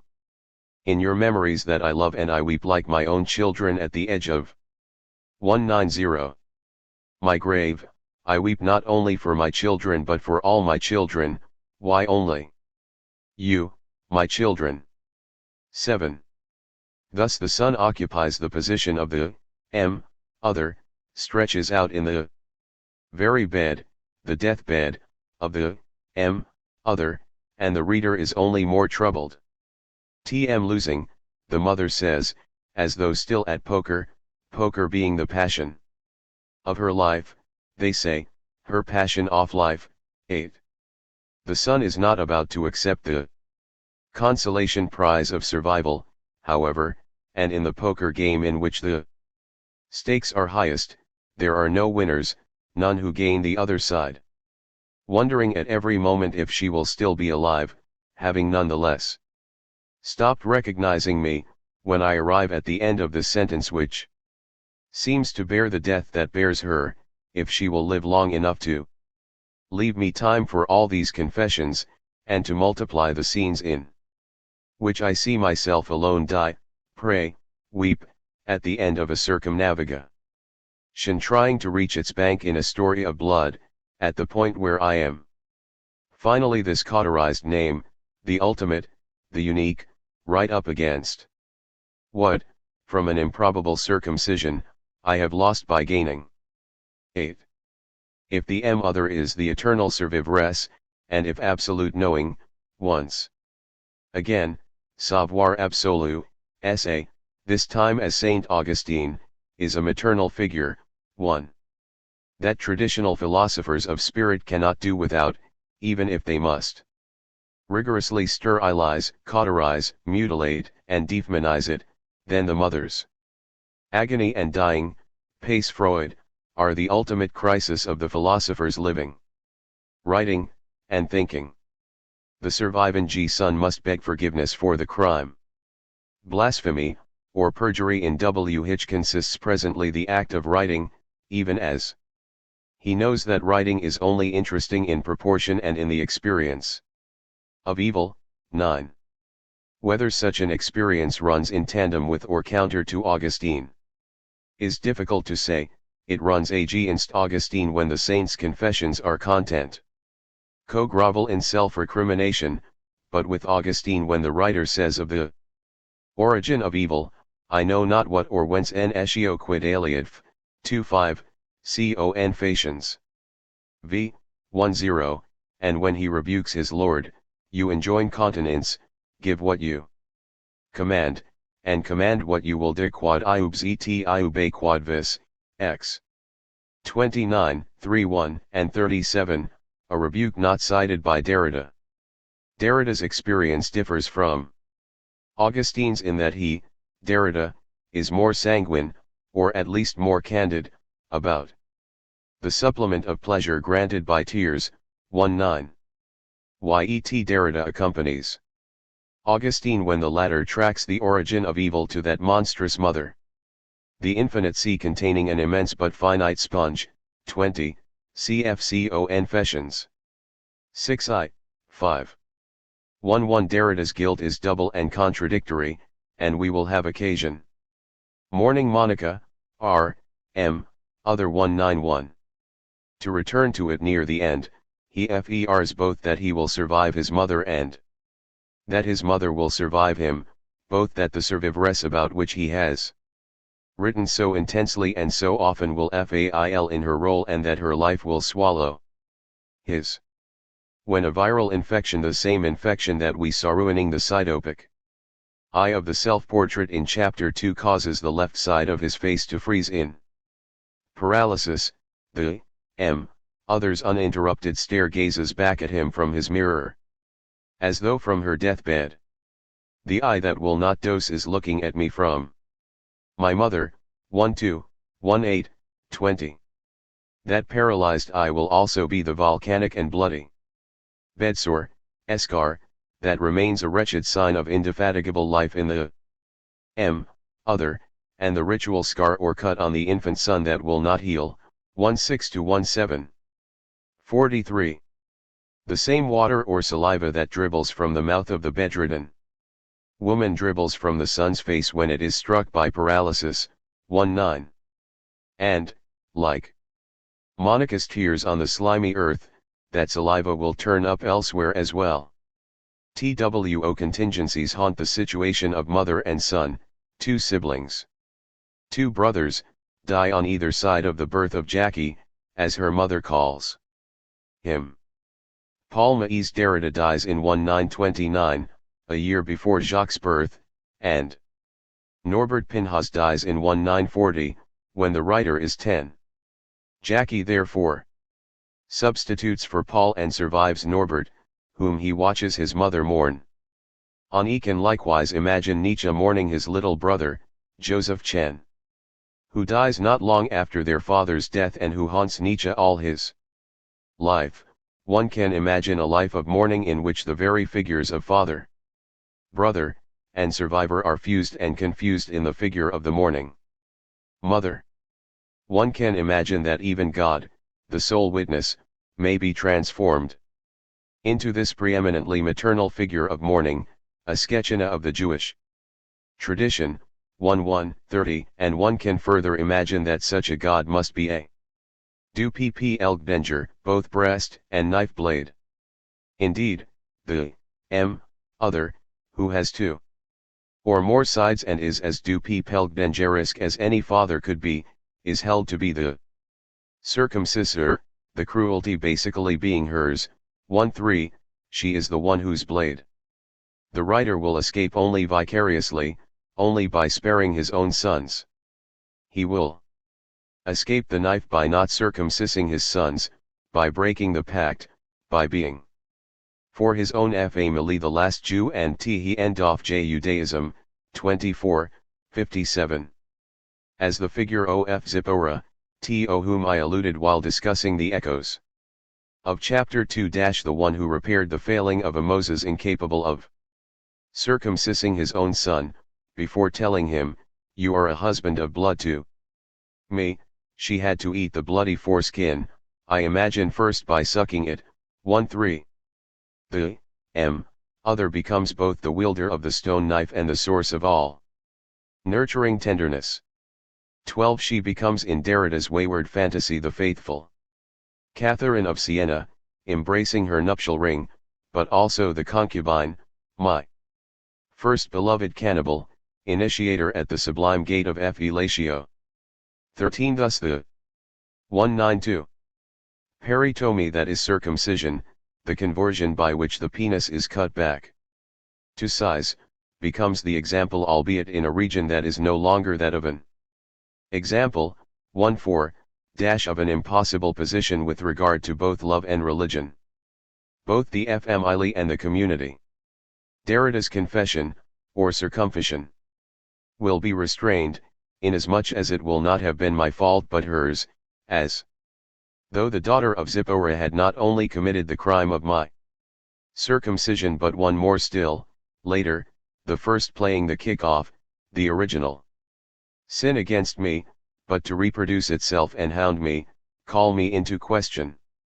Me, a whole life long, to make her avow, her, in me. 1:4.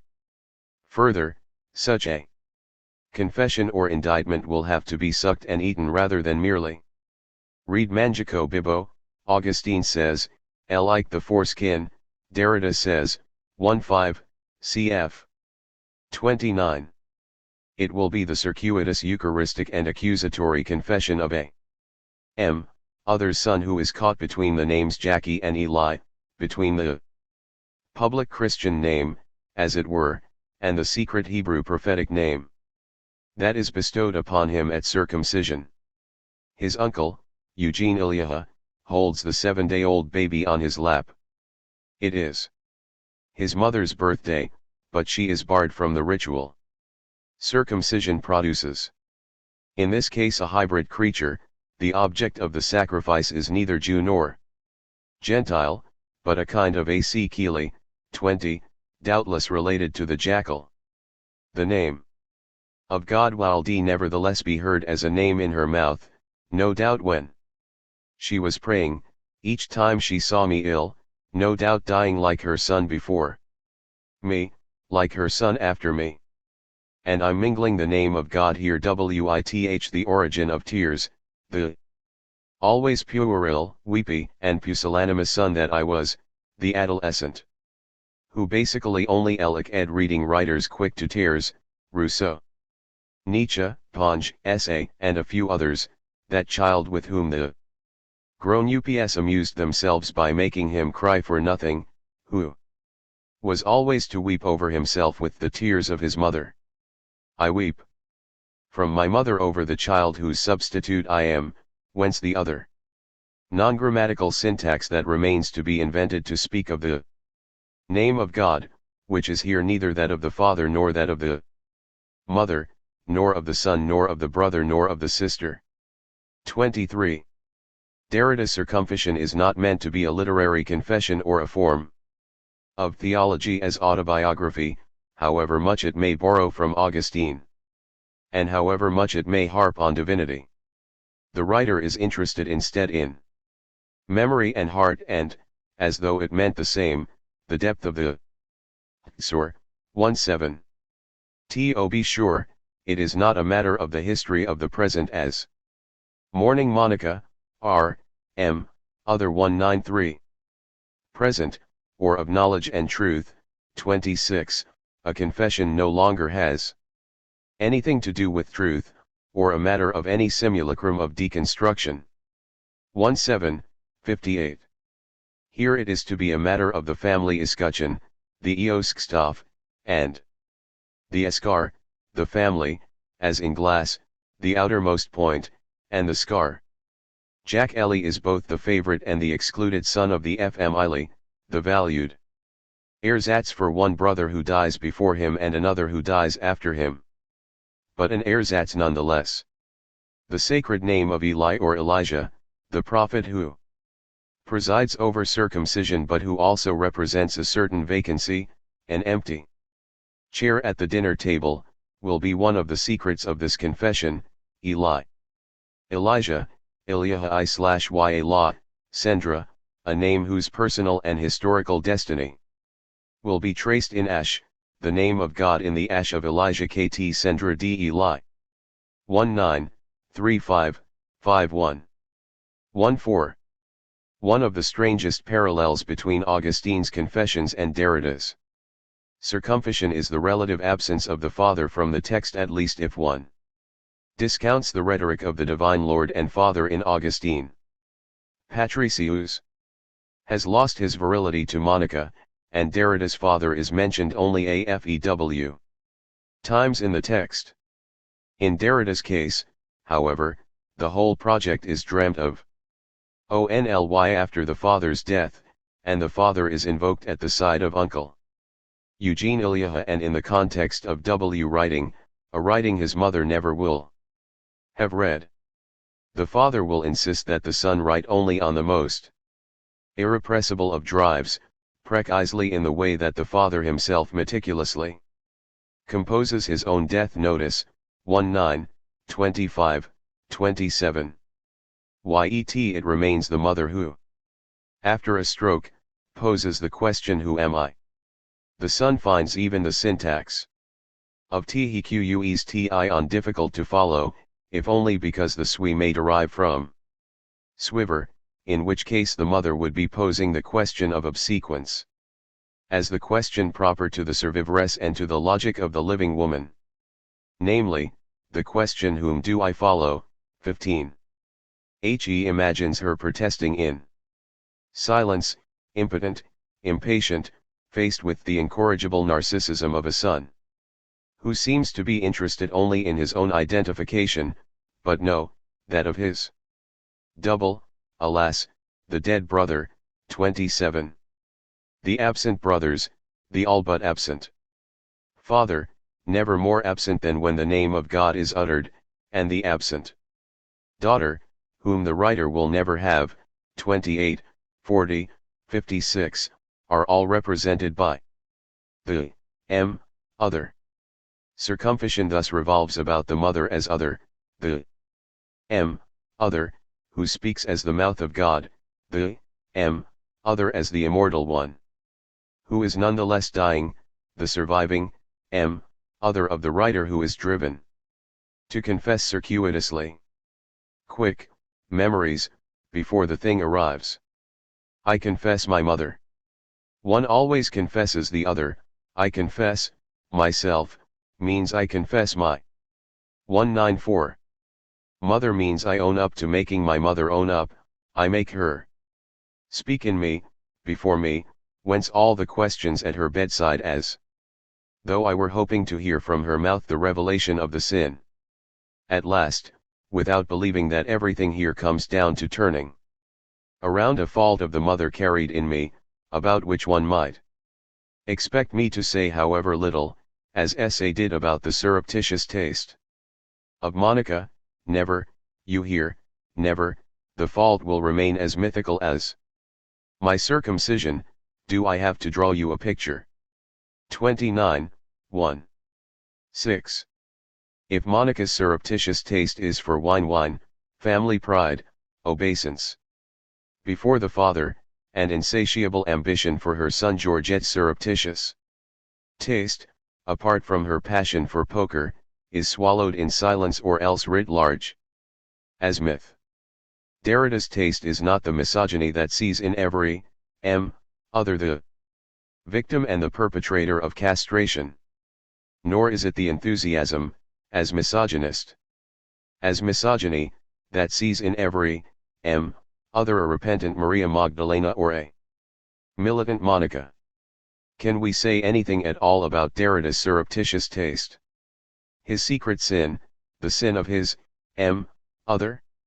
Derrida's taste is Th's incredible superper of the wine and b/.qod, let people see it how I see it on my sex each time mood is mixed with sperm or the salatile of fo/jashio.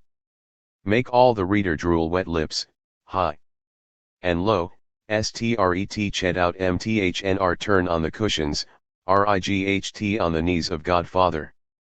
Eli, 30.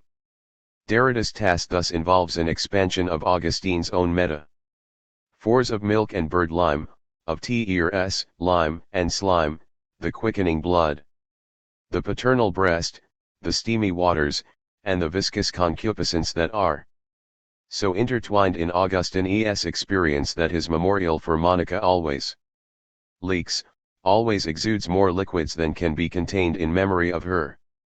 Derrida's guilt, the guilt of the purest of bastards, bastards such as Ishmael or Adeodatus, would therefore have to do with many things, and we might as well list them. His guilt arises from the happenstance that God comes to circulate among the unavowables in his writing and is invariably brought down to earth in the violence of the void through which God goes to earth. To death in me, 30, 5:1, that there is much love in the writer's life, 30.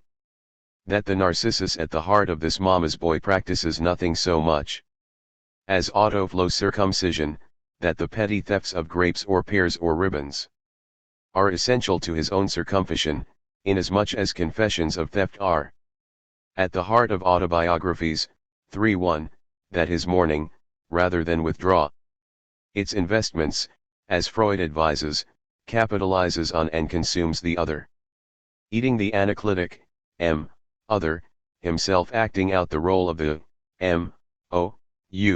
the, that his mourning betrays or slanders or salivates over both the mother and the son, 32, that the writer is at best a half-mourning satyr, deriving more mourning Monica, other 195. Public pleasure from tears than even Augustine or his imploring mother, always.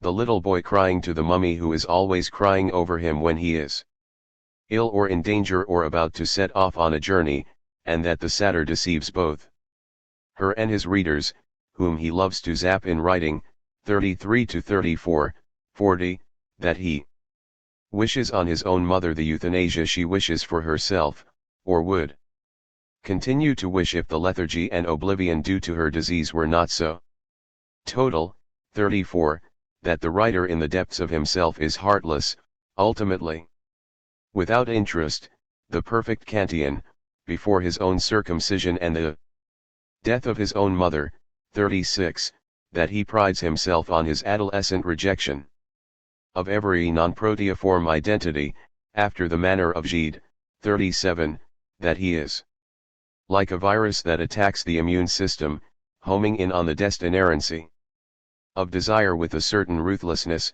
38, that the one who has had too much love in his life has no doubt never known how to love, 40.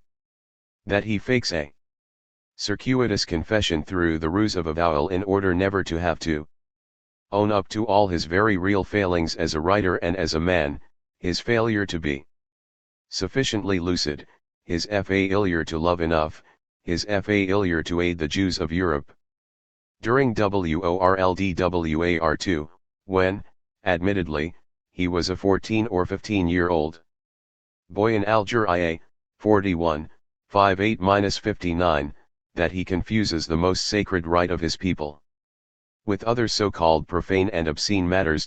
Imagine the loved woman herself circumcising me, as the mother did in the biblical narrative, slowly provoking ejaculation in her mouth just as she swallows the crown of bleeding skin.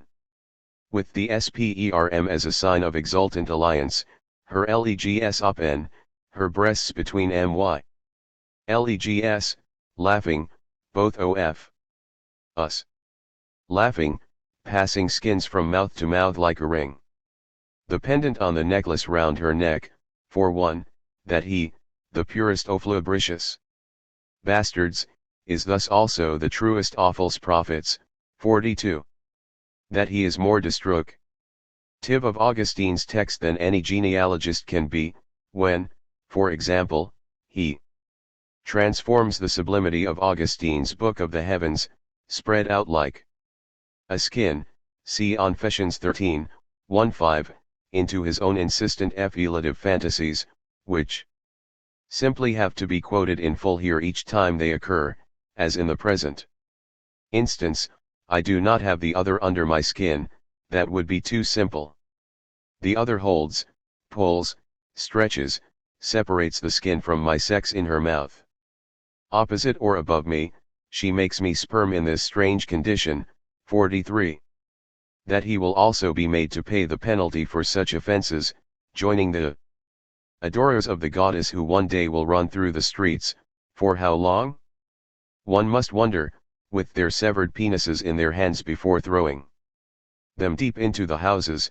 44, except that this writer throws his onto the page, that the writer fers the fact that he resembles his mother more and more, and that his mother is daily becoming a more and more dead desire.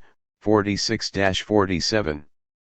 That the thinker writes in order to subvert both Descartes and Freud. I. 196.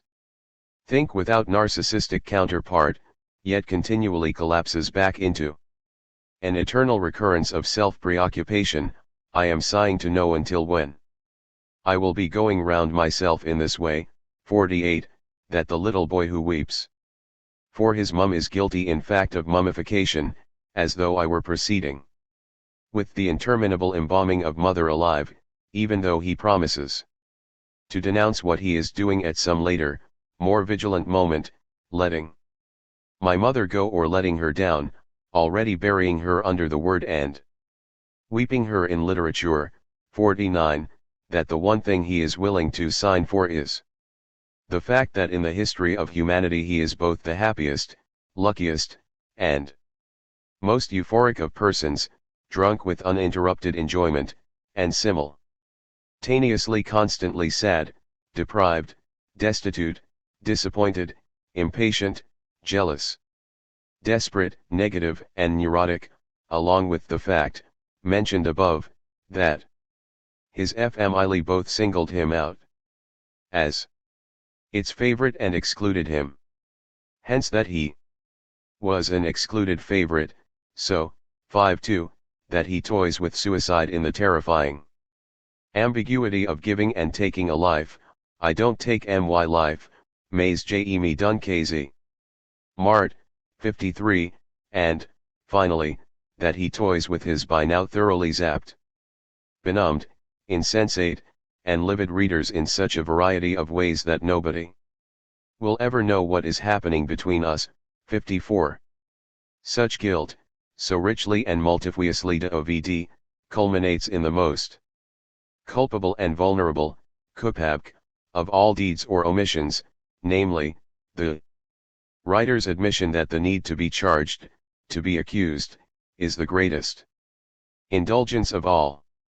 Derrida notes the extent to which avowal, even for a crime not committed, simply secretes meaning and order, and intelligibility that arrests. The subject is thus constituted by the category ko. Opal. V. Public accusation, t he hiatus finally circumscribed, edged, the subject configured. By the knife of this economy je suis coupable, I am both culpable and cuttable. 56. Accuse me, make me your cutout, even if, as the Joker says, it's so hard to stay in the lines. To convert, to circumcise, one needs self recrimination and groveling above all, or beneath all. As Nietzsche will have said, to begin with scenes of guilt in some sense faultless. You have to let yourself be charged, as they say in English. This fault which nonetheless is all Hebrew to me, although circumcision is older than Abraham. 57 to 58. A guilt that announces itself as an indulgence, however, is either fe-ign guilt or fe-ign indulgence. It is not so much true as a mocking true, a made-up true. A circumfabulation, avowed with all the force of faith, with the full conviction of the faithful witness. Faithful witness. Perhaps more like a perjured witness. A Marano, a pig. 17. M. A Rano, pig, too slippery and too Catholic to be either Jew or Christian. Echo, too protean and too polymorphous to be Narcissus as either man or Mourning Monica, R. M. Other 197. Woman in either thigh or jaw or throat. If Derrida is merely one of the many who claim to be the last Jew, he is doubtless the first man to exhibit penis envy while gazing on his sex. It only happens to me, he mutters at the end. Precisely in this everybody's autobiograph J of circumcision. Yet for all the shiftiness, for all the confessing without apology, for all the dissimulation, there will have been something like a witness. It is the distracted, traumatized, yet wily witness of a bloody remnant, the remains and remainders of a other and of a other's son or daughter. If both the narcissism and the anything-arianism are so excessive that their echoes are endless, this distract, traumatized, but ever wily witness, this tirade who taints his mind and contrives with all his might, will nevertheless never cease to mourn, even if his mourning will disperse and disseminate in the contingencies and happen stances, the leakages and seepages that make our life the perilous voyage. That it is a life headed on the other heading, but forever without destination. A life in that sense doubled over, bereaved, and ultimately abandoned by the phantom other, who in the end does fail to survive, who goes zu den Asken selbst. Amo Ernen G Thursday s ut Earl y bereft of witness, this secret truth, i.e. severed from truth, i.e. that you will never have had any witness, ergo. Yes, therefore you are, in this very place, you alone whose life will have been so short, the voyage short, scarcely organized by you, with no lighthouse and no book, you the floating toy at high tide and under the moon, you the crossing between these two phantoms of witnesses who will never come down to the same. 59. Raptures of mourning. In the suddenness and the long while of mourning, in the angst and the tief lang while that Heidegger thought might serve as the grounding attunement of human existence as such, may we find the ties that bind time and mourning. Can there be a temporal interpretation of mourning and a mourning of temporal interpretations? One of the ways of understanding Heidegger's thought after being and time is the way of mourning, in which the death that is in each case mind pales before the abandonment of beings by being. Ironically, such abandonment introduces into Heidegger's thought an element of epwo, so that one may begin to dream of a history or sending of being in terms of the erotic, something we never dreamed Heidegger could have considered. Yet if I am right, in the Baker 2 Ge zur Philosophie of 1936-38 he does. 198. conjure up such an erotic or daimonic history, although quite cryptically and anxiously. There is a Heidegger who thinks the erotic, and precisely in the context of abandonment and withdrawal. There is a Heidegger who dreams of becoming a Derrida, just as there is a Derrida who marvels at the staying power of Heidegger's analysis of existence and temporal ecstasy. Perhaps they meet in raptures of mourning. It would be foolish, however, to wish to conflate Heidegger's and Derrida's, Augustine, or Freud's, and Nietzsche's Augustine, into one figure. Why should Augustine be one figure for anyone? And why should one wish to collapse Derrida back into Heidegger, or project the spirit of Heidegger forward as a Heidegger revenant in Derrida, even if Derrida does insist that only a matter of style separates them?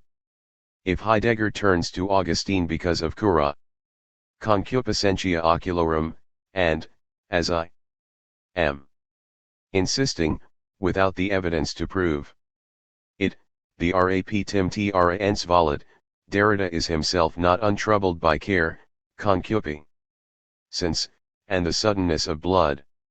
If Heidegger places his incomplete magnum opus upon his mother's deathbed 9 days before her final bereath, Derrida writes his opus Ullum in Santa Monica 18 months before his mother's final demise, already brooding on the loss of destination in the writing and the dying. Perhaps there never was anyone to write for, but the philosophers now know this better than ever. When does mourning commence? Without the possibility of mourning, Heidegger and Derrida and Augustine would agree, whether it be a proleptic mourning of one's own death in readiness for anxiety or an equally proleptic mourning of one's own other, there would be no com me nce ment, no tra nsibo.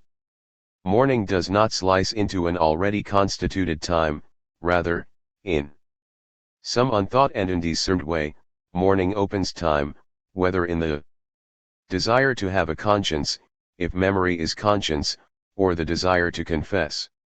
And confess in writing the other. One of the motivations for thinking about ecstatic temporality and mourning is the possibility that such thought will enhance our reading of the Confessions themselves. Augustine's text would not be a life story that, having raveled to its end, cursorily mourns the mother and then philosophizes interminably about memory, time, and eternity. It would instead be a text that at each ecstatic instant of mourning its own past life, its mother and both its fathers, its own bastard child, its lovers in and out of Africa is transported by sudden suffering, swept away by its peculiar ecstasy of tears. The book itself would take and give time to recount the things that happened so suddenly, as the future fled to past, it would take and give all the time in RHE world to work through each precipitate loss. Taking and giving the time. Mourning Monica, R. M. Other 199. To confess, it would confess time even as it professes eternity. For both time and eternity, that is, both appropriate and inappropriate time, are instants of seizure or rapture. What relevance would a Purdue rant now have for an ecstasy that is always flying by, dashing ahead, or crossing on another heading, an ecstasy in which no excess of piety delivers us to the farther shore? What relevance would an altar and a monument have unless they contained a reliquary, a crypt for that slippery relic of Eve that is Augustine's, other in himself, the self of his self, the wash of the sea, secretion of milky tears. Ecstasies of spending? Conclusion. Affirmation without issue. This chance, affirmation without issue, can come lo us only from you. Do you hear me? Do you understand me? And I, the purest of bastards, leaving all sorts of bastards just about everywhere. Derrida, the post-chord from Socrates, Lo Freud and Bond. The hybris of the prophet sent off for having had himself assigned a mission whose indecipherable letter arrives only at himself, who understands it no better than anyone else. Derrida, Circumcision.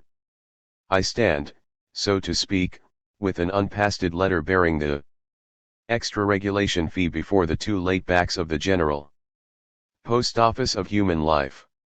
James Joyce, Ulysses, and Circe. Shifty and traumatized at once, the purest of bastards zaps his readers and loses his contemporaries, but always for the sake of the promise of memory. Tr enchant, merciless, relentless in his pursuit of undecidability, he is always at work on Mourning, always with considerable art, and always affirmatively. In the end, we have a right to ask about this odd mix of purity and bastardy. We doubtless are obliged to ask about the possibilities of affirmation. For what can affirmation mean to a thought that is dedicated to undecidability? What can affirmation mean to a thought that dismantles, deconstructs, destructs, disquiets, and disconcerts? Even if one quells one's own hysteria in the face of 202. The tidal wave, what about that unshakable, decisive, apparently always already decided undecidability? Old not undecidability breed half-hearted affirmation. Would not deconstruction find itself always on the verge of affirmation, yet never quite making it? And can one remain on the very verge of affirmation? Can one hesitate on the hither side of affirmation? Or must one alter the question in the following way: can one today do anything else than hesitate on this side of affirmation? Must one today mourn affirmation? What remains today, here, now, of absolute affirmation? As Hegelian absolute knowing fades away beneath the sound of the G-less, does Nietzschean unstinting affirmation whir through the air like a leaping arrow? Does affirmation in the grand style, launched as the Nietzschean cry de capo, take it from the top, shatter the spell of mourning? Or does such a cry remain stuck in our throats, as though we were the last human beings, the scarred and flummoxed human beings who are members of a decomposing race, creatures who know nothing of the bow's tension and the arrow's flight? Even if we should muster the strength for a double affirmation, for a yes to our every yes, how should we prevent the Zarathustran cry ja from dwindling to the ass's bra yin G1a? 1a? How should we prevent affirmation from Beko min Ga consolation, yet another hee-haw from our domesticated beasts of birdie n? Can one escape the decadence of redemptive willing? Can one who is ca up in the work of mourning, tracing withdrawals and losses in works of art and philosophy, affirm and reaffirm affirmation without issue?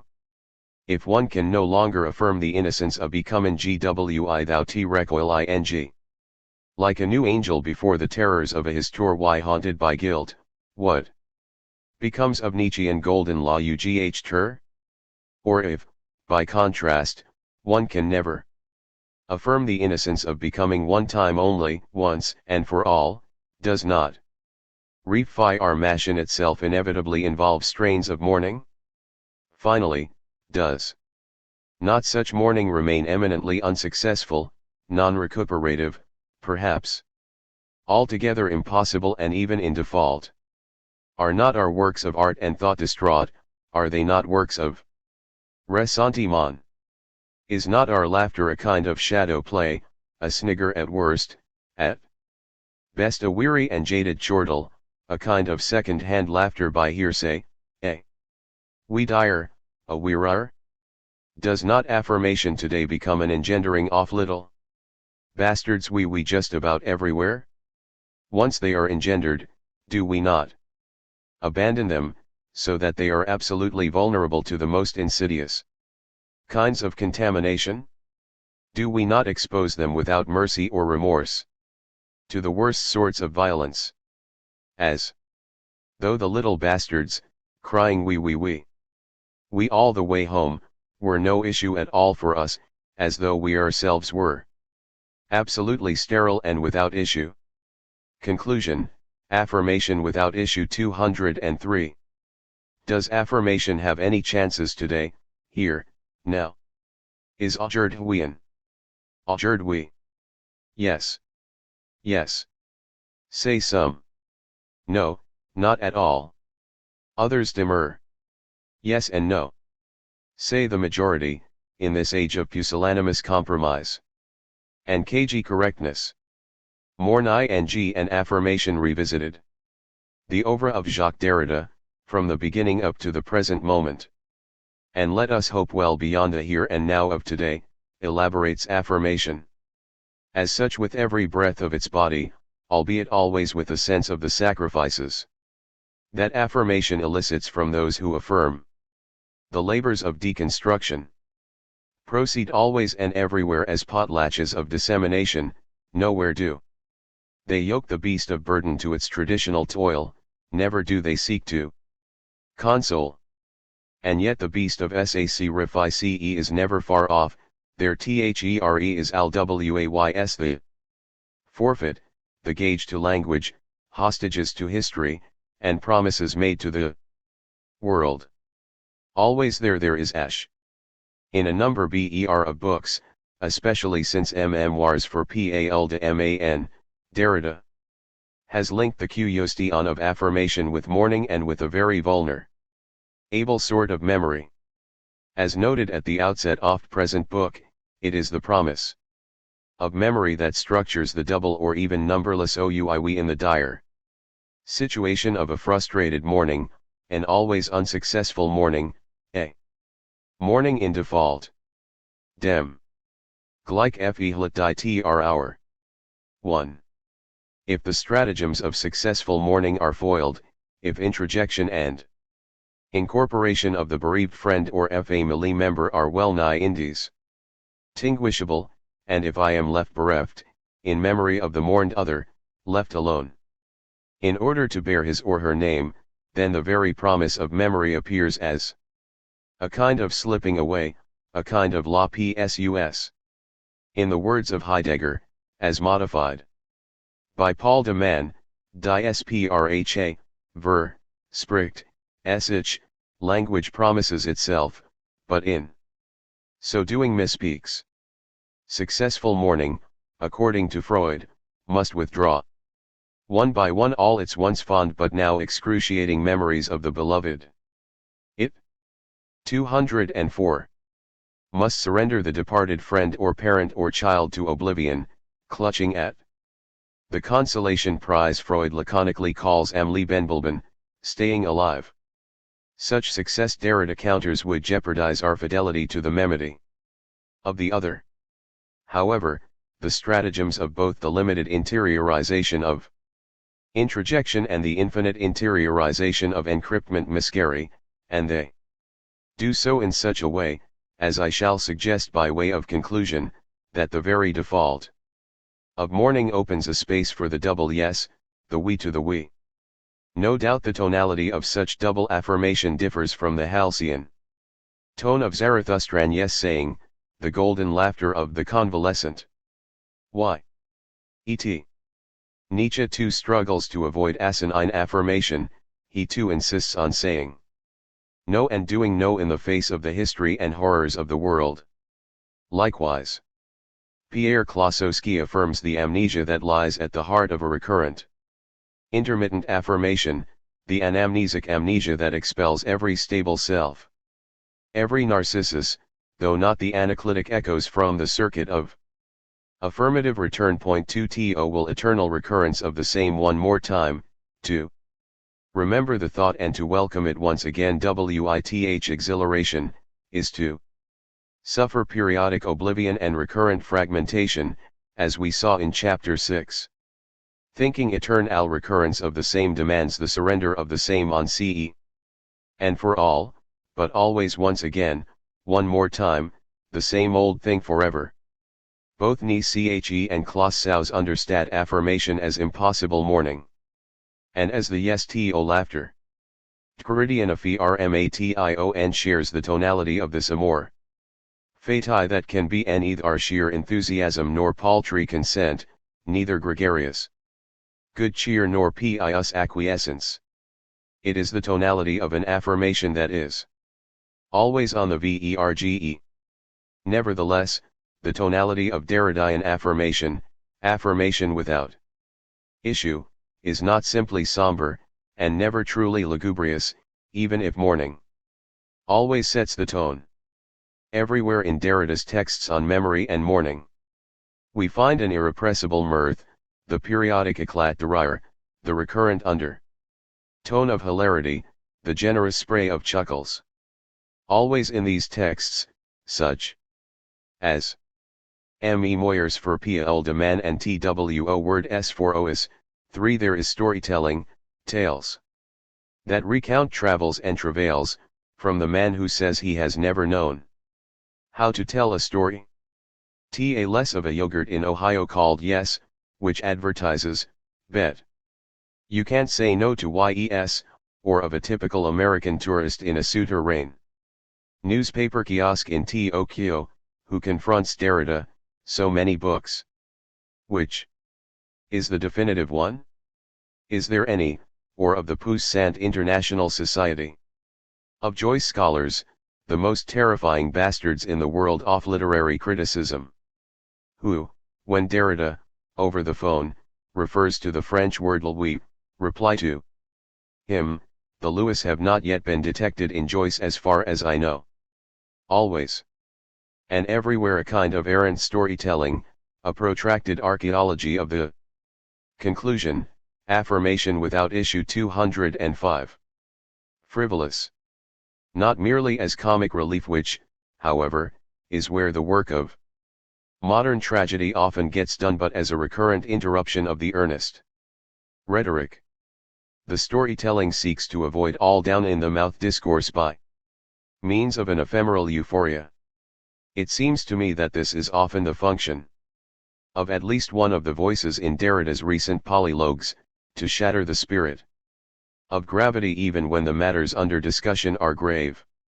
It is not cheer, fullness, or a will to good humor or equanimity or sanctity.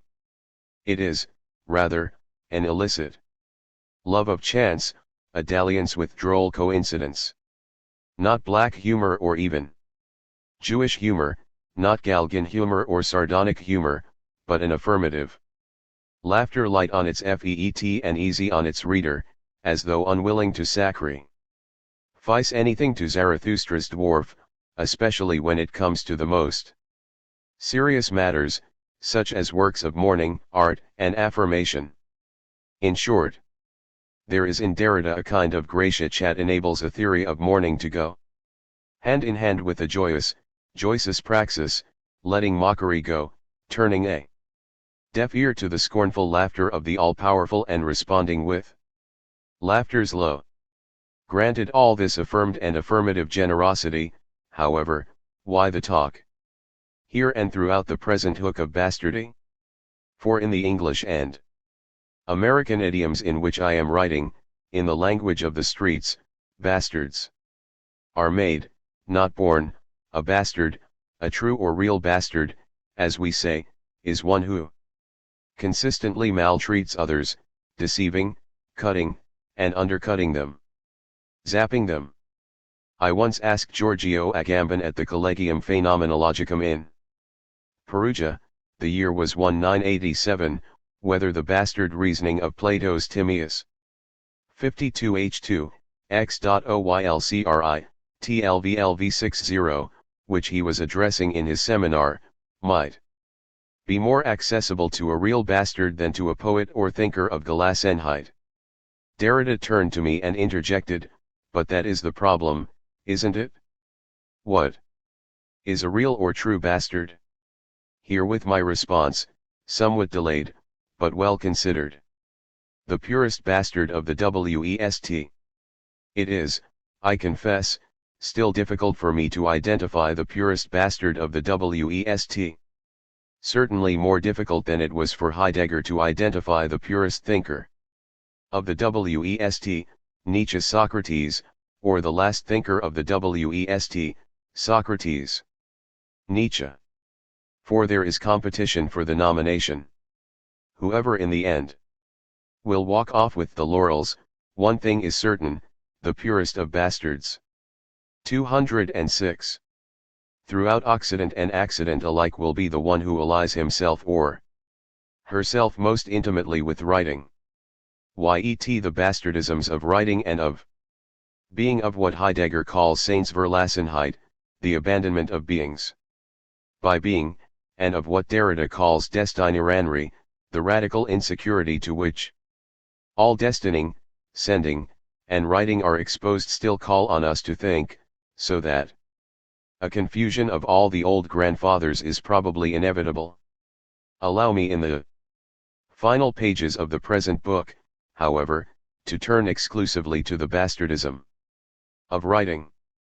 Derrida's genealogy of writing in Plato's Pharmacy is by now classic.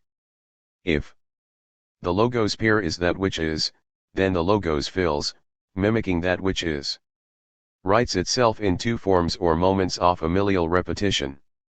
The traditional domesticity of being and logos depends on our being able to distinguish between two repetitions of writing. The one sort of writing is putatively originary. Memorius, ev 800 ev, for sich, gens base sich, chez soi, the other sort is derived and deprived, hypomnesic, eo 0 ev, extrinsic, estranged, and errant. As Derrida's glass demonstrates in some detail, the genealogy of writing in the West has always been an affair of speculative fathers and sons, the other, as the prohibited Desired, having been abandoned ned on the shore or at the grave site and bypass sed in a conspiracy of silence. Writing is forever an affair that secretes itself again and again as impossible, legitimation, inevitable. Contamination of all domesticities, invariable, confusion and even g of lines and alignments, and unstoppable proliferation of genealogies. Writing is the orphan bastard in distress, without public assistance, without ever having had a proper apprenticeship. Writing is both a wandering phantom abandoned by the father and a subversive paride living off the fruits of his deferred crime. It i.e., the orphan bastard of writing rolls, 275 times 10 to the power of first, cux.lv8 this way. And that like someone who has lost his way, who doesn't know where he is going, having strayed from the correct path, the right direction, the rule of rectitude, the norm, but also like someone who has lost his rights, an outlaw, a pervert, a bad seed, a vagrant, an adventurer, a bum, wandering in the streets. He doesn't even know who he is, what his identity, if he has one, might be, what his name is, what his father's name is for. How does such duplicitous writing contrast with or conform to the double writing of yes, of affirmation without issue? Who is this logos fills, this son of the logos? It is both a he and a she in the dative, we, and it is also a yes, we. Hence a Lewis who has not yet been thoroughly researched by the Joyce scholars. For Lewis is one of the purest of bastards. That is to say, Lewis Hegel, the firstborn son of George Wilhelm Friedrich Hegel, the bastard son of spirit. Conclusion, affirmation without issue 207. A gift of the French. Hegel could have named him Adiodatus, gift of God, but he did not. He named him Ludwig, or Louis, after his brother. Louis Hegel was born in 1807. The year of spirit's own birth in the phenomenology of Sp. Irit. He died at the age of 24 in 1831, some 10 weeks before his own illustrious father's death. Ludwig Hegel, called Louis as a young boy, as though he were a gift of the French, was the illegitimate eldest son of Hegel and the third illegitimate child of Christiana Burkhard Fischer, Hegel's landlady in Jena. Louis, the bastard son of Spirit, was removed from his wayward mother's influence. The two other children to whom she had already given birth were by two different fathers. When he was 4, and sent to Spirit's bookseller, Friedrich Frommmann, he was sent thence to Frommann's sisters-in-law, who ran a boarding school for boys. In 1817, at the age of 10, he was taken back into the bosom of his father, joining his stepmother, Marie von Teucher, and the couple's two legitimate sons, Karl and Emmanuel, born in 1813 and 1814, respectively. Young Louis was always treated well in his paternal home, of that the editors and biographers of Spirit are quite certain. Louis received the best of care, both as a lad in the schoolmistress's household and as an adolescent in the house of his father and stepmother. Marie was always kind to him, we are assured of that. No doubt she assumed too great a burden when she received her husband's bastard into her own home, yet she was always decent to the boy, always treated him fairly. Although things were particularly difficult for her at the gift-giving time of Christmas and on birthdays. Despite all the generosity and largesse of Spirit, son of Spirit waxed listless, grew moody and morose as he entered puberty. While attending the French Gymnasium in Berlin, once again, a gift of the French, Louis determined to become a doctor of medicine. He was clever enough to become a physician. And he was also quite capable in languages, especially Greek, Latin, and French. However, Louis's father demurred. Hegel insisted on a mercantile career for the boy. Louis, whatever his patrimony, was not to the professions born. Farmed out once again to the same family, that is, to Spirit's booksellers in Laws, who were now living in Stuttgart, and pursuing an apprenticeship with a merchant, a jobber by the name of Jobst. Son of Spirit was still listless, moody, and morose. However, he now grew increasingly cunning, spiteful, and rebellious. He fought with one of the schoolmistress's sons. Frau Frommmann took the view that the bastard was hard-hearted. For no apparent reason, Louis pilfered the paltry sum of 8 groschen from his adoptive family, or so the accusation ran. There were scenes of recrimination. He was expelled from his 208 apprenticeship and from both his bastard families. His father denounced and disowned him, having already deprived him of the world historical name Hegel.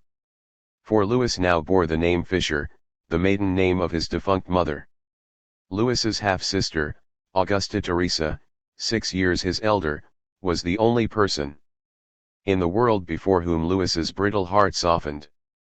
And this is the sole being, this sister of mine, the only one in the world with whom I have not had the slightest hint of a quarrel, not an inkling of strife. From the scanty documentation we have, it seems dear that she too loved him. Not that a bastard sister's love avails. It avails not. Louis was doomed. Spirit apparently arranged an enlistment for Ludwig Fischer, no longer a Hegel, now a mere tattered remnant of the son of Spirit, in the Dirk Foreign Legion. Before Ludwig set sail for Jakarta in 1825, at age 18, he saw to it that his old guitar and his autograph album found their way to his beloved half-sister. His autograph album is not without distinction. Into it, in the year 1817, on the occasion of the 10-year-old boy's departure from Jena for the house of his father, the prescient Goethe, who knew what it takes to make true Bastards, wrote the following verse. Al Eskelsienen nabn habich dikesin. Mit hochstem selbst vertrander welt entgegen gen. Und wie sich dir im Kilfgen begegnet. So sei getrost von Freundsblick gesegnet. I saw you when you were a little boy. Striding confidently into the world's employ. No matter how that world may treat you in the end. Take solace from the gaze of your friend. Jena, March 30, 1817 Goethe. Another acquaintance of Ludwig cited Goethe's line Edel sei der Mensch. Let the human being be noble, jotting it into the boy's book, then adding. As I pass on to you this fe kun saying, my dear Ludwig, to accompany you. On your way, I think of your excellent father, who will show you in life what the poet here promises. TWO months after his 6-year term of military duty expired, on August 2, 1831, Ludwig Fischer died of febris inflammatoria, which could have been due to anything from malaria to cholera to a sexually transmitted disease, in a military hospital in Jakarta. Weeks later his illustrious, estranged father. Conclusion, Affirmation without issue 209. Died in Berlin of a mysterious fever that may have been caused by a cholera epidemic, said to have come out of the East. The bitter and the son of Spirit remained one of the purest of bastards, for he himself wrote very little. And almost nothing has been written about him. 5. Redoubled affirmation. The purest of bastards, devoted to his sister, or half-sister, would surely have applied himself to the thought of the swoopu, the receptacle, other and nurse of all becoming. For the swoopu is the proper subject of a bastard discourse. She is ungenerated yet not quite eternal, a form invisible yet seen as through a glass darkly, a thought accessible only to a bastard logistics. Ficino translates AO, LCJTLVLVO0 as adulterina oration, while Schelling tries desperately to separate it from true, informing imagination, Wahreinbildung, condemning the bastard logistics as die falsche Imagination. No matter how we may translate it, however, bastard logistics is the site of, the thought of, writing. The site of the purest bastardy. And yet, to pose the question once again, why the hint of malfeasance in the true or real bastard? It is as though the contamination of good writing by the bad produced something far more monstrous than mere textuality. Or as though textuality were more malicious than we supposed. It is as though contamination of the generous yes by the complacent yes, contamination of unstinting affirmation with no axe to grind, affirmation without mastery or mockery, without outcome or end, affirmation without issue by the rancorous or burdensome yes, were more insidious than we believed. It is undeniably true that Derrida himself plays constantly with such malice and perfidy, for example, in the circumcision discussed in the last chapter and also in the envoys of The Post Card, which we shall now by way of conclusion peruse. 6. For here too the purest of bastards loses his contemporaries, gives them the slip, and it is a slip covered with writing. Each time the presumed addressee, the beleaguered reader, begs to know who is writing to whom about what, the presumptuous bastard that is writing rises off the page to meet him or her with joker in hand. It is as though he were the seducer whom Hegel so mightily fers in his philosophy of Right. The writer declares his passionate love to her, is all commitment and yet no contract, no debt, no sealed security, no memory will hold us, not even a child. He proclaims himself devoted to memory, me, the obsessive. 210. Passivist, he great fetishist of remembrance, vows he is all ears, all hers, I am but a memory, I love memory alone, and I love to remember you, and yet calls upon her to prepare a conflagration in order that affirmation is reborn at each instant, without memory. He insists that the absence of memory and the faith that is unsworn while you be our chance, our condition, and that everything began with the joyous decision to write no more, the sole affirmation, our sole chance, at which point he, ever the faithful writer, writes somewhat without believing a thing, so that from the first sending, there is no gift without absolute oblivion. Thus he shares his intimacy with us. It is a love letter, you have no doubt, and I am telling you, come back quickly, and he solicits our clandestine participation in a secret rendezvous, Notre Dame Sunday ya noons in the crowd, during the organ concerts, or at a grand synagogue in the brouhaha at the end of Yom Kippur, or everything while you be possible there. Yet the perfidy, the postal pestilence, and the scrivener's cruelty go farther. What scholar does not tremble with rage before the bastard? For he confuses Father Plato with other matters. I want to reread the entire corpus Platonicum and reside there permanently, as in a high gh. class bordello. The venerable sires of an entire tradition, the old couple of bearded grandfathers, he attacks from behind, a posteriori, the bastard, deftly evading every grasp. Oh, but yes, my overbesching, almost all my la pses are calculated. You will not catch me writing and erasing simultaneously with the vengeance of a posterior. Plato unseen unsnatisi head, I am founding an entire institution on counterfeit money byde demonstrating that there is no other kind. He proves himself the bastard son of a eminacing Socrates, a writing Socrates, son of a Hermes and a Herodite, and wends his wicked way. Whnce this infinitely subtle text, with a soulful candor that does not preclude the possibility of immense resources of bad faith. And so it goes, from Sokarutsk to Dca roots and beyond all possible postal pain carts, sparing no one Holocaustovchi the cruelest of memories. Sparing not even himself. I'm destroying my own life.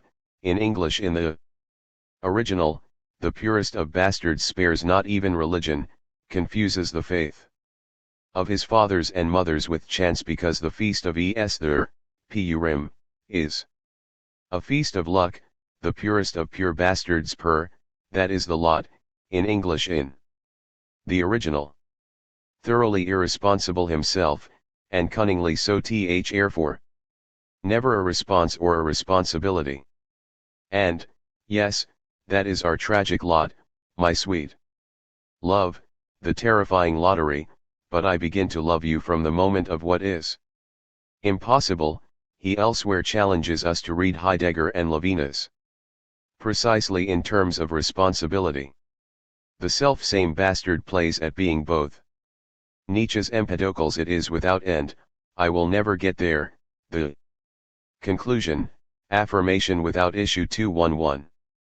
Contamination is everywhere, and the fire would never enkindle us an Oedipus or Hamlet Senior. There are only poisoned sighs, and I myself have been terribly poisoned. Yet it is all Kleistian puppet theater. I am more like the marionette.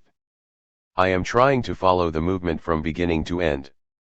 And does anyone in either France or the Midwest seriously believe for a single moment that there is a yogurt in Ohio called Yes? Advocate of a bastard writing and an engorged philosophy, he titillates us with his scripted voice, yet in the end withholds the message and refuses to deliver. Guess what she says? The unregenerate bastard, as insolent as being itself when it abandons its beings, transgresses and betrays the very tradition. He transmits, transcribes, translates the vengeful conspiracy called Platonism. He refuses to the bitter end to accept full or even partial responsibility for what he has written.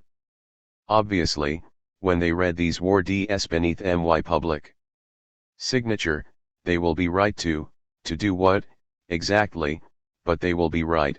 It isn't at all like that comes to pass, as you well know. My intonation at this moment is altogether different. I can always say why this isn't me. In short, a basta rd monstrosity. The only chance was monstrosity, and a monstrous bastardy are Derrida's dog tags. I am monstrously faithful Jew too. Fido, Fido, that's us. The purest bastardism, affirmation of the absolute indies. Tinguishability and undecidability of family lines and familiar identities. The non-family is still the family, the same network, the same destiny of filiation, the flight from responsible family planning. My son's skateboard, reg. R. ESSI. O. And to the primal narcissistic phase, this miracle before which I shall always remain a child. The ambivalence of all behaviors. I love my sadness like a child born of you, and the polyversity of all languages, with the resulting FLSE attributions, misquotations, and not by chance, ch can dine los instead of main los, from Nietzsche's Echo Home, the creation of bastard phantasms by mental marital sidesteps, or Seitensperrunga, make one more leap on the side, projected by way of opposition. I have the impression that I am writing to my most alien homonym and unleashed in order to perform lascivious solipsistic acts single-handedly, to give the other time to allow them to cream all alone the purest gift of love, until the inevitable crushing guilt, the groveling, the desire to be accused. We saw it most outrageously in the last chapter, the mourning, and the melancholy do we love me, of us, in me. Thus the confusion of generations. I shall speak of you, they will not know it, and doff the I/us of my only daughter culminates in incestuous thalassic fantasies. I shall drown myself in you, in your tears, in memory without end and dreams of absolute reconciliation. Ths would be ascending of me that would not come from me, etc. 212. The bastard, for all his hilarity, inevitably turns morose, moody, jealous, listless, chagrined, and ready for deception. You are right, I love you cannot be published. I shouldn't go crying it feed'em the housetops, and yet infinitely cunning ruse, spawning a narrative fall of secret dedications, fall of collective murders, fall of abortions right there in the confessional, and the virgin who traverses it all with a love song. They will believe that we are too.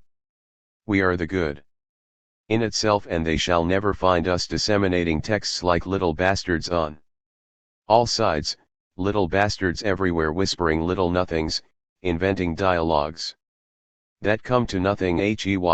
Socrates, at nothing, laughing up his sleeve, as Alcibiades says of Socrates, who is the purest thinker of the West, but the perfect bastard of irony, and laughing at whom?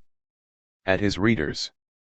Derrida's dear readers, as John Llewellyn calls them. Naive ones will believe that all the while I've known who I'm talking to, that the banks are shored up, one only need analyze. You don't say? I am still laughing. I am always laughing. And as far as readers are concerned, at bottom I do not love them, not yet. His struggling, bemused, abused, lost, unloved, utterly zapped, and virtually impossible addressees will believe that we are two, that it is really UNL. That we are legally and sexually identifiable. Youni? Who is you? Here is one passage from Circumcision, section 49, that I neglected to cite in the foregoing chapter. And for 59 years I have no known who is weeping, my mother or me. IEUW hen he says you in the singular and they all wonder, who is he invoking thus, who is he talking to, he replies, but you, who are not known by this or that name, it's you this God hidden in more than one. Capable each time of receiving MYPRAYER, you are MY prayers destined why, you know everything before me, you are the God, OFMY, unconscious, we all. But never miss each other, you are the measure they don't know how to take and that's why they wonder whom, feed 'em the depth of my solitude, I still address, you are a mortal God, that's why I write you my God. September 4th, 81, to save you from your own immortality. The purest of bastards believes that he is the Son of God, that God is his mummy. And she is. Yes, this delectable bittersweet malice, he is eminently capable of it is made for him, Louis, yes, Louis, the bastard. His bow, as Nietzsche would say, is unbearably tense, shooting its barbed arrows of love farthest, though never in a straight line. Yes, affirmation without issue, affirmation without deli me table session, always with askin, affirmation without exit, affirmation. Conclusion, affirmation without issue 213. Without progeny.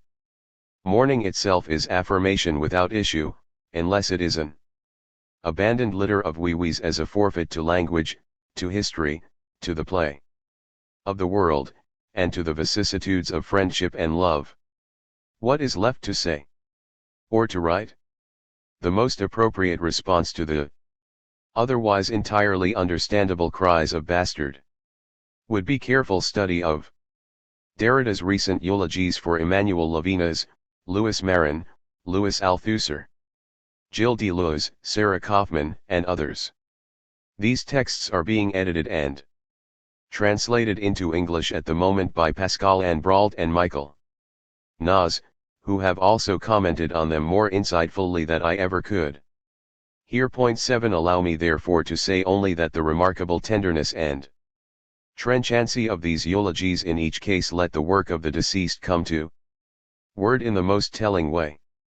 In them the friendship of mourner and mourned is confirmed and the promise of memory affirmed in ways no reader is likely to forget. Of bastards real and true, it seems to me, Derrida is the purest. What is left to say? Or to write? Only the need and desire to embrace today. Here and now through this my signature, sign ed by the flesh of my own hands the malicious orphan who prowls among the legitimated thoughts of the legitimate thinkers, all of them validated by the A.C.A. Dem Y. All of them blessed by their fathers and by their fathers' fathers, as Stan/Loretta says, under the shadows of hoary great-great-grandfathers' logos, wie Unfut. Geist, Sen, das Unbojlte and W. Ho makes the acolytes of these legitimate. Thou Ghts quake and howl. What is left to say? Or to write? Only the need and desire to affirm. Without apology to those who cannot bear the strain of the bow or the barbs of the love or the curvature of the line.